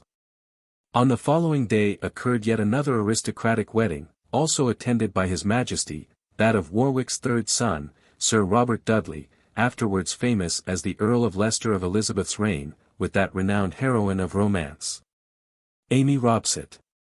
Sir Walter Scott, in his Kenilworth, falls into the error, unless, indeed, he wilfully disregarded facts for the sake of artistic effect, of placing the scene of this marriage in Devonshire, and of describing it as clandestine. On the contrary, it was 210 quite an open affair, mentioned by King Edward in his diary in the already quoted entry for June 4, 1550, relating to the cruel sport of duck-pulling. The king seems to have attended this wedding, but he was too ill to be present at the far more important marriages of his two cousins 3 years later. About this time, the summer of 1550, the ex-protector's forfeited lands were restored to him, and he was allowed to reconstitute his household as in the past. In February 1550 a proposal was brought before Parliament for the restoration of Somerset to the office and title of Lord Protector, and was only quashed by the prorogation of that body. He seemed in a fair way of regaining his old position of power, and the Dorsets, thinking no doubt that it would be well to be on friendly terms with him, began to bethink themselves once more of the old project of marriage between their eldest daughter, Lady Jane Grey, and young Hertford, who had once been on such intimate terms in their family circle that, as we have seen, the Lady Frances had on more than one occasion called him her son. She now wrote to Cecil referring to some service Somerset had rendered her. This may have been her reason for reviving the matrimonial project, and stated incidentally that she much desired a match between his, Somerset's, son and her daughter, but that she wished to let the parties have their free choice. Somerset does not, however, appear to have approved of the plan, for there is no evidence that he did anything now to further it, and when it was originally proposed he had allowed the matter to fall into abeyance. It is not at all improbable that the lady's letter, if communicated to him, put him on his guard against traps such as the wily Dorsets might set for him and his son. The incident is not devoid of interest, as demonstrating how the Dorsets never ceased their intrigues and matrimonial schemes, and also how even Warwick's best friends were none too sure of his eventual success, now his rival was again at large. The Dorsets were evidently anxious to have a foot in each camp, but this time they failed, and ended by falling back on Northumberland's youngest son as a husband for the much-enduring Jane. 211 Meanwhile, Warwick was contemplating, by no means complacently, the honours and favour heaped upon the rival for whose ruin he was only awaiting some favourable opportunity. His first chance of proving his unvarying hatred of the Protector came on October 15 of the year 1550, on the occasion of the death of the aged Lady Seymour. This event placed her son, as we have already seen, in a quandary. A state funeral, such as was due to the king's grandmother, would have enabled Warwick to accuse him of a fresh assumption of regal dignity. A private funeral, on the other hand, might be maliciously construed into disrespect shown to the sovereign. Wherefore Somerset consulted the council as to what should be done. The reply, as already mentioned, was that a state funeral was not at all necessary, nor even any formal court mourning, since such observances served rather to pomp than to any edifying, an opinion peculiar to the council. For in the preceding August a state funeral, that of Lord Southampton, had been organized with all possible pomp. This denial of the honor due to Lady Seymour's remains did not, of course, proceed from any idea of economy or puritanism, but merely from the council's desire to insult Somerset and his family. It was an opportunity neglected, for if Seymour had insisted upon a state funeral, the events of the following year might have been anticipated, and the accusation of usurping regal honors brought against him at once. Another curious fact in connection with this funeral is that Somerset, a shining light amongst reformers, wrote to ask Gardiner to offer up mass for the health of his mother's soul after her death. Another method adopted by Warwick was that already employed by Dudley in his struggle with his elder brother, of spreading calumnies against his rival through the agency of a third person, and ensuring their reaching the king's ears. After a time these tales began to make their impression on his juvenile majesty, though Somerset, for his part, was working hard to recover the king's favour entirely, and consolidate his own position. Rich, the Lord Chancellor, 212 an infamous traitor, gave him his aid and acted as his spy, keeping him informed of every movement made by Warwick and his party. One of Rich's letters on this subject, addressed merely to the Duke, was handed by mistake to the Duke of Norfolk, next to Warwick, Somerset's bitterest enemy, thus each opponent had some idea of his adversary's plans. Still, so subtle was Warwick's work that there was no movement against Somerset visible enough to justify him in taking open measures. There was nothing for it but to bide his time, and do his best, meanwhile, to ingratiate himself with the king. In public, the rivals appeared the best of friends, and, to maintain this pleasant fiction, Somerset, on October 11, 1551, attended what must have been a painful ceremony to him, the investiture of Warwick with the title of Duke of Northumberland in the Great Hall of Hampton Court. The mortification caused by this evidence of his rival's growing power, a power he could not openly attack, must have been bitter indeed. Side by side with Northumberland's intrigues, the national discontent, of which we have already given instances, and which had been intensified by Northumberland's brief term of office, was a potent factor in the eventual ruin of the Protector, for we may be sure Somerset's enemies took good care to father Northumberland's misrule on his rival. It would be useless for our purpose, though easy indeed, to cite further and numerous instances of the universal disorder into which the realm had fallen. Suffice to say that the England of this period strongly resembled France under the Directory. Everything was upside down. The faith of the people had received a staggering blow, from which it would take nearly 100 years to recover, and then only in a measure, for to this day the masses of the lowest class of the people of England remain in terrible darkness, alike indifferent to influences religious and moral. In the 213 reign of Henry VII, and in the first years of Henry VIII, no hale man or woman dreamt of missing Mass on a Sunday. Under Edward VI, Latimer complained that the churches were deserted. And Gardiner describes the lower classes as gradually falling into a state of paganism. This relaxation of religious observance influenced the popular morals, and in every class the domestic habits of the country were most disreputable. So bad was the condition of things, in fact, that Northumberland and his party came to realize that Somerset's worst enemy was himself. In other words, that the general discontent and misery arising from his maladministration, or, to be just, in some cases from causes over which he had no control, furnished a more powerful argument against him than the spiteful inventions of his opponents. They must have felt confident that any blow they struck at him would meet with little or no opposition, but rather with encouragement from the people, who had turned the cold shoulder on his appeal at Hampton Court some 2 years previously. Accordingly, on October 16, 1551, the Duke of Somerset was suddenly rearrested in the council chamber at Hampton Court, and taken to the Tower to await his trial on charges made against him to Northumberland by Sir Thomas Palmer, a brilliant but unprincipled soldier. Palmer asserted that Somerset and his friends had plotted to raise the north of England against Northumberland. That he had intended to secure the Tower, to incite the populace of London to revolt, to seize the Great Seal, with the aid of the city apprentices, and, finally, to murder the Duke and his principal supporters at a supper in Lord Paget's house. There would seem to have been but little truth in these charges. Northumberland at a later date, at any rate, confessed that they were fabrications, and Palmer, before his death, described them as the products of Northumberland's fertile imagination. This second trial of the Lord Protector took place on December 1 in Westminster Hall.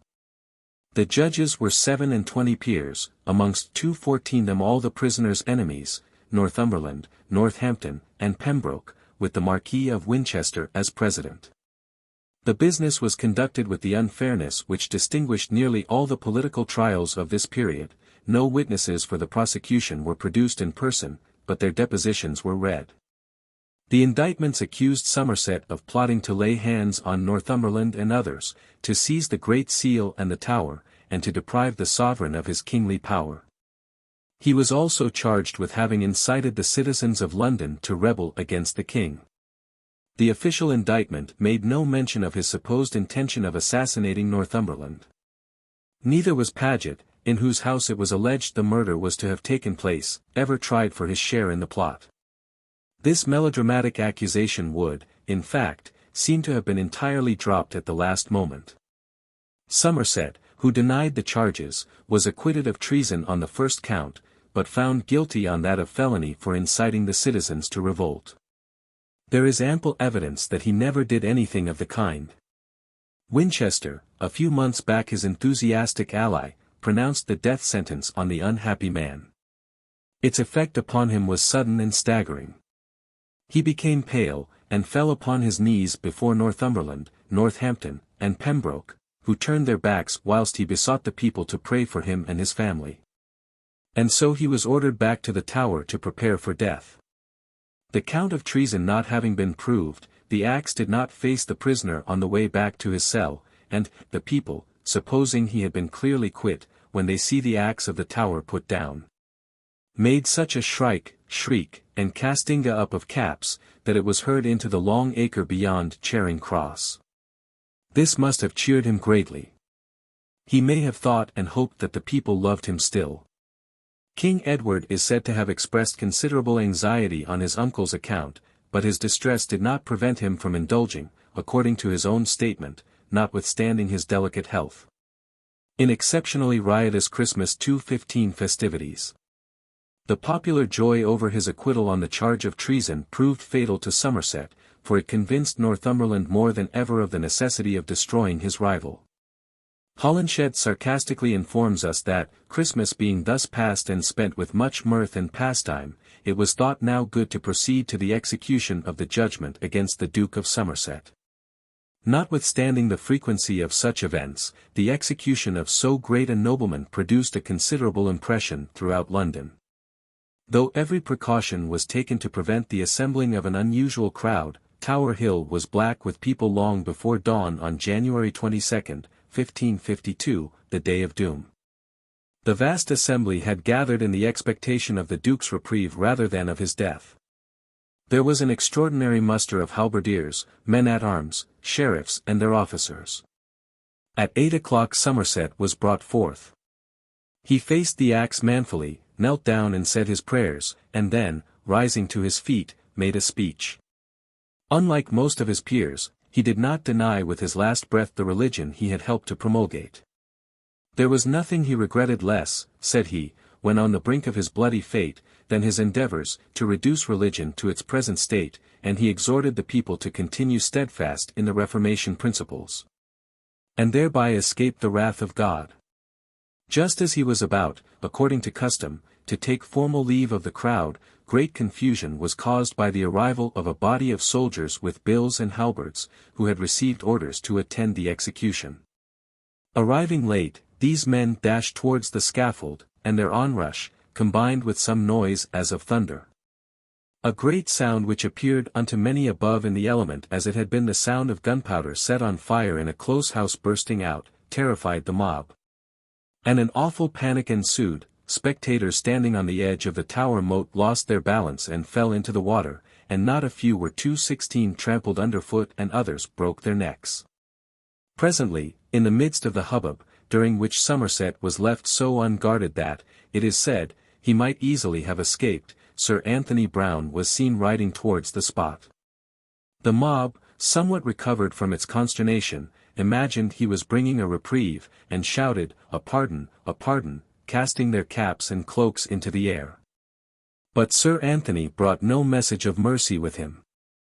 The doomed Duke had been standing quietly on the edge of the scaffold, watching the turmoil. He too, when he heard the shouts of "Pardon," imagined his nephew had remembered him, but he soon realized his error. The hectic color which for a moment had flushed his cheeks with the gleam of hope faded as, in a ringing voice, he concluded his interrupted speech. And that done, he bestowed his rings on the headsman, said a few words to the Dean of Christchurch, bared his neck, knelt on the straw, and laid his head on the block. Another instant and the axe had fallen. Edward Seymour, Duke of Somerset and First Lord Protector of England, was buried in the church of St. Peter ad Vincula within the tower on the north side of the choir, between the coffins of the Queens Anne Boleyn and Catherine Howard. The funeral rites were those of the Church of England, as then constituted, but hurried and simple as for a pauper. The character of Edward Seymour has been the subject of much discussion. But it would seem fair to seek a via media between the over-severe condemnation of some historians and the exaggerated praise of others. If we cannot exalt him to the high pedestal upon which he has been set by Mr. Pollard, we need not fall into the error of degrading him to the low level assigned him by 18th-century historians. Somerset must not be judged by modern standards. If the balance of good and evil in his character is considered, and we contemplate him by the light of the middle 16th century, we may 217 even come to share the opinion of a large section of the London populace of his day, mostly those of the Protestant party, be it said, who looked on him as an admirable and God-fearing man, who did his best to free the people from much of the superstition, oppression, and injustice from which it suffered. His faults, his ambition and lust of power, were very human, and the evils of his administration were largely due to the condition to which Henry VIII's misrule had reduced the country.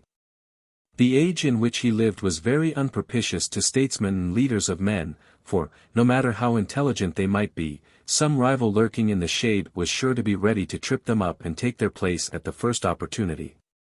On the whole, Somerset seems to have worked for what he believed to be the interests of his king and the good of the Protestant religion, to which he was consistently faithful. His domestic life was clean, and in an age of place hunters and libertines Edward Seymour was one of the most respectable men. Neither entirely mediocre nor altogether great, the Duke of Somerset may be described as un grand manque, one who just missed greatness. Note: a long letter from a reformer named Francis Burgoyne, written from London to John Calvin on January 22, 1552, gives a most detailed account of the Duke of Somerset's execution, and an analysis of his character which is of great interest. He says, "Hence arise our tears, hence arises the all but universal distress, that on this very day, about 9 o'clock, the Duke of Somerset of pious memory, when 218 hardly any person looked for or suspected such an event, was led out publicly to execution. I myself was not present at the sight, but many of my friends related to me what they had seen and heard." Then follows a long account, given to Burgoyne by Utenhovius, of Somerset's last speech, continuing that he spake all this with a look and gesture becoming the firmness of a hero, and the modesty of a Christian. They say, that he was splendidly attired, as he used to be when about to attend upon the king, or to appear in public on some special occasion. That he gave the executioner some gold rings which he drew from his fingers, together with all his clothes, only to a certain gentleman, the lieutenant of the Tower of London, he gave his sword and upper garment. What weeping, and wailing, and lamentation, followed upon the death of this nobleman, it is as difficult to describe as to believe.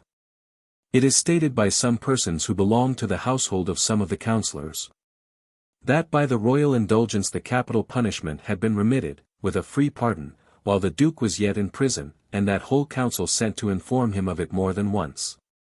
But when he rejected with contempt the grace that was offered to him, I know not whether in reliance on his own innocence, or on the favour of the king and some other parties, or on his own influence, and wealth, and rank, or on some other delusive persuasion, the whole council were at length so irritated by this conduct, that they determined that they would no longer endure that excessive arrogance of the man. It is quite evident, in my opinion, that the deceased nobleman, like other men, was not without his faults, and those perhaps more grievous than could be passed over by God without punishment in this life. This man was endowed and enriched with most excellent gifts of God both in body and mind, but is not that the best gift, that God has chosen the light of the gospel to shine forth by his instrumentality throughout this kingdom. I do not now mention how God had so exalted him, from being born in a private station, that as the late king's brother-in-law, the brother of a queen, the uncle of the present king, he had no one here superior to him in any degree of honor. And then especially, when appointed Lord Protector of the realm, he was all but king, or rather esteemed by everyone 219 as the king of the king. Burgoyne then passes to the subject of Somerset's religion, during almost the whole time when we were both of us here. He had become so lukewarm in the service of Christ as scarcely to have anything less at heart than the state of religion in this country. Nor indeed did he retain in this respect anything worthy of commendation, excepting that, as far as words go, he always professed himself a gospeller when occasion required such acknowledgment. It is notorious to every one in this kingdom, he continues, that he was the occasion of his brother's death, who, having been convicted on a charge of treason which no one could prove against him by legal evidence, and of which when brought to execution he perseveringly denied the truth, was beheaded owing to his information, instigated by I know not what hatred and rivalry against his brother. In fine, that very act, for which he was last of all thrown into prison, was both unworthy of a Christian such as he professed himself to be, and also sufficiently shews that the most part of the crimes which I have laid to his charge have their foundation in truth.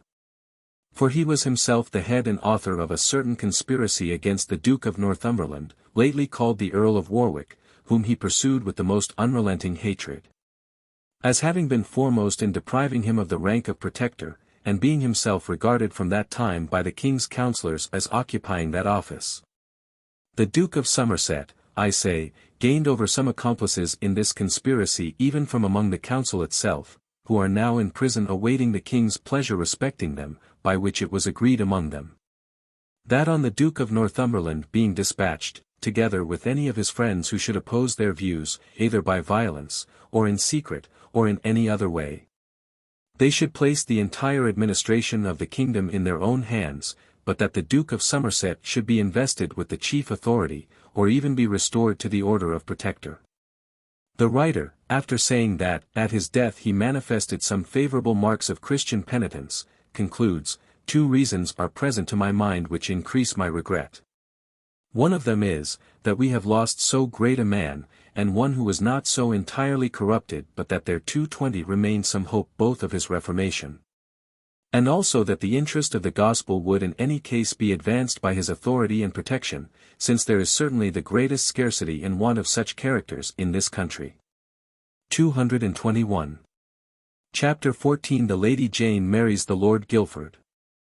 The execution of the Duke of Somerset left the stage clear for Northumberland, who was now all-powerful. More cunning than his predecessor, he avoided offending the nation by assuming the title of Protector, and rousing his colleagues' jealousy by styling himself Highness.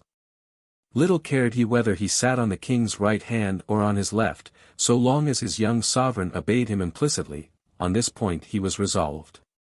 His ambition was sordid enough, he had no care for the people, but a great deal for his own advancement to wealth and power, and his wife and children were as greedy and ambitious as himself. He had flattered the Catholics, and if Princess Mary had been younger, and willing to marry one of his sons, the religious history of England might have been different. Somerset had always entertained a friendly feeling for Mary, who was kind to his wife, while he hated Elizabeth. Northumberland loathed both Henry VIII's daughters equally. Almost his first act on entering 222 office, nominally as Great Master of the Household or Lord High Steward, but virtually as Lord Protector of the realm, was to annoy Mary by opening up the question of her chaplains and her right to have Mass said in her private chapel, a blunder which nearly resulted in a war with the Emperor, her cousin, to whom the princess appealed. Then he lent Cranmer a hand in persecuting the Anabaptists. The fires of Smithfield flared up once more. Joan Bocher, and Peter of Paris a Dutchman, were put to death, though Cranmer found it hard to get Edward VI to set his hand to the warrant for Joan's execution. With great alacrity, then, Northumberland pushed on Somerset's iconoclastic vandalism, till he made our glorious cathedrals and churches as bare as meeting-houses. Shiploads of holy images, chalices, pictures, and painted windows were carted out of the churches, defaced, destroyed, or sold, and carried abroad, even as far as Constantinople, where a cargo of images from England fetched a high figure among the Catholics of Pera and Galata. So wanton was the destruction of church linen at this time that the citizens, disgusted at seeing it burnt at the street corners, petitioned Northumberland to hand it over to the hospitals. The Catholics, perceiving they had gained nothing in return for the help they had given Northumberland, retired into obscurity, to wait for better days. Whilst the Reformers acclaimed the zeal of a man who fought so fiercely against the faith in which he eventually elected to die, it presently occurred to the Lord High Steward that the young king was failing fast. The servants about the court saw death in the boy's pale face and shrunken form, and heard its stealthy advance in his feeble voice and hacking cough. To curry favour for himself, Northumberland allowed the dying monarch greater freedom than he had hitherto enjoyed. Sports and pastimes were arranged for his amusement, and if we may believe his journal, he enjoyed them after his own fashion. Nobody had been so kind to him since his Uncle Thomas's death. But sports and pastimes could not galvanize the attenuated lad into fresh vigor, and he grew worse every day, watched with anxious eyes by Northumberland and Suffolk, and above all by Cranmer, whose hopes were concentrated in him. 223 Since his accession to great wealth the Duke of Suffolk had gradually abandoned Bradgate for London and fixed his family's abode at Sheen, in the abbot's buildings of the once opulent Carthusian monastery, which he had adapted as a private residence. Here the Suffolks resided towards the end of the year 1552 and during the early part of the momentous year 1553. The house, a large and noble structure, with a long Gothic gallery running from end to end, stood close to the venerable palace built by Edward the Confessor. It was supposed to be haunted. The place was often disturbed after dark by the sound of footsteps, the rustle of ghostly garments, and the mutter of unearthly voices. But the most ghastly incident of all was one which struck sudden terror into the hearts of the Duke and Duchess as they paced the gallery in the gloaming. All at once a skeleton hand and arm thrust itself from the wall, and brandished in their faces a sword, or, as some said, an axe, dripping with blood. At 224 should be remembered that the Lady Frances was now in possession of nearly all the Carthusian property in and about London, which had been granted by Henry VIII to her father, Charles Brandon, and which she had lately inherited from her stepbrothers. And this spectre may have been contrived by some friend of the exiled brotherhood to impress on the Duchess and her brood the sacrilegious origin of this wealth, which certainly did not bring them good luck. Nearly opposite to this uncanny residence stood Sion or Shown House, an ancient Brigidine convent which had been presented at the dissolution to the late Duke of Somerset, and which his rival, the Duke of Northumberland, had filched from his widow. As the scene of the most dramatic event in Lady Jane Grey's short life, it still retains considerable historical interest. But although much of the old convent is standing, the cloisters and other portions have been hidden under the plaster and stucco of an exceedingly ugly structure of the debased Victorian villa type.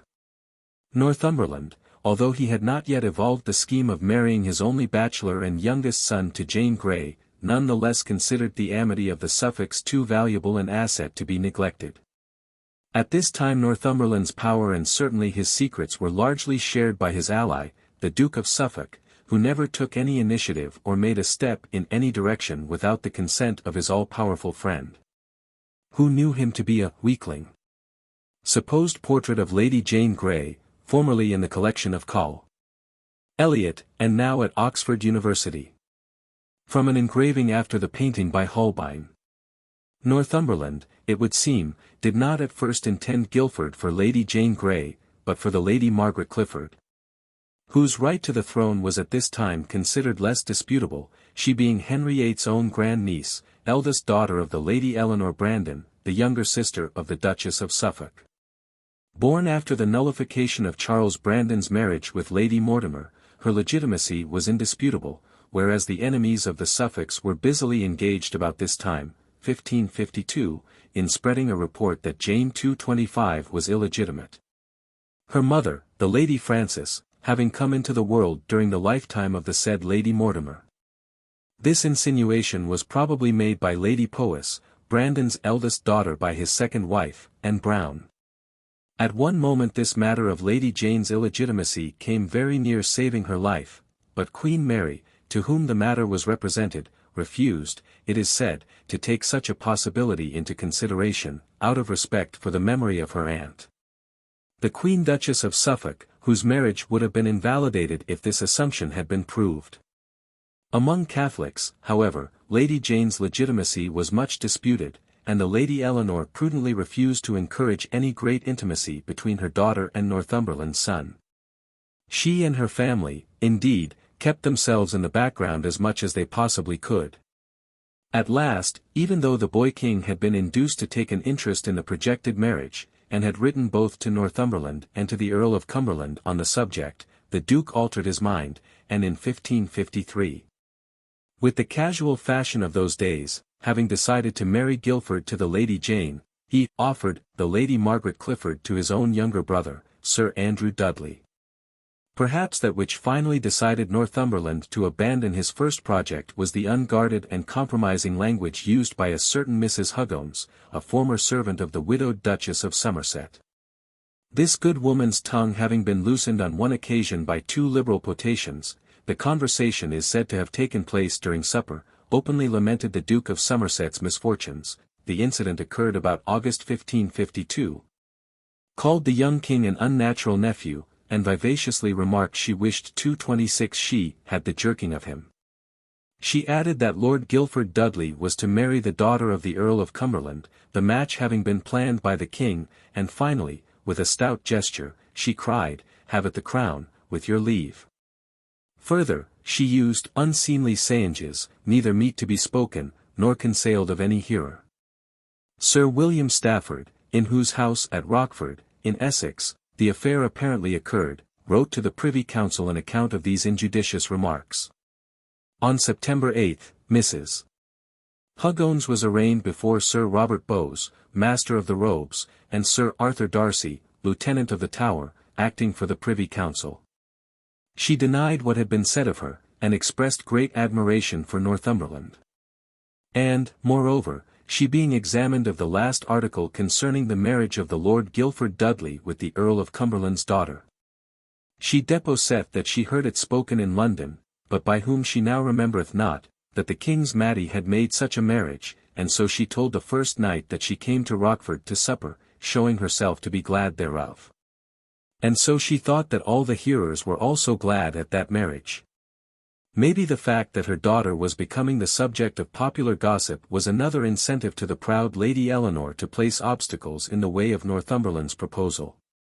There is no evidence that any of the reformers visited the Suffolks at Sheen, but it is probable they did so, for the success of the Northumberland scheme depended on the zeal of Lady Jane for Protestantism being kept at fever heat. And we may therefore conclude her reforming friends were frequent guests at the ex-monastery. The foreign reformers were at this time very active all over 227 England. Cranmer was particularly engaged with them, sending the smartest among them to lecture at Oxford and Cambridge, and inviting the great Melanchthon, and even Calvin himself, to visit England and preach. Although the religious opinions of both were very different from his own. He even proposed to Calvin the formation of a sort of Protestant ecumenical council in London in opposition to the Council of Trent. In March 1552, he wrote to Calvin, "Our adversaries are now holding their council at Trent for the establishment of their errors. Shall we neglect to call together here in London a godly synod for restoring and propagating the truth? There is nothing in Reformation correspondence so interesting or so curious as the Zurich letters, no writings so rich in details and revelations. The tone of these old letters, of Melanchthon, Calvin, Cranmer, Hooper, Conrad Pelican, Ecolampadius, Hillis, Hales, Galter, Fagius, Stumphius, Abolmus, Bullinger, Bucer, etc., is strangely modern. It is easy to imagine oneself to be reading the documentary evidence of some great modern revolutionary scheme for the betterment of humanity. All these worthies held themselves in a godly light uncommon to the rest of mankind.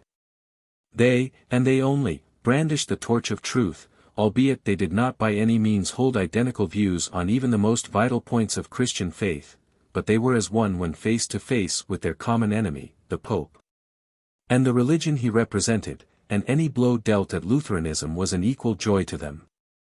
Cranmer would have burnt half of them to cinders for their heresies, had they been Englishmen. He sent an Askew and Joan Bosher to the stake for holding errors which coincided with those of some of his foreign friends, Stumphius, Fagius, and Calvin, for instance. He would have hanged a Briton for stating in plain English his belief in predestination, but none the less invited over to a synod the great teacher of that desperate doctrine. These men were, no doubt, in earnest, and have left some strange details of their doings which throw floods of light on the history and mentality of the times in which they lived. They believed themselves to be so many God-appointed apostles, and addressed each other as Father in Christ, even substituting for their common Teutonic names rich-sounding classical 228 ones, Ecolampadius, Stumphius, Massarius, Eudenhovius, Terentianus, Vadianus, Osiander, Dryander, Ochianus, etc. They would willingly have suffered death heroically and patiently for what they believed to be the truth. On the other hand, they could hate like very devils. Mary to them was Jezebel or Atalaya, Philip, Satan, Pole, a hellhound, and the Pope, the scarlet whore and worse than the devil. They could not speak decently of their adversaries.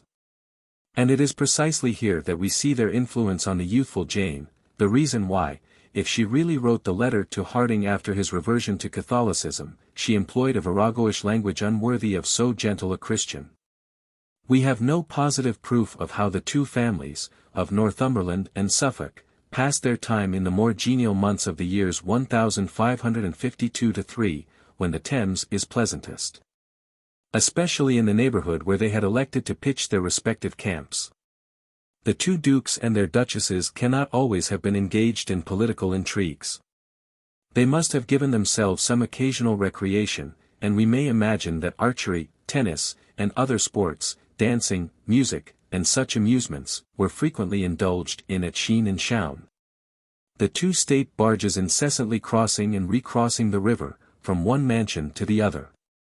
We can picture the scene on the lawn in front of Shown, down which the handsome Duchess of Northumberland often went to welcome the Lady Frances and her daughters as they landed from their barge, leading them, with the stately ceremony of those days, from the water gate to the terrace in front of the former convent, and so into the cloisters along which the sisterhood of St. Bridget had so often and so recently passed in solemn procession to their now ruined chapel. And then came the gay romp in the hall and the merry games of the young folk, in which even the austere little Lady Jane would condescend to mingle, to the righteous consternation, doubtless, of her friends from Zurich and Geneva. Here, too, must have come the handsome Ambrose Dudley, lately married to the lady in Seymour, 229. But did that lady visit the house of the man who had compassed the ruin and death of her father? And here Robert Dudley, afterwards the famous Earl of Leicester, may have brought his affianced wife, the fair Amy Robsart of Kenilworth fame. And the Lady Mary Sidney, Northumberland's elder daughter, and wife of Sir Henry Sidney, soon to become the mother of one of the most illustrious men of the Elizabethan age, no doubt joined the circle with her clever young husband. In these hours of relaxation, when the dark undertakings to which the politics of those bloody days forced them were forgotten, these youths overflowed with animal spirits, and it is more than likely that Jane and her sister Catherine, and even the little Lady Mary, romped merrily with their guests. It was a romping age, the good old healthy country dances were in high favor, and the best performer was he who could lift his lady highest off the ground, or could cross his legs twice in a pirouette before he touched the floor again. Northumberland himself was famous as a dancer of extraordinary elegance and skill.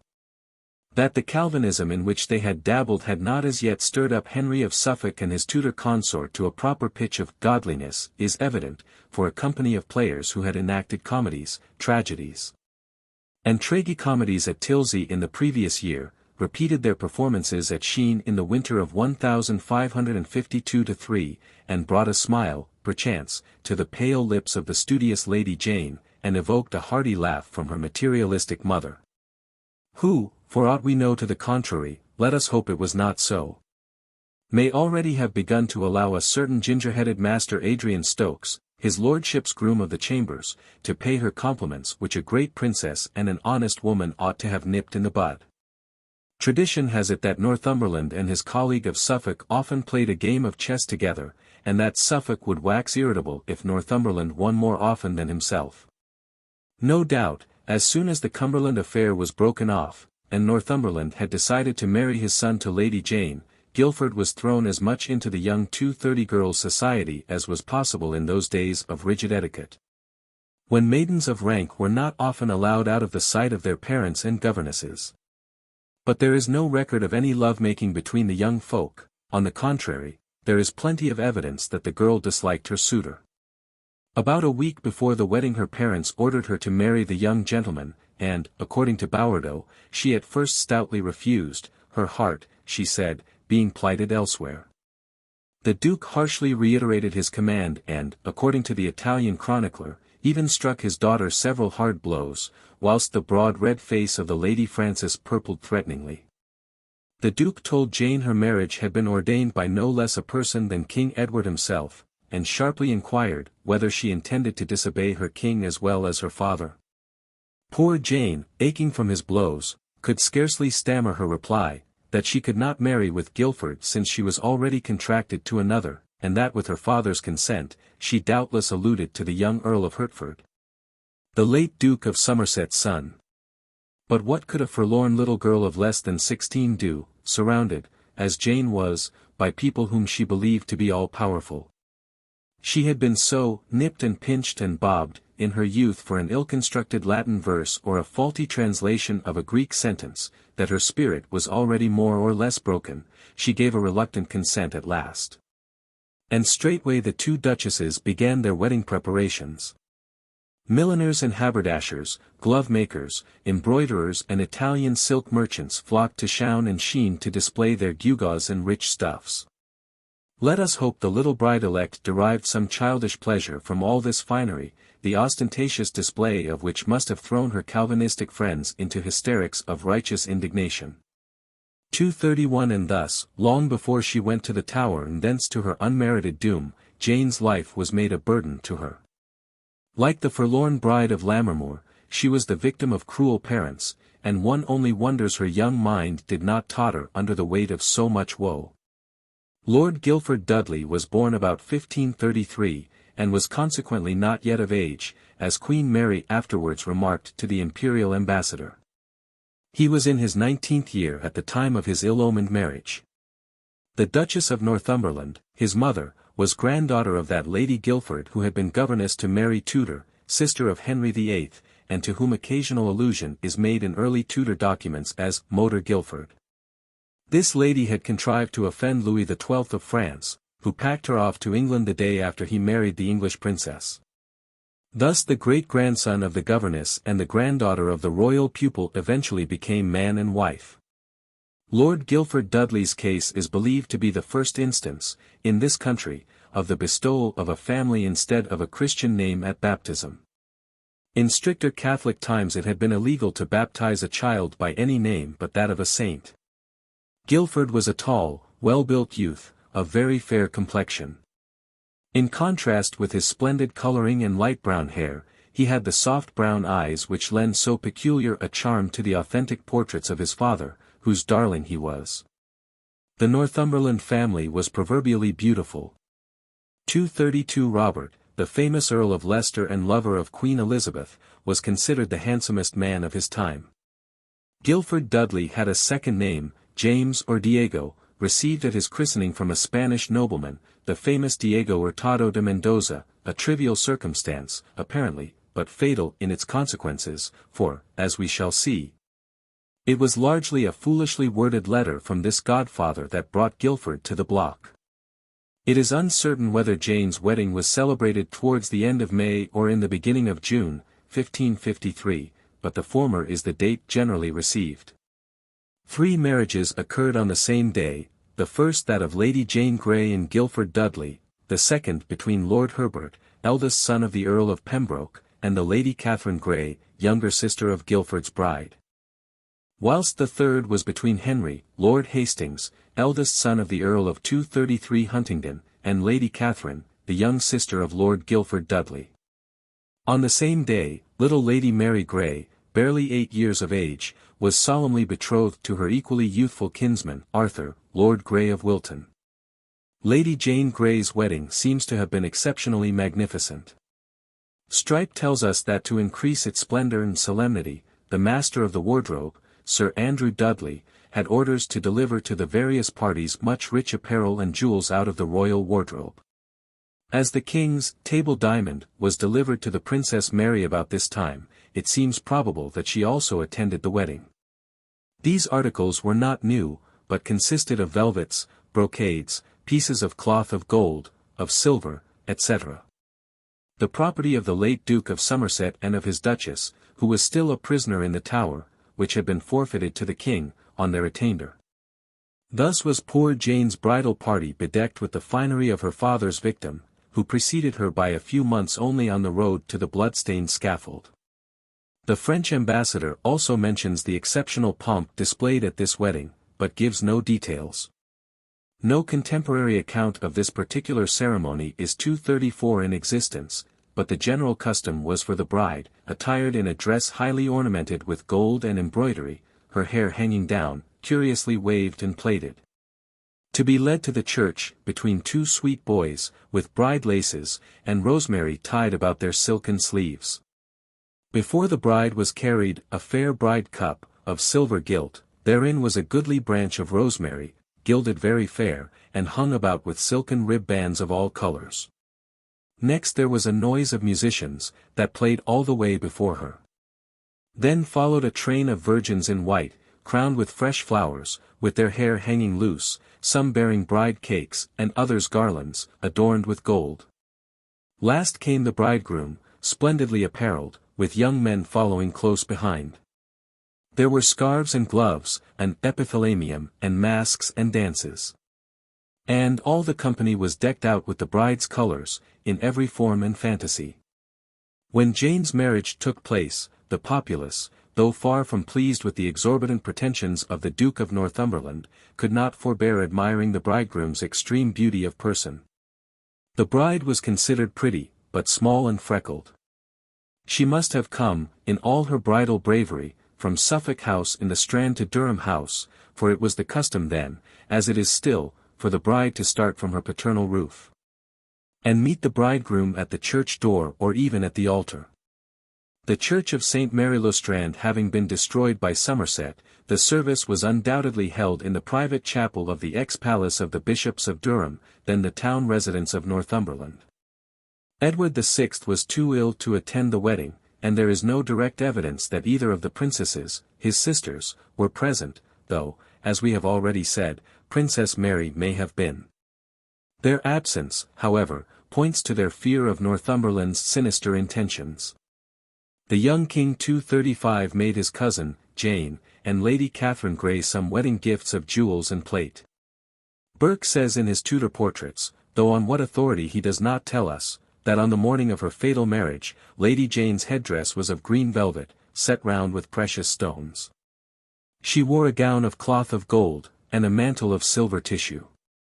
Her hair hung down her back, combed and plaited in a curious fashion, then unknown to ladies of quality. This arrangement was said to have been devised by Mrs. Elizabeth Tilney, her friend and attendant, who was with her to the end. The bride was led to the altar by 2 handsome pages, with bride lace and rosemary tied to their sleeves. 16 virgins, dressed in pure white, preceded the bride to the altar. Northumberland and his family were remarkable on this occasion for the splendor of their costumes. We have seen that they were jays in borrowed plumes.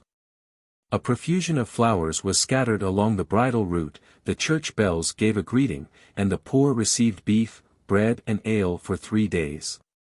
ASKEW reports that the wedding was conducted much in the old popish fashion, and adds, curiously enough, as a rider to this observation, that Northumberland, notwithstanding his pretended zeal for the Reformation, was a papist at heart.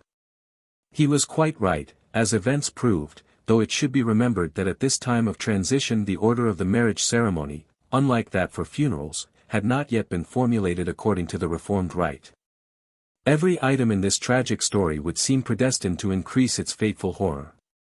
Part of Jane's wedding dower was the estate of Stanfield in Norfolk, which has more than once 236 been associated with scenes of horror, not the least dreadful being the Rush murder, in the second half of the last century. This property belonged at one time to the Robsart family, and was believed by many to be the birthplace of the fair Amy, Countess of Leicester, who was really, however, born at Ciderstone, an adjacent manor. In the letter to Queen Mary, dated August 1553, quoted by Polino, and written, according to him, from the Tower, Jane Grey relates the manner of her existence between her marriage and Edward's death. The Duchess of Northumberland, she says, promised me at my nuptials with her son, that she would be contented if I remained living at home with my mother. Soon afterwards, my husband being present, she declared that it was publicly said that there was no hope of the king's life, and this was the first time I heard of the matter, and further she observed to her husband, the Duke of Northumberland, that I ought not to leave her house, adding that when it pleased God to call King Edward to his mercy I ought to hold myself in readiness, as I might be required to go to the Tower, since his Majesty had made me heir to his dominions. These words told me offhand and without preparation, agitated my soul within me, and for a time seemed to amaze me. Yet afterwards they seemed to me exaggerated, and to mean little but boasting, and by no means of consequence sufficient to hinder me from going to my mother. Evidently Jane expressed these sentiments very frankly, for she proceeds, the Duchess of Northumberland was enraged against my mother and me. She answered, that she was resolved to detain me, insisting, that it was my duty at all events to remain near my husband, from whom I should not go. Not venturing to disobey her, I remained at her house 4 or 5 days. These days were most likely spent at Durham House. At last, continues Lady Jane, I 237 obtained leave to go to Chelsea for recreation, meaning perhaps change of air, where I very soon fell ill. Her illness was a struggle for life or death, the suffering so acute as to lead her to imagine she had been poisoned. The mention of this attack of what we should now call nervous breakdown, lends an indisputable air of authority to Jane's letter as given by Polino. There was really no earthly reason why anybody should attempt her life. It was certainly too precious to the Dudleys for the Duchess, an eminently respectable if an autocratic woman, to wish to see it prematurely ended. It is well known that this fear of being poisoned frequently seizes on people in time of distress. Chelsea Manor House, which had lately been in the possession of the Duke of Somerset, had fallen, with other property, into the hands of Northumberland, and thence he dates certain letters to Cecil and his other colleagues. Lady Jane apparently preferred going to Chelsea to stopping at Durham House, and so departed without her husband, although so recently married. Guilford was not present at the scene at Chaon, on July 9, when the crown was offered to his wife, which points to his having been left in bachelor solitude at Durham House. Possibly the absence of her mother-in-law from the Chelsea establishment accounts for the bride's preference for that suburban residence. And having married Guilford without entertaining the least affection for him, she probably did not desire his presence either. The pomp and splendor of these nuptials were the last gleam of gaiety in the reign of Edward VI. A very short time afterwards, the poor young king grew so pitifully weak that Northumberland thought it was time to carry his great projects into execution. Otherwise, as he clearly saw, he and his friends must not expect to continue long in power, or even in security. All his efforts, his overthrow of Somerset, and the rest, would be rendered useless if his royally born daughter-in-law was not named by the king himself as the lawful successor to the throne. 238.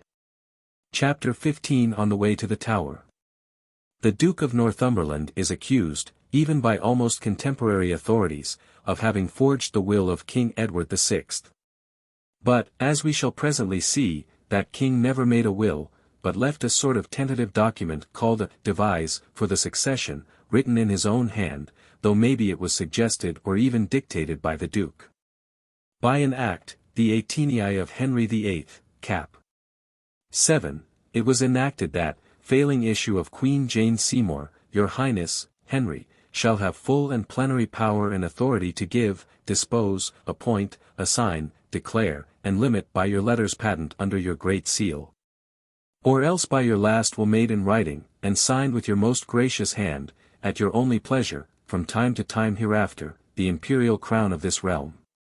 Other acts had recapitulated this, and King Henry, acting on the same principle, made a will in his 35th year, under the terms of which the crown was to pass, firstly to his son Edward and his heirs. Secondly, to his own heirs by the then Queen, Catherine Parr, or any other wife I may have, thirdly, to his daughter Mary, fourthly, to his daughter Elizabeth, fifthly, to the heirs of the body of his niece, the Lady Frances. Sixthly, to those of her sister, Eleanor, seventhly, to the next rightful heirs, meaning the heirs of his sister, the Queen of Scots. It was also stipulated that if either of his daughters married without the consent of the Privy Council, they were to be passed over, as if dead. Both Edward VI and his father seem to have wished for a male successor, for in the latter's enactments limiting the succession, all the female heirs are set aside in favor of their as yet unborn male issue. King Edward's devise for the 239 limitation of the succession makes no allusion to his two sisters, the Princesses Mary and Elizabeth. On the other hand, in the letters patent for this limitation of the succession, which were based on the devise, the princesses' claim is ruled out for 3 reasons: that they were illegitimate, that they were of half-blood to the king, that there was a chance of their marrying foreigners. Besides, as we have said, the king, like his father, was anxious for a male successor. In fact, this desire is on the very surface of the devise, wherein much stress is laid on the issue mascle, since for the one living male descendant of Henry VII, that is, Edward himself, there were as many as 7 ladies, even excluding the Scotch line, potential to the English crown. The first limitation decided upon by the young king was to the Lady Frances's issue male, born before the king's death, and, failing them, the Lady Jane's issue male. This scheme suited Northumberland, for if Jane had a son by Guilford the Duke would become the grandfather of the King of England and proportionately powerful. But as time went on it became evident that the king was doomed to an early death, and therefore a swifter and more practical solution of the succession problem had to be arrived at. The next best arrangement would have been the nomination of the 240 Lady Frances. Northumberland, however, could not approve of such a scheme, since it would have placed the weight of power in the hands of the Duke of Suffolk, her husband. At last, all plans failing, Edward decided to nominate the Lady Jane Grey as his successor to the throne, and thereby the Duke gained his point.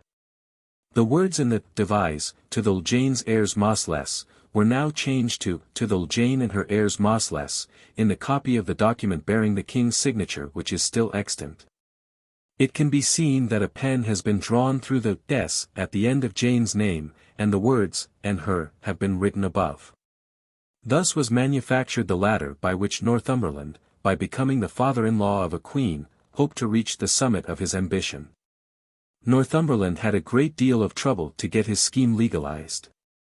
Edward was not unpliable, and indeed attributed Northumberland's intense desire to see the devise carried into effect entirely to his zeal for the reformed religion. But Archbishop Cranmer, Sir Edward Montague, Lord Chief Justice, Sir James Hale, Secretary Cecil and others, either because they saw through Northumberland or else because they really had qualms of conscience as to its legality, opposed the plan. Taking their stand on the fact that the nomination of Jane Grey, being contrary to the older statute of succession, would be illegal. Cranmer, as the result of an interview with the king, was finally converted to his views. Lord Darcy, the Lord Chamberlain, and the Marquis of Northampton were present at this meeting, much to the Archbishop's disgust. "I desired to talk with the King's Majesty alone," says Cranmer, "but I could not be suffered, and so I failed of my purpose. For if I might have communed with the King alone, and at my good leisure, my trust was, that I should have altered him from his purpose, but they 241, the above-mentioned noblemen, being present, my labour was in vain. And so at length I was required by the King's Majesty himself to set my hand to his will, that is, the scheme for the succession, saying that he trusted that I alone would not be more repugnant to his will than the rest of the council were. Which words surely grieved my heart very sore. And so I granted him to subscribe his will, and to follow the same. Which when I had set my hand unto I did it unfeignedly and without dissimulation. Directly Northumberland was satisfied that the young king would not depart from the decision to which he had forced him, he summoned Lord Chief Justice Montague to attend at the Royal Court at Greenwich, on June 11, 1553, with Sir John Baker, Mr. Justice Bromley, Attorney General Gosnold and Solicitor General Griffin. This command was the first step towards officially depriving Mary of her inheritance, and the letter was signed by Secretary Petre, Sir John Cheek, and strange to relate, by Cecil. Which is surprising when taken in conjunction with his subsequent conduct in the matter. The Lord Chief Justice, coming into the royal presence, found the king very ill, lying on a couch, surrounded by Lord Winchester, Lord Treasurer, the Marquis of Northampton, Sir John Gates, Sir John Palmer, and others. Raising himself, Edward declared, in the verbose language of the time, that he had summoned his council to hear from his own lips that he had appointed the Lady Jane Grey his heiress, as the Lady Mary might change her faith. And his Highness's proceedings in religion might be altered. Wherefore his pleasure was that the state of the crown should go in such form, and to such persons, as his Highness had appointed in a bill of articles, i.e. that devise, now signed with the king's hand, which were read, and commanded them to make a book thereof accordingly with speed. Montague refused to do this, saying the nomination 242 of Lady Jane would be illegal and against the already mentioned statute of succession, which had passed Parliament. Edward, or rather Northumberland, became so irritable, that the Lord Chief Justice finally acquiesced so far as to ask for time to deliberate and consult the laws. Whereupon the king gave him the devise to study, and dismissed all present, Northumberland alone remaining. On the following day, June 12, Secretary Petre sent for the Lord Chief Justice to Durham House, Northumberland's palace in the Strand, and told him the matter must be executed offhand. Montague immediately went to Ely Place, Holborn, where he found the council sitting, but Northumberland absent, which emboldened him to warn the council of the exceeding danger of the matter they were about to approve. "In God's name, my lords," cried he, "think twice what you do, it will be treason to us all who have a hand in it." Hardly had he spoken ere Northumberland, who was, of course, aware of his opposition, burst, as white as a sheet, into the room like a whirlwind, before all the council there, says a contemporary account, being in a great rage and fury, trembling for anger. And, amongst his raggiest talk, called Sir Edward Montague traitor, and further said that he would fight in his shirt, sleeves, with any man in that quarrel. No one took up the challenge, and Montague withdrew in some dismay, thankful, no doubt, that there had been no actual blows given or received. Nothing was signed or done that day, but on the next, Montague received a fresh order to repair immediately to court with the same companions as before. On arrival at Greenwich, the party was ushered into a room filled with the notables of the court, who looked upon them with earnest countenance, as though they had not known them, so that they might perceive there was some steadfast determination against them. Which treatment, combined with uncertainty as to whether the all-powerful Northumberland might not persuade the king into punishing them for not preparing the book of the king's scheme as he had wished, made the poor gentleman feel very uncomfortable. Edward also, on June 15, received the Lord Chief Justice and his colleagues haughtily. His Majesty was apparently better, and seated in his chair. Montague's party endeavoured to excuse themselves 243 by using the same arguments against the scheme of succession as they had previously put before the council. They said that, by reason of the statute of succession, the plan would be null and void after Edward's death, and that the only power which could remove the said statute was Parliament, which had made it, and which was not then sitting. Thereupon the king said he would summon a Parliament, but, all the same, the drawing up of his scheme must be proceeded with. He further commanded Montague to obey his order, and make dispatch. At last Montague, in great fear as ever he was in his life before, seeing the king so earnest and sharp, and the duke so angry the day before, who ruled the whole council as it pleased him. And they were all afraid of him, the more is the pity, so that such cowardliness and fear was there never seen amongst honourable men, being an old man and without comfort. He began to consider with himself what was best to be done for the safeguard of his life. Accordingly he agreed to comply with his sovereign's command, provided Edward granted him, as a sort of protection, his commission under the Great Seal, enjoining him to draw up the instrument of succession. And that a general pardon for having signed it should be made out at the same time.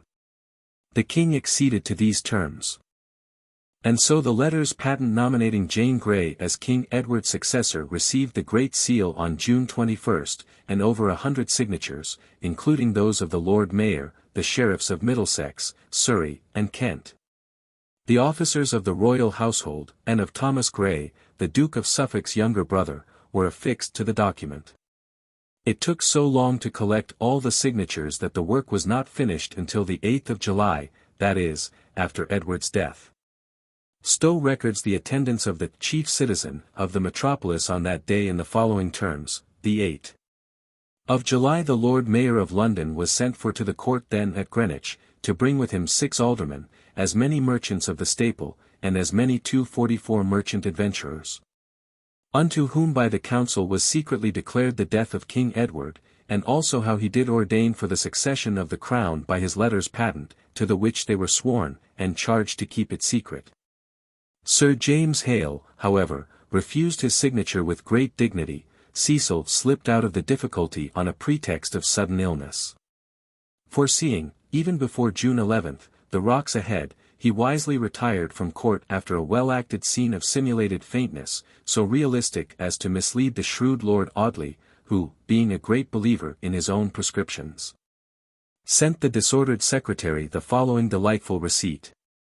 Take a sow pig of 9 days old, and flea him and quarter him, and put him in a stillatory with a handful of spearmint, a handful of red fennel, a handful of liverwort, half a handful of red neep, turnip, a handful of celery, 9 dates clean picked and pared, a handful of great raisins, and pick out the stones, and 1/4 of an ounce of mace, and 2 sticks of good cinnamon bruised in a mortar.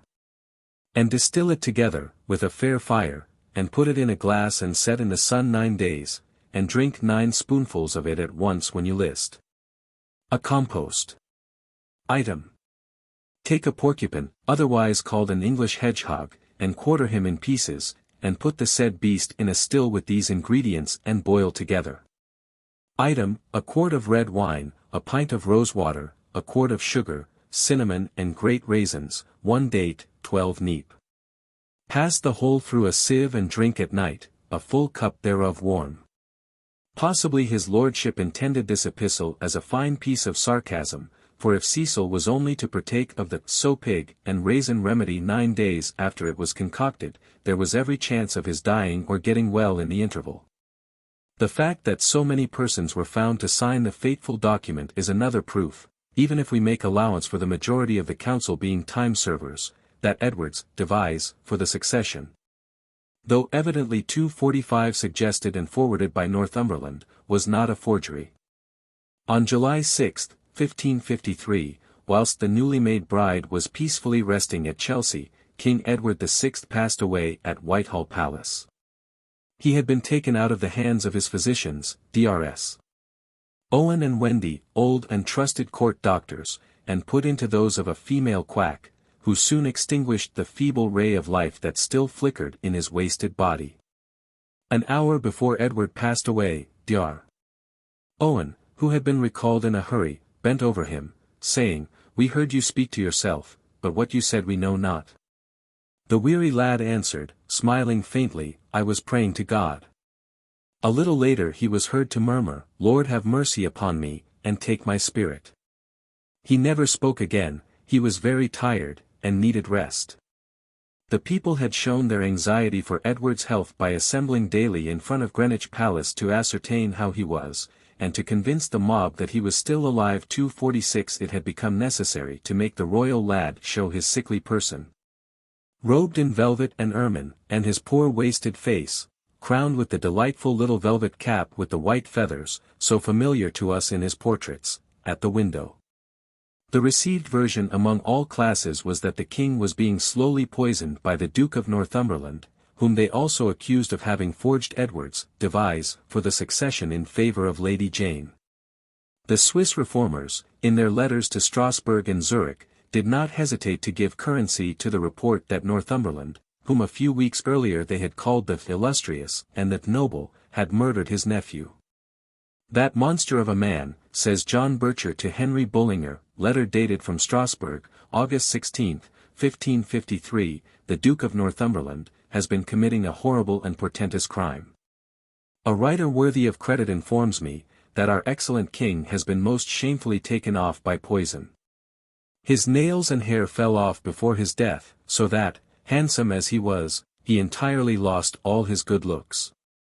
The perpetrators of the murder were ashamed of allowing the body of the deceased king to lie in state, and be seen by the public, as is usual, wherefore they buried him privately in the paddock adjoining the palace, and substituted in his place a youth not unlike him. One of the sons of the Duke of Northumberland acknowledged this fact. The Duke has been apprehended with his 5 sons, and nearly 20 persons. Among whom is Master, Sir John, Cheek, Dr. Cox, and the Bishop of London, with others unknown to you." Bircher does not tell us which son of the Duke made this confession. Nor is there evidence that any of Northumberland's boys ever accused their father of regicide. Besides, Bircher was somewhat addicted to putting his faith in the reports of untrustworthy people. A few years earlier, in 1549, he had written Bullinger a letter in which he repeated the sensational story of an attempt to murder King Edward made by his uncle, Thomas Seymour, a crime frustrated by the vigilance of the king's lapdog, which seeing the murderer suddenly appear, flew at him, and 247 made such a yelping that the bodyguard was in time to save their sovereign. This story may or may not be true, but is as unauthenticated as the other. There is just one point, however, that supports the poison theory, which is that the young king's old and competent nurse, Mrs. Sybil Penn, was suddenly relieved of her duties, and replaced by a woman who was an acknowledged quack, and declared she could cure the lad by a sort of faith-healing not unknown in our own times. On the other hand, Edward was suffering from such a complication of diseases that there was no reason why Northumberland should have troubled to burden his soul by hastening an end that would in any case have come before long. Born of a debauched father and a sickly mother, the second Josiah never throve, and never could have thriven, for he bore in his puny frame the seeds of early death from his birth. Edward VI. From an engraving by G. Virtue. King Edward VI lived exactly 15 years, 8 months, and 6 days. We can easily believe Strype's assurance that his wonderful and almost preternatural sagacity was merely the result of skillful prompting. He informs us that whenever the young king was about to attend the council, Northumberland carefully rehearsed with him both how he should behave and what he was to say. Yet the boy does not appear to have been devoid of exceptional intelligence. It may be doubted whether his affections were very deep. He certainly did not hesitate to bastardize his 2 sisters at the bidding of their common enemy. It has been stated that Lady Jane Grey was devotedly attached to her young cousin. That there had even been love passages between them. The king's youth should mark this report as the veriest gossip. Not a 248 tinge of affection or regret for her cousin is expressed in any of Lady Jane's letters, and we have no proof whatever that she was specially affected by his early death. There is but little evidence, indeed, of her having been much in his company, nor any proof that he, on his side, held her in exceptional esteem. Nature added a warning note to the horror of the approaching tragedy. Several women were delivered of monsters on the day of the king's death, one of an infant with 2 heads and 4 feet, and another of a child whose head was planted in the center of his body. The ghost of Henry VIII was reported to have been seen stalking along the battlements of Windsor and at Hampton Court and Whitehall, so that even the supernatural stimulated popular imagination. The hour of the young king's death, too, was ushered in by a tempest of such appalling violence, that heaven and earth seemed to menace the city. A terrible hailstorm swept over London and its outskirts, and the ruined gardens and devastated orchards for miles round were heaped with hailstones, as red as blood.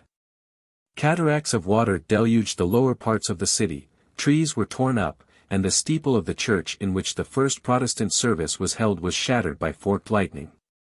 The people, terrified at the universal havoc, believed, when they learnt of the king's death, that this storm was the forerunner of fresh disasters and terrible crimes. And so indeed it proved to be, for the death of Edward VI was the signal for the outbreak of the long-contemplated revolution so skillfully prepared by Northumberland. 249. Chapter 16 The Lady Jane is proclaimed Queen. No sooner had King Edward VI given up the ghost, than Northumberland devised a cunning attempt to obtain possession of the person of Princess Mary, then at Hunsdon.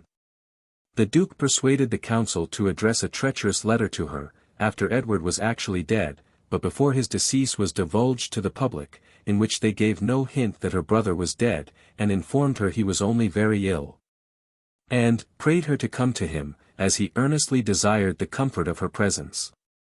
Touched by this exhibition of brotherly affection, Mary fell into the trap, and, returning a loving answer, started immediately for London, but a timely warning prevented the whole course of our history being changed. The plot was to seize her on the high road near the metropolis, and convey her a prisoner to the Tower. A young brother of Sir Nicholas Throckmorton, however, who was in Northumberland's service, and in attendance upon him at Greenwich Palace, was surprised to see Sir John Gates come, on the morning after the king's death, to the Duke's chamber before he was dressed. They discussed the movements of the princess, and young Throckmorton overheard Gates exclaim angrily, "What, sir? Will you let the Lady Mary escape, and not secure her person?" Acting upon this hint, he forthwith galloped to Throckmorton House, where he found his father and his brothers, together with Sir Nicholas, who had just come to inform them of the king's death, of which he had been a witness, and also of Northumberland's schemes concerning the proclamation of Lady Jane. On this the youth related what he had overheard that morning in Northumberland's bedroom. And Sir Nicholas, who, although 250 a reformer, was none the less loyal to Mary, instantly dispatched her goldsmith, a trusty servant, who met her at Hoddesdon, and informed her both of her brother's death and of the danger in which she stood. Even yet she doubted the genuineness of the warning, and remarked to the goldsmith that, if Robert had been at Greenwich, she would have hazarded all things, and gauged her life on the leap. Sir Robert Throckmorton, however, arriving on July 7, confirmed the goldsmith's message, and Mary and her retinue, in consequence, left the London road and struck off into Suffolk, reaching her manor of Kenninghall after a 2 days' hard gallop. Almost as soon as she arrived there, she addressed the council a comparatively mild remonstrance, and at the same time confirmed her claim to the throne.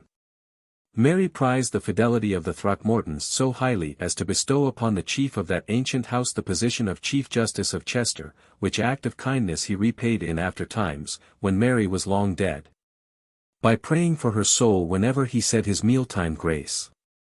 Lady Jane Grey meanwhile remained at Chelsea until she was sent for. There came unto me, she continues in her letter 251 to Queen Mary, the Lady Sidney, the daughter of the Duke of Northumberland, who told me she was sent by the council to call me before them, and she informed me that I must be that night at Shown House, where they were assembled, to receive that which was ordained for me by the king. The 2 young ladies went that afternoon, July 9, 1553, by river from Chelsea to Shown House, which they reached towards nightfall. On arriving at Shown, writes Lady Jane, I found no one there. But presently came the Marquis of Northampton, the Earls of Arundel, Huntingdon, and Pembroke, who began to make me complimentary speeches, bending the knee before me, their example being followed by several noble ladies. All of which ceremony made me blush. My distress was still further increased when my mother, the Lady Frances, and my mother-in-law, the Duchess of Northumberland, entered and paid me the same homage. Then came the Duke of Northumberland himself, who, as President of the Council, declared to me the death of the King, and informed me that every one had good reason to rejoice in the virtuous life he had led, and the good death he had. He drew great comfort from the fact that, at the end of his life, he took great care of his kingdom, praying to our Lord God to defend it from all doctrine contrary to his, and to free it from the evil of his sisters.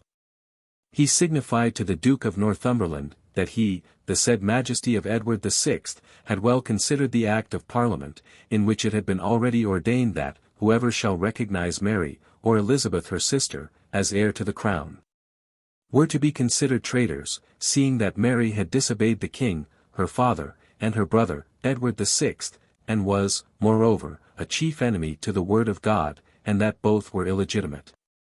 Therefore he would not that she and her sister be his heirs, but rather thought he ought in every way to disinherit them. And before his death, he commanded his council, and adjured them by the honor they owed him, by the love they bore their country, and by the duty they owe to God, that they should obey his will and carry it into effect. The Duke of Northumberland then added that I was the heir nominated by his Majesty, and 252 that my sisters, the Lady Catherine and the Lady Mary Grey, were to succeed me, in case I had no issue legitimately born. At which words all the lords of the council knelt before me, exclaiming, that they rendered me that homage because it pertained to me, being of the right line, and they added, that in all particulars they would observe what they promised, which was, by their souls they swore, to shed their blood and lose their lives to maintain the same. On hearing all this, I remained stunned and out of myself. I call on those present to bear witness, who saw me fall to the ground weeping piteously, and dolefully lamenting, not only mine insufficiency, but the death of the King. I swooned indeed, and lay as dead, but when brought to myself I raised myself on my knees, and prayed to God, that if to succeed to the throne was indeed my duty and my right, that he would aid me to govern the realm to his glory. The following day, as every one knows, I was conducted to the Tower. Lady Jane's own version as given above differs materially from the one of this famous scene of the recognition of Jane as Queen edited by Fox. The two are, however, identical in the main facts, but the bombastic speech put into the mouth of his heroine by the author of the Book of Martyrs is much less natural than Polino's version. The Grey Friars Chronicle corroborates in every particular both narratives, and adds that, on July 10, the Lady Jane came from Richmond to Westminster by water, whither she came to robe herself before proceeding to the Tower. On her way from Westminster, she stopped at Durham House, her father-in-law's palace on the Thames, where she dined.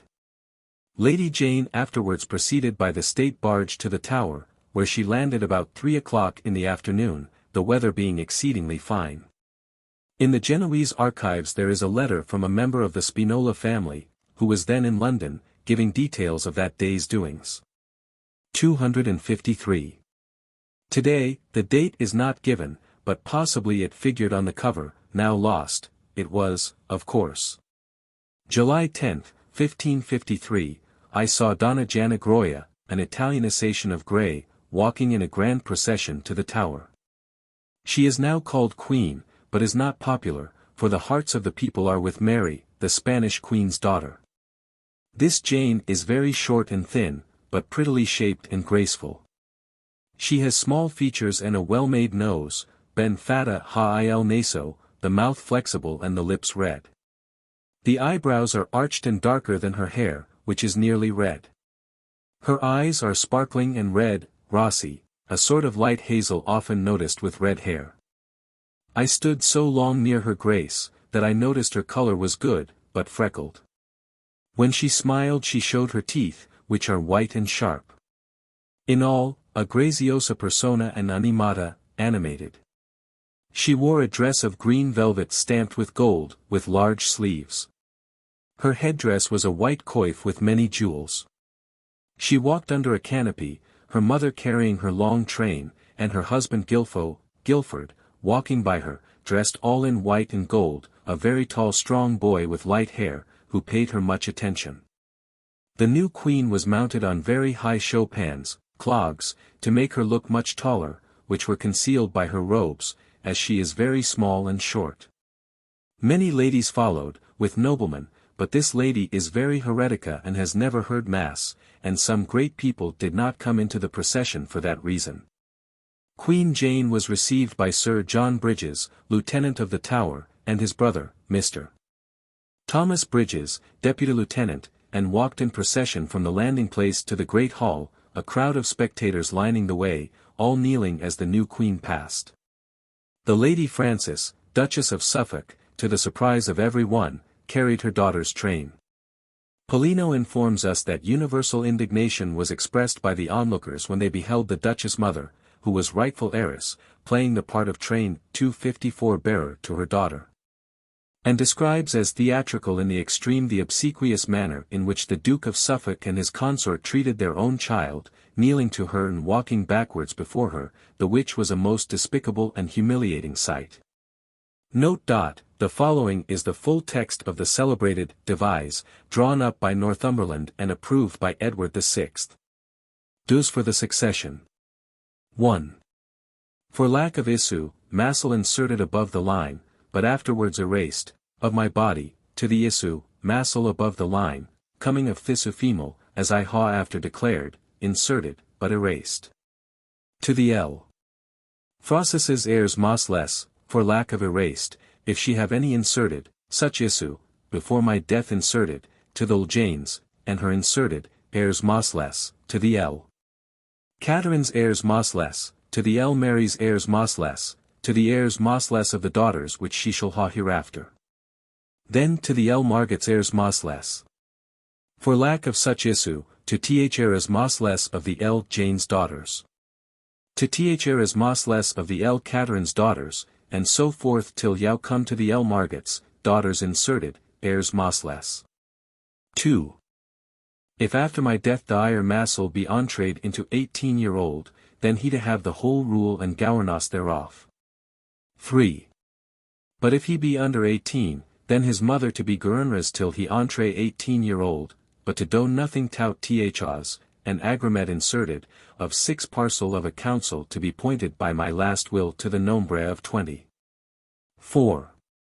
If the mother die before thera entre into 18 the real me to be governed by the cousin provided that after he be 14 all great matters of importance be open to him. 5. If I died tout issue, and there were none heir massel, then the L. Frances to be, regat altered to, governess. For lack of her, her eldest daughters, and for lack of them the L. Margaret to be governess after as is aforesaid, till some heir massel be born, and then the mother of that child to be governess. 6. And if during the rule of the governess there die 4 of 255 us do assent to take, use, and repute HYM for a breaker of the common concord, peaks, and unite of this real me. And to do our uttermost to see HYM or them so varying or swerving punished with most sharp punishments according to their deserts. T. Kent T. Ely, C. Winchester Northumberland. J. Redford H. Suffolk. W. North. F. Shrewsbury F. Huntingdon. Pembroke. E. Clinton T. Darcy G. Cobham. R. Rish T. Shane. J.H.N. Gate WLLM Petre. Joan. Cheek. W. Cecil Edward Montagu. John Bakir. Edward Gyffyn John Lucas. John Gosnold. 256. Chapter 17 The 9 Days' Reign. As soon as Jane Grey and her escort had entered the royal apartments of the Tower, the heralds trumpeted. And a few minutes later, it was close on 6 o'clock, 4 of them read the new Queen's proclamation, one of the most tedious state documents in existence, and the first in which a woman claims the title of Supreme Head of the Church. The ceremony of solemn proclamation within the precincts of the Tower once over, other heralds proceeded for the same purpose to Cheapside and the Fleet. In Cheapside, a potboy who was heard to disapprove of the wordy document, and of the expression, bastard, applied to the Lady Mary, was arrested, and treated after a fashion quaintly described by Mackin, who says, "There was a young man taken that time for speaking of certain words of Queen Mary, that she had the right title. The XJ day of July, at Vege of the clock in the morning, the young man for speaking was set on the pillory, and both his ears cut off, for there was a herald, and a trumpeter blowing, and incontinent he was taken down, and carried to the counter. And the same day was the young man's master dwelling at St. John's Head, his name was Sandor Anyone, and another, Master Owen, a 257 gunmaker at London Bridge was drowned, dwelling at Ludgate." It is curious that the original of this unique proclamation should have passed into the hands of Cecil, who endorsed it with the significant words, Jana non regina. From every point of view, Queen Jane's proclamation was ill-advised. It was prodigiously long-winded, even for that period, and the manner in which it dealt with the claims of Mary and Elizabeth, brutal in frankness, was well calculated to offend the Catholic powers, and cruelly wound the personal feelings of the late King's sisters. Queen Mary's resentment is proved by the stern simplicity of the language of the death warrant of Northumberland, Lady Jane, and Guilford, which allows none of them the vestige of a title. Elizabeth, in later life, never alluded to her cousin Jane without bitterness. Jane was, of course, perfectly innocent of the offensive wording of this document, but it nevertheless bore her signature. The sentence which infuriated the princesses ran as 258 follows, and, forasmuch as the said limitation of the imperial crown of this realme, being limited as is aforesaid to the said Lady Mary and the said Lady Elizabeth, being illegitimate the marriage between the said King Henry VIII our progenitor and great-uncle, and the Lady Catherine, mother to the said Lady Mary, and also the marriage between the said late King Henry VIII and the Lady Anne, mother to the said Lady Elizabeth, being very clearly undone by sentence of divine, according to the word of God, and the ecclesiastical laws. The Ladies Mary and Elizabeth are to all intents and purposes divested to claim or challenge the said imperial crown or any other honors, etc., appertaining thereunto, etc. This proclamation, as well as most of the other official documents of Jane's reign, which are generally attributed to Northumberland, was, we may take it for granted, edited by the celebrated Sir John Cheek, who entered the Tower at the same time as Lady Jane and was her secretary throughout the whole of her 9 days' reign. We have already mentioned in more than one place this distinguished Greek scholar, who had been for a time tutor to Edward VI, over whom he had a great influence, and by whom he was knighted at the same time that the Marquis of Dorset was elevated to the Dukedom of Suffolk in 1551. At the period of Jane's misfortunes he was between 39 and 40 years of age, greatly in favour with his royal pupil, and holding the office of clerk to the council. So that when there was a talk of Cecil resigning his secretaryship, Cheek was, on June 2, 1553, appointed a principal secretary of state, Cecil however continuing in office. And on June 11, Cheek sat in the council for the first time as secretary. It is probable that Northumberland suggested his nomination to the king, for the express purpose of interesting a diplomat of such ability in the forthcoming conspiracy to place Jane on the throne. He was far too high-minded a man to be influenced by pecuniary motives, but undoubtedly his zeal for the Reformation was such that he desired the advent of Jane, which meant a continuance of the Reformation, rather than the coming of Mary, which he fully realized would be disastrous to it. Cheek's appointment to the office of Secretary of State gave great joy 259 to the Reformers, and ASKEW, then in Brussels with our ambassador, Morrisone, wrote him a laudatory letter, in which he congratulates England, the State, Cambridge, and St. John's College on having produced so learned and worthy a man. Great must have been Cheek's delight when he beheld Queen Jane, the hope of Protestantism, actually enthroned in the Tower. And it must have been a consolation to Lady Jane to have about her so capable and at the same time so upright a man, one devoted, not only to her personally, but especially to the cause she represented. Cheek tried to induce the cunning Cecil to take an active part in the government, Strype says, he checked his brother Cecil, who would not be induced to meddle in this matter, but endeavoured to be absent. Before this, the first day of her reign, came to a close, Jane signed a letter to William Parr, Marquis of Northampton, Lord Lieutenant of Surrey, informing him of her entry into the Tower, this day. After the usual preamble concerning the death of Edward, the document proceeds, we are entered into our rightful possession of this kingdom, as by the last will of our said dearest cousin our late ancestor.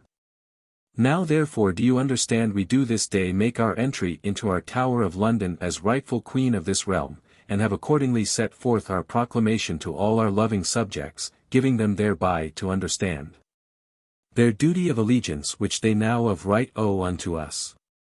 Nothing doubting, right trusty and well-beloved counsellor, but that you will endeavour yourself in all things to the uttermost of your power, not only to defend our just title, but also assist us to disturb, repel, and resist, the feigned and untrue claim of the Lady Mary, bastard daughter to our great-uncle Henry VIII, of famous memory.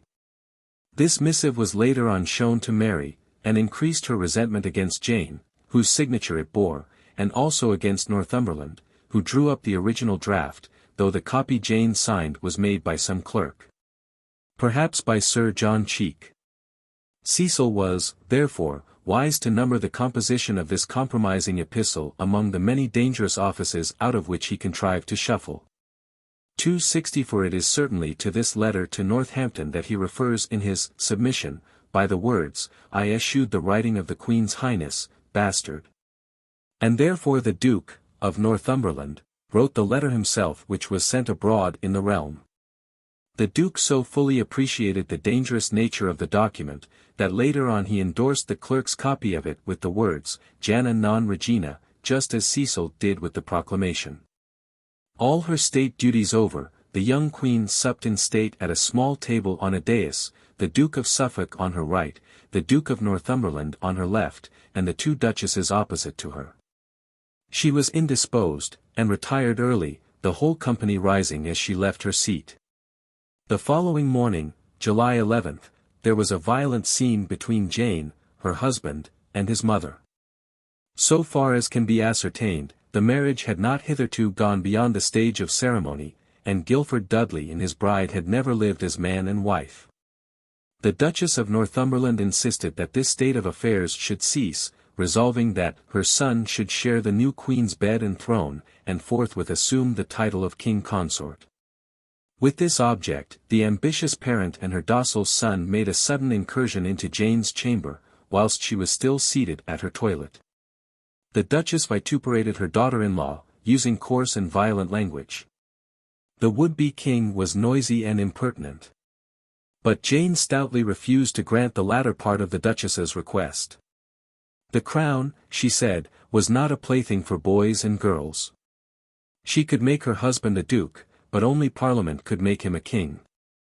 On these words the Duchess burst into a fury, and paced angrily up and down the floor, swearing her strongest oaths, that her son should be king, whether Jane would or 261 not.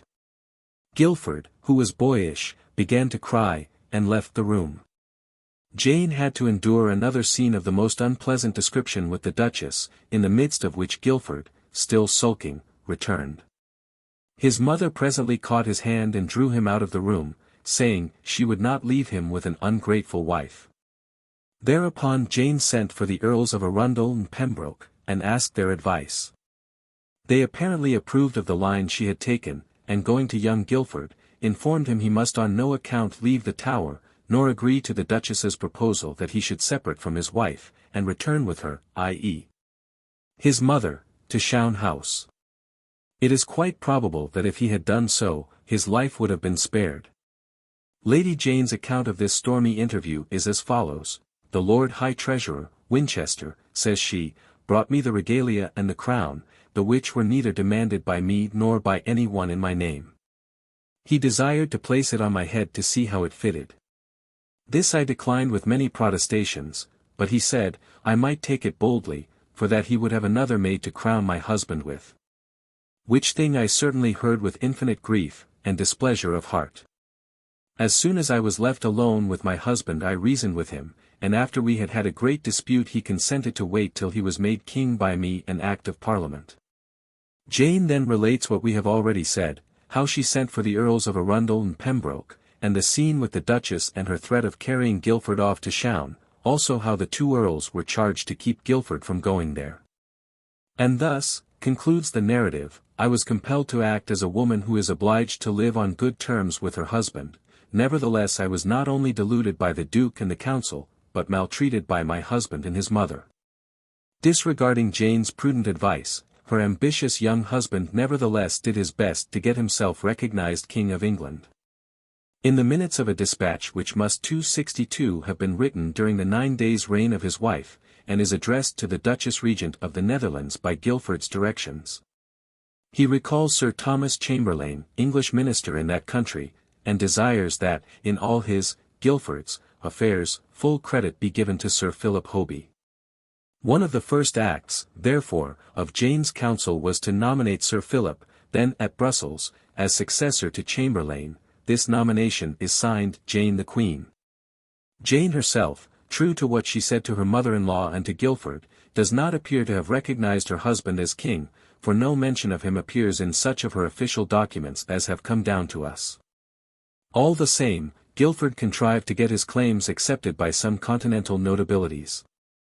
On learning of the death of Edward VI, Sir Philip Hoby and Sir Richard Morrisone, the English commissioners in Flanders, who had doubtless been primed beforehand by Northumberland, wrote from Brussels to the Privy Council, under date of July 15, that, the Xii of this present, Don Diego found me Sir Philip Hoby, and me Sir Richard Morrisone, walkine in our host's guardian. This Don Diego Mendoza was a member of the Spanish administration in the Low Countries, an old personal friend of the Dudley family, and 263 as already stated, godfather to young Guilford, who had, of course, been baptized a Catholic. On the occasion of this meeting with the Englishman, the Spaniard, after the usual condolences on the death of Edward VI, passed to praises of that monarch's wisdom in providing England with so good a king, meaning not Jane the Queen, the rightful heiress of the realm, but Guilford Dudley. The truth may be that Diego said nothing of the kind, and that the English diplomats simply put these words into his mouth, to confirm the council in its allegiance to Jane, and make it look on Guilford as the king, by creating an impression that his right to the throne was admitted by leading men on the continent. Don Diego Mendoza told the commissioners, they said, that his condolences on the occasion of the death of King Edward and his offers of service to the King's Majesty, Guilford, had been retarded, by the advice of the Bishop of Arras, a member of the ministry at Brussels. Therefore says he, i.e. Don Diego, quoted by the commissioners, do I feel sorry that you lose so good a king, so much do I rejoice that ye have so noble and toward a prince to succeed him, and I promise you, by the word of a gentleman, I would at all times serve his highness myself if the Emperor, Charles V, did call me to serve him, i.e. allow me to do so. The English envoys informed the council that they told Don Diego, they had received the sorrowful news, of the death of Edward VI, but the glad tidings, of the accession of Guilford, were not as yet come unto us by letters, which was probably true, so far as official intimations of them went. Upon this Don Diego replied, I can tell you this much. The King's Majesty, Edward VI, for discharge of his conscience, wrote a good piece of his testament with his own hand, barring both his sisters of the crown, and leaving it to the Lady 264 Jane, near to the French Queen, that is to say, related to Mary Tudor, Queen of Louis XII of France. Whether the two daughters be bastards or not or why it is done, we that be strangers have nothing to do. You are bound to obey and serve His Majesty, Guilford Dudley, and therefore it is reasonable, that, we take him for, i.e. to be, your king, whom the consent of the nobles of your country have declared for, to be, your king, and, he continued, for my part of all others, I am bound to be glad that His Majesty is set in this office. I was his godfather, and would as willingly spend my blood in his service as any subject that he hath, as long as I shall see the Emperor willing to embrace His Majesty's amity.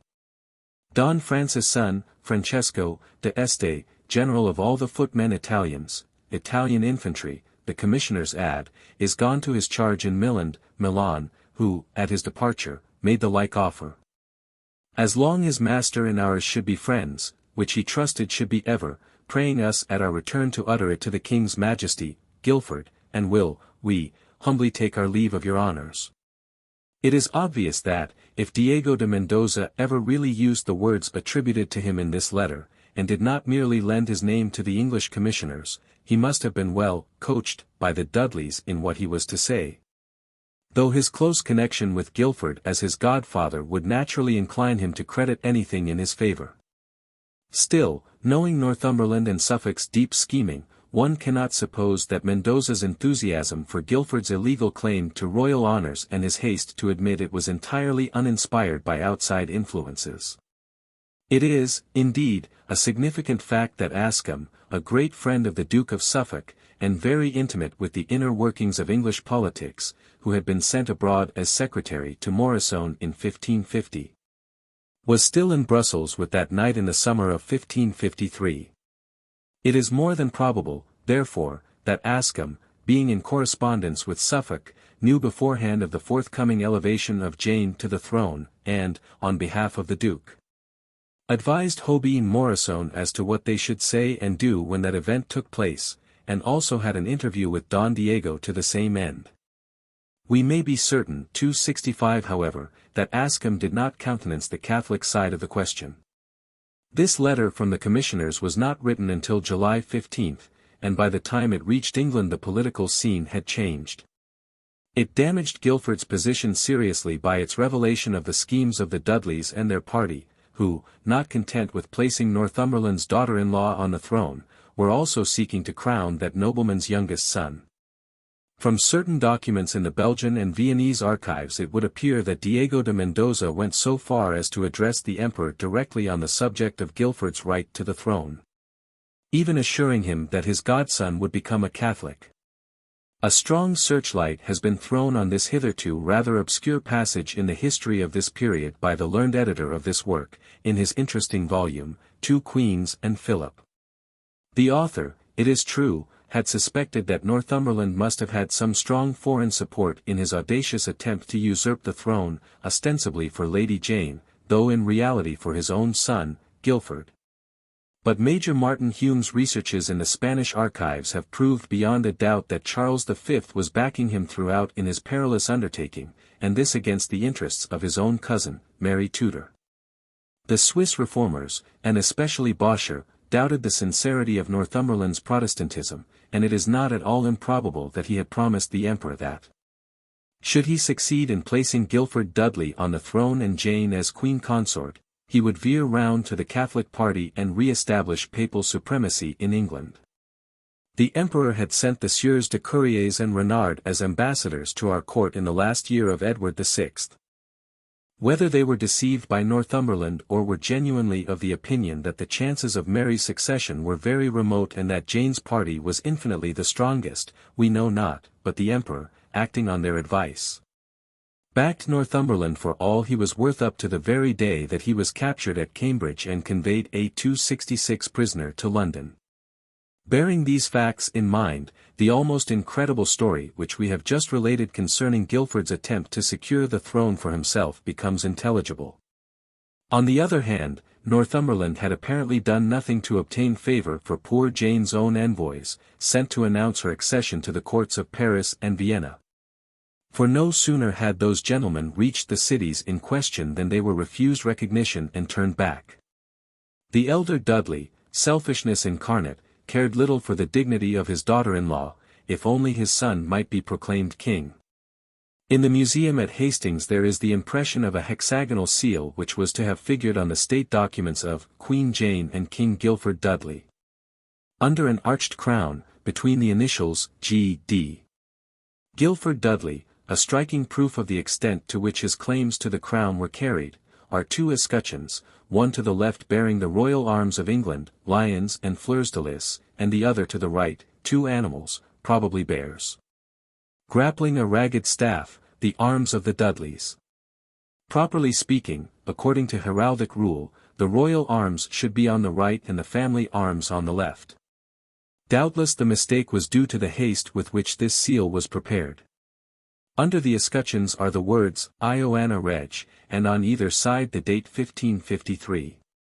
The matrix of this seal seems to have been lost, at least, its present whereabouts are unknown.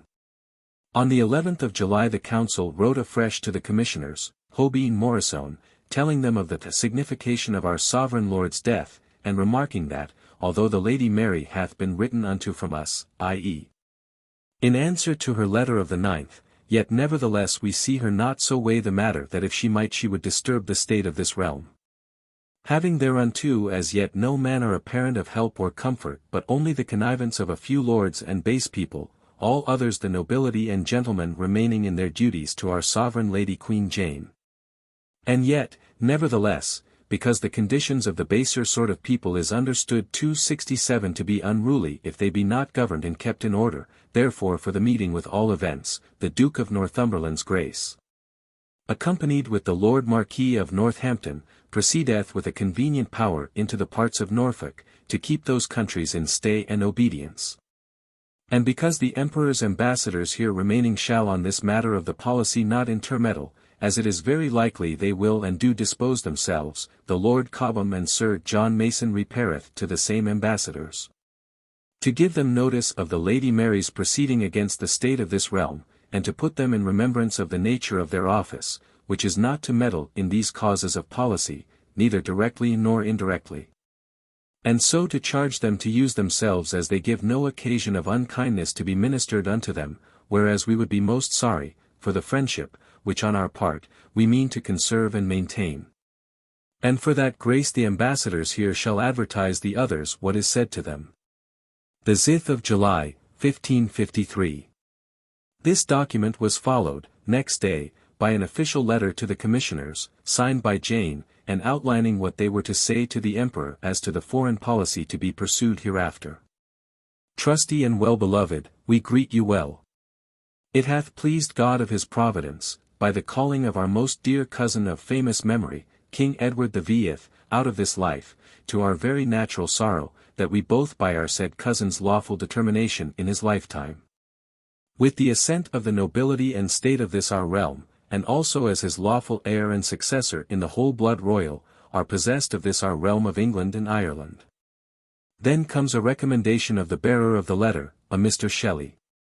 The confirmation of Hoby's appointment, the whole number of our ambassadors shall there remain to 268 continue to dwell in the former commission which he had from our ancestor the king, and in order that Hoby shall make this clear to the Emperor, and assure him that the friendship between England and the Emperor shall be continued as hitherto. Worry, anxiety, and annoyance soon brought on a relapse of the illness from which Jane had lately suffered. Her pains at last grew so acute that she again fancied the Duchess of Northumberland had poisoned her. Possibly this illness accounts for our hearing so little of her doings during the 2nd, 3rd, and 4th days of her short reign, 11th, 12th, 13th of July. Twice, she writes, was I poisoned, once in the house of my mother-in-law, and afterwards in the Tower. The venom was so potent that all the skin came off my back. This idea was evidently only the result of the fever, which caused the skin to peel. Trouble had so reduced the poor girl, no doubt, that she fell an easy prey to the fevers so prevalent in and about the Tower, as long as the moat remained uncovered. On the 11th the council received a letter from Mary, dated from Kenninghall July 9, stating she had heard of her brother the king's death, and was surprised that she had not known it sooner, and adding her intention to cause her right and title to be published, and proclaimed accordingly. The letter declared the princess aware of the council's desire to undo her claims, but added that she was willing to grant pardon, and closed with an order to the council to have her proclaimed in the city of London and other places. The council's reply was a masterpiece of bluff. It ran as follows. Madam, we have received your letters, of the 9th of this instant, declaring your supposed title to the imperial crown of this realm, and all the dominions thereunto belonging.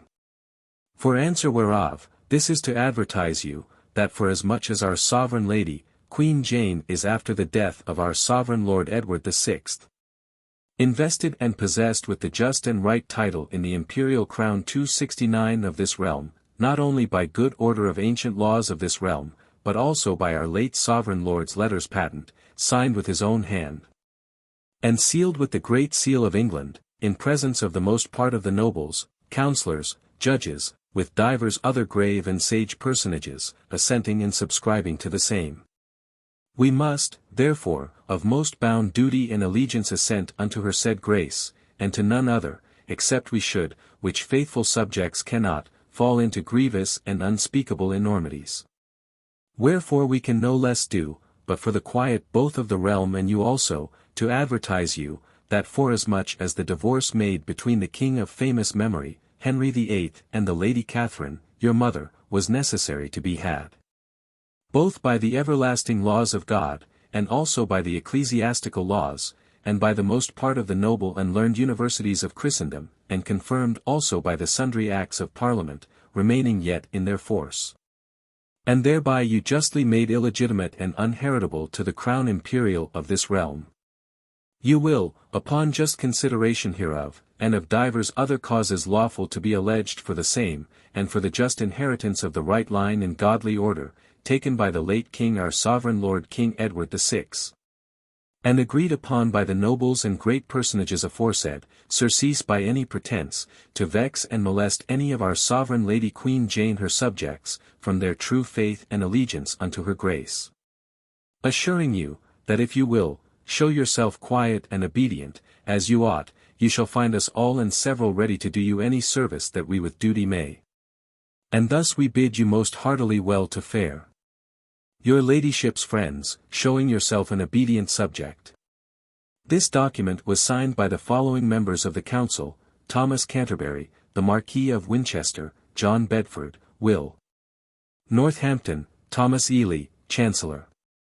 Northumberland, Henry Suffolk, Henry Arundel, Shrewsbury, Pembroke, Cobham, R. Rich, Huntingdon, Darcy, Cheney, R. Cotton, John Gates, W. Peter, W. Cecil, John Cheek, John Mason, Edward North, R. Bowes. Of 270 all the signatories of this letter, not more than 4, if so many, remain true to Jane to the last. Lady Jane Grey, by Wingard. The earliest engraved portrait of her, from a picture said to be by Holbein, now lost. On July 12, the second day after Jane's entry into the Tower, the Marquis of Winchester brought her unwilling Majesty a curious collection of miscellaneous articles of jewellery, the contents of sundry boxes and caskets, deposited at the Jewel House in the Tower, and which had belonged to Henry's 6 queens. Jane, despite her poor health, was constrained to examine these things. The caskets contained, amongst other articles, a fish of gold, being a toothpick. 1 dewberry of gold. A like pendant, having 1 great and 3 little pearls. A newt of white silver, that is to say, a silver ornament wrought in the form of a lizard or eft. A tablet of gold with a white sapphire and a blue one, a balas ruby, and a pendant pearl. A tablet of gold hung by a chain with a St. John's head, and flat pearls. A tablet with Our Lady of Pity, engraved on a blue stone. A pair of beads of white porcelain, with 8 gauds of gold, and a tassel of Venice gold. Beads of gold with crimson, work. Buttons of gold with crimson work. 6 purse hangers of silver and gilt, these were to hang purses or trinkets to the girdle, like the modern chatelaine. 5 small agates with stars graven on them. Pearls and roundels of gold between pivots of pearls. Pipes of gold. A pair of bracelets of flagon chain, pattern, connecting jacinths of orange-colored amethysts. Many buttons of gold worked with crimson, and in each button set 6 pearls. 30 turquoises of little worth. 13 table diamonds set in collets of gold. An habiliment set with 12 table diamonds, these were the borderings of the caps like those of an bullion, or even of the round hood which was the fashion that succeeded them. 43 damasked gold buttons, and a clock or watch set in damasked gold, tablet fashion, close the list, but Winchester affirms that he delivered to Jane, on July 12, not only these, but the regalia and other jewels. together with a supply of cash, books, and even clothes. 271 About this date, too, Lord Guilford Dudley was sent a quantity of the crown jewels, possibly as an earnest of his future dignity. They certainly cost him dear.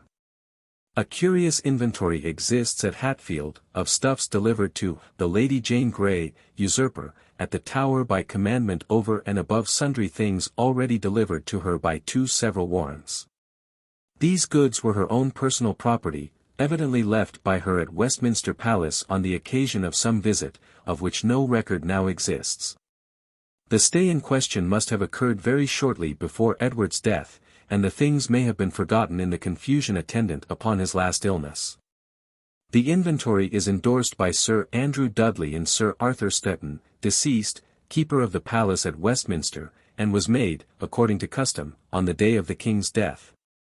When seals were put on the doors of every apartment in the royal palaces, not to be lifted till the king's burial, after which such articles as belonged to persons in waiting or servants were delivered, after verification, to their various owners. The list of goods and chattels belonging to Lady Jane is a very lengthy one, and we will only make a few quotations, to give a glimpse of the contents of her wardrobe and her minor possessions. Item, a muffler of purple velvet, embroidered with pearls of damask gold garnished with small stones of sundry sorts and tied with white satin. Item, a muffler of sable skin with a head of gold with 4 clasps set with 5 emeralds, 4 turquoises, 6 rubies, 2 diamonds and 5 pearls. The 4 feet of the sable being of gold set with turquoises and the head having a tongue made of a ruby. Item, a hat of purple velvet embroidered with many pearls. Item, a hat of black velvet laced with aglets, tags, enameled, with a brooch of gold. Item, a cap of black velvet, having a fine brooch with a square table ruby with diverse pictures enameled in red, black and green. Item, 18 buttons with rubies. Item, 18 gold buttons. 272 Item, a helmet of gold with a face, and a helmet upon its head and an ostrich feather. Item, 3 pairs of garters having buckles and pendants of gold. Item, 1 shirt with collar and ruffles of gold. Item, 3 shirts, one of velvet, the other of black silk embroidered with gold, the third of gold stitched with silver and red silk. Item, a piece of sable skin. Item, 2 little images of wood, one of Edward VI, and the other of Henry VIII. Item, a dog collar wrought with red work with gold bells. Item, a picture of Lady of Suffolk in a gold box. Item, a picture of Queen Catherine Parr that is lately deceased. This list also contains some articles which must have belonged to Guilford, for it is not probable that Lady Jane ever possessed a sword grill of red silk and gold, or a turkey bow and a quiver of Turkish arrows, or a white doublet and hose of silk and velvet. The number of clocks contained in this list is very remarkable. 1 fair striking clock standing upon a mine of silver. The clock being garnished with silver and gilt, having in the top a crystal, and also garnished with divers counterfeit stones and pearls, the garnishment of the same being broken, and lacking in sundry places. 1 alarum of silver enameled, standing upon 4 balls. 1 round striking dial, set in crystal, garnished with metal gilt. 1 round hanging dial, with an alarum closed in crystal. 1 pillar, with a man having a device of astronomy in his hand, and a sphere in the top, all being of metal gilt. 1 alarum of copper garnished with silver, enameled with divers colors having in the top a box of silver, standing upon a green molehill a flower of silver, the same altar standing upon 3 pomegranates of silver. 1 little striking clock, within a case of let 10, book fashion, engraven with a rose crowned, and Dieu et mon droit. 273 The articles enumerated were brought to Lady Jane at the Tower, during her imprisonment, after her brief reign was over, and having ascertained their agreement with the inventory, she signed that document, which was returned, and came into the possession of Cecil, and now lies, as we have said, among the state papers at Hatfield. The fact that the list contains a reference to articles evidently belonging to Guilford Dudley points to his having accompanied Lady Jane to court, and shared his wife's apartment. Probably the object of the visit had been to bring Jane under the king's immediate notice, and influence him to name her in his will, as his chosen successor. It had evidently been decided that the young queen was not to tarry long in the gloomy palace prison, for some of the documents drawn up during the 9 days have spaces left blank for the insertion of some other royal residence. Besides, when Jane appointed her brother-in-law, Lord Ambrose Dudley, to be her palace keeper at Westminster, in lieu of his uncle, Sir Andrew Dudley, one of his first wardrobe orders was for 20 yards of purple velvet, 25 of Holland cloth, and 33 of coarser lining to make her robes, against her removal from the Tower. On the night of July 12, according to Mackin, was carried to the Tower IIJ carts full of all manner of ordnance, as great guns and small, bows, bills, spears, mores pikes, arns, harness or armor, arrows, gunpowder, and victuals. Money, tents, and all manner of ordnance, gunstones a great number, and a great number of men of arms. And it had been for a great army toward Cambridge, in other words, all these things were provided for the use of a great army, to proceed to Cambridge. These warlike preparations were made none too soon, for on the following morning, July 13, news reached the Tower that the rival Queen was at Kenninghall, on the borders of Suffolk and Norfolk, and that the men of Norfolk, knights and squires alike, were scurrying in their hundreds along the dusty lanes, to offer Mary their lives and service. In brief, the guilty inmates of the Tower, the would-be rulers of the realm, learnt to their consternation that throughout the length and breadth of the 274 kingdom the people were against Queen Jane, and for Queen Mary. The council was hastily assembled, and it was at once decided that the Lords Robert Dudley and Warwick were too young and inexperienced for such difficulties as these. The first proposal was, that the Duke of Suffolk should leave the Tower, and take command of the troops, but Queen Jane, alarmed for her own safety, insisted she needed her father, and could not do without him. His age and bad health were also factors in the final decision that Northumberland would, after all, be the best man to send. The Duke left Her Majesty in charge of the council, and swore one of his big oaths that when he came back, Mary should no longer be in England, for he would take care to drive her into France, or, he took a passionate leave of his son Guilford, holding him in a long and tender embrace, pressing his head in his hands, and kissing him again and again. Did it flash across the father's mind that he might never see his darling son again? Northumberland ordered the troops he was to command, which were to be raised by the various noblemen adhering to Jane's party, to meet him at Newmarket. He gave a sort of farewell dinner to the council in the Tower on the 13th, opening the banquet with a threatening speech to his guests. "If you do not keep your oath, or if you turn traitor to Jane," said he, "God will not acquit you of the sacred and holy oath of allegiance, made freely by you to this virtuous lady, the Queen's Highness, who by your and our enticement is rather of force placed therein, i.e. in the position of Queen, than by her own seeking and request. But if ye mean deceit, though not herewith but hereafter, God will revenge the same. I can say no more." This was perhaps fortunate, for some of the assembled gentlemen certainly did mean deceit. The Duke concluded by asking the council to wish him no worse speed in his journey than they would have themselves. 275 One of the members of that august body replied in the following terms: "My lord, if ye mistrust any of us in this matter, the forcing Jane to become queen, your grace is far deceived, for which of us can wipe his hands clean thereof? And if we should shrink from you, as one that is culpable, of having forced Jane to assume the crown, which of us can excuse himself as guiltless? Therefore herein your doubt is too far cast." Northumberland was not offended by these ambiguous remarks, and merely added, "I pray God it be so. Let us go to dinner." When this, as we should imagine, rather gloomy banquet was over, Northumberland sent a messenger to Jane at the Tower, and received by his hand his commission as Lieutenant of the Army.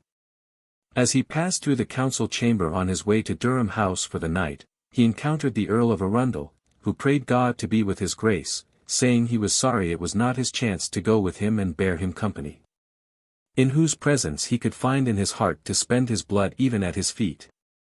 And, taking Thomas Lovell, the Duke's boy, by the hand, he added, "Farewell, gentle Thomas, with all my heart.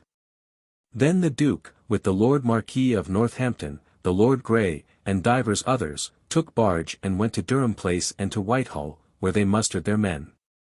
Next morning, Friday, July 14, the Duke and his followers rode proudly forth, with a train of guns and a body of 600 men, led by some of the greatest in the land. Such as Lord Edward Clinton, the Marquis of Northampton, the Earls of Warwick, Huntingdon, and Westmoreland, the Lords Grey de Wilton, Ambrose and Robert Dudley, Sir John Gates, and a score of others, equally influential. The majority already tried in war. As the glittering troop, armed with the motley collection of weapons brought to the Tower 2 days before, passed through the city in along Shoreditch, Northumberland noticed that, great as the crowd was, it was sullen. No one greeting the troops and their leaders with anything like 276 enthusiasm. The people, he remarked surlily to Sir John Gates, pressed to see us, but no one bids us God-speed.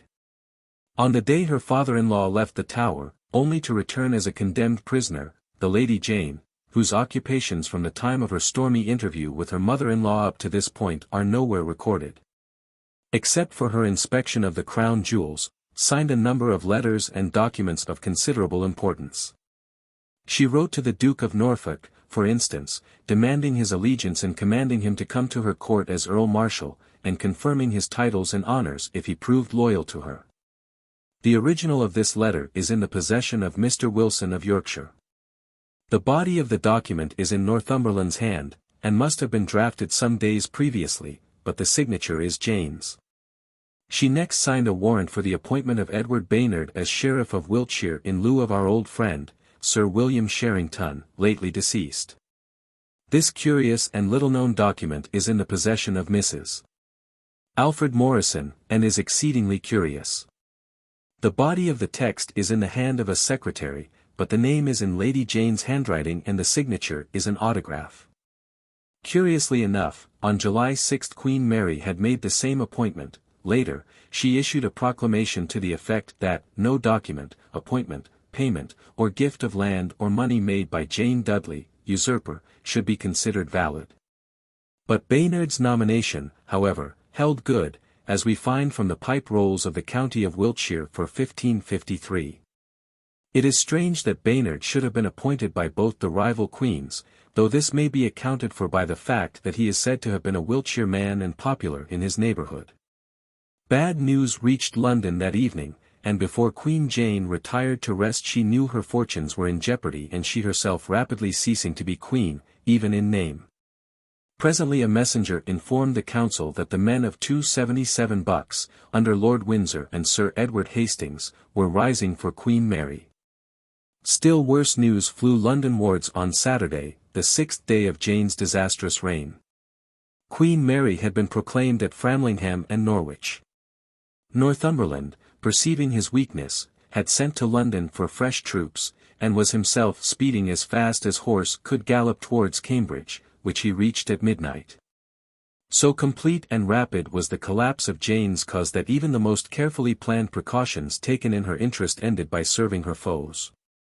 Her partisans, for instance, fearing Mary might escape by sea, had ordered 6 men of war to cruise off the east coast, intercept her flight, and bring her back a prisoner. The weather suddenly became so stormy that the vessels were driven into Yarmouth roads just as a body of men was being levied in that town for Mary's support. The sailors of the squadron, who had landed, bribed with money and strong ale to abandon their ships and join the levy, handed over their vessels to Sir Henry Jerningham, one of the staunchest supporters of the Tudor princess, who, being thus supplied by her enemies with money, ammunition, and a train of artillery, marched forthwith against Northumberland, who was soon fain to fall back towards Cambridge, where he fancied himself safe in Trinity College, with his friends Drs. Sandys, and Parker, and Dr. Bill. As a matter of fact, his enemies, declared and secret, were as numerous and formidable in Cambridge as elsewhere. But during the momentary lull which ensued he flattered himself with false hopes, and plied the council with demands for money and men, many of his followers having deserted him at Bury to join the enemy. Yet all the time Cecil was betraying him at every point.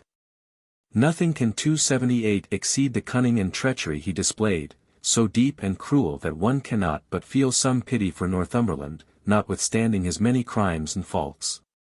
When Cecil was forced to order his horsemen to take the field against Mary, he contrived to have them ambushed and attacked, and thus rendered quite useless to the Duke and harmless to his opponents. The council informed Northumberland of the miscarriage of Cecil's men.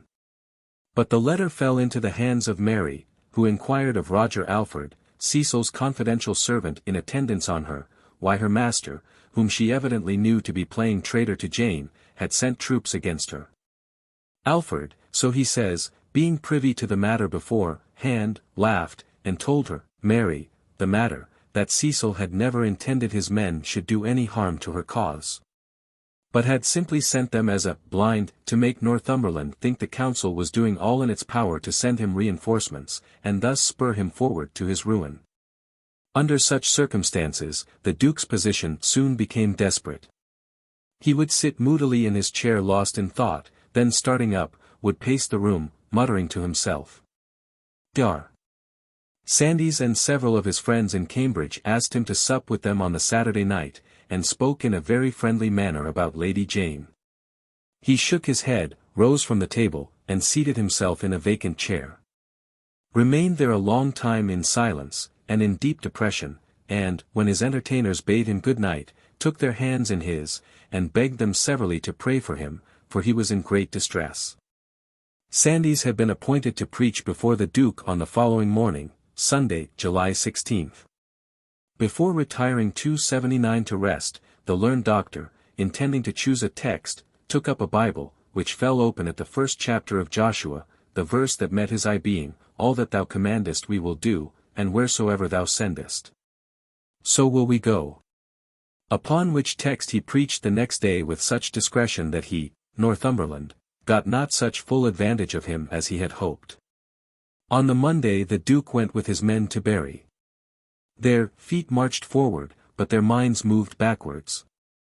In other words, they were but a half-hearted set, and one by one they deserted all through the day, hiding behind hedges and in ditches, till when evening came, the Duke, heartsore and heavy, rode back to Cambridge almost alone. With more sad thoughts than valiant soldiers about HIGH-ADMIRAL. Realizing that all was lost, he bethought him of a dramatic, or rather theatrical, trick to save himself. He conceived the idea that if he went to London and fell at the Queen's feet, she would welcome and forgive him. Had she not pardoned many rebels? And was he worse than any of these? Presently, considerably cheered by his own but erroneous reflections, he betook himself, accompanied by the Mayor and Dr. Sandys, to the Market Cross, where the crowd greeted him in silence, more believing the grief in his eyes, when they let down tears, than the joy professed by his hands, when he threw up his cap, full of gold coins, into their midst. This show of tardy loyalty, produced by the arrival of the news of Mary's growing power, having failed in its effect, Slegg, the sergeant-at-arms, accused him of treason, and brought him back a prisoner to King's College. On the morning of the 21st of July, according to Mackin, the Earl of Arundel, as treacherous a man as any in that nest of vipers, who, a week before, had knelt before Northumberland and sworn to shed his blood for him and for Queen Jane, came rapping at his door before he was up. The Duke, huddling on a cloak, went out to him, and seeing him look so 280 threatening, fell on his knees, praying him to be good to him and merciful. For the love of God, my lord, said he, consider that I have done nothing but by consent of the council. My lord Duke, quoth the Earl of Arundel, I am hither sent by the Queen's Majesty, and in her name I arrest you.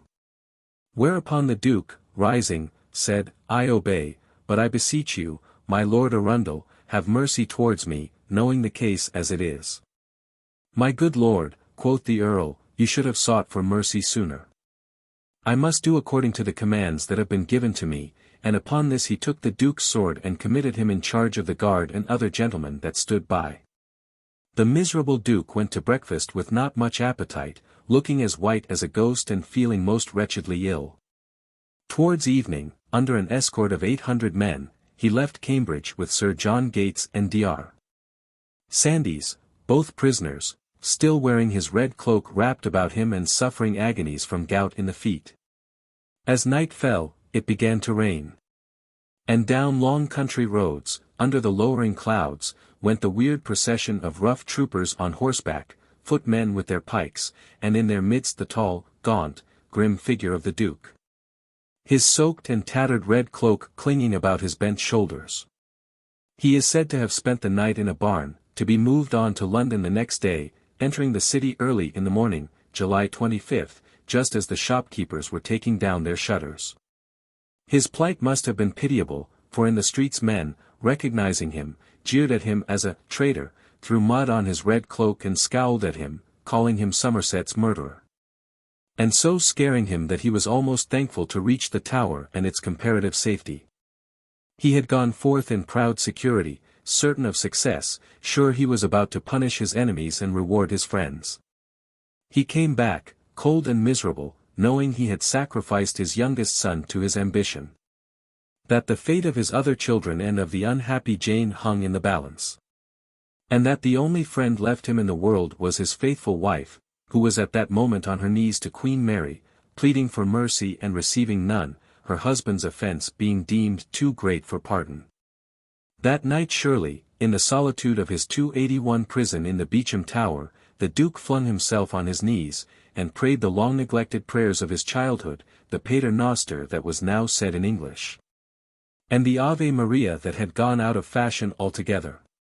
Meanwhile, on Sunday the 16th, the 7th day of Queen Jane's reign, there was no rest throughout the whole length and breadth of England, everywhere the people were rising for Queen Mary. In the streets of the metropolis there was great cheering and rioting, even bloodshed. Bonfires were lighted in the streets, and crowds of rough men and loose women whirled round the lurid flames shouting, "Queen Mary! Queen Mary!" In the churches, the claims of the rival queens and rival creeds occupied the preachers. At Paul's Cross, Bishop Ridley preached against Queen Mary and the Scarlet Woman, and in favor of Jane and the Reformation. At St. Bartholomew's, a Catholic priest told his congregation to kneel down and thank God that the victory was with Queen Mary. While at Amersham, in Buckinghamshire, John Knox thundered forth in favor of Queen Jane, but all his eloquence, and that of her other defenders, was in vain. The people would have Queen Mary, and Queen Mary only. Late this Sunday night a curious incident occurred. The Tower had been shut up for the night, when suddenly Jane, dreading perhaps some unexpected rising, ordered the outer gates to be locked and the keys carried up to her chamber. 282 Then the guards were informed that one of the royal seals was missing. And Jane had the lately closed gates unbarred, to send a body of archers of the guard after the Marquis of Winchester, who had left the precincts about 7 o'clock for his house in Broad Street. They found him in bed, forced him to rise and dress himself, and brought him back about midnight to the Tower, where, it is said, he had to explain matters to Lady Jane, who connected him with the loss of the seal. The whole incident is somewhat mysterious. Did the poor little Queen fancy Winchester was contemplating some move like that of Somerset when he practically assumed the kingship at Hampton Court? Winchester undoubtedly bore Jane no particular goodwill, and the interview, if it occurred, was probably somewhat stormy. The 8th day of the reign, Monday the 17th, opened with a violent scene in the early morning between the Duchesses of Northumberland and Suffolk, who wrangled over Guilford and his kingship. Poor Jane was most miserable, her eyes were red with weeping, and she looked more dead than alive as she endeavoured to calm her belligerent Grace of Northumberland and reason with her own headstrong and domineering parent. By this time everything and everybody in the Tower were at sixes and sevens. No one seemed to know what to do or say. In the midst of it all came bad news from the country, where the peasants, notwithstanding the threats of their lords and masters, were refusing to take arms against Mary. Trouble 283 was drawing unpleasantly near. On the previous day, Sunday, 16th, some 10,000 of Mary's adherents, many of them county notables, had assembled at Lord Paget's house at Drayton, and marched to Westminster Palace, which they sacked of its arms and ammunition. For the better furnishing of themselves in the defence of the Queen's Majesty's person and her title.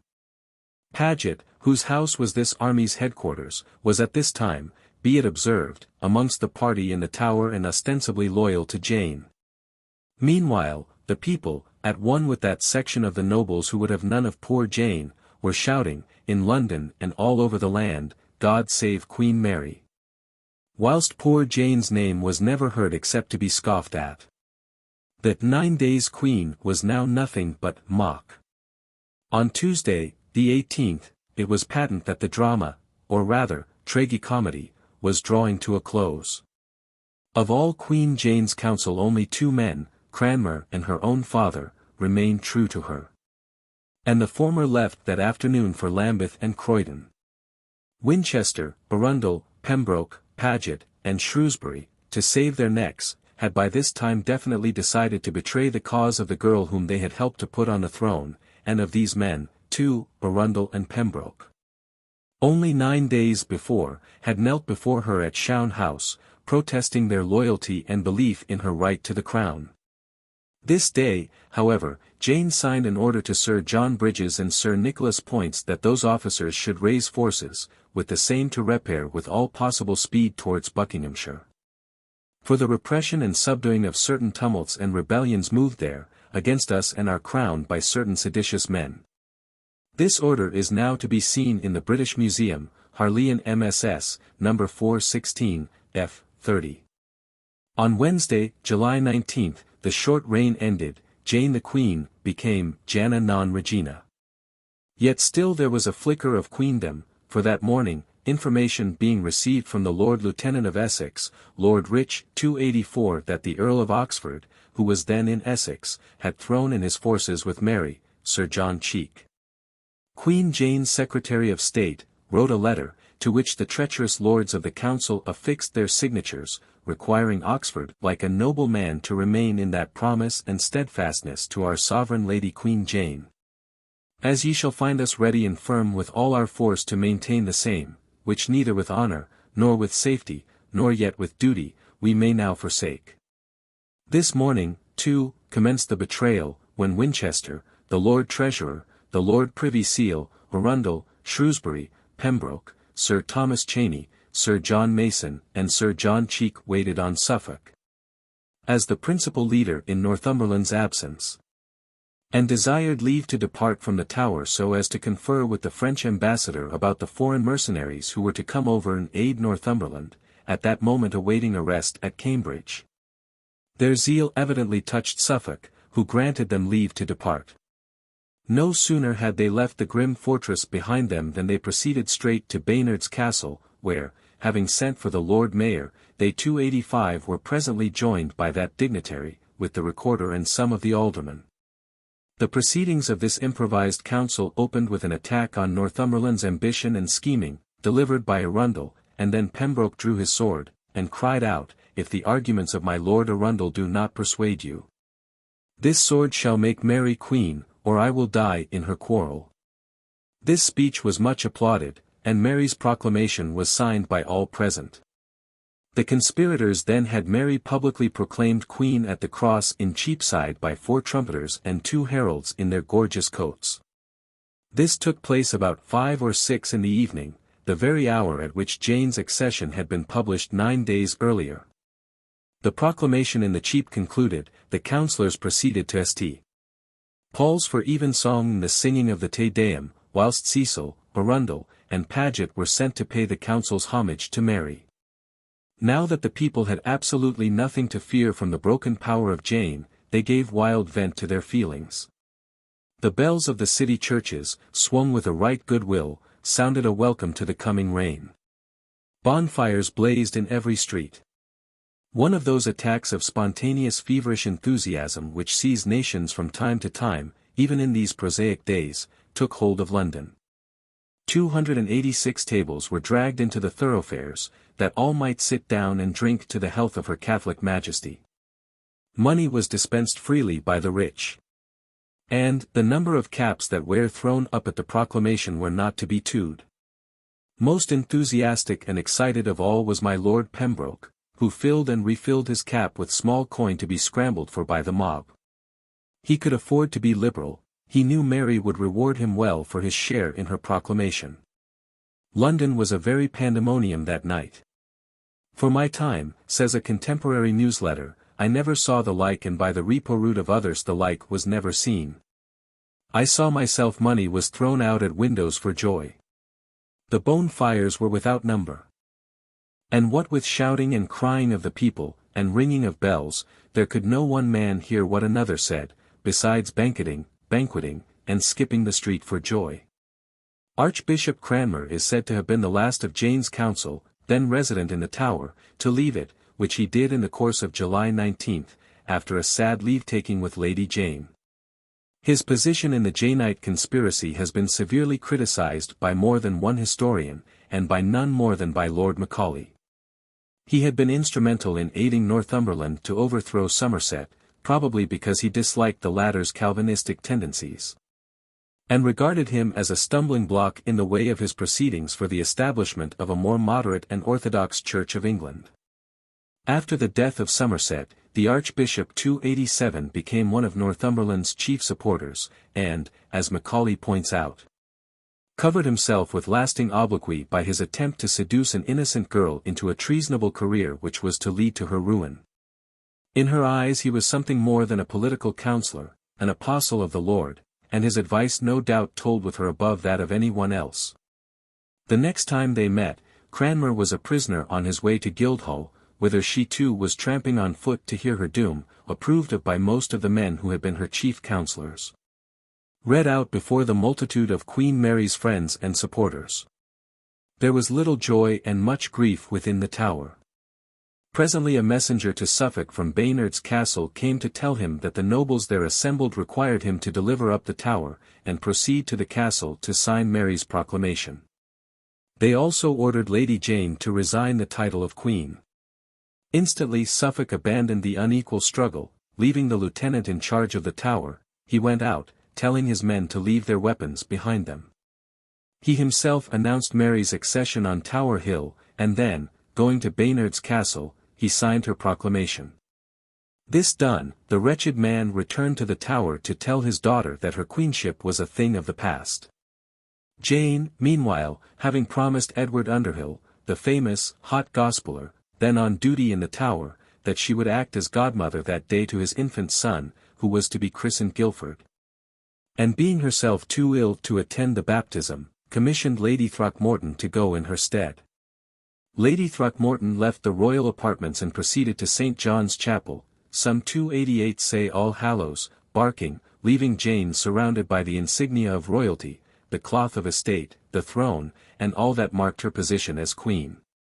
When her ladyship returned, these had all been removed, for the Queen of England had not yet arrived in London, and her subject, Jane, the usurper, no longer sat on the throne. During the absence of Lady Throckmorton, Suffolk had rushed back to his daughter. He found her alone in the council chamber, seated, forlorn, under her canopy of state. "Come down from that, my child," said he, "that is no place for you." Then he gently told her all, and gladly did poor Jane rise and quit her hateful office. For a moment father and daughter stood weeping, locked in each other's arms, in the center of the deserted hall, through the open windows of which, borne on the summer air, came the exulting shouts of "Long live Queen Mary." Then, after a pause, Jane Grey spoke 4 simple words, sublime in their pathos. "Can I go home?" she asked ingenuously. God help her. What a world of innocence was in that little sentence, "Can I go home?" Alack! Alas! Poor little victim of so much ambition and such damnable intrigue, there is no more earthly home for thee. 289. Chapter 18 The Last Days of Northumberland. All through the night of Queen Mary's proclamation, Jane Grey was abandoned in the great fortress to the care of her personal attendants. And bitter must have been her distress, as she realized the cruel plight to which the mad ambitions of others had brought her. Everything helped to heighten her terror, the changed attitude of the guards, and other Tower officials, who a few brief hours before had treated her with obsequious deference, and who now marked their loyalty to Mary by an ostentatious display of scorn for the fallen majesty of the 9 days Queen. The tears of her women, their whispered talk, the brooding and ominous silence of the palace, broken only by the distant shouts of revellers, who acclaimed the triumph of her successful rival. All combined to increase the nervous and hysterical agitation into which the poor girl's recent illness had already thrown her. Her mother, the Duchess, compelled by circumstances beyond her control, most probably, had left the Tower, and hurried back to Sheen, after having obtained Queen Mary's pardon for her husband. The Duchess of Northumberland, white with horror, and trembling with anxiety for her wretched husband and children, had likewise departed with her attendants up the river to Shown, so that of all Jane's court none remained to help and comfort, except her faithful women and servants. Suffolk's movements at this time are not quite clearly recorded. That he retired to Sheen immediately after Mary's proclamation, appears certain. And also that, on the July 27th, he was arrested and committed to the Tower, to be released at the intercession of the Duchess his wife, on his own bail, on the 31st of the same 290 month. Yet a contemporary letter, dated August 11th, says, "The Duke of Suffolk is, as his own men report, in prison, and at this present in such case as no man judgeth he can live." An explanation of these conflicting statements may be, that the Duke, when officially released, was for some days too ill to leave the Tower. There is reason to believe that Lady Jane remained in the state apartments till late in the evening of the July 19th, when she was transferred to the rooms above the Deputy Lieutenant's, recently vacated by the Duchess of Somerset. The Deputy Lieutenant of this period was Thomas Bridges or Bridges, brother of Sir John Bridges, Lieutenant of the Tower. This last gentleman attended Jane on the scaffold, in discharge of his duty. But Thomas Bridges figures a good deal in the narrative of the last months of Jane's life. There has been much dispute as to the exact situation of the rooms in the Tower in which the innocent prisoner was confined, and the absolute identity of her keeper. But it is now pretty clearly established that the first period of her detention was not spent, as so often stated, in the Brick Tower, but in the modernized house of the Deputy Lieutenant, which stands next door to the Lieutenant's or the King's house. Later, we do not know the precise date of her removal, she was lodged in a house, also on the Green, adjacent to the Lieutenant's dwelling, and which then belonged to the gentleman jailer, Mr. Nathaniel Partridge. Earlier historians have denied the existence of Partridge, and even Harris Nicholas thought he was Queen Mary's goldsmith. But his identity is now conclusively proved, and he is admitted to have been a well-known figure in and about the Tower at this period. He died in February 1587, and is buried in St. Peter ad Vincula in the same vault as his illustrious guest. During her incarceration, Jane was allowed to walk in the Queen's Garden, and, on the hill within the Tower precincts. 291 several persons attended on Lady Jane in the Tower, among them Elizabeth Tilney, a beautiful young woman of good birth, Lady Throckmorton, wife of Sir Nicholas Throckmorton, and Mrs. Ellen. Some light has been thrown upon the identity of the last-named lady by Lady Philippa de Clifford, Lady Jane's cousin, whose curious account of her unhappy kinswoman's last hours was published in Brussels in 1660. From this we learn that Mrs. Ellen, an elderly woman, was Lady Jane's nurse. There were also 2 waiting maids, and a lad, in the suite of the princess, as we glean from the chronicles of Queen Jane and Queen Mary. Thus she was no solitary prisoner, but served by gentlewomen, and in comparative comfort.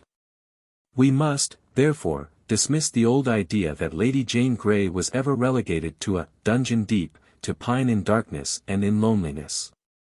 That she was not fed on bread and water is proved by the Privy Council records, from which we learn that 95 shillings a week was allowed for her maintenance whilst in captivity, and 20 shillings for each of her attendants. 6 in number, a very handsome allowance in those days, and equivalent, in modern coinage, to about 15 times the amount.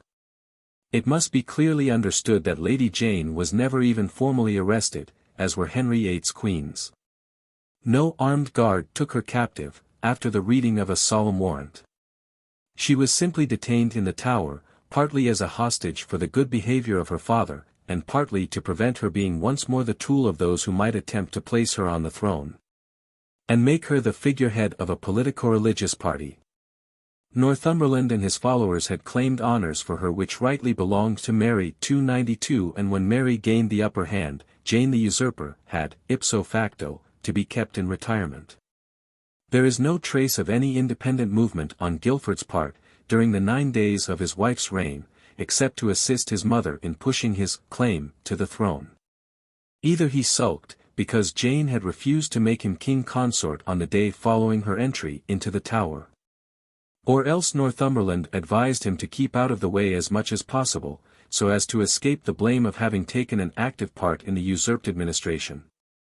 Be this as it may, we have no news of his doings, from the first day or two of the 9 days' reign, until after its termination, when he was parted from his wife, and sent to the Beauchamp Tower, whither, on the July 25th, his brothers, Lord Warwick and Lord Ambrose Dudley, followed him, to be joined the next day by Lord Robert Dudley. Jane's peaceful seclusion was of very short duration. On the day following her deposition, July 20th, the Marquis of Winchester, Lord High Treasurer, came to ask for the return of the crown jewels and other articles delivered to her on the 2nd day of her queenship. A parcel or so was missing, it would seem, and Winchester, when he commanded Jane to restore the crown jewels, desired she should also make good the alleged deficiency. Astonished at this demand, she declared she knew nothing of the missing articles, but agreed 293 to give up all the money she had in her possession. And on July 25 she consigned to the Treasury an extraordinary assortment of coins, angels of the reign of Edward VI, gold coronation medals of Henry VIII and Edward VI, some shillings and half-shillings, as well as some deteriorated coinage of Edward VI, of no value. The whole of her available assets did not amount to more than £541, 13. 2d. The missing valuables, it would appear, had not been returned 2 months later, or else Queen Mary had not been informed of their receipt. For on September 20 she writes to Winchester requesting him immediately to order Lady Jane to give up the jewels and stuffs, which had been delivered to her, on July 12, and which were still missing. The inventory of these mislaid stuffs includes a most curious assortment of odds and ends, which one would think it hardly worth Queen Mary's while to reclaim. First we have a large leather box, marked with Henry VIII's broad arrow, containing 2 old shaving cloths, and 13 pairs of old leather gloves, some of them worn. Another square coffer, missing, and described as being covered with Naples fustian, contained a collection of old Catholic prayer books, rosaries, and other odds and ends, which had probably remained among the Tower stores since Catherine of Aragon had last kept court there, and which were, needless to say, of no use to Lady Jane Grey. The first article in this collection is the half of a broken ring of gold, perchance some forgotten love token. Then comes a book of prayers, covered with purple velvet, and garnished with gold. A primer, or Catholic prayer book, in English. 3 old halfpence in silver, 7 little halfpence and farthings. Item, 16 pence, 2 farthings and 2 halfpence. A purse of leather with 18 strange coins of silver. A ring of gold with a death's head. 3 French crowns, 1 broken in 2. Item, a girdle of gold thread. A pair of tweezers, of silver. A pair of knives in a case of black silk. 2 books covered with leather. Item, a little square box of gold and silver with a pair of shears, scissors, and divers shreds of satin. A piece of white paper containing a pattern of gold damask. The third coffer was Queen's jewels, and contained chains of gold studded with rosettes of pearl and other valuables. The fate of this curious 294 collection of gewgaws is unknown. About the same time, Winchester made an exploration of the contents of Guildford's pockets, which resulted in the discovery that he possessed exactly £32, 8s, in the debased coinage of Edward's reign. Miss Strickland, in mentioning this incident, says, thus the prisoners were left entirely without the means of bribing their jailers. This is not the case, for Lady Jane appears to have made a will, which may still be in existence, though for the time being it has disappeared, in which she left certain jewels, clocks, and valuables to her sisters, her women, and her servants, and, strange to relate, a gold cup or chalice to Queen Mary. Wherefore we may conclude she was allowed to retain the articles brought her from Westminster Palace, some of which served, no doubt, to decorate her apartment in the Tower. We possess no record, unfortunately, of the sort of food provided for the prisoner and her husband.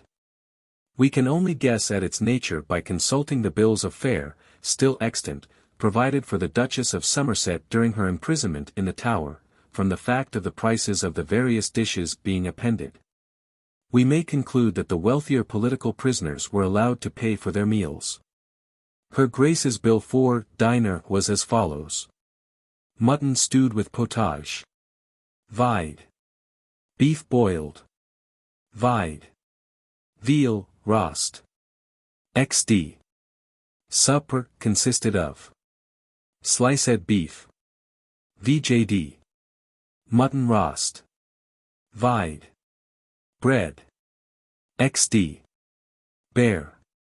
Vide. Wine. Vide. Wood, coils, coals, and candle by the wake, cost XXD. In the meantime, the council had retired to Westminster, whence, as is generally believed, it sent Northumberland orders to disband his army and await Mary's pleasure before returning to London. The herald who bore this order being commissioned to proclaim, in certain places en route, that if the Duke refused to submit he should be arrested as a traitor. Before this, as we have said, on the 19th instant, the Earl of 295 Arundel and Lord Paget had been dispatched to offer the council's homage to Mary, bearing with them the following letter, a good specimen of the barefaced hypocrisy practiced on Lady Jane. Our bounden duties most humbly remembered to your most excellent Majesty, it may like the same to understand, that we your most humble, faithful, and obedient subjects, having always, God we take to witness, remained your Highness's true and humble subjects in our hearts, ever since the death of our late sovereign lord and master, your Highness's brother, whom God pardon. And seeing hitherto no possibility to utter our determination herein, without great destructions and bloodshed, both of ourselves and others till this time, have this day proclaimed in your city of London your Majesty to be our true natural sovereign, liege lady and queen, most humbly beseeching your Majesty to pardon and remit our former infirmities, and most graciously to accept our meaning which have been ever to serve your Highness truly. And it shall remain with all our powers and forces to the effusion of our blood. These bearers, our very good lords, the Earl of Arundel and Lord Paget, can and be ready now particularly to declare, to whom it may please your excellent Majesty, to give firm credence. And thus we do and shall daily pray to Almighty God for the preservation of your most royal person long to reign, from your Majesty's city of London this 19th day of July, the first year of your most prosperous reign. This letter needs no comment. Paget's treachery towards his late patron is particularly diabolical. He seems to have behaved throughout with Mephistophelian cunning and falseness. There is something absolutely satanic in the hypocritical manner in which this letter asserts that the council had hitherto had no opportunity to express its determination in the matter of Mary's right to the crown, this in the hope of leading Mary to think it had been acting under compulsion. If Jane's friends had succeeded in establishing her on the throne, and Mary had been killed or driven out of the country, these councillors, the latter's most humble, faithful, and obedient subjects, would, no doubt, have rallied about her rival, provided always it paid them so to do. Mary being victorious, they saved their necks and kept their positions by embracing her cause. 296 Like the Vicar of Bray, no matter who was king, or what were the social and religious conditions of the country, these gentlemen were resolved to cling to their offices, and accommodate their opinions and actions to those of the party in power. It was about this time that Mary received another abject document of the same sort, the already quoted Submission or Apologia of Cecil, whose conduct throughout had been as tortuous as that of any of Eugene Sue's Jesuits. A previous chapter has touched upon the singular intrigues of the commissioners in Brussels, who conveyed Diego Mendoza's acclamation of Guilford, as King of England, to the council. We must now relate the sequel. On the July 20th, these gentlemen followed up their letter of the 15th, by another, stating that they had vainly endeavoured to obtain an interview with the Emperor, who was exasperated by what had happened in England, and had even refused to receive Mr. Shelley, the bearer of the council's letter of the July 12th. His Imperial Majesty held that Jane's assumption of the crown would lead to trouble with France. Mary Stuart, Queen of Scots, at this time consort of the Dauphin of France, having a claim to the English throne prior to that of Lady Jane. He does not seem to have approved, or else he feigned disapproval, of Mary Tudor's succession, but desired the matter should be settled by Parliament in accordance with the will of the English nation. Within a few days, probably, the commissioners, hearing of Jane's downfall, and realizing their own danger, promptly submitted, like the council at home, to Mary. And enclosed the letter brought by Shelley in one of their own dated July 29 to the council at Westminster, for that it hath pleased God to call my Lady Mary her Grace to the state and possession of the realm. According to the King's Majesty her father's last will and the laws of the realm. Not quite sure, however, as to what has taken place, they ask the council to let them have all news to date, and desire to know, her Majesty's pleasure what we should do. Whereunto we shall conform ourselves most willingly according to our most bounden duty.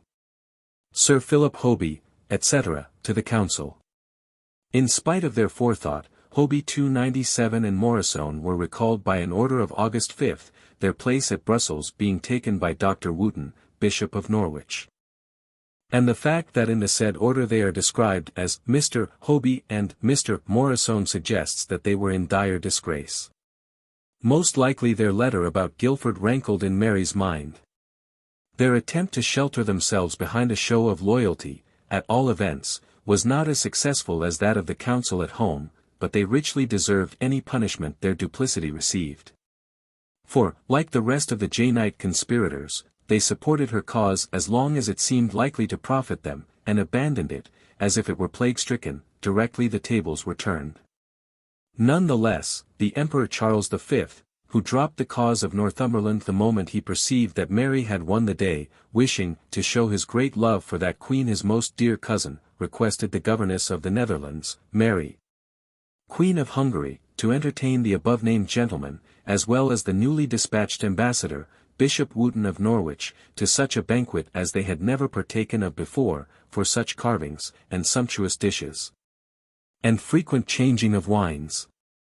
The Emperor's embassy, which included the Sieur de Couriers, already mentioned, Simon Renard, and several other noblemen, was amongst the first of the numerous envoys sent from all parts of Europe to congratulate the Queen on her victory, and, as if to emphasize his affectionate interest in the royal cousin whose cause he had so lately abandoned in favor of that of her chief enemy, the negotiations for the marriage of the Queen of England with the young widowed prince, afterwards King Philip of Spain, were pushed forward with the utmost alacrity. The mere idea of a union with her very Catholic cousin inflamed the imagination of the old maid sovereign with so ardent a passion as to absorb her whole being, and to bring about the sad catastrophe of her tragic life. She now could think and speak of Philip, and of Philip only. The most affectionate solicitude was displayed on the part of Queen Mary for the welfare and comfort of her future consort, so that even a special clause was included, allowing him to land at the most convenient port he should choose. For he was, apartment 298, to be very sick on the sea, and most eager to be on land again. In some way or other Lady Jane must have been kept informed of the current events and gossip of the day. Someone probably gave her an account of Elizabeth's ride through London on July 31, from Somerset House to Wanstead, where she joined her sister. The astute princess had at first hesitated as to what course she should pursue, but at last, seeing Jane's position was hopeless, she made up her mind to side with her sister, and passed through the city and Aldgate with a numerous escort. The royal prisoner must have heard of the gay decorations of the streets, brilliant with flags, and streamers, and splendid tapestries, and how wild was the popular enthusiasm for Queen Mary. The foredoomed prisoners must have received a rude shock on August 1, when the monotony of their existence was suddenly broken by the appearance of the Constable of the Tower, Sir John Gage, and his officials, who repaired to them severally, and read out to them the solemn indictments made against them in the Queen's name. These indictments, the originals of which will be found in the Baga de Secretis, pouch 23. At the Public Record Office, were dated August 1, and had been previously read out and endorsed at Guildhall, with all due ceremonial, earlier in the day, in the presence of Thomas White, Lord Mayor of London. Thomas, Duke of Norfolk, Earl Marshal, the Earls of Derby and Bath, Richard Morgan, Chief Justice of Common Pleas, and other noblemen and gentlemen, not all of whom were, however, actually present, but represented by deputies. The first document, divested of its legal verbosity, declares Lady Jane Grey, Guilford Dudley her husband, Cranmer, Archbishop of Canterbury, and the Lords Ambrose and Henry Dudley, guilty of treason, for having seized the Tower of London. 299 on July 11. Having sought to depose their rightful sovereign, Queen Mary, and having acknowledged and proclaimed Jane Dudley, wife of Guilford Dudley, ASKEW, of the parish of St. Martin's by Charing Cross, Queen of England. The address is curious, as it indicates that the town residence of the unfortunate couple was still Durham House, the Duke of Northumberland's palace in the Strand. The second indictment concerns John, Duke of Northumberland, William, Marquis of Northampton, Francis, Earl of Huntingdon, and others, for having, between the 10th and the July 17th, 1st of Mary, levied men at Cambridge to march against the Queen. Yet a third indictment is of even greater historical interest, and charges Thomas Cranmer, Archbishop of Canterbury, as a false traitor to the Queen, with providing arms for 20 men, under Barnaby Boylott, Walter Morford, and Robert Durant of Westminster, and dispatching them to Cambridge, in aid of John, Duke of Northumberland. This proves that the original indictment against Cranmer did not charge him with heresy, but merely as a political offender. Undoubtedly, as Macaulay points out, by making himself the accomplice of Northumberland in endeavouring to overcome the scruples of so amiable a young woman as Lady Jane Grey, and seducing her into treason, Cranmer committed an act of most unjustifiable wickedness. A little later, in the early twilight of August 3, the flickering of hurrying lights, and the boom of cannon, the loudest that ever was heard, could not fail to apprise the state prisoners in the Tower that some unusual event was happening, and that the Queen and Princess Elizabeth had entered its precincts, to prepare for the obsequies of Edward VI. From her windows Lady Jane noted the flaring torches, 300 moving hither and thither, in unwonted chambers and courtyards, and heard the tramp of feet, the heavy tread of the guards, the changing of sentinels, and the coming and going of the ambassadors and courtiers hurrying to pay their homage to the new sovereign, amongst them, doubtless, most of those very men who had solemnly sworn allegiance to herself. The Protestant funeral service of Edward VI took place on August 8, the king's body having been removed, on the preceding evening, from Greenwich to Whitehall. A great number of children in surplices were gathered together to attend his obsequies in the abbey, and this gave a touch of poetry to a ceremony described by Noailles as a very shabby one, badly attended, without any lights burning, and no official invitations sent to the ambassadors. Archbishop Cranmer, who had organized the function, read the plain English service, from the Book of Common Prayer. Round about the coffin were a great number of standard-bearers with their standards, conspicuous among them being those of his mother, Queen Jane Seymour, and of his grandmother, Lady Seymour, as well as one with a white dragon on a red background, and yet another with a very large white greyhound, the emblem of the House of Tudor. All the banners were bowed as the little coffin was lowered into the vault in Henry VII's chapel, and the wands were broken and cast in upon the lid. Cranmer gave a heavy sigh as he watched it pass into the gloom, knowing full well that with that little corpse passed away all his hopes and power, that the vengeance of the Queen whose mother he had outraged was near at hand. He never officiated again at any state function, his day was over. Lady Jane heard of this particular service with considerable pleasure, for it was celebrated in accordance with her own religious views. But the details of another ceremony in suffrage of King Edward's soul, according to the ritual and doctrine of the Church of Rome, celebrated in the Queen's presence in the Royal Chapel of the White Tower, must have pained her not a little. 301 Mary, in residence in the Tower at this time, had organized this special requiem mass with all permissible pomp and ceremony, and we may take it for granted that Jane saw from her windows a good deal of the coming and going of royal personages, officials, and servants, consequent upon so elaborate a function. Pained indeed must have been the reforming princess to learn that Dr. George Day, the very Catholic Bishop of Chichester, had been selected to preach before Her Majesty the panegyric of her very Protestant brother. We must now turn our attention to the Duke of Northumberland. Soon after entering the Beauchamp Tower on July 25, he collapsed, and had to take to his bed. The fates were not, indeed, propitious to Northumberland in this respect, for his health broke down when he most needed all his physical as well as moral strength to help him through his tremendous task.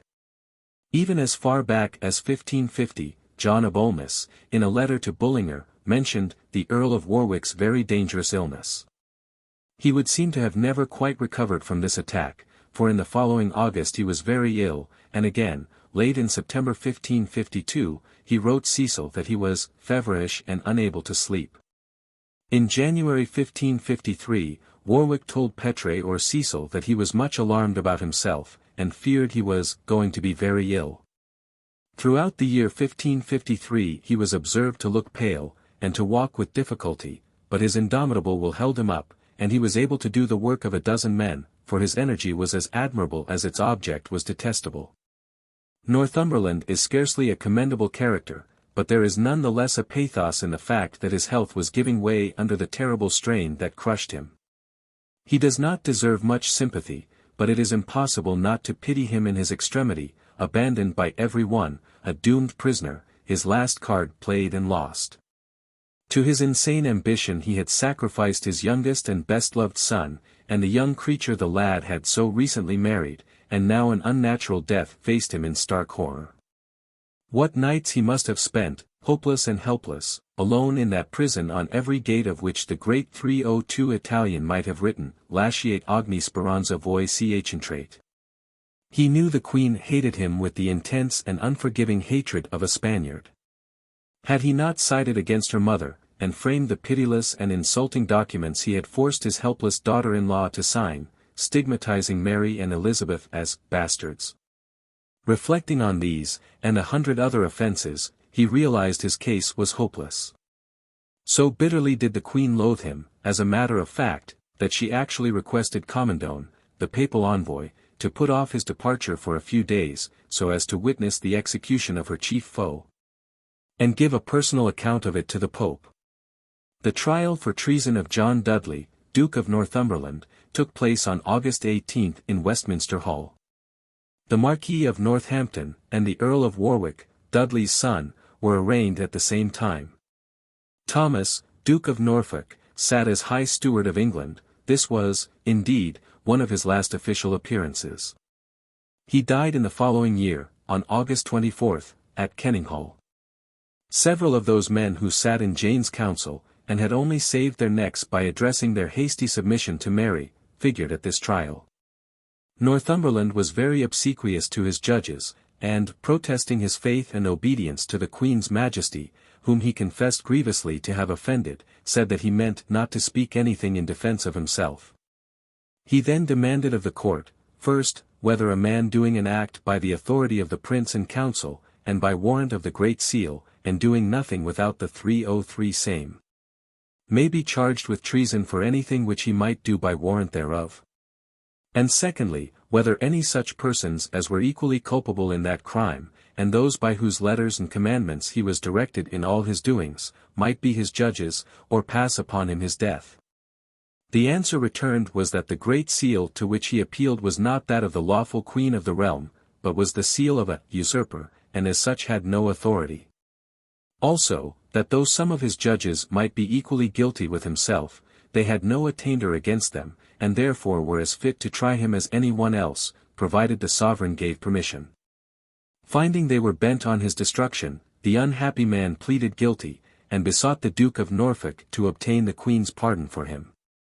Following suit, the Marquis of Northampton and the Earl of Warwick also pleaded guilty.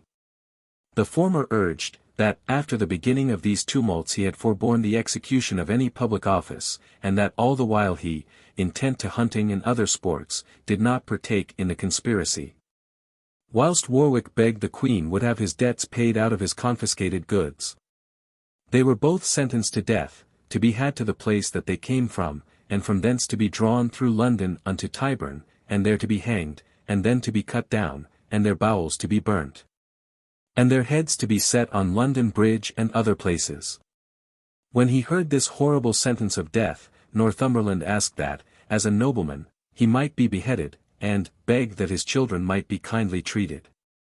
He had the grace also to confess that Jane, so far from desiring regal honors, was only induced to accept the crown, by enticement and force, which confirms what we have said of her parents' ill treatment of her. The Duke also requested that a learned divine might be sent to him, and that he might have an interview with 4 members of the council, for the discovery, i.e. revelation, of some things which 304 might concern the state. What these mysterious things may have been, is now unknown. Lingard says Gardiner and another member of the council visited Northumberland in prison, and that the former interceded for him with the Queen. But there is no documentary evidence as to the purport of the state secrets the Duke had promised to divulge. On the following day, August 19, 4 of the chief of those who had ridden out of London with Northumberland against Mary, Sir Andrew Dudley, Sir John Gates, Sir Harry Gates, and Sir Thomas Palmer, were sentenced to death in Westminster Hall. Next day Northumberland made a public renunciation of the Protestant religion either in the church of St. Peter ad Vincula, or else in the chapel in the White Tower. The former place is more generally accepted.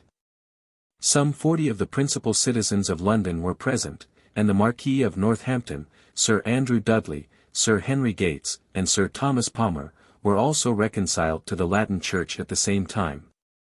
The ex-conspirators knelt during Mass, saying the Confiteor after the celebrant, who was probably Gardiner. When the Mass was concluded, they one after another asked each other forgiveness, kneeling as they did so. After this they all went in front of the altar, where, on bended knees, they confessed to Gardiner, that they were the same men in the faith, according as they had confessed to him before, and that they all would die in the Catholic faith. Having received the Eucharist, the Duke turned to the congregation and said, "Truly, good people, I profess here before you all that I have received the sacrament, according to the true Catholic faith. And the plague that is upon this realm, and upon us now, is, that we have erred from the faith these 16 years, and this I protest unto you all, from the bottom of my heart." Northampton, Andrew Dudley, Gates, and Palmer made the same statement, and they were all conducted back to their respective prisons. There can 305 be no doubt, that, if this ceremony took place in St. Peter's, Lady Jane must have seen, from the windows of the Deputy Lieutenant's house, the procession of her father-in-law and his followers on their way to hear Mass, and her grief on learning that they had abandoned Protestantism was, as we learn from her own lips, intense. The evening of the August 21st, Northumberland was informed by the Lieutenant of the Tower that he was to die next day, whereupon he wrote the following abject letter to his brother-in-law and captor, the Earl of Arundel. Honourable Lord, and in this my distress my especial refuge, most woeful was the news I received this evening by Mr. Lieutenant, that I must prepare myself against tomorrow to receive my deadly stroke. Alas, my good lord, is my crime so heinous as no redemption but my blood can wash away the spots thereof? An old proverb there is, and that most true, that a living dog is better than a dead lion. Oh, that it would please her good grace to give me life, yea, the life of a dog, if I might but live and kiss her feet, and spend both life and all in her honourable services, as I have the best part already, under her worthy brother and most glorious father. Oh, that her mercy were such, as she would consider how little profit my dead and dismembered body can bring her. But how great and glorious an honour it will be in all posterity when the report shall be that so gracious and mighty a queen, had granted life to so miserable and penitent an object. Your honourable usage and promise to me since these my troubles, have made me bold to challenge this kindness at your hands. Pardon me if I have done amiss therein, and spare not, I pray, your bended knees for me in this distress. The God of heaven, it may be, will requite it one day, on you or yours. And, if my life be lengthened by your mediation, and my good Lord Chancellor's, to whom I have also sent my blurred letters, I will ever owe it to you, to be spent at your humble feet. Oh, my good Lord, remember how sweet life is, and how bitter the contrary. Spare not your speech and pains, for God, I hope, hath not shut out all hopes of comfort from me in that gracious, princely and womanly heart. But that, as the doleful news of death hath wounded to death, both my soul and body. 306 So the comfortable news of life, shall be a new resurrection to my woeful heart. But if no remedy can be found, either by imprisonment, confiscation, banishment, and the like, I can say no more, but, God grant me patience to endure, and a heart to forgive the whole world. Once your fellow, and loving companion, but now worthy of no name but wretchedness and misery. J.D. It must have cost the haughty Northumberland dear, to write so humble a supplication. But he was a man of strong domestic affections, and realized that if he were spared, his children and brothers might also be saved. But Mary's hate, thoroughly Spanish in its intensity, was implacable. And if, as some historians seem to think, the prisoner hoped to obtain his freedom by returning to the religion of his ancestors, he made a terrible mistake. The Queen may have rejoiced that the chances of his eternal salvation were enhanced, according to her views, by his conversion, but none the less did the outraged sovereign and woman claim the head of her archenemy, and worst detractor. Mackin tells us of a strange incident, in connection with the Duke's execution, which tends to prove it was to have taken place on the August 21st, and to have been accomplished by the common hangman. Says the chronicler in question, the XXJ of August was, by veege of the clock in the morning, on the Tower Hill about XM, i.e. about 10,000, men and women for to have seen the execution of the Duke of Northumberland, for the scaffold was made ready and sand and straw was brought, and all the men that belonged to the Tower, as Hoxton, Shoreditch, Bow, 307 Ratcliffe, Limehouse, St. Catherine's, and the waiters, attendants, of the Tower, and the guard, and sheriff's officers, and every man stand in order with their halberds, and lanes made, i.e. barriers placed so as to admit of the free passages of the troops and officials, and the hangman was there, and suddenly they were commanded to depart. The fact that the hangman was present seems to denote that the order, changing the sentence from hanging and disemboweling, to decapitation, had not yet been made. Northumberland had given way at his trial to an unusual display of emotional terror, as the barbarous details of the sort of death to which he was condemned were read out to him, and probably efforts were therefore made, and not in vain, to spare him so atrocious an ordeal and substitute the more merciful and dignified death by the axe. Maybe it was this which occasioned the postponement of the grim ceremony.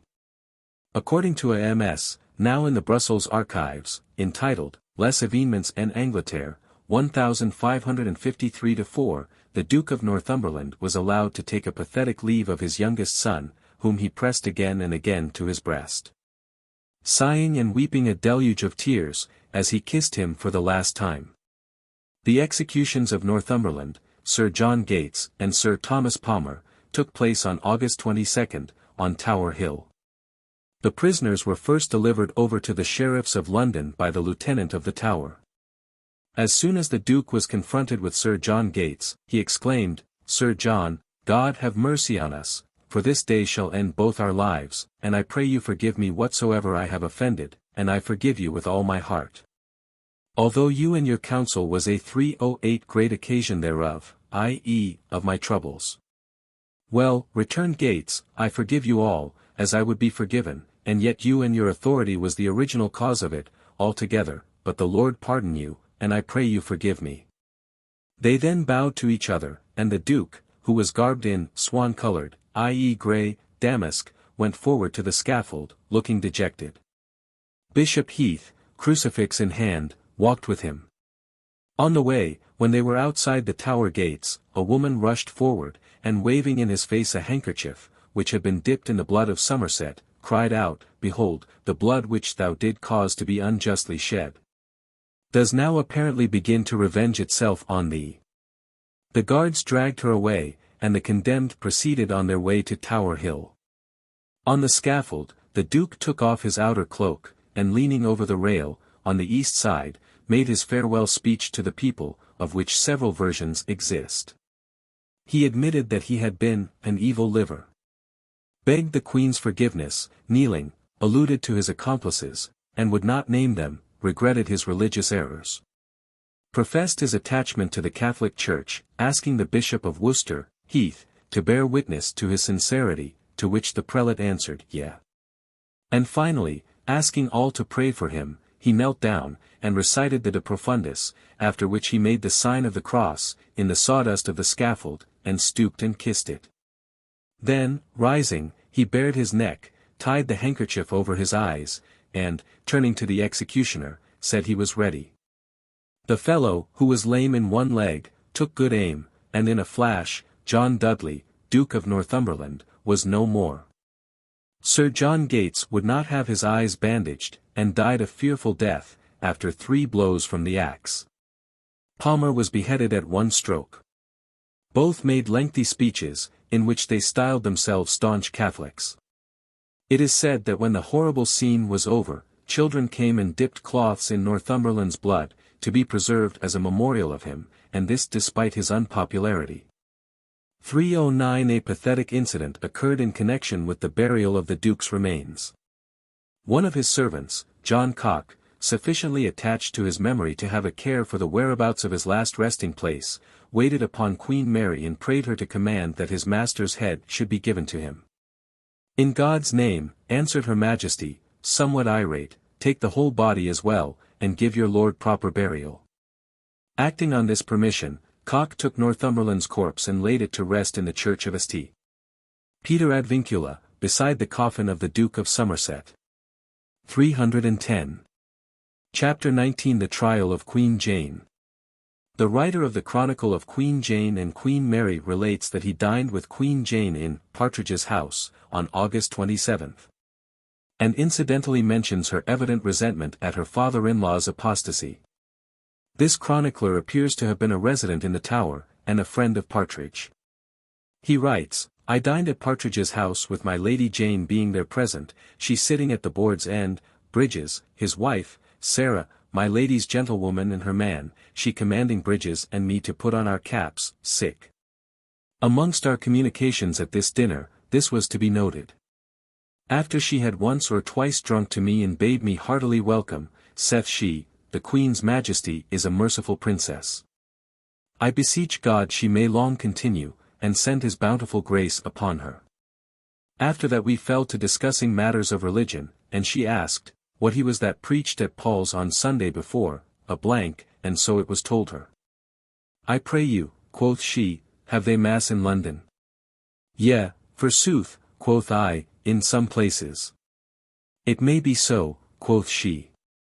It is not so strange as the sudden conversion of the late Duke, for who would have thought he would have so done? It was answered her, perchance he thereby hoped to have had his pardon. Pardon, quoth she, woe worth him. He hath brought me and our stock in most miserable calamity, and misery by this exceeding ambition. But for the answering that he hoped for life by turning, though others be of the same opinion, I utterly am not, for what man is there living, I pray you, although 311 he had been innocent. That would hope of life in that case, being in the field against the Queen, in person as general, and after his taking, so hated and evil spoken of by the Commons, and at his coming into prison, so wondered at. As the like was never heard by any man's time. Who was judge that he should hope for pardon, whose life was odious to all men? But what will ye more? Like as his life was wicked and full of dissimulation, so was his end thereafter. I pray God I, nor no friend of mine, die so. Should I, who am young and in the flower of my years, forsake my faith for love of life? Nay, God forbid. Much more he should not, whose fatal course, though he had lived his just number of years, could not have long continued. But life was sweet, it appeared, so he might have lived, you will say, he did not care how. Indeed, the reason is good, for he that would have lived in chains to have had his life, belike would leave no other means attempted. But God be merciful to us, for he saith, whoso deneath him before man, he will not know him in his Father's kingdom. With this and much other talk, the dinner passed away, which ended, I thanked her ladyship that she would vouchsafe to accept me in her company, and she thanked me likewise, and said I was welcome. She thanked Bridges also for bringing me to dinner. Madam, said he, we are all somewhat bold, not knowing that your ladyship dined before, until we found your ladyship there. A little later, that is, at the end of September and in October, Lady Jane's hopes of release may have risen, for Mary had returned from St. James's Palace to the Tower, for the coronation. There is no evidence that she ever came into personal contact with Lady Jane Grey after the friendly visit to Newhall in the summer of 1552. If so interesting an event had taken place, there would surely be some trace of it. Some account, however brief, of the broken words poor Jane's trembling lips uttered, when she, the Queen usurping, and Mary, the Queen regnant, stood face to face. But since there is no contemporary mention of such a meeting, we must conclude it never occurred, even at this time, when Jane was awaiting an uncertain fate in one corner of the Tower. While Mary was receiving the homage of the hypocrite councillors in its state chambers.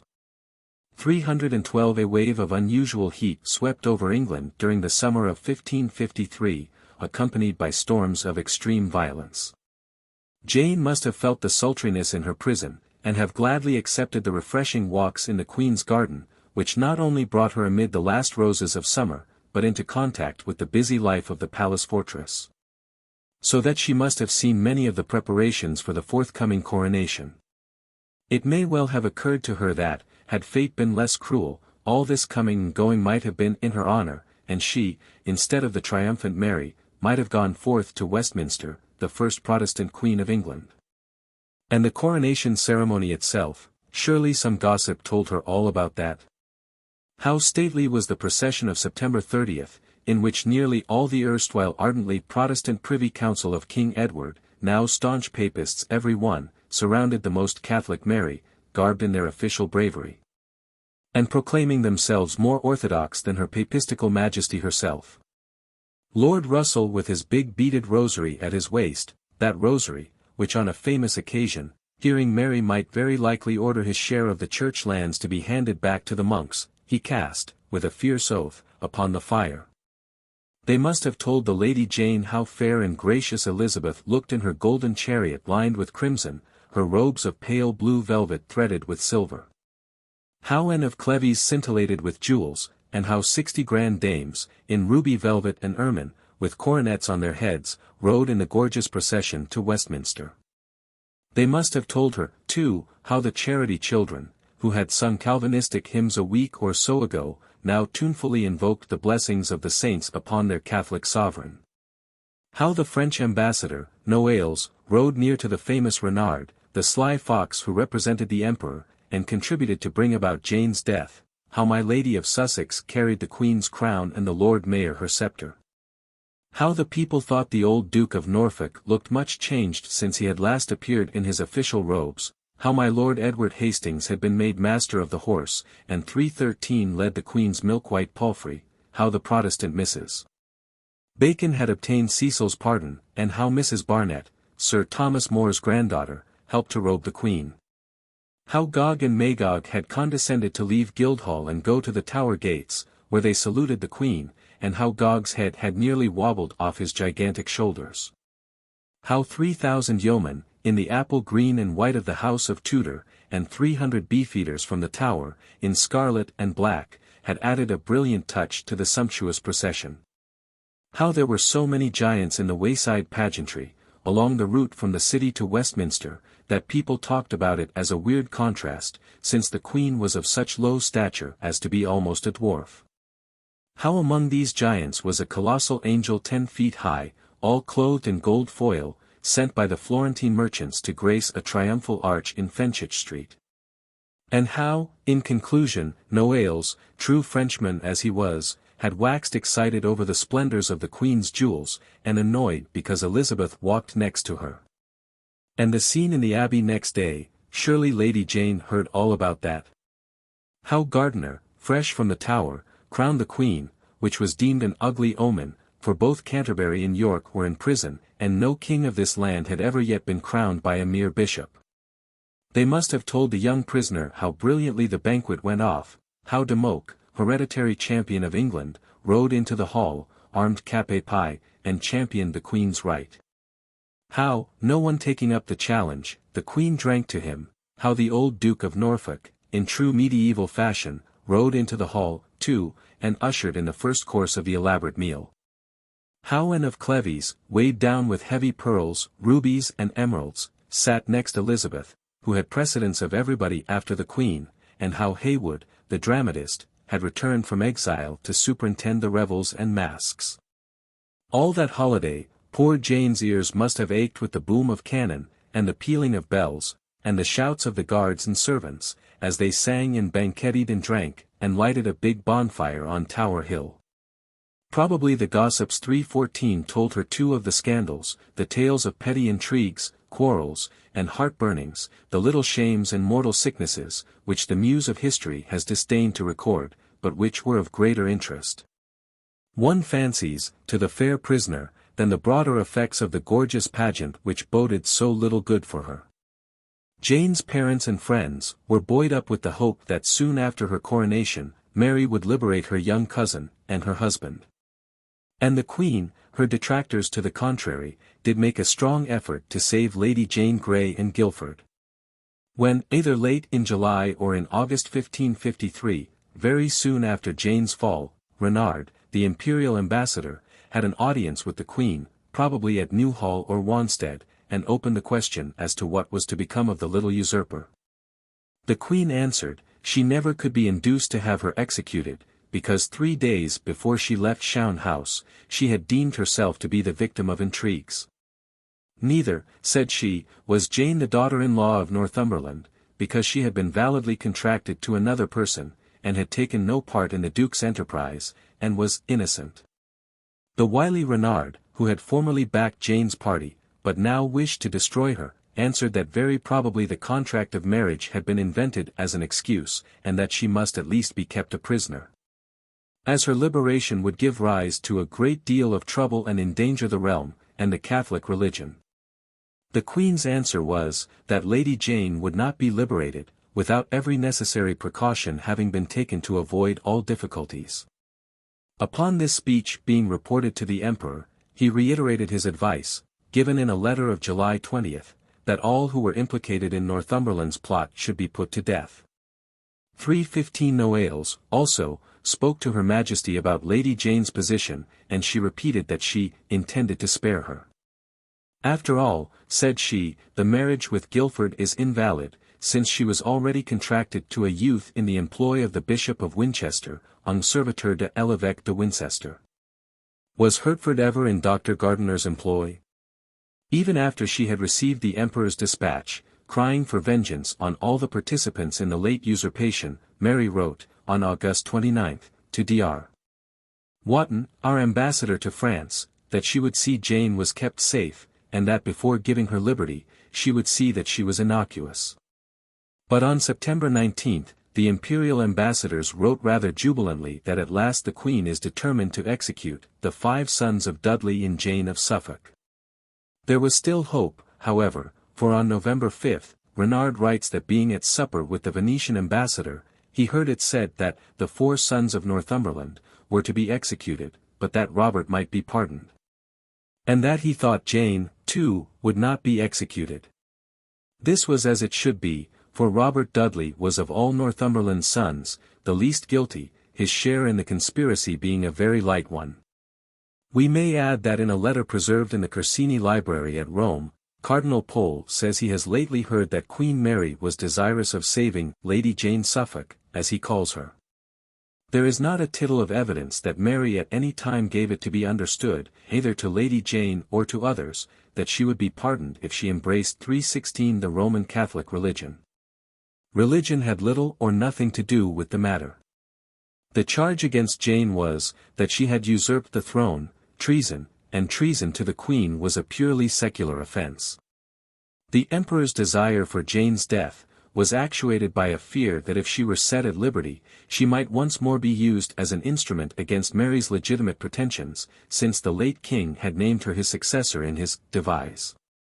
The reason why the council shared the Emperor's opinion, and had urged Mary to sign Lady Jane's death warrant was, that it was anxious to show its wholehearted zeal for Mary, and entirely dissociate itself from Jane's claims. Let it not be forgotten by those who would blame our severe judgment of the council's behavior, that the very men who now urged the Queen to destroy Jane and her husband, and who attended masses with the utmost unction, had not only been staunch Protestants a few months previously, under Edward VI, but Janeites of the hottest during the first 2 or 3 days of Jane's brief reign. Beset on all sides, Mary Tudor yielded at last, and, when the sentence had been passed, reluctantly signed the death warrant. Before that, however, a writ of habeas corpus was issued on the evening of November 11, commanding John Gage, Constable of the Tower, to bring up, i.e. to Guildhall, 2 days later, for their trial, the bodies of the accused, to wit, Thomas, Archbishop of Canterbury, Jane Dudley, Guilford Dudley, Ambrose and Henry Dudley. The document bore the signatures of Thomas White, Mayor, and Thomas, Duke of Norfolk. On November 13, 1553, Jane Grey, Guilford Dudley, Thomas Cranmer, Archbishop of Canterbury, and the Lords Ambrose and Henry Dudley, were arraigned at Guildhall for the offences cited in the official indictment already mentioned. The accused left the Tower on foot early in the day, in the company of Sir Thomas Bridges. Lady Jane was attended by her women, and together with her companions 317 in misfortune, was escorted through the thronged streets by 400 halberdiers. She was dressed in a black cloth gown, the cape lined and edged with velvet. Her coif was of black velvet made like a hood, after the French fashion. A book bound in black velvet, probably it was a Bible or prayer book, hung by a chain from her girdle. She held another open in her hand, on the pages of which she constantly kept her eyes fixed. Her 2 women, also dressed in black, walked behind her. Cranmer led the procession, walking between 2 gentlemen, and immediately behind, the gentleman chief warder, who bore the axe. Guilford, in a black velvet suit slashed with white satin, followed his wife, and with him were the 2 Lords Ambrose and Henry Dudley, though separated from him by officials and guards. Florio, an Italian writer, who witnessed Jane's trial, declares her behavior to have been most dignified. Even the ordeal of passing on foot through the densely crowded streets did not affect her composure. Within Guildhall there was a great array of lords, prominent among them the old Duke of Norfolk, who after his long and enforced absence from official life, once more enjoyed the privilege of sitting on the bench as High Steward and Earl Marshal. His aged eyes had mirrored, not only the state trials of 2 previous Queens of England, Anne Boleyn and Catherine Howard, but also the bloody death of the first named, whilst his ears had heard the fire crackling round in Askew. On entering Guildhall, the prisoners and their attendants and guards were conducted by an usher with the usual ceremony, to the upper part of the fine old hall, where Lady Jane, owing to her royal rank, was granted the privilege of a chair draped with scarlet cloth, and a footstool. Her women stood beside her. Cranmer was placed, according to regulation, in a railed-off pew or box by himself, which separated him by a light barrier from the Lords Guilford, Ambrose and Henry Dudley.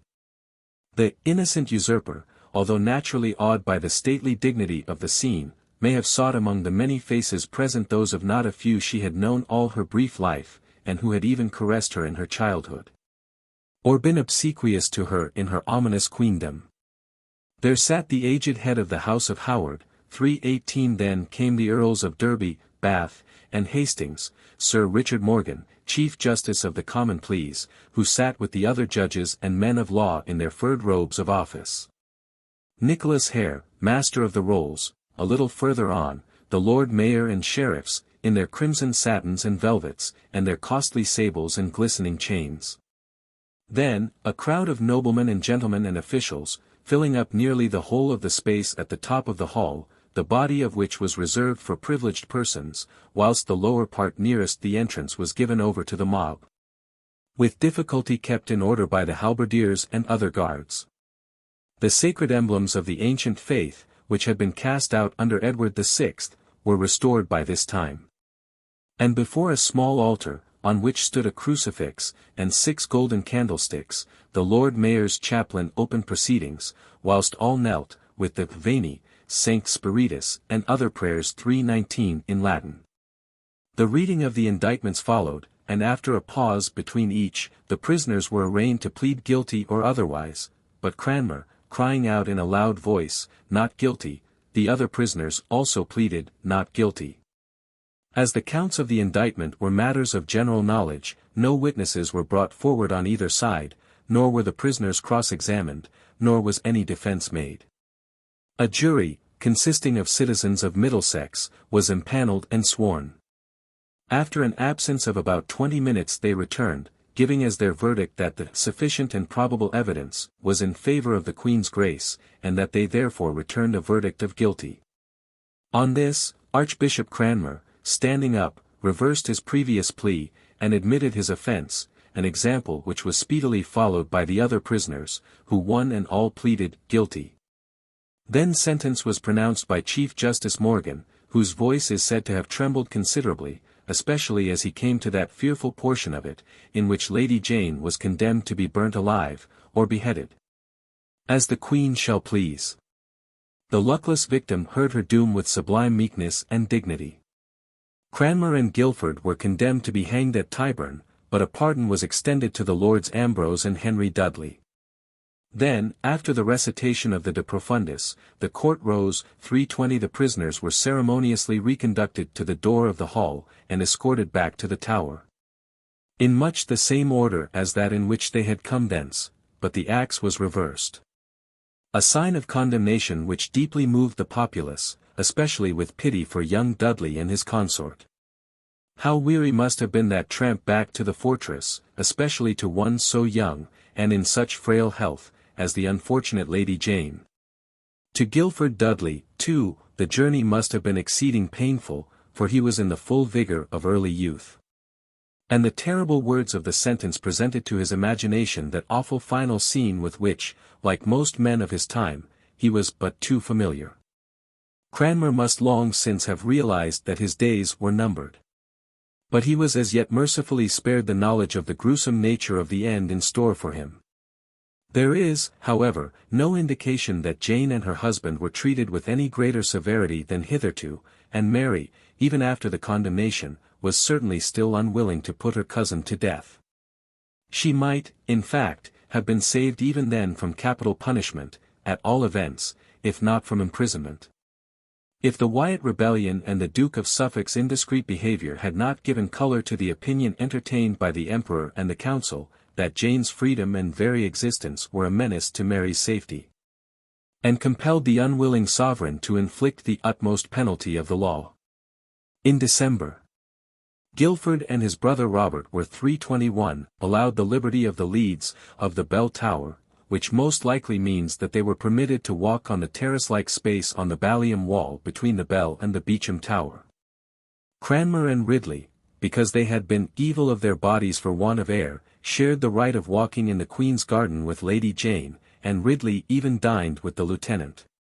But it is unlikely that either he or Cranmer were allowed converse with Jane Grey, whose spiritual adviser, we know, was Dr. Feckenham, not Abbot of Westminster at this time, as generally stated, but Dean of St.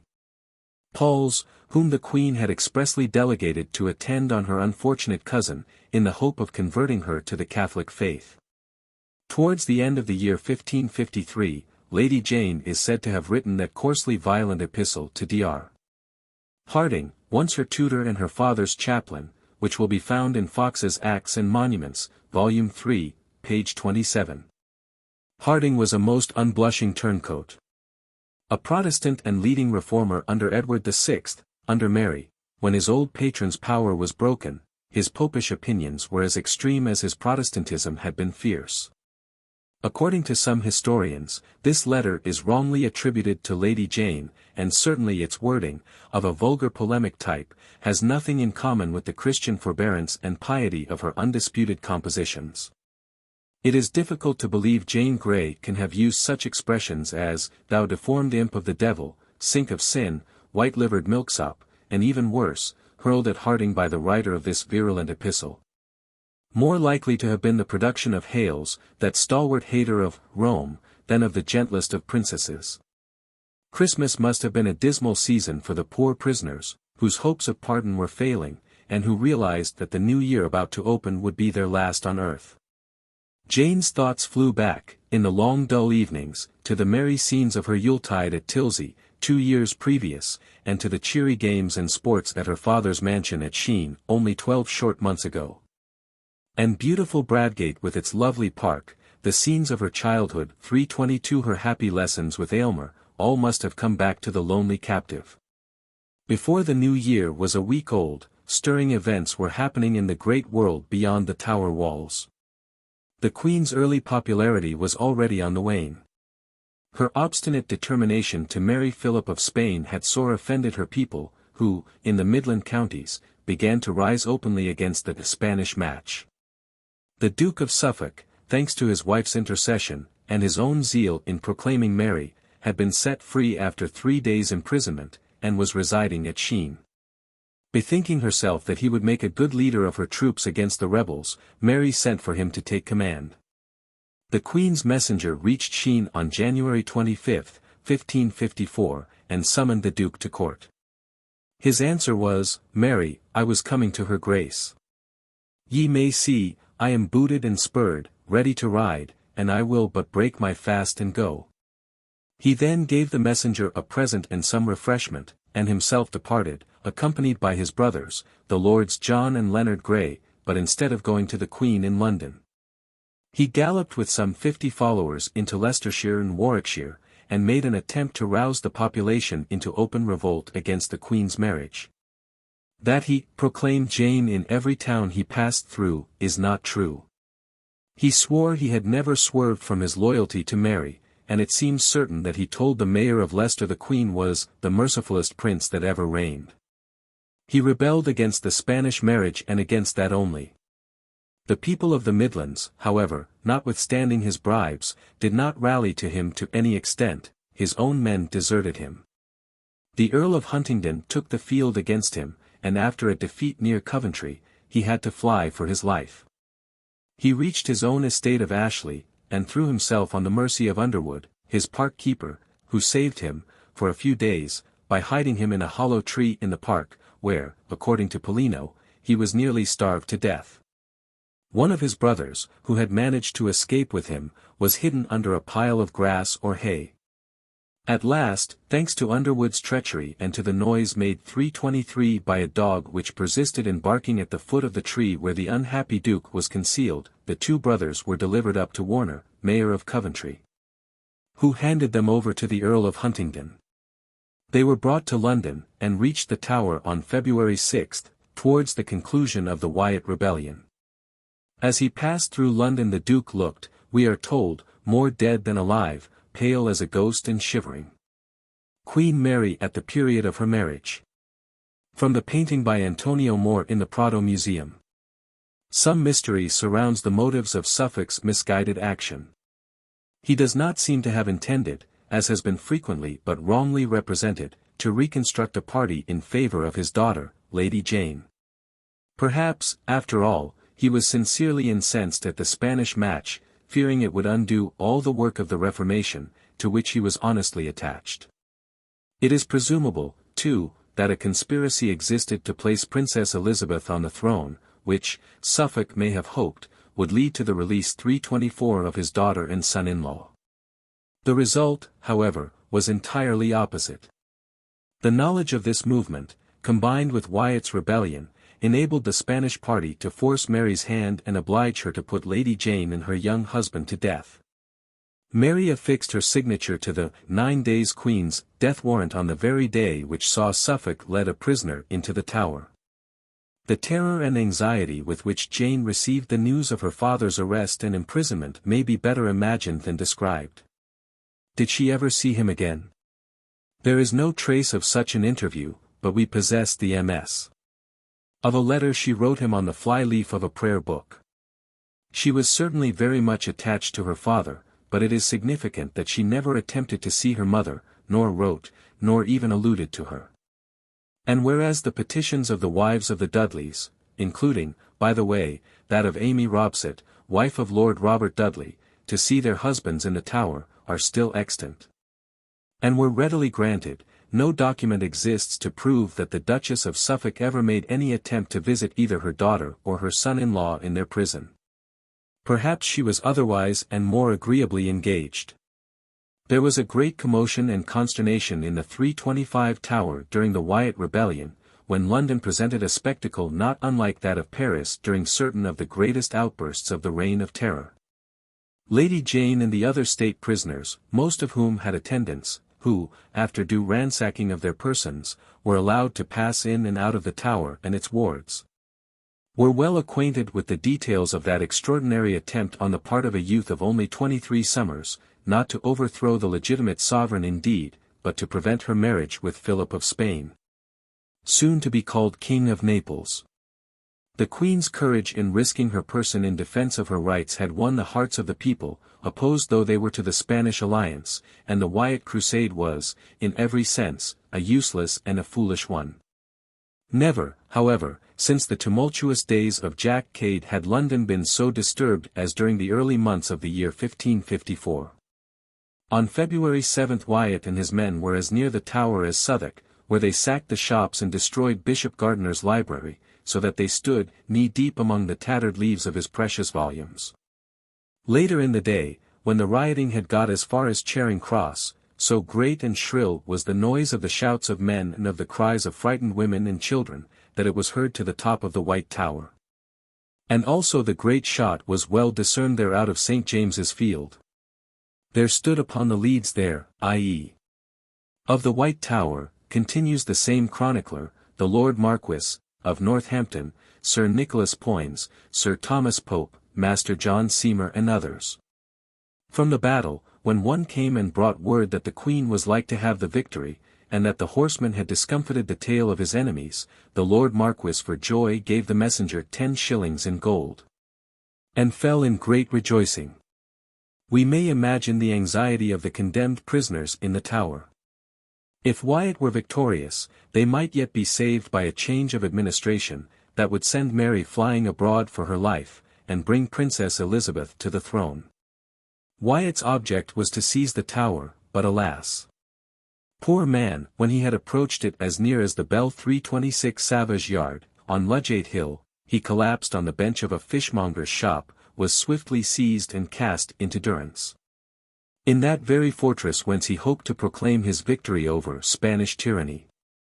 The prisoners in the Tower must have heard 100 tales of the appalling retaliation practiced on the promoters of the rebellion, of the scores of men hanged in bunches at the street corners, of the bloody heads stuck on London Bridge, and even in front of the Queen's Palace at St. James's. They may even have seen Wyatt and his fellows enter the Tower. Guilford, too, since he had the same privileges as Northampton, may have heard the cries of the frightened populace in those days of hot rebellion, from the leads of the White Tower, where he was allowed to take the air, and whence he could see beyond the precincts over on to Tower Hill without. Jane may likewise have learnt with considerable distress that the Earl of Huntingdon and many other Catholic courtiers, all the Spaniards, for instance, were permitted to attend Mass in the Tower Chapel, and that this, to her, idolatrous ceremony had replaced the plain communion service of Edward VI in most of the churches of London, and indeed, throughout the length and breadth of the kingdom. She must also have heard with disgust that half London was going in procession nearly every day, with banners, copes, images, and lights, praying for fine weather. Unfortunately little is known about the death warrant of Lady Jane Grey and her husband. The date of its signature would seem to have been February 6, the very day, as we have said, that Suffolk was brought back a prisoner into the Tower, a confirmation of the statement that it was his indiscreet action which eventually decided Queen Mary to put Lady Jane to death. The warrant itself and the text have disappeared. All we know is that the document unceremoniously described the unfortunate young couple as Guilford Dudley 327 and his wife, and named Friday, February 9, 1554, as the day of execution. The Queen signed the document at Temple Bar, whither it was brought by the Lord Mayor and sheriffs. How Mary came to be at Temple Bar on this occasion is not clear, but as Her Majesty is not likely to have performed her dread duty in the middle of the street, it is probable that the warrant received her signature in the office of the Duchy of Lancaster, just beyond Temple Bar. If this is the case, the actual chamber in which the dramatic event occurred still exists.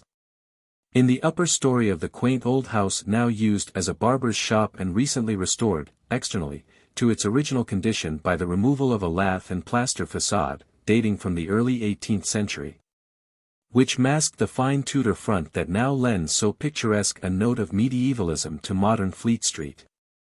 For a long time this chamber was believed to have been of the reign of James I, but a close examination of the scheme of decoration revealed the monogram of Prince Arthur, younger brother of Henry VIII. And from this we may conclude the building to have been the office of the Duchy of Lancaster, of which this young prince was treasurer, and which is known to have stood hereabouts.